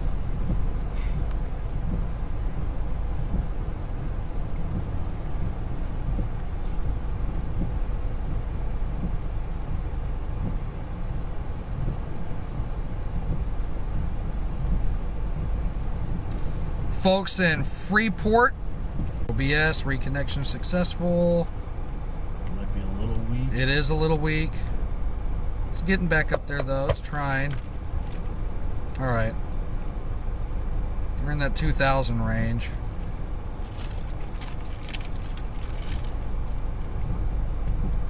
'70s, '80s, '90s, and 2000s. All right.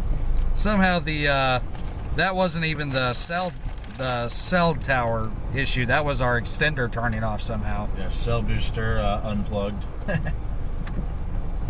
Can you take the laptop real quick? Yeah. I need to get in my suitcase. I'm gonna use some Tylenol. I got Tylenol right here. Oh, you got Tylenol right here. Well, then that saves me a trip in the back seat. The voyage. Always bring Tylenol because these can get stressful. How many? Just two? Just two. Try not to touch it. You can just go ahead and grab two.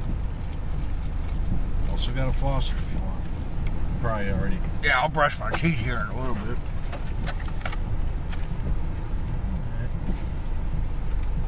And that's getting a little better. Maybe you need to move up. This is getting shallower again, I think. Yeah, I mean, this had white caps earlier. Now it's kind of calming back down. Ouch. Hey, see? All you have to do is move sometimes. And you shouldn't have said anything. Hey. Better than earlier.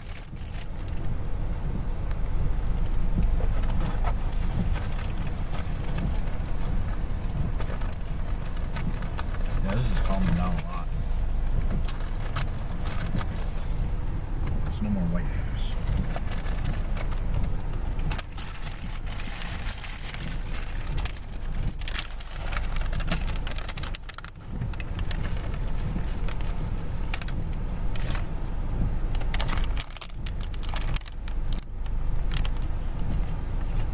Refueling.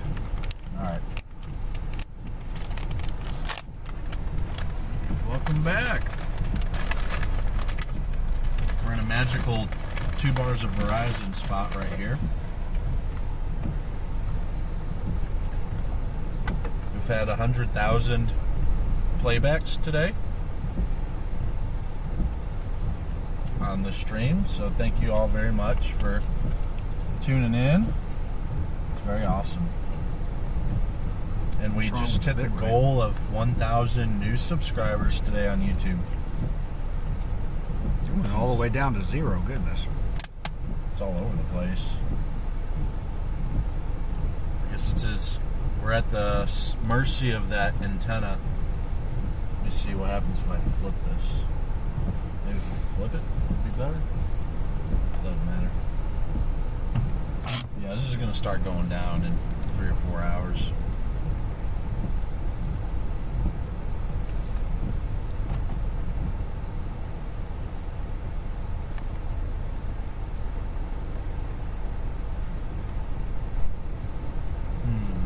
Yeah, to all the new subscribers, if you're still here with us, thank y'all so much. Yeah, very, very awesome. And we set a goal today to hit 1,000 new subscribers today, and we hit that goal. First, thanks to all of our trusty veteran subscribers as well. Yeah, a lot of repeat viewers today. Yeah, we see you guys almost every stream. I think many of you probably found us during Hurricane Ida. So thanks for tuning in for this one. Well, there's some people here that found us during Hurricane Laura last year. Mm-hmm. Yeah, that's kind of what kicked things off, was Laura. Sally was the real successful stream. Sally was, that was the pull and the K. The K was gone. But then when it comes to tornado chasing, streaming is difficult. So those of you that have seen our tornado chasing streams, you understand the difficulties that we go through with mobile data, because you're constantly moving. There's not good cell service when it comes to West Texas, Western Kansas. Then when you get up into the Dakotas, it's very, very rural areas. And you think the cell service here is bad during a hurricane. It's nothing compared to some areas out west when it comes to tornadoes. Yeah, there managed to be fairly reliable service. We have a booster, which has greatly helped. I will say, like, even though I fully expect data to go out during a hurricane, data's way more reliable during hurricanes than they are during tornadoes. Yeah, In fact, it's almost guaranteed that the stream will cut off before a tornado develops. Yeah. Happens every single time. The only exception was May 26th, I guess. No. Well, and Sterling City, we did stream the tornado cross the road in front of us. Yeah, like a few frames here and there. Yeah, well, that was the most exciting part, is when we looked at the playback and we had the big cone right on the road in front of us. Yeah, all this surge is just stopped. Now it's just, I guess when you look at it, it's still kind of rippling this way, I'll but film that. That's not a pushing. bad shot. Hey.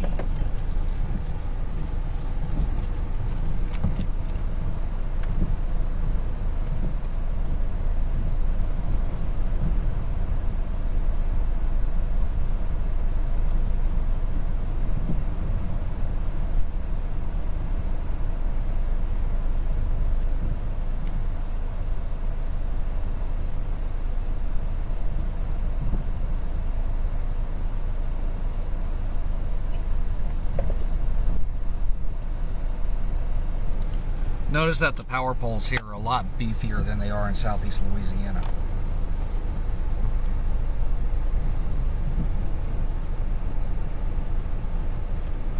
Yeah.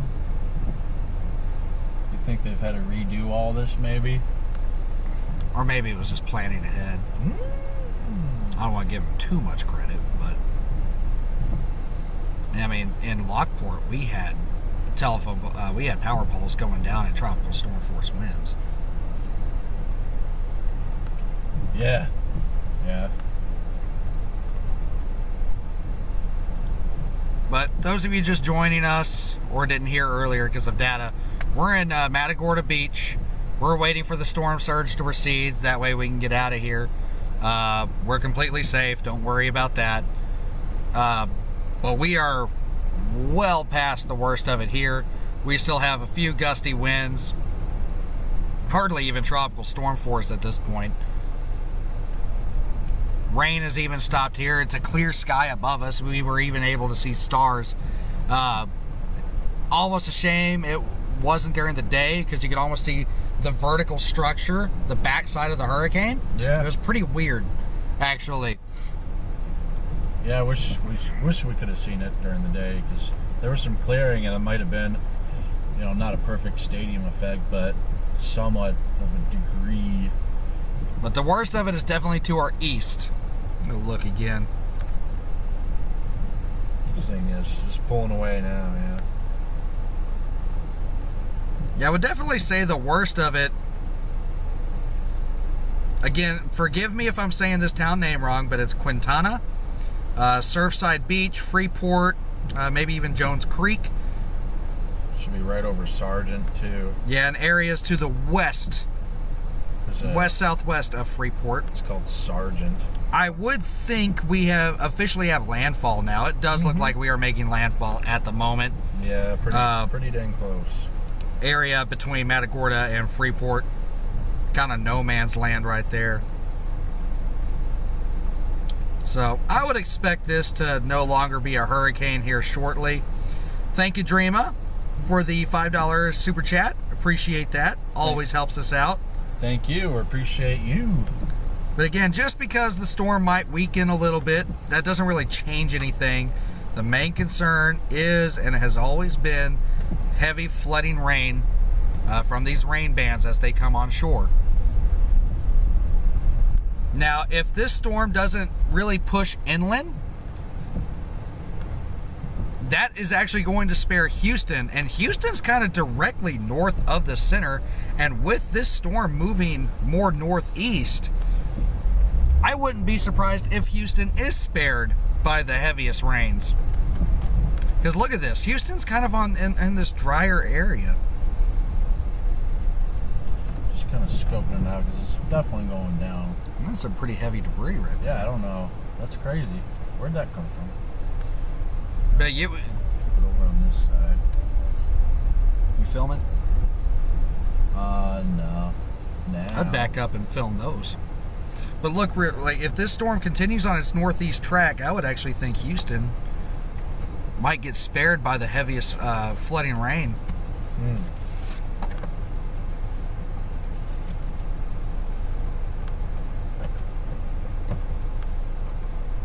Areas south and east of Houston, I wouldn't say so. Yeah.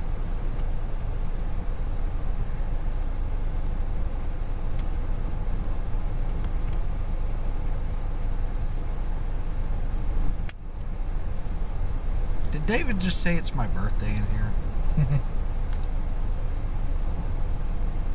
Oh, yeah.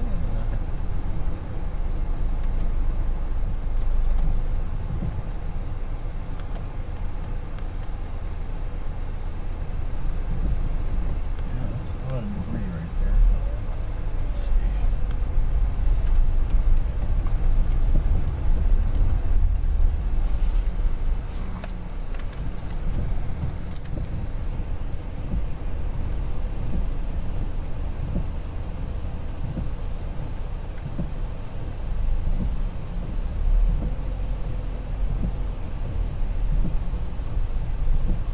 As you can see, the storm surge washed a lot of debris here onto the road.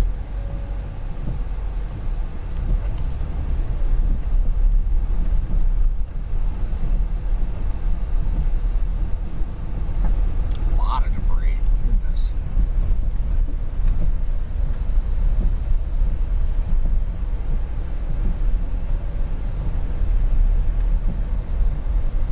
Water levels are already receding now. It's already dry on this side. Yeah. This is all soft kind of vegetation. Let's see what's going on here. Cactus. Oh, good. Might not want to drive over You that. can go around that. Yeah. Just a cactus. Going around is essential for that. Yeah, this To our left, the nature park flooded pretty bad. Stream is still going well, at least according to OBS.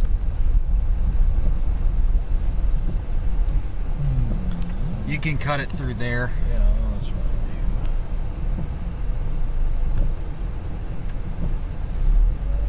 There's a branch there. Let's kick that out of the way real quick. Hold on a second. Hold on, I want to get that.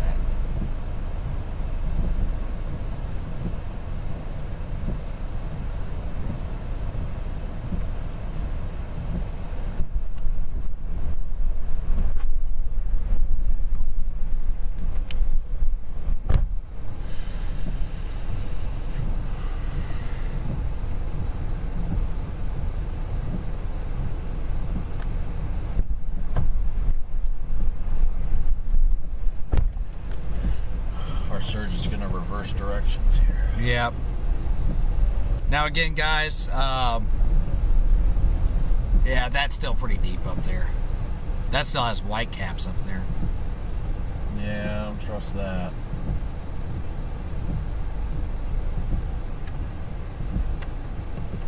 What were you going to say?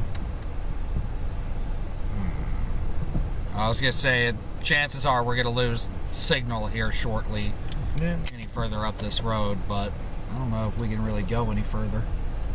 Yeah, that's a question.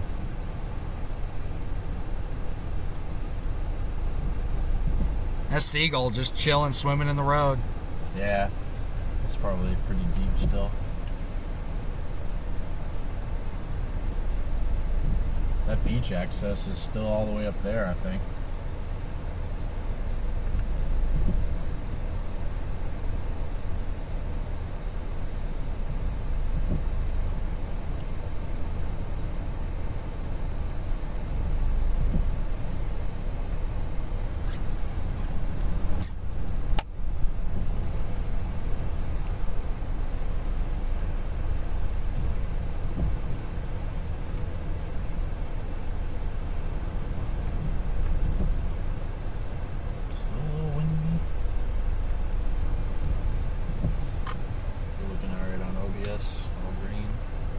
Still says excellent connection. Yeah. You try to move the radar. Yeah. Got a good idea what the radar looks like. Just gonna free it. Yeah, water's still rushing in right there. So it's gonna be a few hours.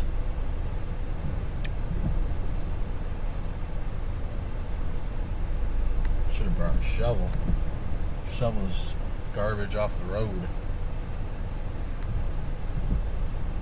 I mean, strongest winds are passing us. So. Yeah.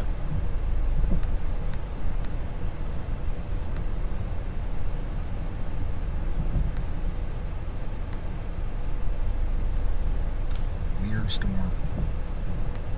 Almost looks like, look at this. Almost looks like here's your center. Wow, yeah. It's like no real center to the storm. Maybe that was. Yeah.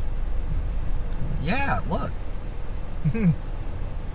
Maybe we did get technically the center.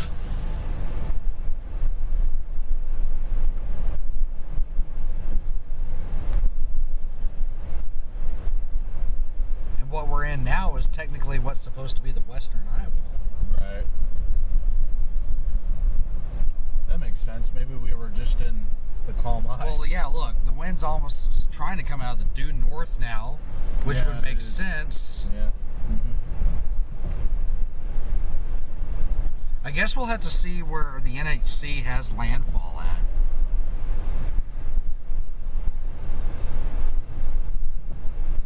Yeah.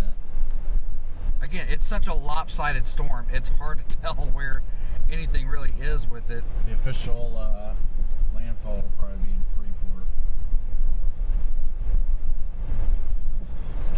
And it's just still rushing right there.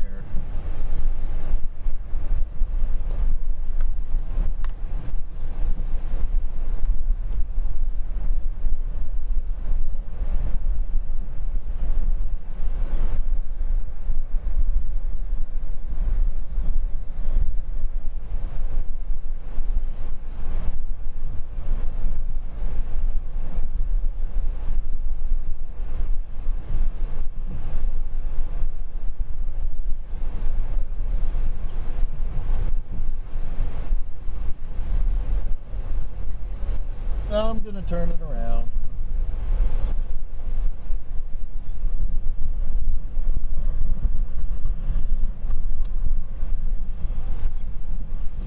That surge might switch directions on us.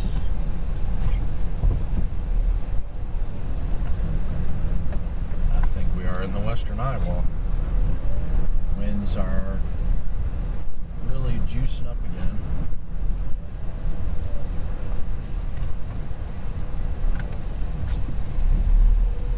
Thank goodness for power steering.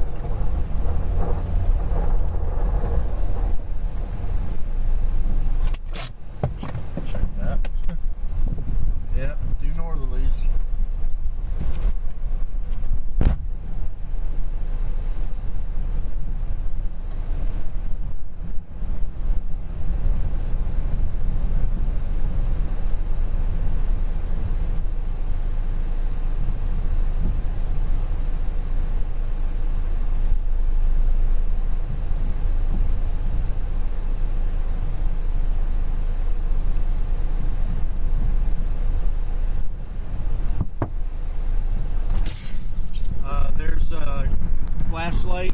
I need a flashlight. It's in the glove box. Just there's a banded one right there. I got it.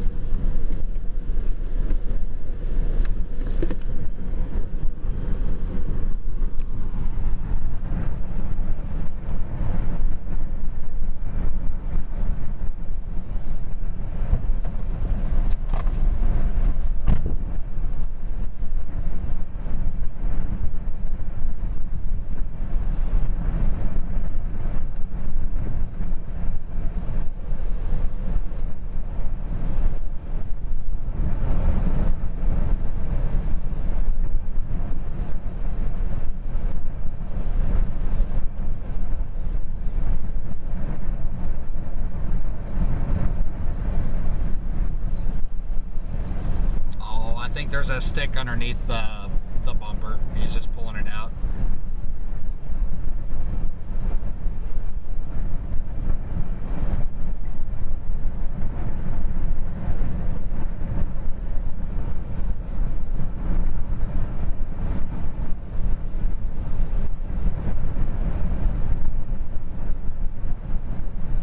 Not ideal.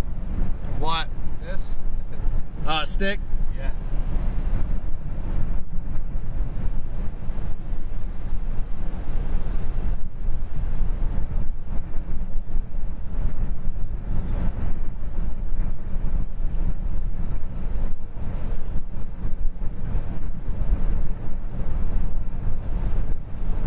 Oh no, it's just a little stick was caught underneath the bumper.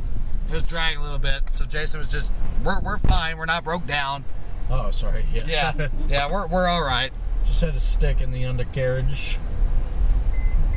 Don't want to be dragging that along. Now, if it was Jeep, I'd be a little bit more concerned about a stick, as we learned during Ida. Well, y'all hit that at freeway speed, right? I didn't. Yeah. Here's a cactus. Hi, cactus. So, still impassable. We're going to wait it out a few more hours. The wind's picked up a little bit, so that means the surge is still being pushed.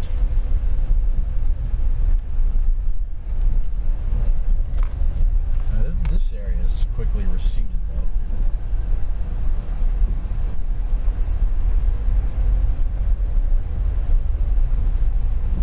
though. We had to drive through. We had to drive through water just a few minutes ago, and it's already dry right here. So I don't think this is going to take too long. I'm just gonna kick this crap while I'm out here. Hey, no.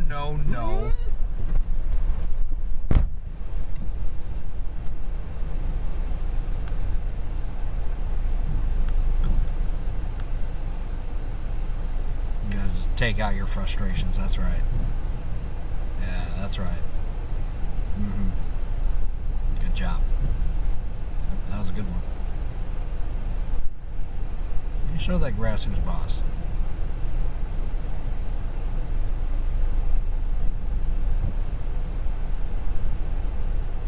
Don't extend yourself there. That's right, you kick it that way, not further into the road. There we go.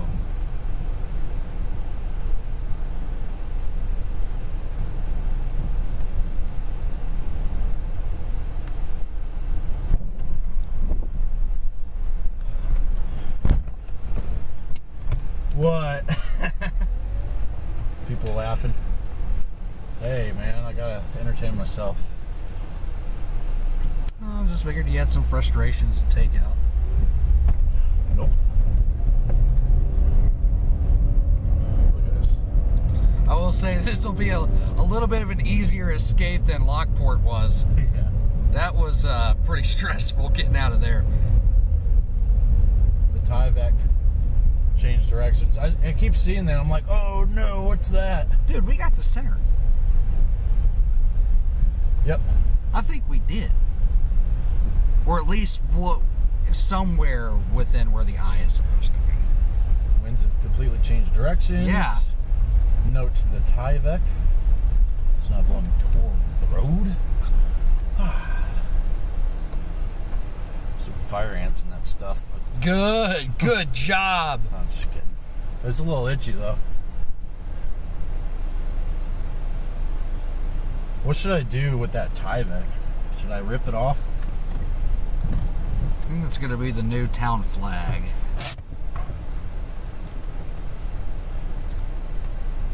We own this town now, so I say leave it. You don't want to rip it off. If you do, we need to go find like a trash can to put it in. I don't want to just fly into the water.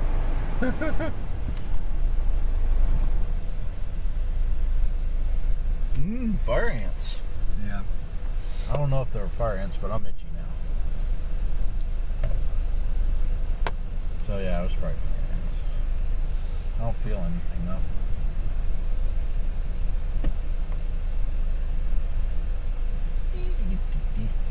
Now we're in the calm.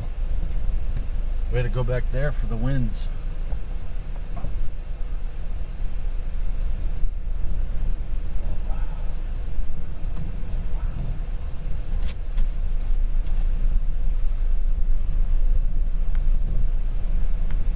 Still have decent data.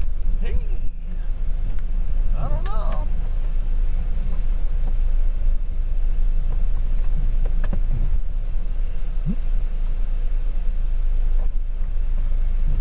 Yeah, if we can get out of here, we try to make it a little bit further east, at least somewhere. But the road out of here is still kind of underwater, so Yeah, be a few hours. yeah, it'll be a little bit. So we drive down to the beach. I want to know where that one dude went. Where did he come from? Where did he go? That Cotton Eye Joe. Copyright. Yeah, I guess technically we're stuck in Matagorda Beach, but it's not like we're in any danger. We have food, we have water, we have gas. It's like nothing ever happened. Look Yeah, at that. we're just down here having a vacation. Looks like we're here to chill, go to the beach, get a pina colada.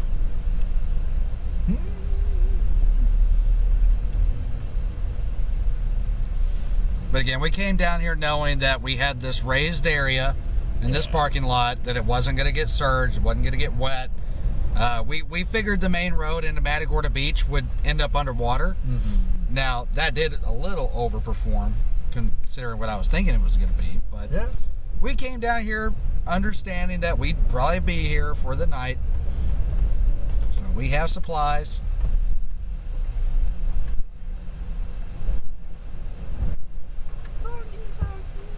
Oh yeah, we do have toilet paper. We do have toilet paper. And there's bathrooms on the other side of this parking lot. So everything's good.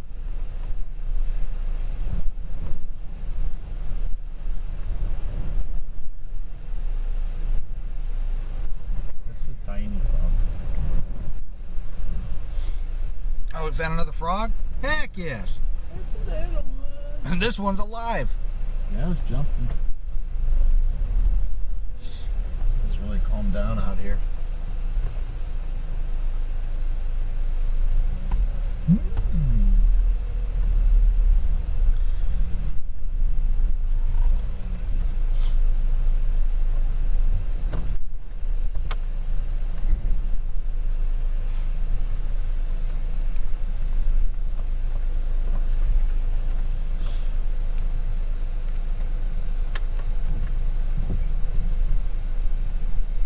OBS still alright. I know this was the hot spot. Yeah, looks like we're good. Apparently Freeport's getting rocked right now. Yeah. Yeah, we've had David just said something in the chat about it, and I see people here in the YouTube chat talking about it. Makes sense looking at their position. So yeah. If I were to give you this image, told you point out the center, where is the center of circulation?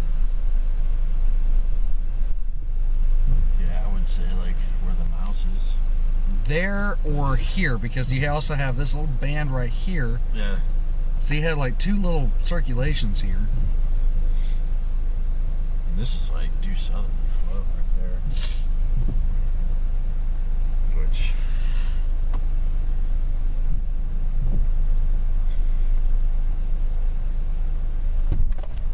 hey, park. the wind pushed the car. I don't want to hear it. That is,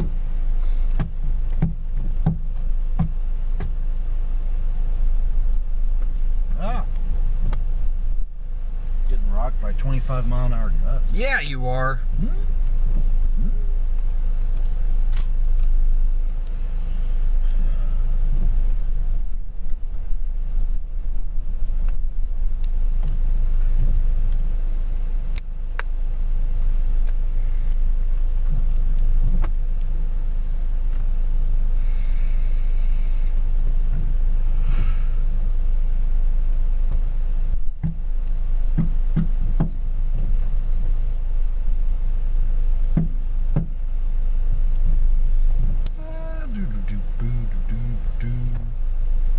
Wish my phone would load stuff.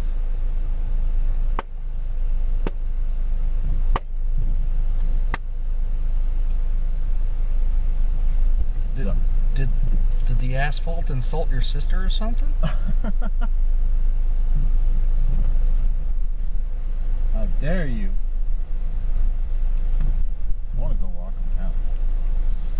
There's a dolphin over there I want to ride. What the heck was that? Cicada or something. Big old bug.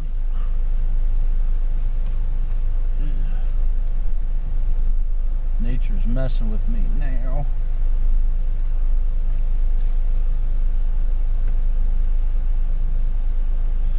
Apparently David sent a tweet from Freeport. I can't load anything. There's like 30 AT&T dead spots in this parking lot. Yeah. This is the strength. This is a strong Verizon area though. Right here.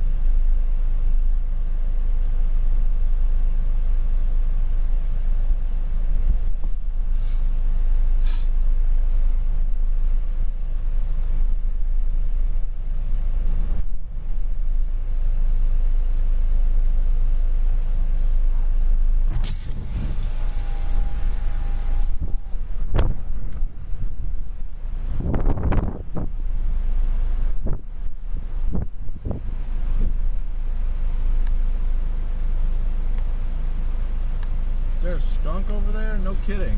Where? Just walked right through the frame here. Some, maybe a raccoon? No.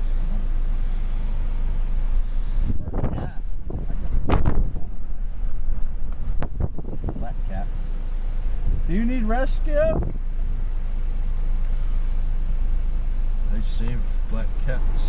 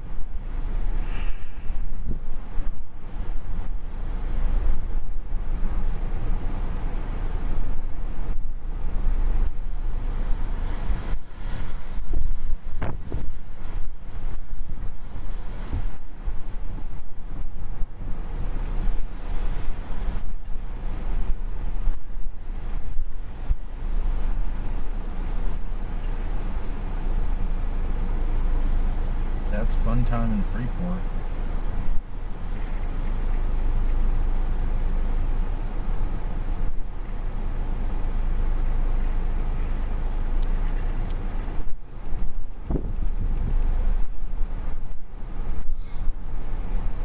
Yeah, it does look like Nicholas has officially or I don't know, it's not official yet, but it does appear that Nicholas has made landfall somewhere between Matagorda and Freeport.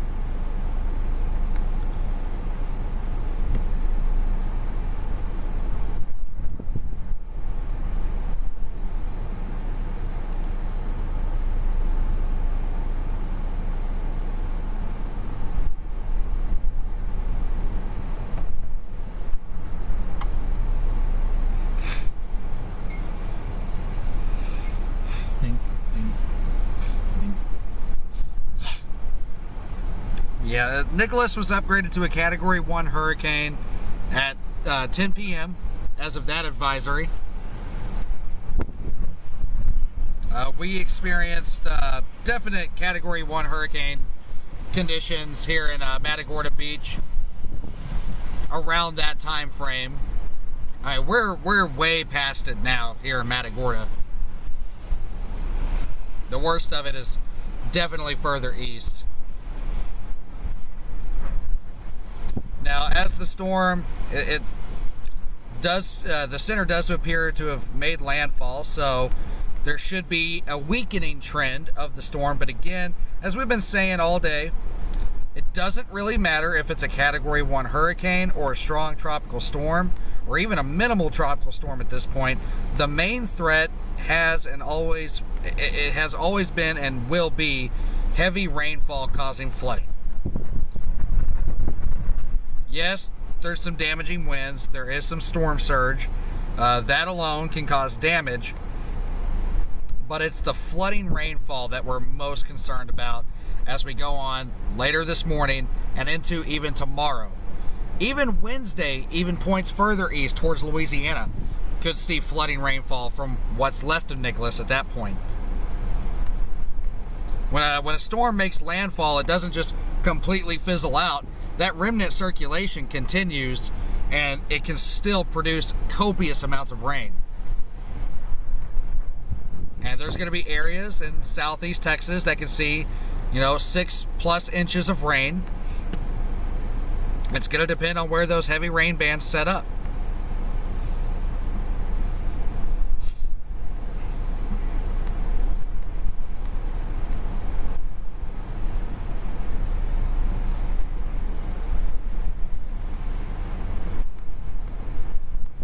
Does look like Houston's going to escape the worst of it. Yeah. It was supposed to go right into Houston. Yeah. But it just follows the coast. It's going just due northeast following the coast. So I do think Houston's going to miss the majority of the flooding rains, which is a good thing for Houston. I'm sure Lake Jackson, Freeport, Galveston, League City. Yeah, you come over to Texas City, Santa Fe, Hitchcock. Yeah, they're going to be getting a lot of heavy rain. High Island.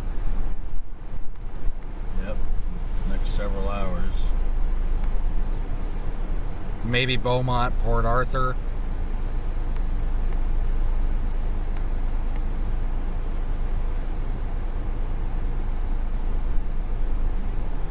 Mama 6, you get a good night's sleep.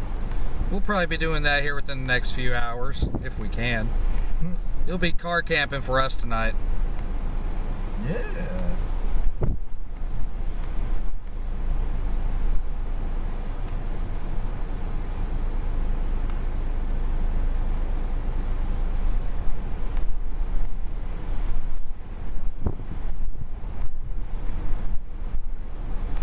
How are they going to remove all the debris in the road?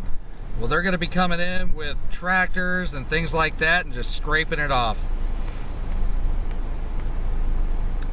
Tex-Mex Chef, thank you so much. Thank you. Tex-Mex Chef. We always appreciate those super chats. Nice. The next NHC update should be, what, in about an hour? Mm-hmm. 40 minutes.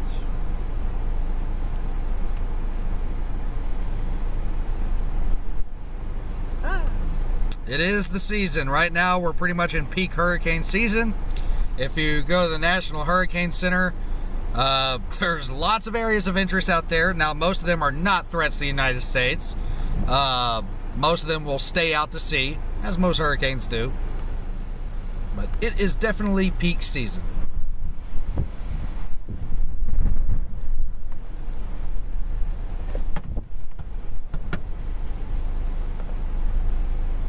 Personally, I hope this is my last chase of the year because I want to be able to focus on all the other stuff going on. Yeah.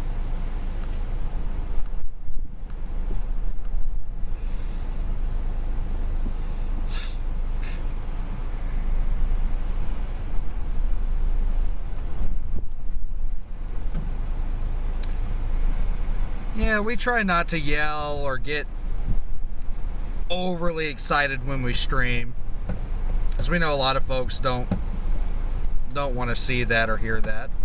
Some folks do. Some folks, it really works for them. Nothing wrong with it. But for us, we like to try to stay as calm as possible. Yeah. I'm also getting kind of tired, so that helps. Tired. It's power hour for the next 20 hours.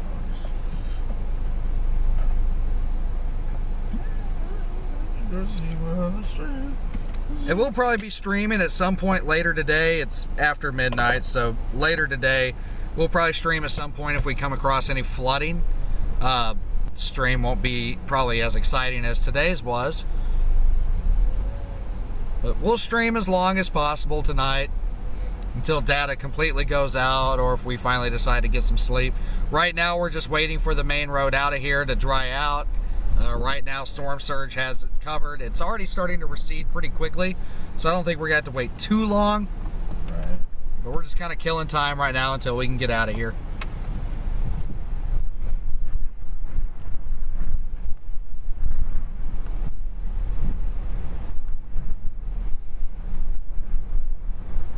I think there were over 40,000 power outages so far. Probably Is that what it's at? up to 50 at this point, now that Freeport's getting hit with a stronger convection. Yeah, it was at 44,000, I believe. Yeah, Freeport looks like they're starting to clear out. They're right there at that edge. Yeah, Treasure Island. some good winds. Yeah, Treasure Island probably getting gusty, heavy winds. Probably some surge there. Same with Jamaica Beach. Oh, what's going on here? Is that random guy again? That looks like an... Oh no, that's an emergency vehicle.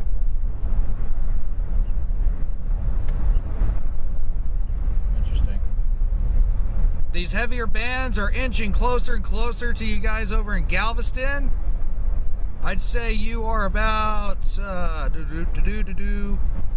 pull out this little handy dandy tool. Yeah, that heaviest band is about 15 miles away from you, Galveston, so it's moving slowly, so you still got plenty of time before it gets there, but expect to see that within the next, I don't know, hour or so. We're going to inch our way down here again, navigate through this debris, see what the water's looking like. We see emergency vehicles down there. Yeah, they probably have come down from Matagorda.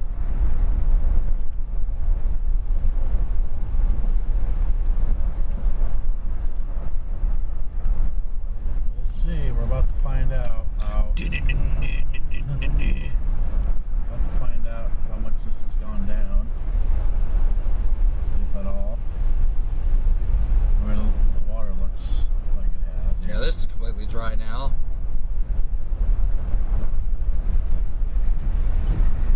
Oh, yeah. Thing is I don't see them really moving up there. Right, there might be a... Power line down or something. I'll have to watch this right here. For obvious reasons. I don't think this is going to be coming over the road at all. And,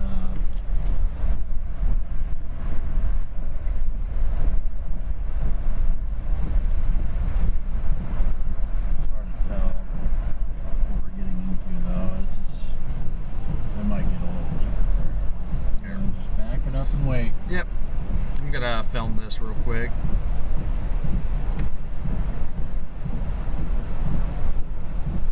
Water's definitely. Reconnection successful. That was quick. Yeah, I'll take that. And it's already green. Excellent connection. All right, we're back. We're good. Just lost data on Verizon. Switched over to T-Mobile. AT&T is out too right here. So we're probably gonna have to do that back and forth all the way out of here. That's a little fish trying to cross the road over here. Oh, there's a Like, fish? yeah, like little tiny fish. I kept seeing something white like hop onto the road over here and then it gets washed back down.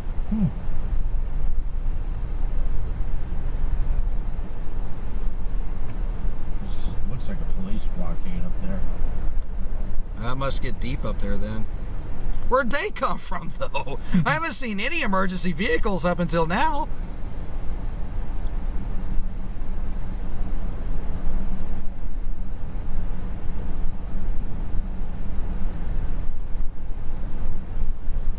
T-Mobile's actually got solid.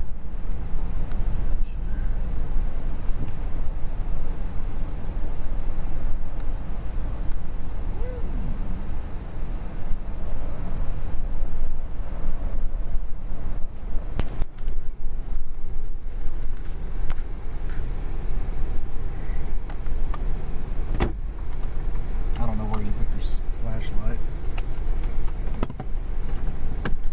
Yeah, you can use it right here. Just, Oh, I don't need it. I've got the headlights.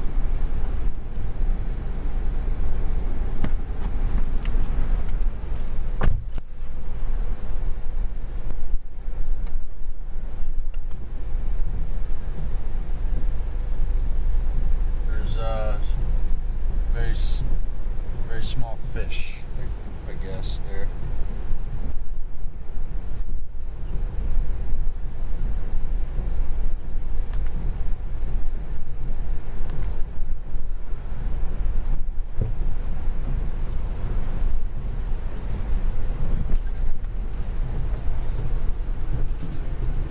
Wind is definitely helping us now.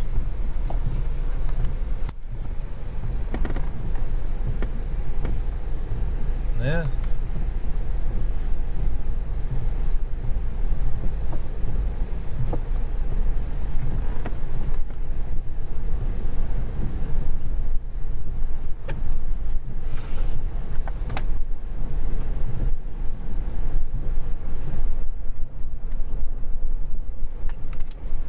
Look how fast that dried up. Yeah.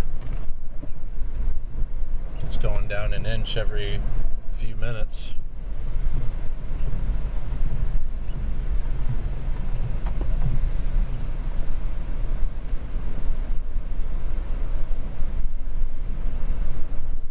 All the water's just pushing right back out to sea.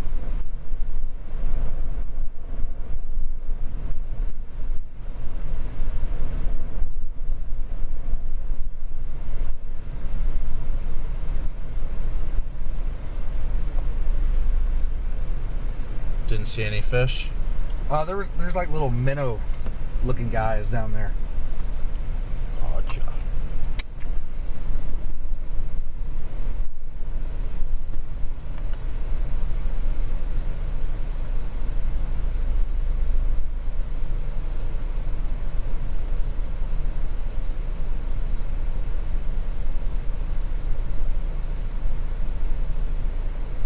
There's a little crab in front of us. We'll see him move. Is that little white? Tiny? Yeah. Little crab. Very small.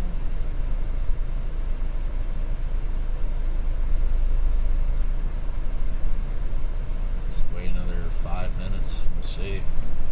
I mean, we could already scoot up a little bit more. Scoot it up. Here comes another crab. Why did the crab cross the road?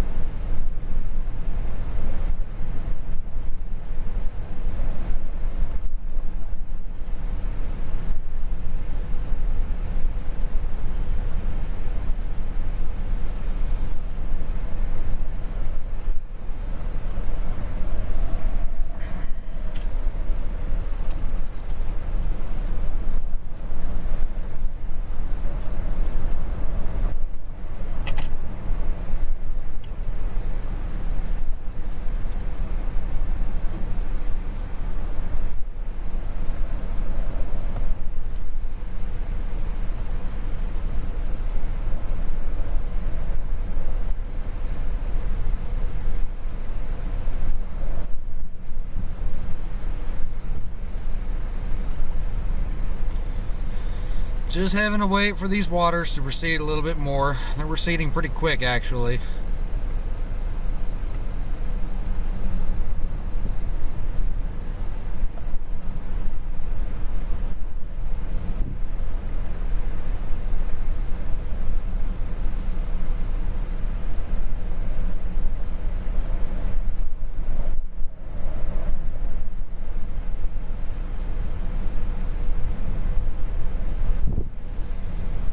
Yeah, I hate to say use the word that we're trapped in Matagorda Beach. I mean, technically yes, but it's not like we were in any danger or anything like that. Call it a vacation. Yeah, I mean, we have food, water, plenty of gas. We knew what we were getting into. I mean, we didn't expect a Category 1. We expected, a marginal to, high-end tropical storm. The Category 1 hurricane was kind of a curveball, but we understood that this was a safe area down there. We had that raised parking lot, so storm surge did come in. We would still be safe from it because we knew it wasn't going to be a mega storm surge like you would see from a major hurricane. So we were safe. Never once doubted that. But now we're just having to wait for the main road out of here to dry up.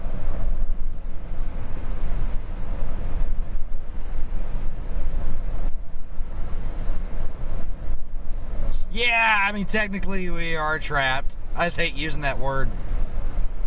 Yeah, people hear that and they might get worried. I don't want people to be worried. Nothing to worry about. We're fine.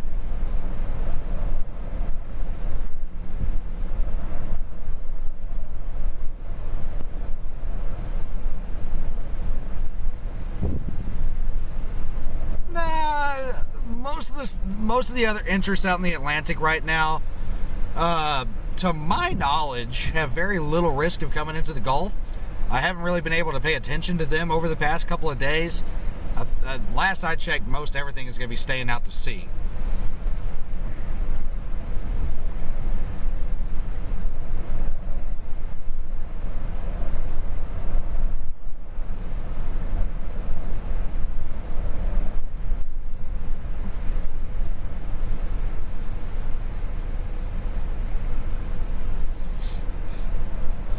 So when it comes to Houston, unless this thing takes a pretty drastic northern turn, now I don't want to say that Houston's completely out of the woods because they're not, but Nicholas really does seem to be going more northeast. Well, I don't know. It did kind of take a jog north there. So here's the thing about Houston. If Nicholas travels more north, on a more northerly route, Houston's definitely at risk for flooding rains. If Nicholas goes a little bit more east, Houston will probably stay on the drier side of it.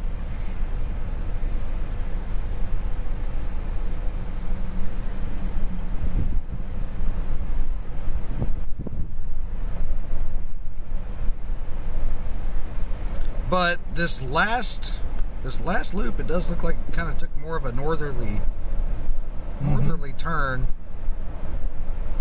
Freeport might be calm area. Yeah, Freeport's clear now. Probably still some gusty winds, but they're definitely past their worst.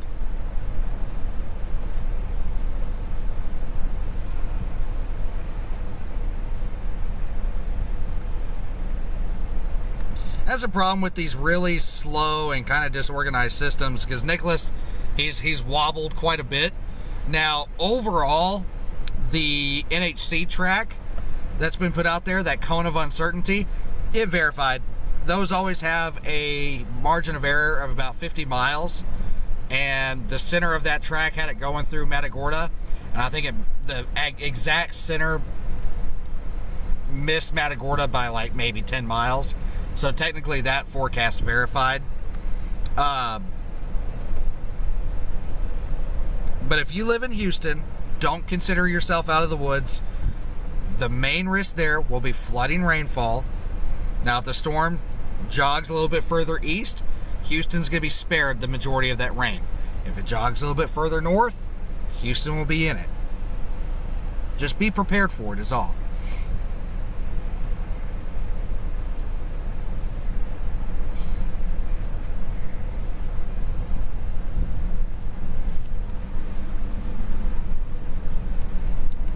Let's see something.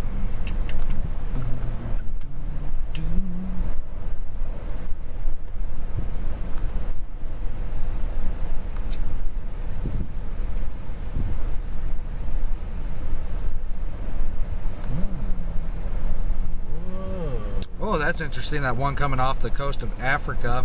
I still think most everything had that curving back out to sea.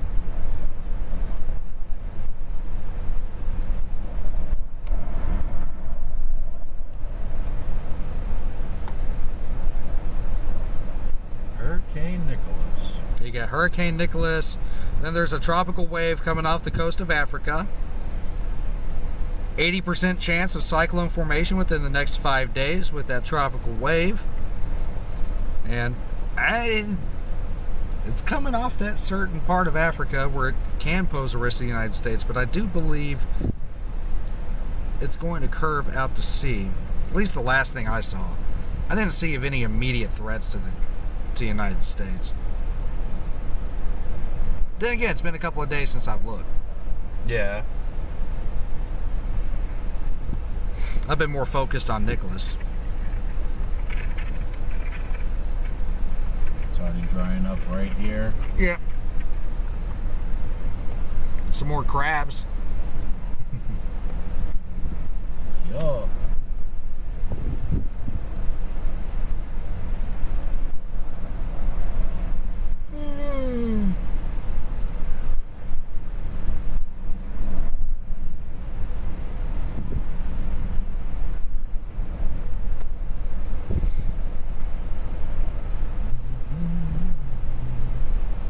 Thank you, David, for that link.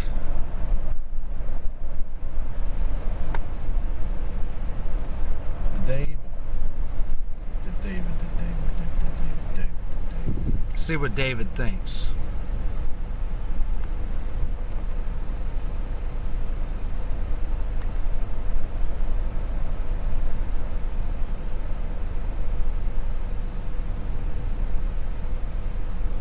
If you want to overlay the audio, I can play it from my phone. Oh. How do I do that? I can just play it from my phone. Okay. This is from the owner of Texas Storm Chasers that you're about to hear. This is his take on Nicholas right now. His name's David Reimer. Y'all have probably seen him if you've been following us long enough. It doesn't even have audio on it. Oh, good. Never mind. You're not going to hear anything from David. I thought he was live.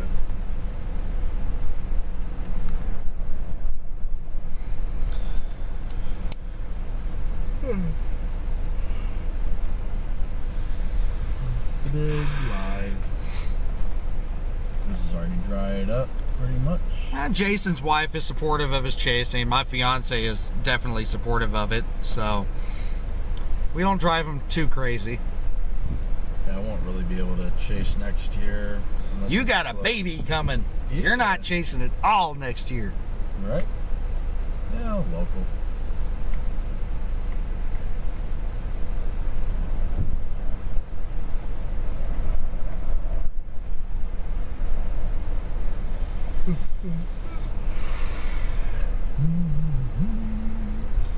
When is she due? December? Yep. That's going to be a busy fall for y'all. Hey, I'm alright. I was alright.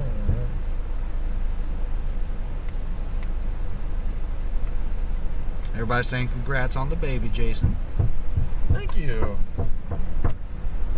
Having a boy. Consider this the news drop right now because we haven't made it public Oh, oops. on the page. Oops. It's public on my personal social media, not the business page. Oops. This has already gone down a couple inches. Oops. Stop saying oops. Oops.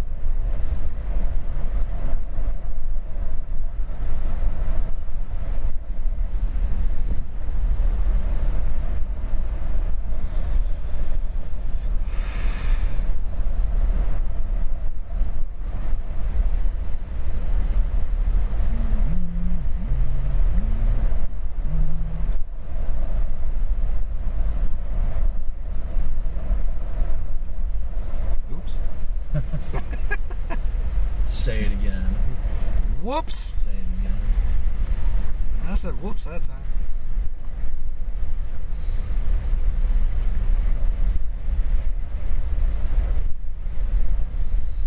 Yeah, the water's definitely come down. In fact, the emergency vehicles, they've scooted up too. What? Where did it come from? I don't know, man. Just like the random guy in the parking lot. I don't know where he came from, where he went. Well, you could have just left, baby. We're about to be back at that original road that was first getting surged real badly. Oops. Yeah, I can. Oh, look at that crap. Look at him. He's mad. We're gonna have to film that guy. We've done ant chasing. Okay, that was in May. What else have we chased? Anyways, we're chasing a crab. Is that just a hermit crab, or what do you call that? That's a big one. In fact, if I caught it, I might be able to sell it. Oh, that was a big one. He's coming this way. We're out of here. Yeah, little known danger in hurricanes people don't really talk about are giant crabs. Giant spooky crabs. Okay. So is this? Are we back at that road? No, What? I'm still up there. Oh, Beach Road? Is that what you're talking about? Yeah. I thought we already passed that. Yes, this whole thing flooded. Yeah.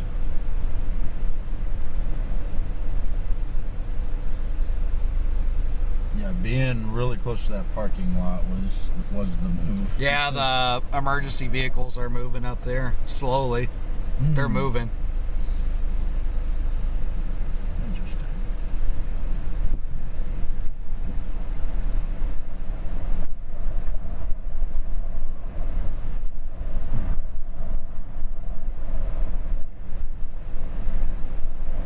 They're like off to the left.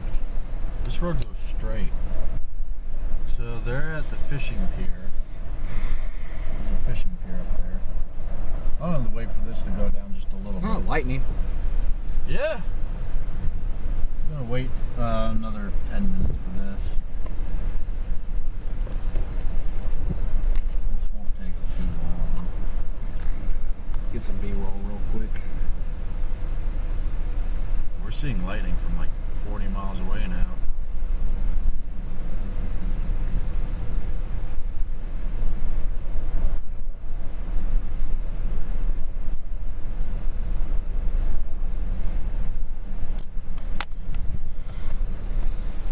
Thinking by 3 we might have enough receding water to exit. Might have to wait till dawn. Should be expecting high tide in a couple hours.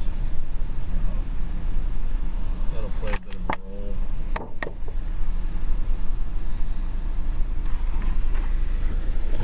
But the amount we're receding is definitely overriding the tide.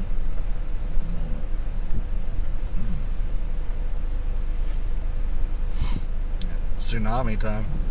I mean, there's an earthquake right now.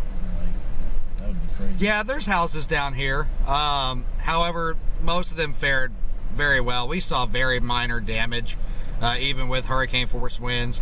These houses down here are built to withstand those winds easily. You're really not going to see structural damage from wind in these houses until you get to major hurricane force. So a 75-mile-an-hour hurricane, not a problem for these houses. We saw, at most, we saw some siding coming off, some shingles coming off. Some of the palm trees lost some limbs. So, definitely no major wind damage in Matagorda Beach.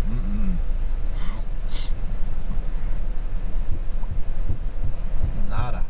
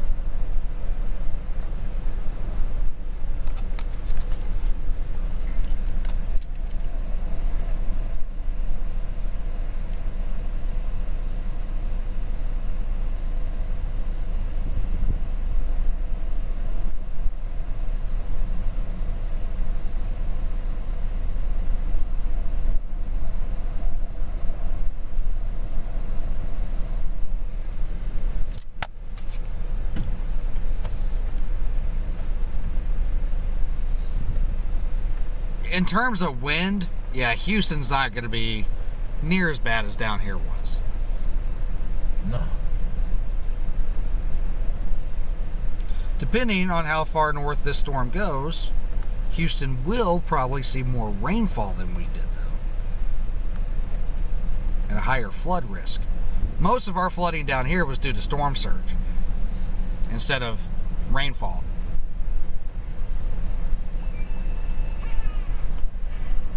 That sounds like copyright infringement to me.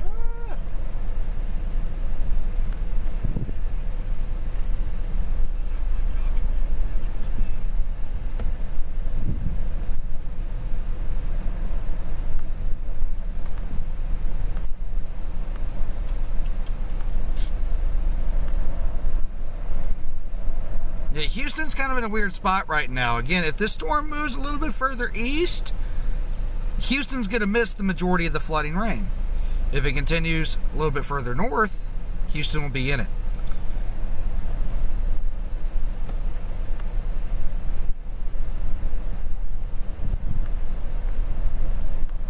But areas south and east of Houston, though, definitely going to see some flooding rain. Texas City, Oak Island, Alvin, areas like that.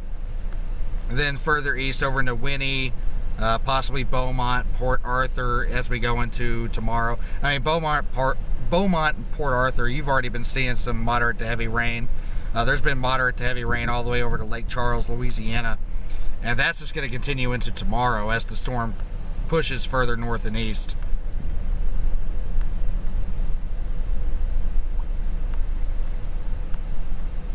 Galveston is definitely starting to get into that heavier band. So probably some tropical storm force gusts, heavy rain, some storm surge. Good thing about Galveston, they've got that seawall, and that's going to protect them from this kind of a storm surge. Yeah. Easily. Mm-hmm. The north side of the island might have some back bay. Yeah. Surge. See reflectors up there, so it's not going to be.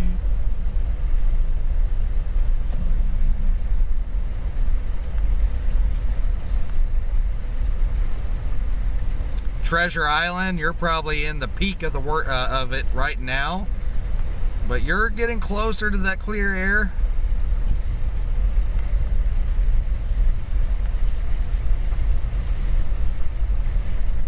The fish just made it across the road. Really?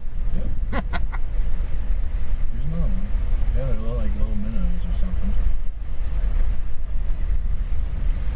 See, I see the reflectors right there, so I knew we weren't going to be in trouble.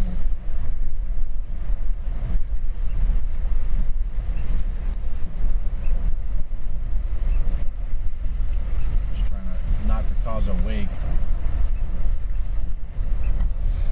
Data's still doing good.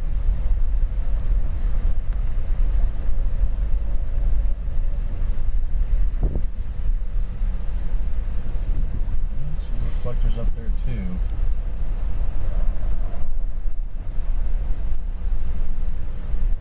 And the water level just keeps pushing from over there, but it's a little bit of a ways to the next reflectors.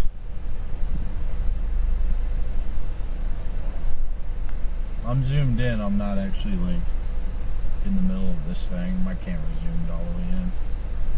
Brother Nation says it hasn't made landfall yet? I don't know. It looks like it has.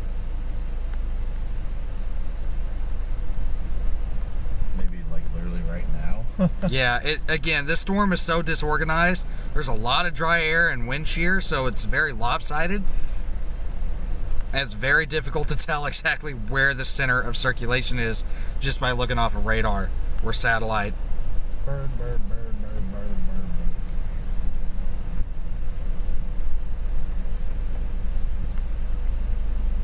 bird, bird. Bird, bird, bird, bird, bird, bird, bird. Trying to catch some of these minnows. Did you get one? National Geographic time. Wildlife.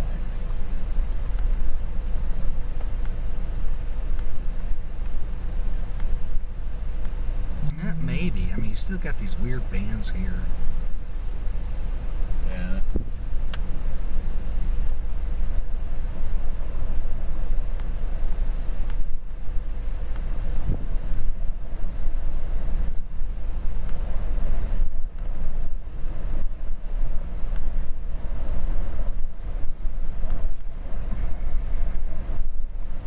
NHC should be updating momentarily. We're just slowly making our way back to Matagorda from Matagorda Beach. Main road's been underwater for the last several hours. It's receding now. It's receded quite a bit.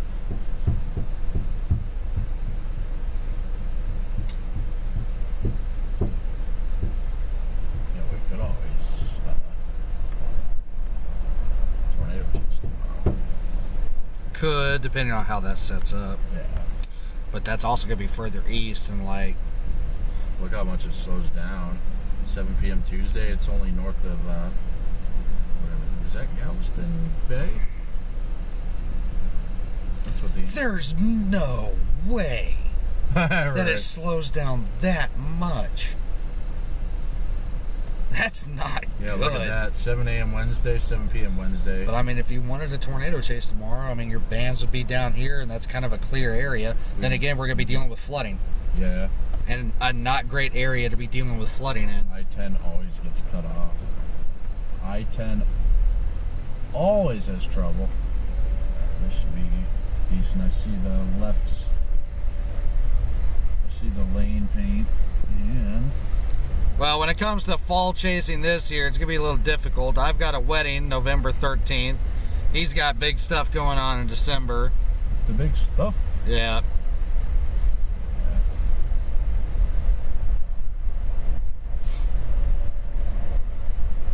I'd say our last big fall chase was probably the Dallas tornado in October of 2019. Sorry. Okay. Oh, I didn't realize your arm was out there. I just didn't want him to splash on you. Not gonna lie, after this past February, I would be very happy to not see any snow at all this winter. The snow and ice was cute for the first 2 hours, and then I lost power for 5 days. Just take a moment to look at all these little crabs displaced from the surge. Now this has got to be that road that was just Yeah, this is Beach Road right here. annihilated. And it's still pretty deep.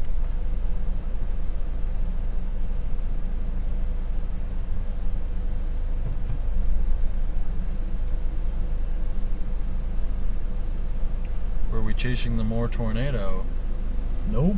I missed more because I targeted south that day. Kind of a painful subject for me. We're trying to avoid running over crabs here. Yeah. We both got the Shawnee, Oklahoma tornado the day before Moore. The EF4 and Shawnee. Didn't even know each other. And we viewed the tornado basically from opposite sides of the road.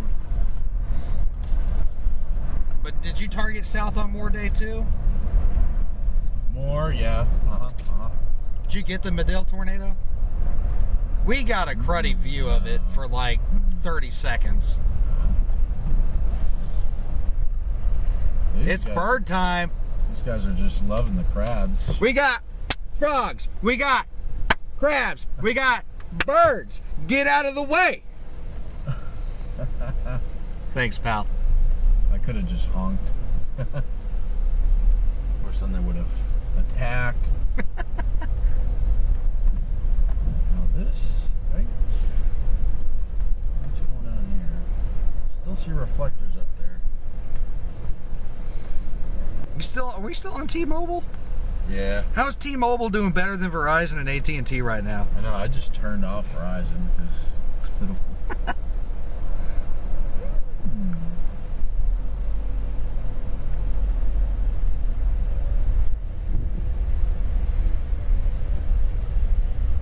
Times like this, I wish I did have a higher profile vehicle. Oh yeah, Pelican's gonna have an easy meal tonight. Seagulls too. Alright, that's splishy splashy. Just trying to keep my momentum up. Oh, I see reflectors right up here, so we don't have far to go. Reflectors and some debris. Debris? Oh, look at this fish. Oh, look at yeah. this fish. He gave up real quick. Okay. Got more pelicans up here. The pelican can. Got their attention. Probably finding fish that got stranded up here. That's always a shame. Is this concrete? Oh man, it brought up the Oh concrete. wow, it ripped up the concrete here. Just bumped it up a bit. That's a little sketchy. Where did it come from? We're gonna have to watch for slabs. I guess right there. Oh yeah, it did. It ripped up the road right here. So goodness. If that keeps up, we might not be able to just stroll off the island here. Chunk of concrete missing there. Let's wind up over here. So, watching for big bumps. Okay. Just be astute about this.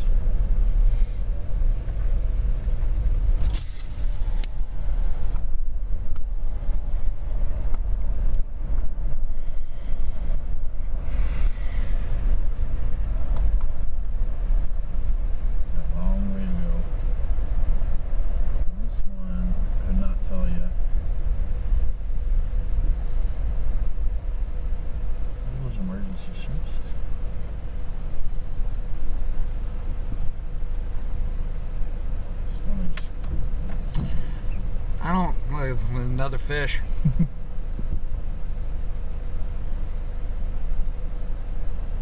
Yeah, that's a battle you're not going to win. Yeah, I don't see reflectors up ahead, so I'd wait this one out just a little bit longer. It's alright, we're getting a wildlife show.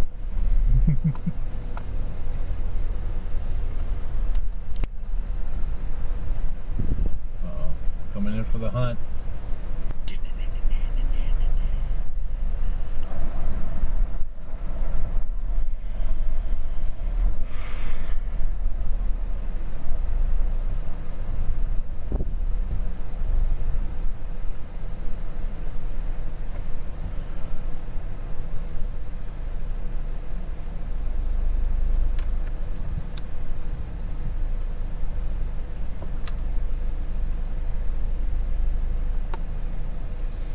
Yeah, I will say this is a more enjoyable escape than Lockport was. Lockport escape was stressful. Oh, man.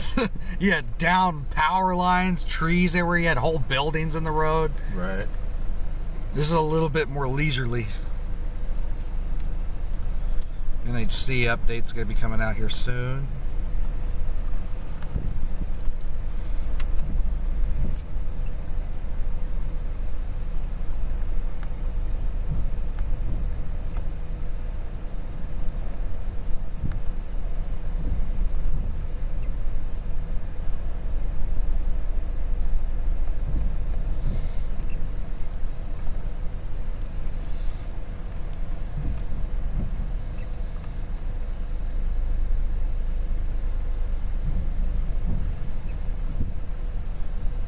There's another fish.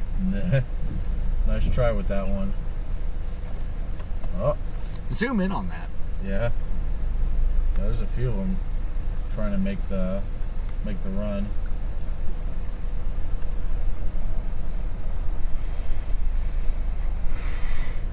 Make sure you save that video, 'cause that'd be nice to add in.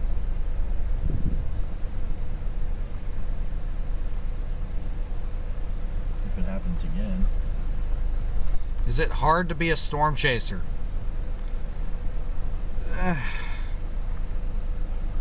Yes and no. That's a hard question to answer, actually.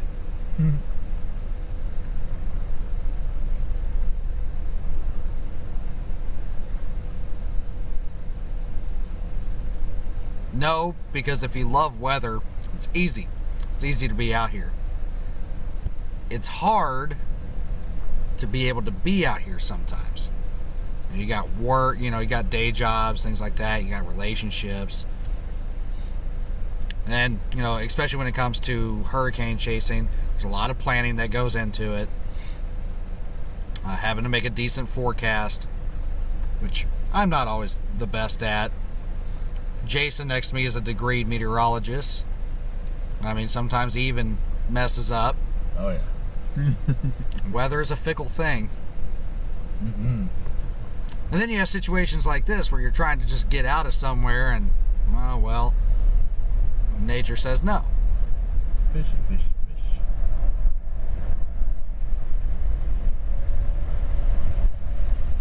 Is our sound not working? Really? No, there's that lag, so we were kind of quiet there for a second.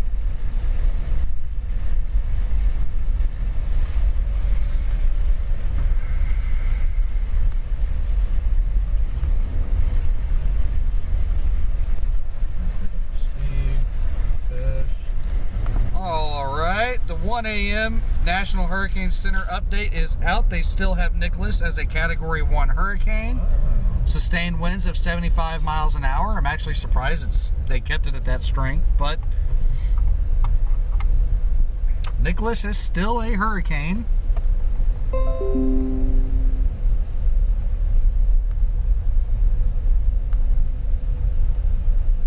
And has made landfall officially. So, it's still a hurricane even after it made landfall.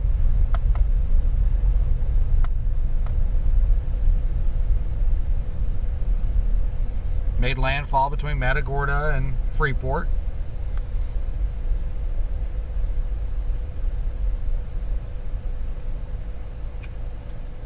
No help from the reflectors. This should all be pretty shallow. I'm watching to the left, and I'm also watching for displaced asphalt.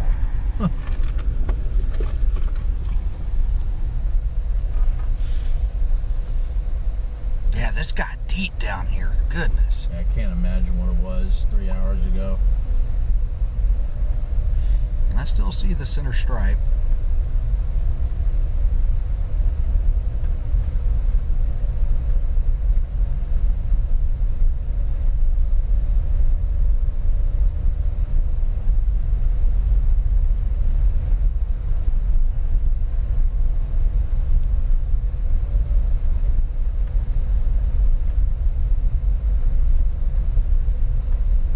Back up. Yeah, let this recede a little bit more. I'm seeing a lot of fish jump ahead of us, though.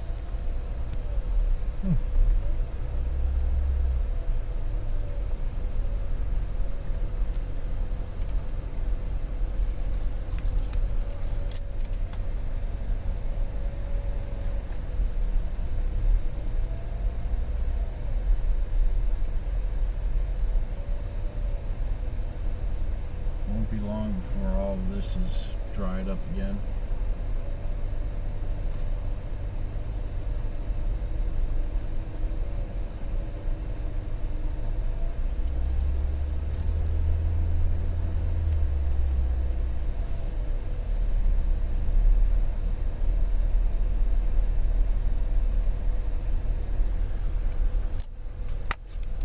Yeah, it's still a little too much for the liking.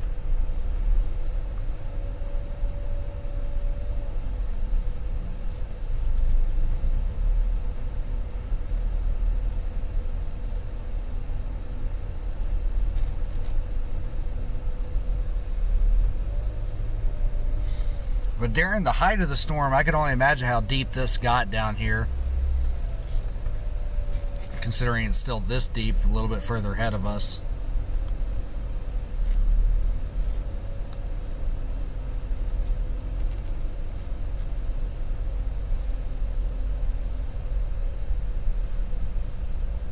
It's not raining, and the winds are virtually down to nothing, so It's not going to take long for it won't to take long. recede a little bit more.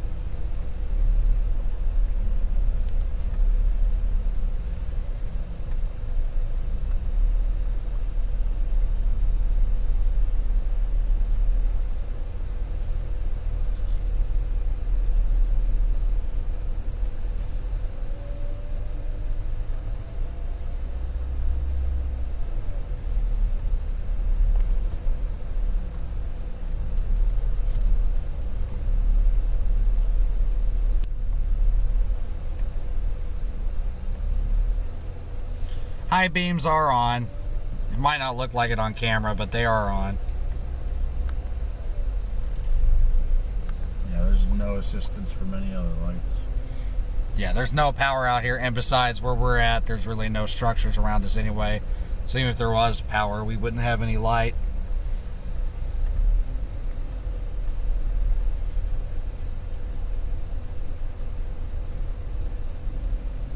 It's thinning out. Should be good.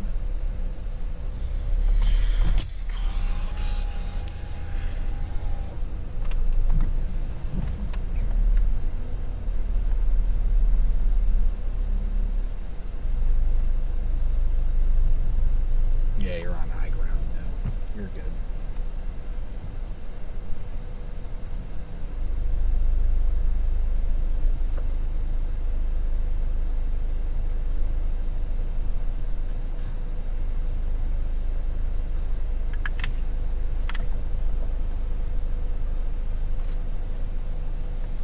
Yeah, Treasure Island, Jamaica Beach might have it's pretty deep convection rocking in.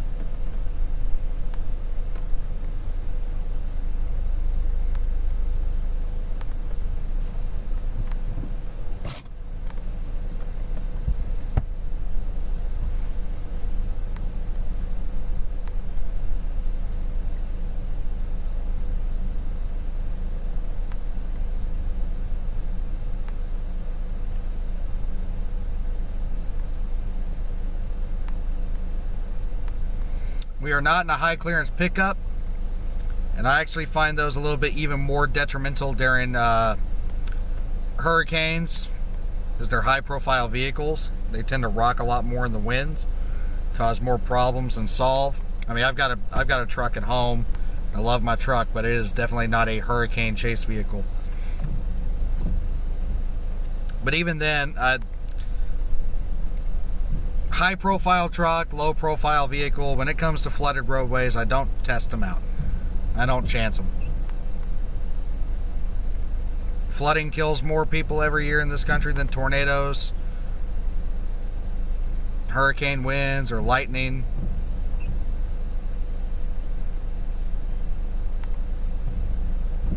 I've seen that it doesn't take very much water to stop a vehicle, even a truck.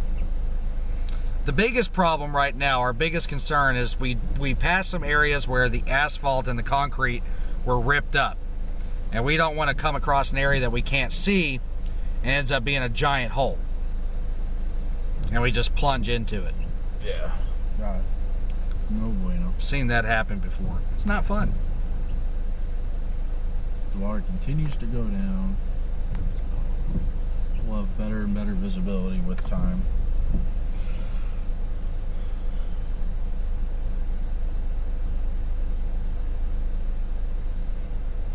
The night is young.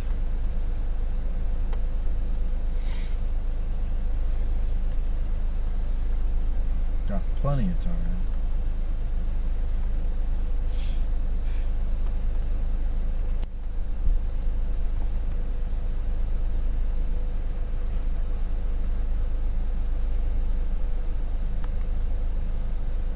Bird!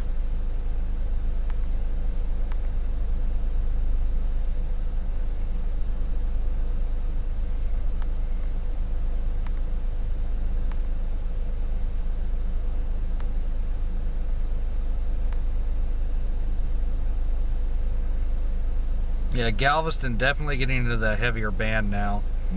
They'll be in it for a while. That's gonna be some flooding. Yep. Apparently winds there are pretty wild too. Yeah.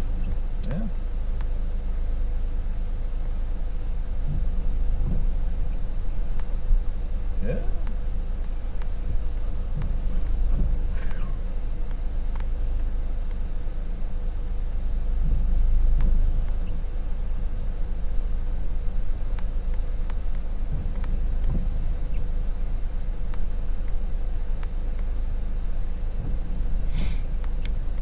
But regardless of the vehicle we're in, Jason next to me a few years ago rode out Hurricane Michael, which was a bona fide Category 5 hurricane at landfall with what were sustained winds? I think that was 160 I think it was 160 at landfall Yeah. in a Honda Civic. Now the Honda Civic was beat up quite a bit, but he made it. That'll never happen again.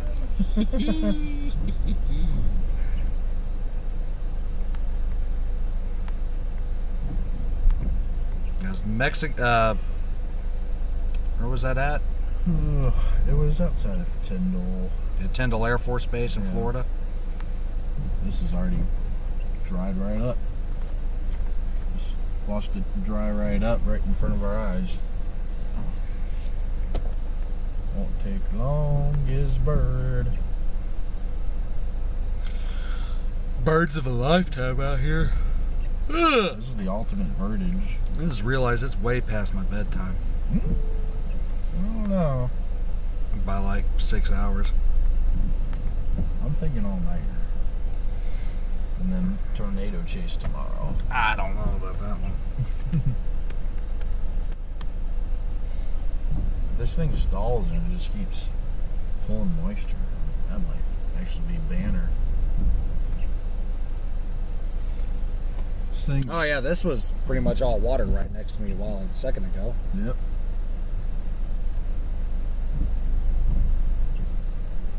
I'm taking a time lapse of how quickly this is dropping.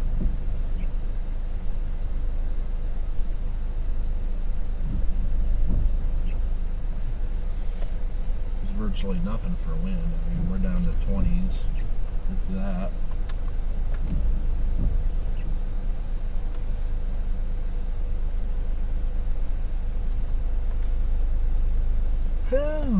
Moving on up a little bit, foot by foot.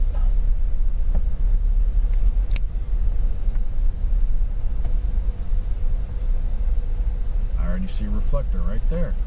Couldn't see that reflector not Nope. 5 minutes ago. Just another couple minutes. Go right up.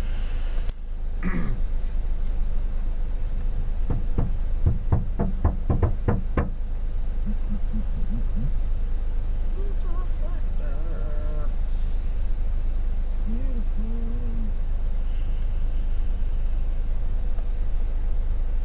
It's the Jaguar's eye. Another fish in front of us. I like fish. Let's have a fish fry. This is all like what, redfish maybe? Nah, these are some sort of bait fish. I can't really tell what they are, but they're definitely not redfish. Rubbish fish. I'd kind of freak out if I saw a redfish grow across the road.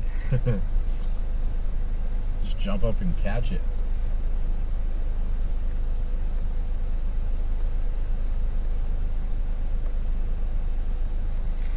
If I'd have to estimate, I'd say the water levels are lowering, I don't know, Fresh catch Del Dia. 8 inches an hour.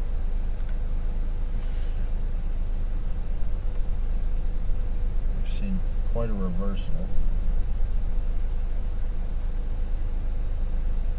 It's what we call negative surge. I mean, it's trending negative. All the water is just going right back out to sea. Yeah, I don't know of what live streams are in Galveston at the moment. I do know Galveston to Jamaica Beach is definitely in the worst of it right now. We'd be going there if we could. Yeah, we can't. We're still over here in Matagorda Beach. We're way past the worst of it. We haven't been in hurricane conditions now in what, 2 hours, more than that? Yeah. 10:30. Now it's 1.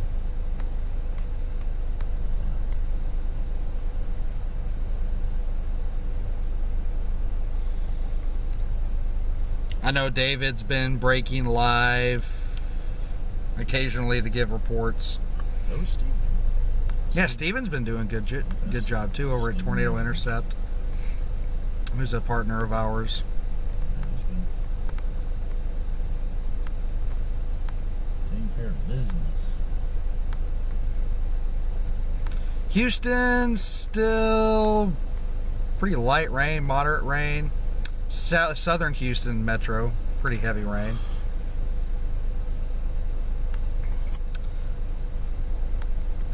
Port Arthur, they've actually got a pretty decent band setting up over Port Arthur of heavier rain. I wouldn't be surprised to see a flash flood warning issued out that direction within the next couple of hours.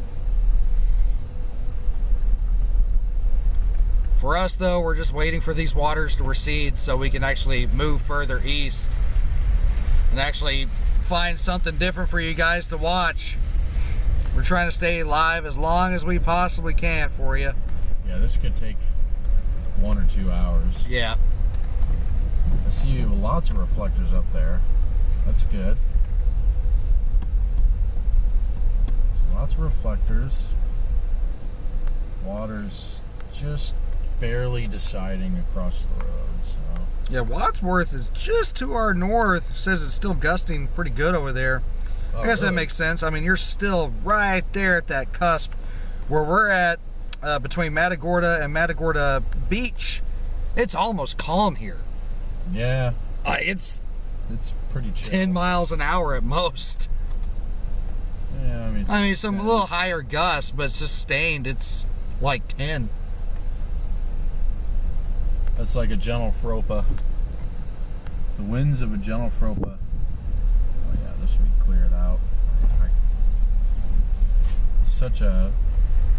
This was almost too spooky just 10 minutes ago, and now it's like, alright, we good. Yeah, during the height of the storm, I could only imagine how deep it was down here. I bet the whitecaps were something else.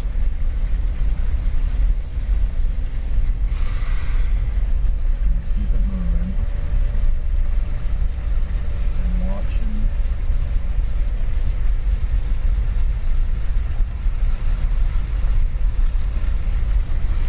Yeah, we're keeping an eye on that. That's actually the biggest concern at the moment, is we found some areas where the asphalt and concrete had actually been ripped up by the water. So we're keeping an eye out for any holes, potholes that have formed. That's completely dry right here. Yeah. The road kind of banks, so let's see what happens here. Landfall near Sargent, officially. So that's just to our east. There's headlights coming at me. Yeah, pretty much dead center between Matagorda and Freeport. Vehicle trying to come down here. That might bode well for our future endeavors.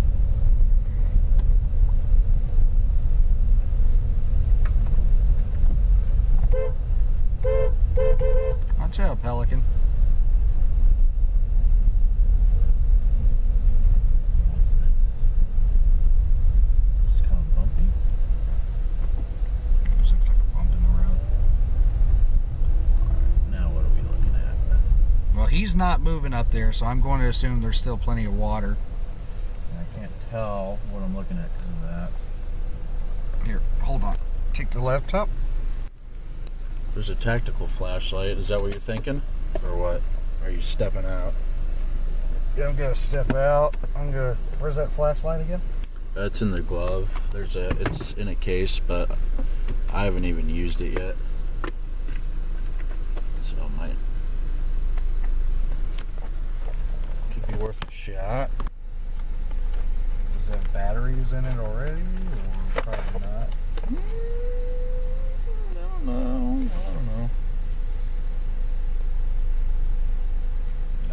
Where's your headset? Right here.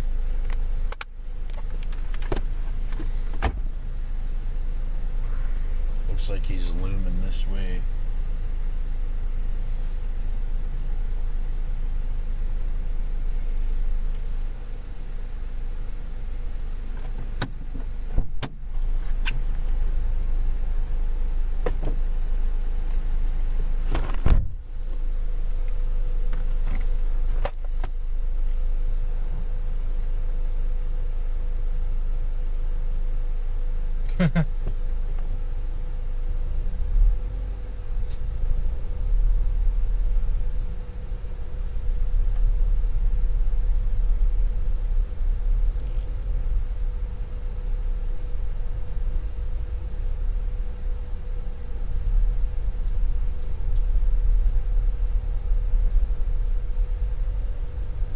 I see more reflectors.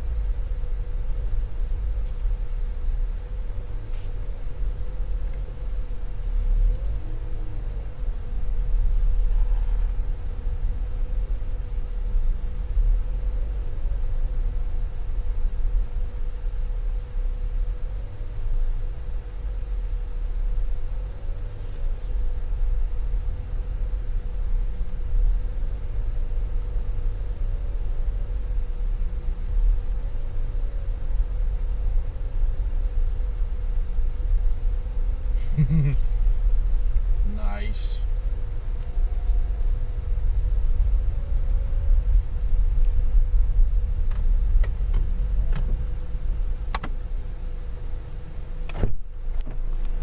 Nice.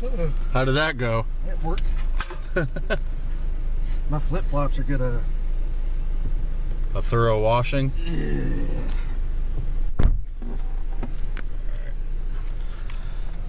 Cool, man. Angle deep.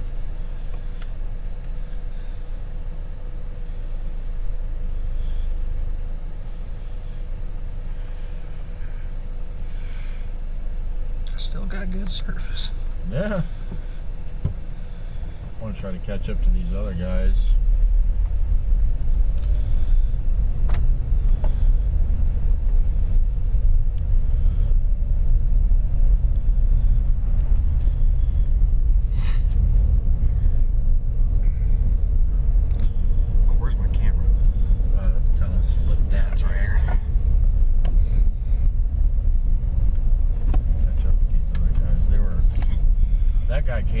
pretty much right over here before he turned around. What is that? Nothing real. Yeah, if you stay on the left side, it's a lot shallower. Mm-hmm. Yeah, it's virtually going to be dry here in 10 minutes. That guy pretty much came all the way down here before he turned around.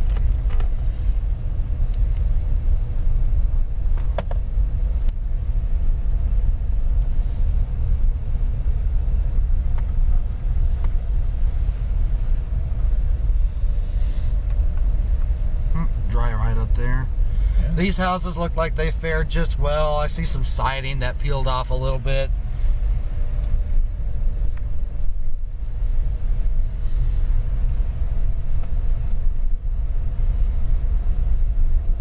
Yep, not much to speak about.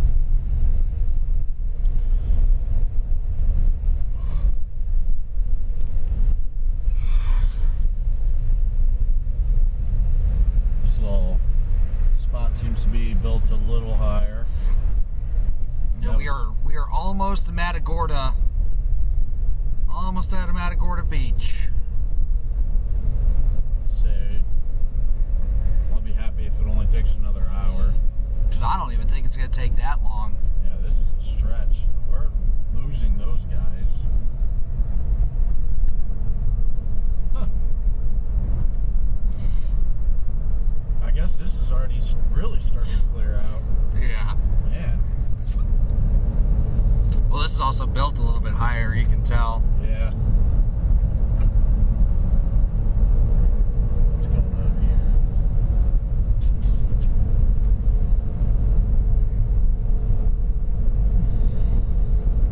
So we're just south of Matagorda. Using these taillights as kind of a guide.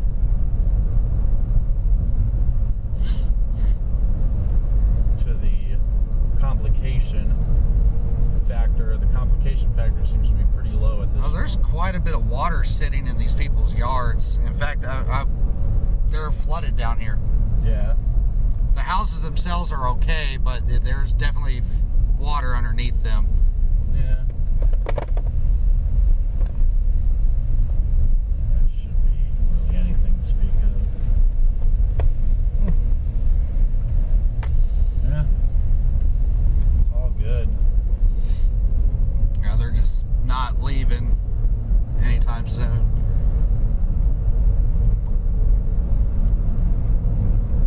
And that's how you leave Matagorda. Woo!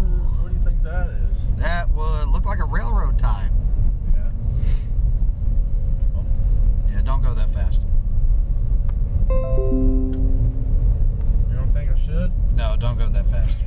I'm not dealing with another Steven situation. We got brake lights. Let's see, do we have a complication factor picking back up?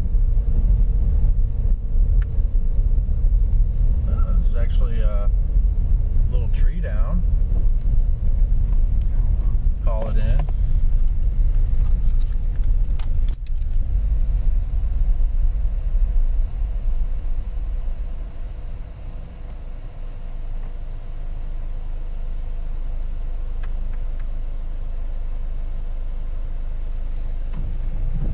It's already more than expected, damage-wise.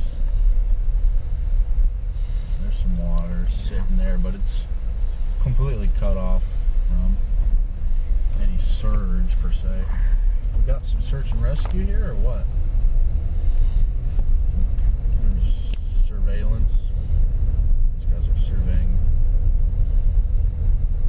Is that a boat washed up? Nah, that's good. Just checking out the scene.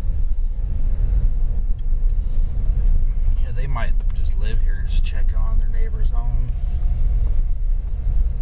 But all the houses here fared very well. Yeah. I mean, I would expect them to in a Category 1 hurricane. What's going on here? Oh, the shed collapsed. Oh. What's looks like it. Oh, it floated across the street. Maybe. Came from somewhere. Doesn't belong there. Mm-mm. That's odd. Yeah, 75 mile an hour sustained winds. There were some higher gusts than 75, but these homes are definitely built to survive that.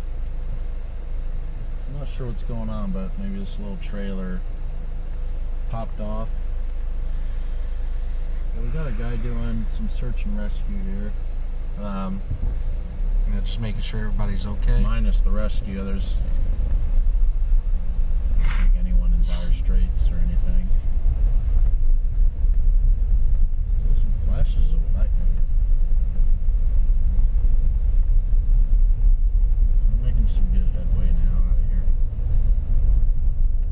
Just take it easy. Yeah.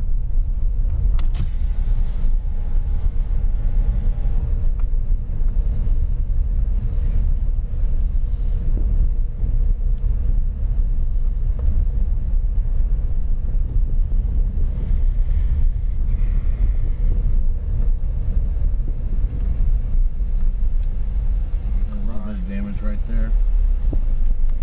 That's about the extent of what we've seen. Looks like a basketball hoop stand flew over and just knocked into the patio porch area or something.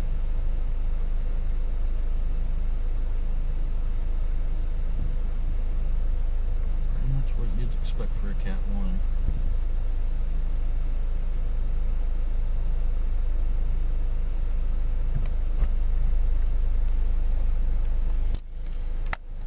Doesn't look like anyone's home there. Yeah. It's not terrible. It looks like Just some screen porch. Yeah. Oh. Oh, telephone. Some power poles down here. We may have found the source of our power outage. Snap this line. Yeah, it must have had like a mesovortex come through here or something.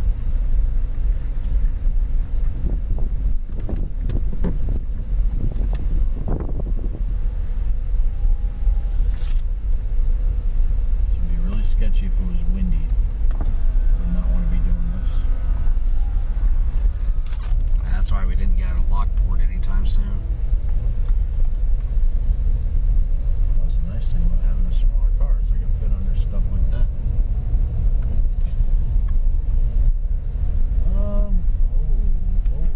That's RV. RV flipped. Yeah. Ooh. Yeah, this got some down trees here too. Had to be a mesovortex. Yeah.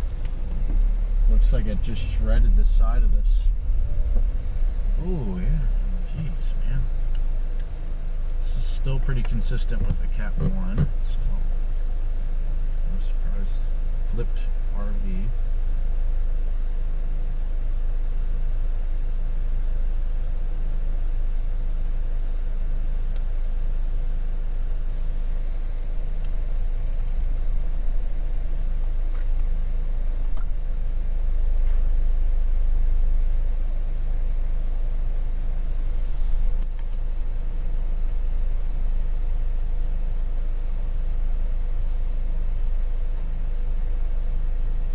No, guys, we are not in the eye.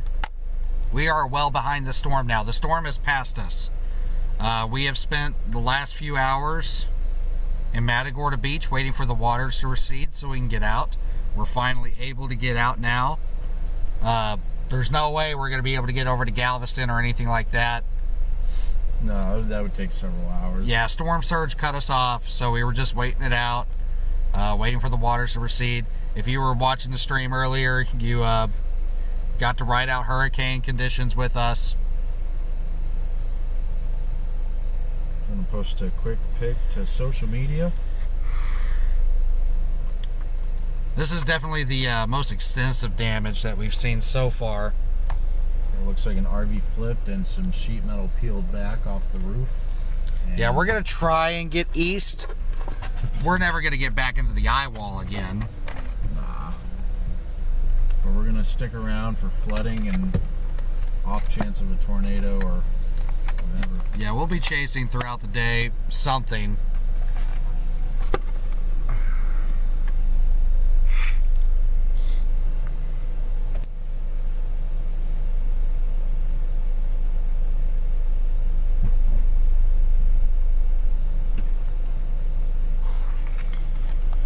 Well, right now we're still moving towards Matagorda. We rode out the hurricane in Matagorda Beach.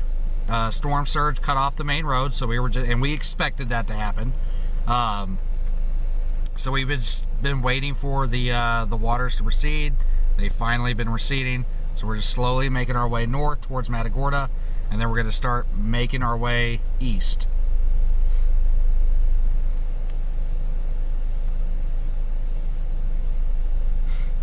We're going to have to take it slow. Mm-hmm. It's nighttime. There's no power around, so we can't go too fast because we got to watch out for debris in the road, standing water, things like that. Yeah.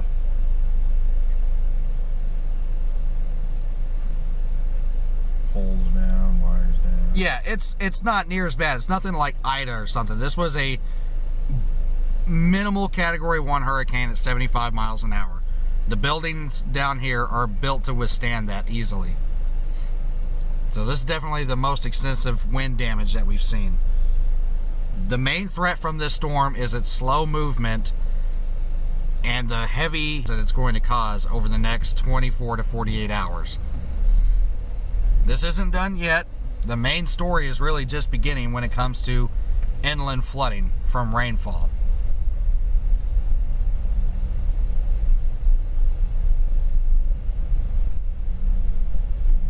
These other RVs held up okay, but I would hope that nobody was riding it out in their RV out here. No, not when they have their house right there. But it looks like a lot of people finally left. Got power line, it looks like. Got some, power line on the road, some debris.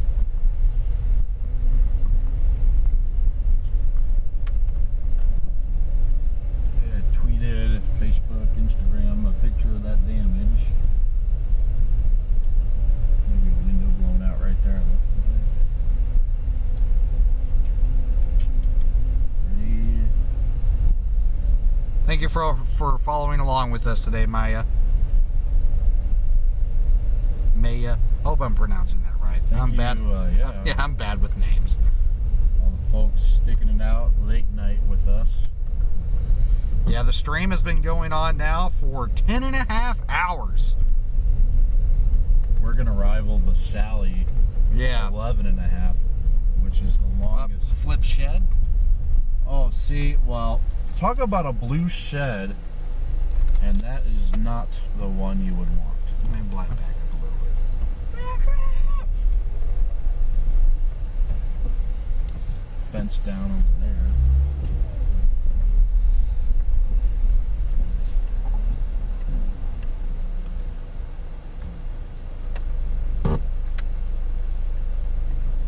Clear the windshield.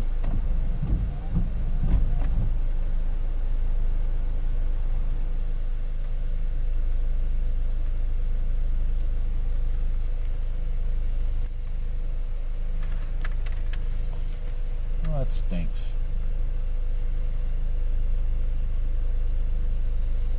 Oh, and there's satellite dish.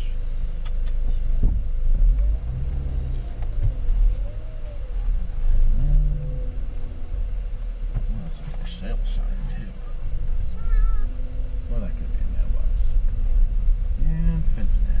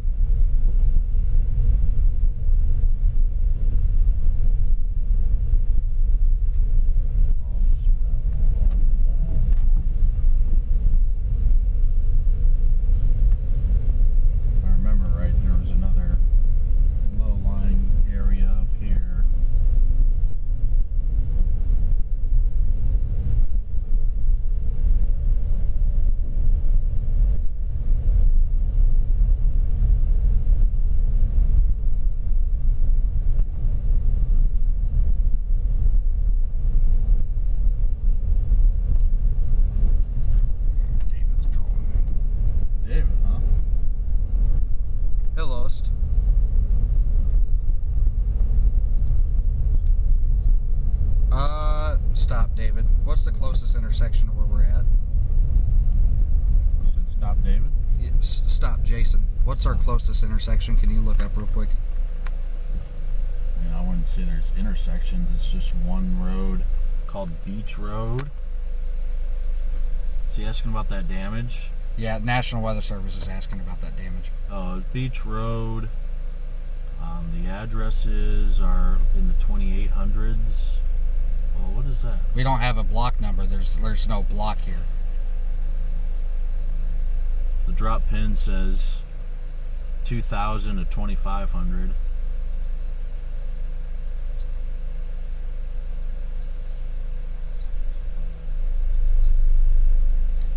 We are, how many miles south of Matagorda are we? We're near the 3 miles. 3 miles due south of Matagorda.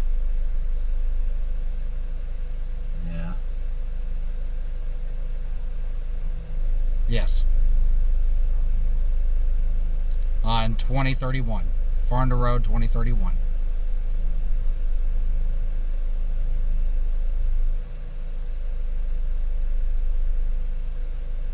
Yeah, it's south of the bridge. It's just the All one right. road. Yeah, not a problem. I was wondering. Bye. I was wondering if we'd have to be more specific about that. Well, it's kind of hard when it's just a straight road with no intersection. Yeah. They were probably thinking we were in Matagorda. Ooh. Look at that. That's spooky. That brought up the hardtop right here. See? It's like the Rocky Mountains of asphalt. Oh, wow. Yeah, so there's definitely some surge here. Ripped up the asphalt.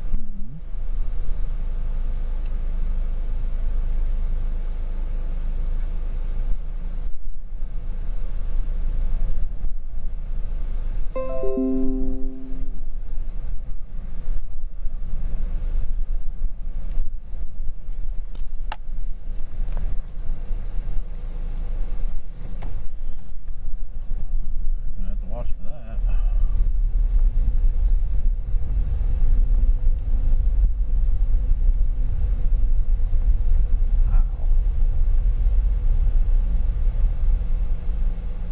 Never seen anything like that. Of course, I don't really chasing surge areas much.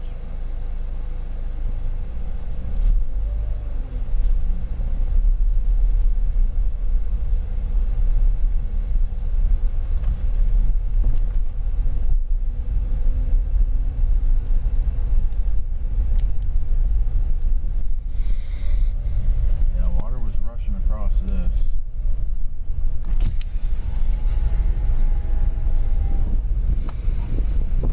Sounds like motor oil. Motor oil.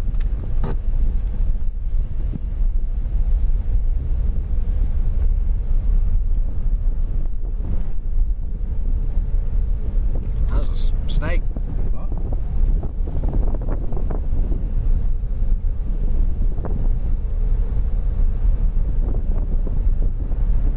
I don't even see the water near the road now. Someone said it reminded them of Tremors. That's my favorite childhood Oh movie. my goodness.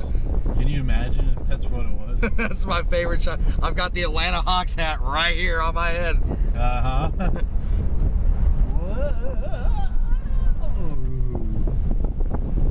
Go around this, I guess. Nope, another flipped RV thing.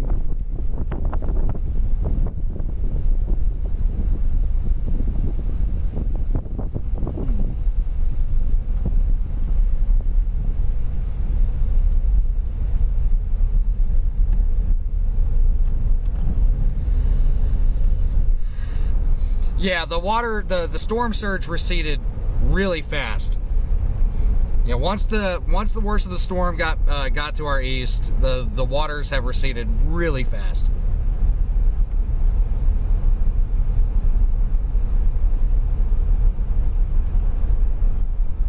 Give me an update of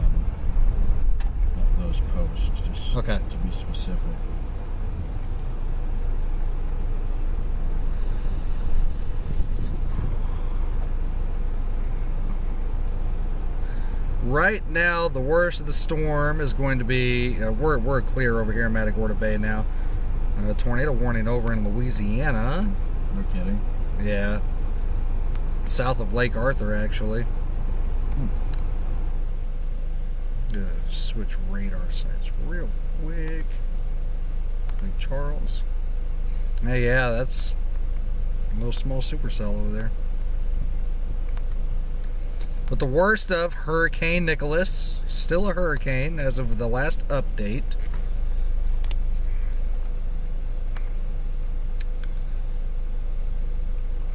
Galveston, definitely one of those heavier bands. And it's a slow-moving storm, so Galveston, you're going to be in that band for quite some time. Up to Bayou Vista, Tiki Island, Jamaica Beach. I feel sorry for you guys in Jamaica Beach. Y'all have been in this for a while. Yeah. Y'all probably definitely don't have power at this point. Another lightning barrage just to the northwest of Jamaica Beach. But the good news is Jamaica Beach is slowly getting out of it. You're right there at the edge. Port Bolivar, you're starting to get in it. The good news is most of the heavy rainfall, I was really concerned about Houston throughout this event because we know what happens in Houston when they get a lot of rain. And most of the heavy rainfall has stayed south of Houston. So that's the good news. The bad news is everybody south of Houston's getting it. Good limb. Where did it come from? I guess maybe it just fell down right there. Yeah, 1 second.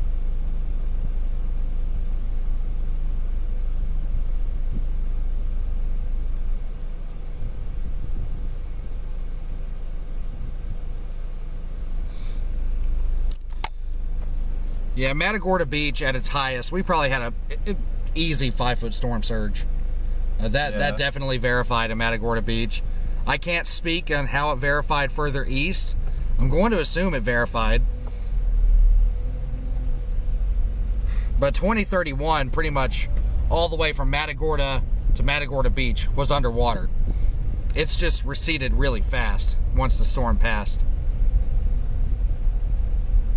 I don't think this boat's supposed to be here. Either that or there's like extreme negative surge. But that's not the case. How'd that boat get there? Slow guy.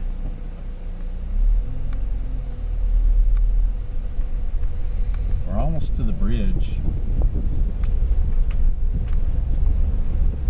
Yeah, throughout Houston proper, it's light to moderate. You know, sometimes heavy rainfall, but the majority of the flooding rains are further to the south and east. Seabrook, you're kind of in it. There's kind of a band towards Baytown, Pasadena of heavier rain there. That could be causing some minor street flooding. But as of right now, the absolute worst of Hurricane Nicholas is from Galveston, Jamaica Beach, even maybe towards like Danbury.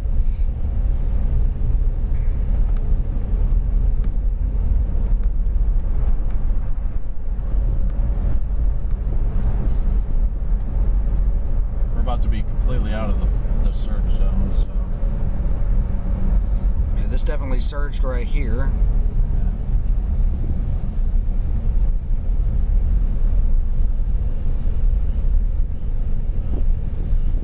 That's still all underwater. Someone's got power? Maybe solar powered. Can't tell what I'm looking at back in here, but it looks kind of trashed.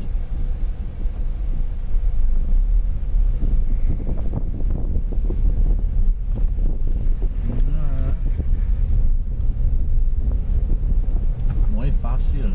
Yeah, Nicholas has been very disorganized since its birth. It's been very lopsided. It's been fighting wind shear, some dry air. However, towards the end there, it started to try to get its act together. It makes you wonder what would have happened if it had another day or so over the water. Oof. Well, this is going to be fun.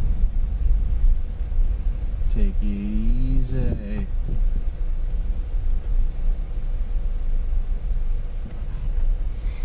Just right there at the end, Nicholas really started to overcome that wind shear and dry air to an extent. I mean, it's still taking its toll on him.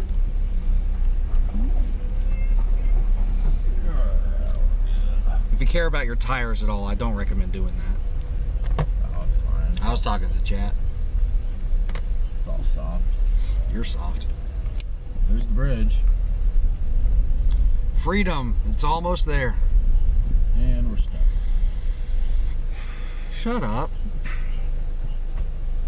I'm just gonna go over there.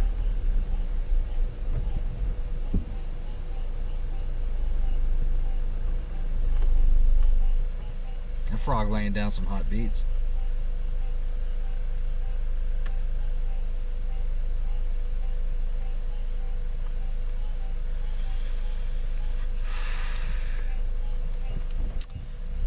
We are still south of Matagorda. We are coming up on the big bridge on 2031, that farm to market road. I mean, it's taken us a couple of hours to get from Matagorda Beach to Matagorda proper. But Yeah. we can see that bridge right ahead of us.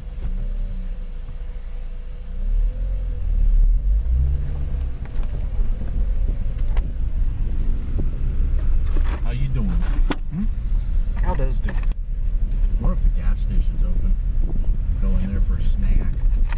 Even though I have like You have 70 50 snacks in here. What are you talking about? I want a home cooked meal, man. Burger does It's sound been pretty a rough neat. 6 hours out here, all by ourselves. Burger. I bet there's gonna be some Buc-ee's open.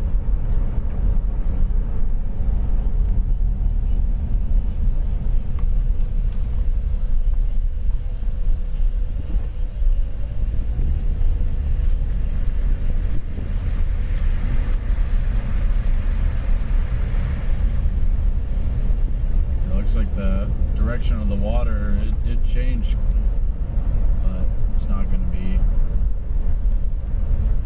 They're going to have a lot to clean up on this road, but it won't be difficult. Yeah, it's not extreme damage. It's just kind of widespread minor damage. Bridge, you make bridge time. It's a bridge.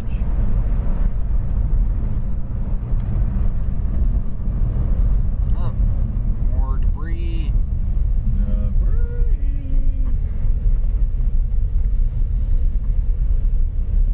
What's this? Yeah, well, the water's just all over the place on this road. Yeah, pretty much all the way from Matagorda down to Matagorda Beach. It was underwater. Yep. This road was completely underwater the whole way.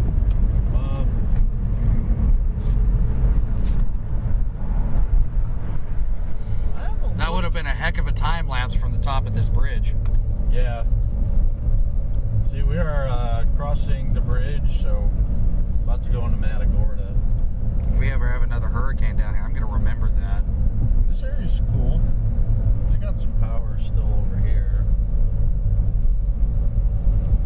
Oh, these are barges. Matagorda is dark. Yeah. Yeah, it's out of power. There's power on the barges, but I'm guessing they're all. I see power. A hurricane warning. Oh, you don't say. Hey, did you know there was a hurricane? Okay, Todd. Yeah, looks like Matagorda, for the most part, is without power. Yeah. There's a few places here and there with some. Real dark. This country store has lights on. I'll laugh if their pumps are working. Oh, Their pumps are down. the awning fell down.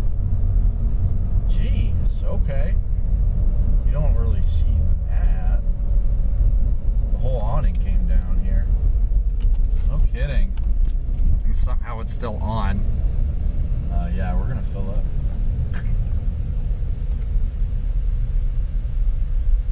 Dude, what? No kidding. I'll stream this for a little bit.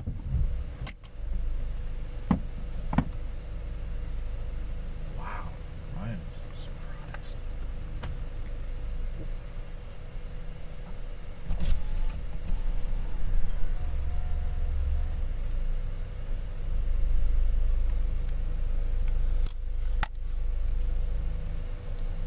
You just don't usually come down in a Cat 1. I mean, yeah, even during Ida, when we had 140 plus mile an hour winds, most of the awnings stayed up.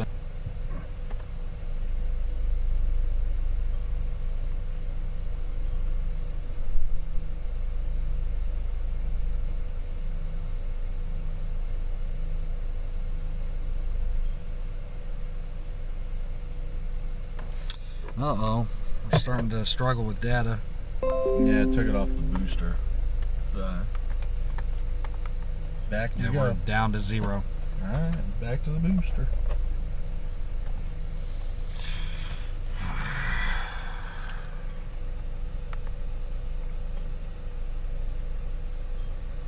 No data. Nah, that'll be alright. Should be going through now. Okay. Guess I'll keep it on the booster because all the internet's cell data around here is bad. AT&T is completely out. Verizon's struggling hard. Somehow T-Mobile is the king of the 3 at the moment. Mm-hmm. But even that's starting to struggle. Should be coming back now. And it's still struggling. No, Alright, it's back in the green. you are.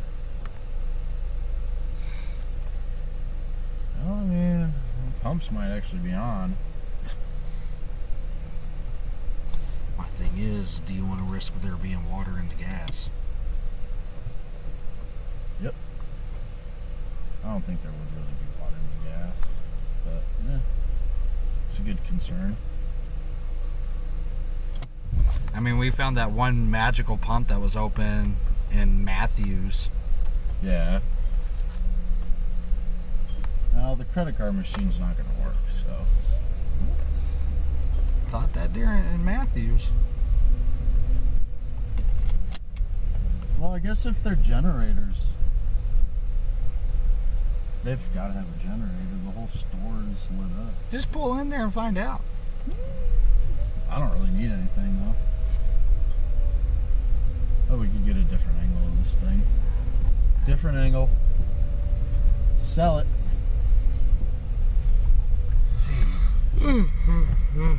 Hello.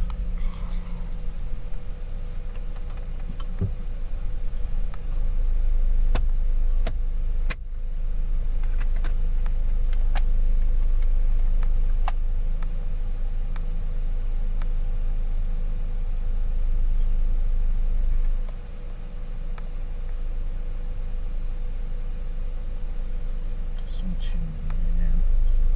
Stop.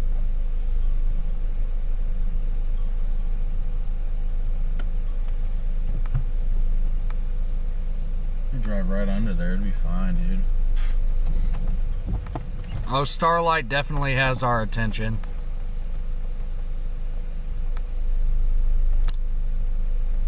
I was mentioning earlier that the worst of the storm right now is Galveston, Jamaica Beach area, starting to get over to the Boulevard Peninsula. There's another pretty heavy band, probably not so much in the wind department, but in terms of heavy flooding rain, there's another band that's setting up between Beaumont and Beaumont, Texas, Lake Charles, Louisiana, down to Port Arthur, and then Port Arthur, Texas, and Cameron, Louisiana. Wouldn't be surprised to have some flooding rainfall within that. That's really not good for that area because they're not even going to get the bulk of their rainfall until later on today. So they're getting a head start there.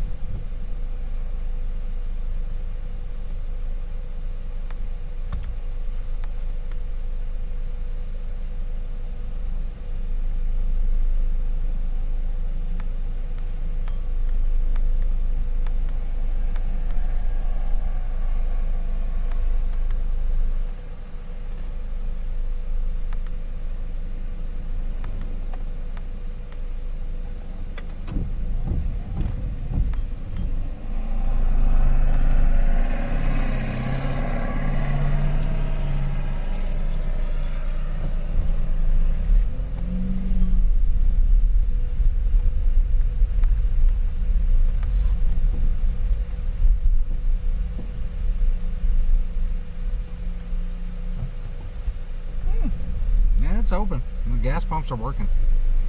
We're going to flip around and... Got almost 3/4 of a tank anyway. Flip it around. Now this is beta. This is beta all over again now. Now, this isn't like a Hurricane Ida situation where there's big gas shortages everywhere. Besides, we have spare gas just in case anyway. So, not too worried about that. I didn't think we'd be making it off the island today. Or Tonight. what's going on here? And right now we are in the town of Matagorda, Texas.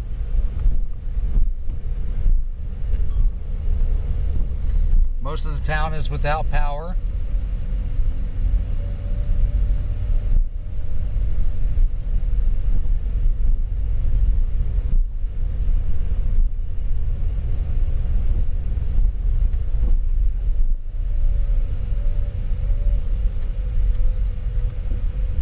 Just checking for damage like that.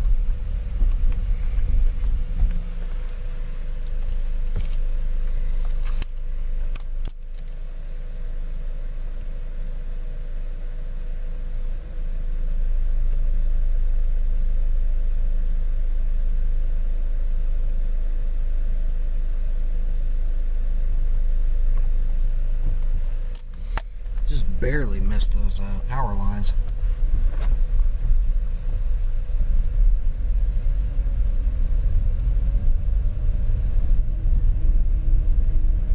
Some shreddage. Gotta love shreddage. Oh, the whole power cable came down right there.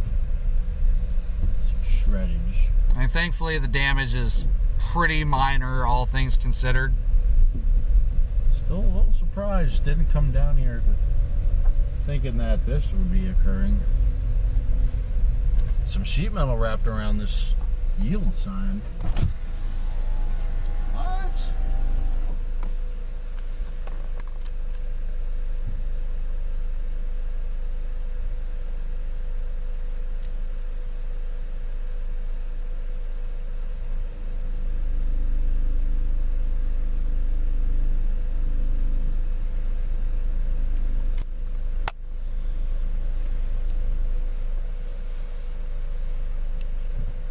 Stream is very HD, says Dave. Interesting. Okay. Why is it like that all of a sudden? Yeah, is that a good thing? What you looking for? My phone. It was just right there. I thought I felt something. You got it. See how? Still not a lot of data.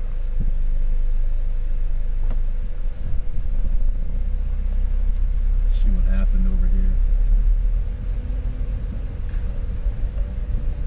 Oh man, I tossed about some of this cheap stuff.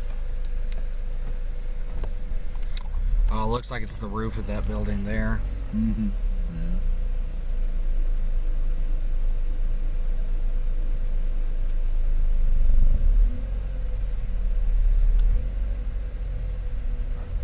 Didn't fare too well.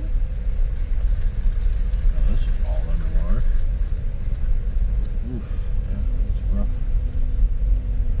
Everything was all getting all busted up. Alright. This is the old bridge. Where the old bridge used to be. Right here. And I know that because I was here for beta. That's pretty much where I went out.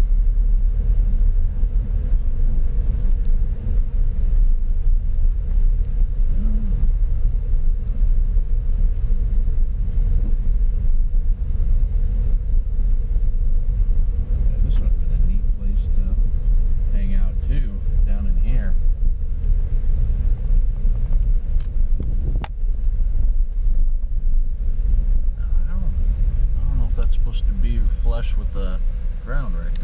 This looks like an old boat that was parked there. Oh, that's water right there. Okay. Yeah, it's like a jetty. Okay. Hard to see anything when it's nighttime. There's no electricity anywhere. No light to have any reference with. Right. And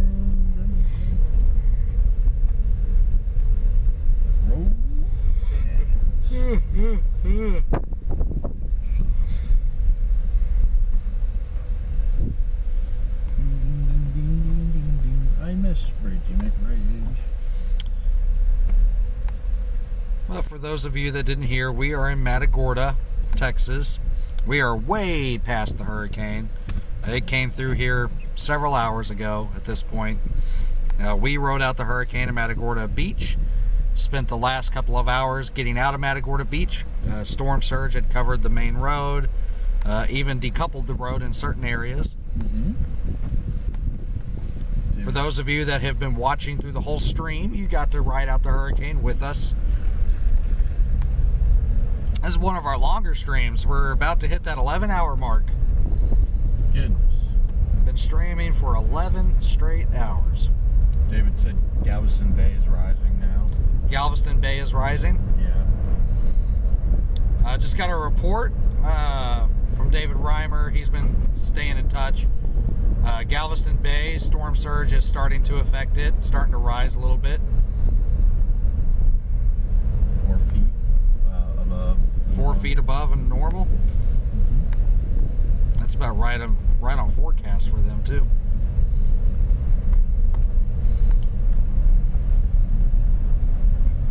Jamaica Beach, y'all are inching your way out of that band. I'm sure you're looking forward to that. Yeah. Some peace and quiet soon to come.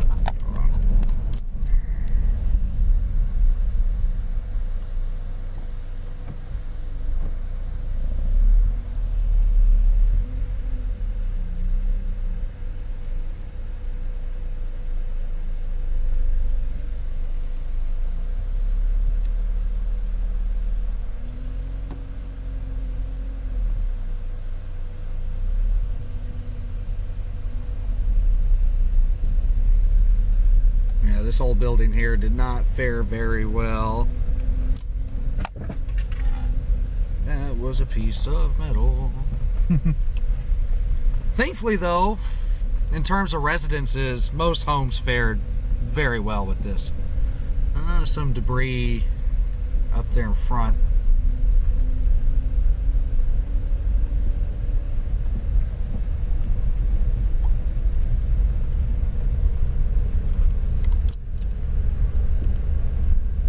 Oh no, someone has power here. They have a generator.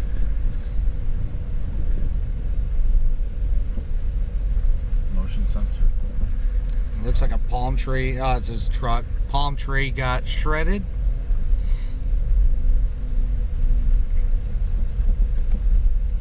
A couple of these palms got shredded. Mm-hmm. I was happy the palm trees are alive. A lot of them didn't survive a little bit further north during the winter storm. Right. Because that winter storm made it all the way down here. Which all of Texas was. The entire state. It was wild.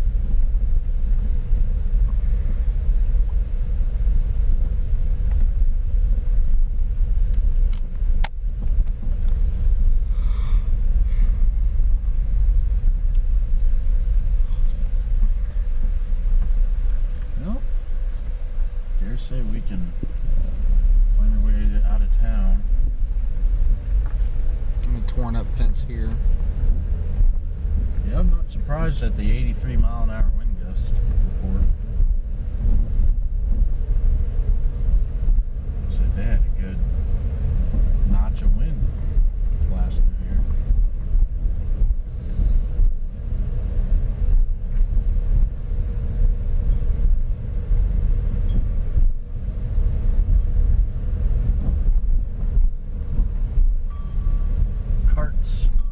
Shopping carts scattered about.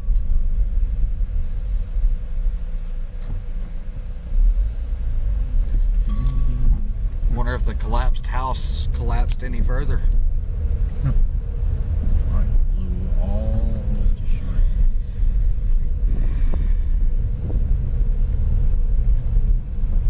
Oh, it actually did lift up. Yeah, it's moved back a bit, huh? Mm-hmm.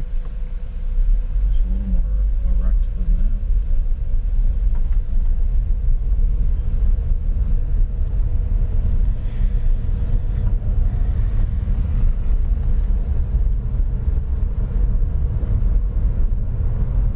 We're just watching for lines and trees. Overall, some minor wind damage, but Matagorda did all right. Right now we're just going to try to find our way out of town, kind of mosey on north and east.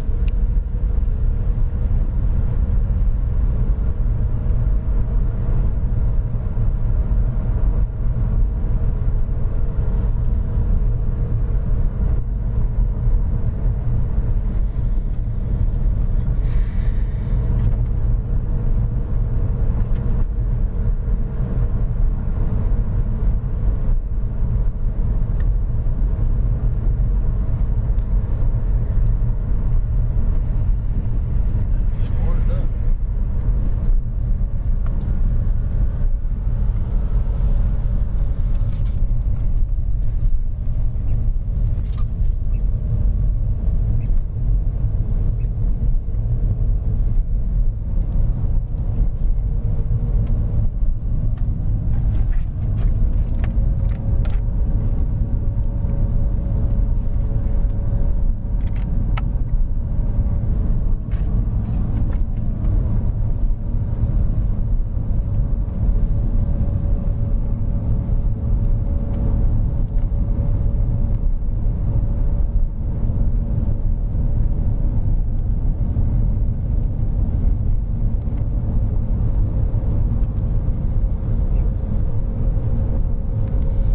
Stream's still looking good.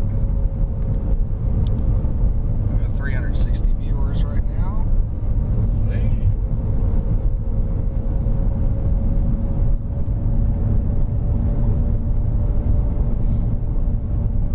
We try to be a nice group. Thank you for that. Those of you that are sticking with us, it is 2:10 in the morning here in Texas. A little bit past my bedtime. We appreciate y'all tuning in.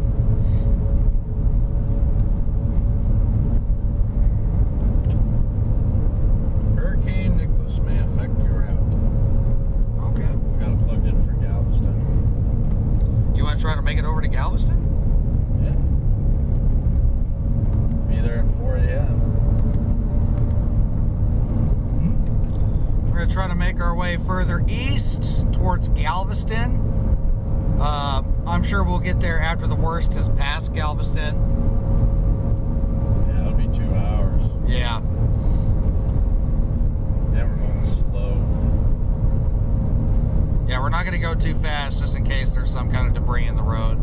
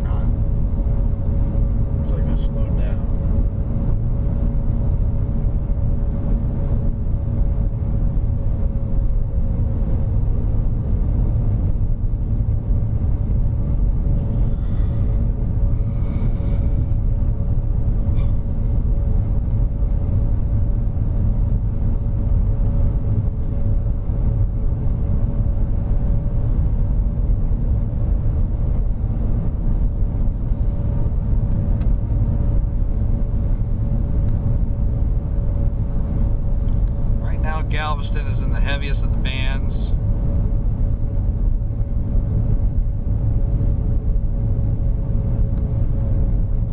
Apparently Galveston Bay is starting to see effects of storm surge. Yeah. Definitely some flooding rainfall in that area. Probably some damaging winds as well.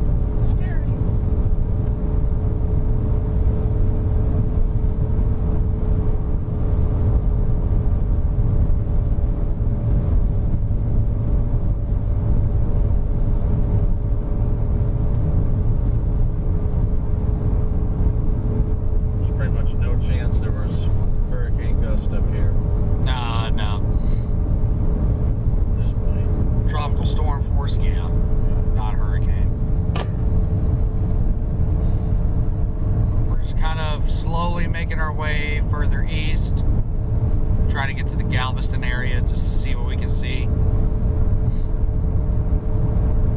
By then, I'm hoping Nicholas will have passed Galveston, because we're still about 2 hours away from there. Yeah. We'll probably make it to I-45.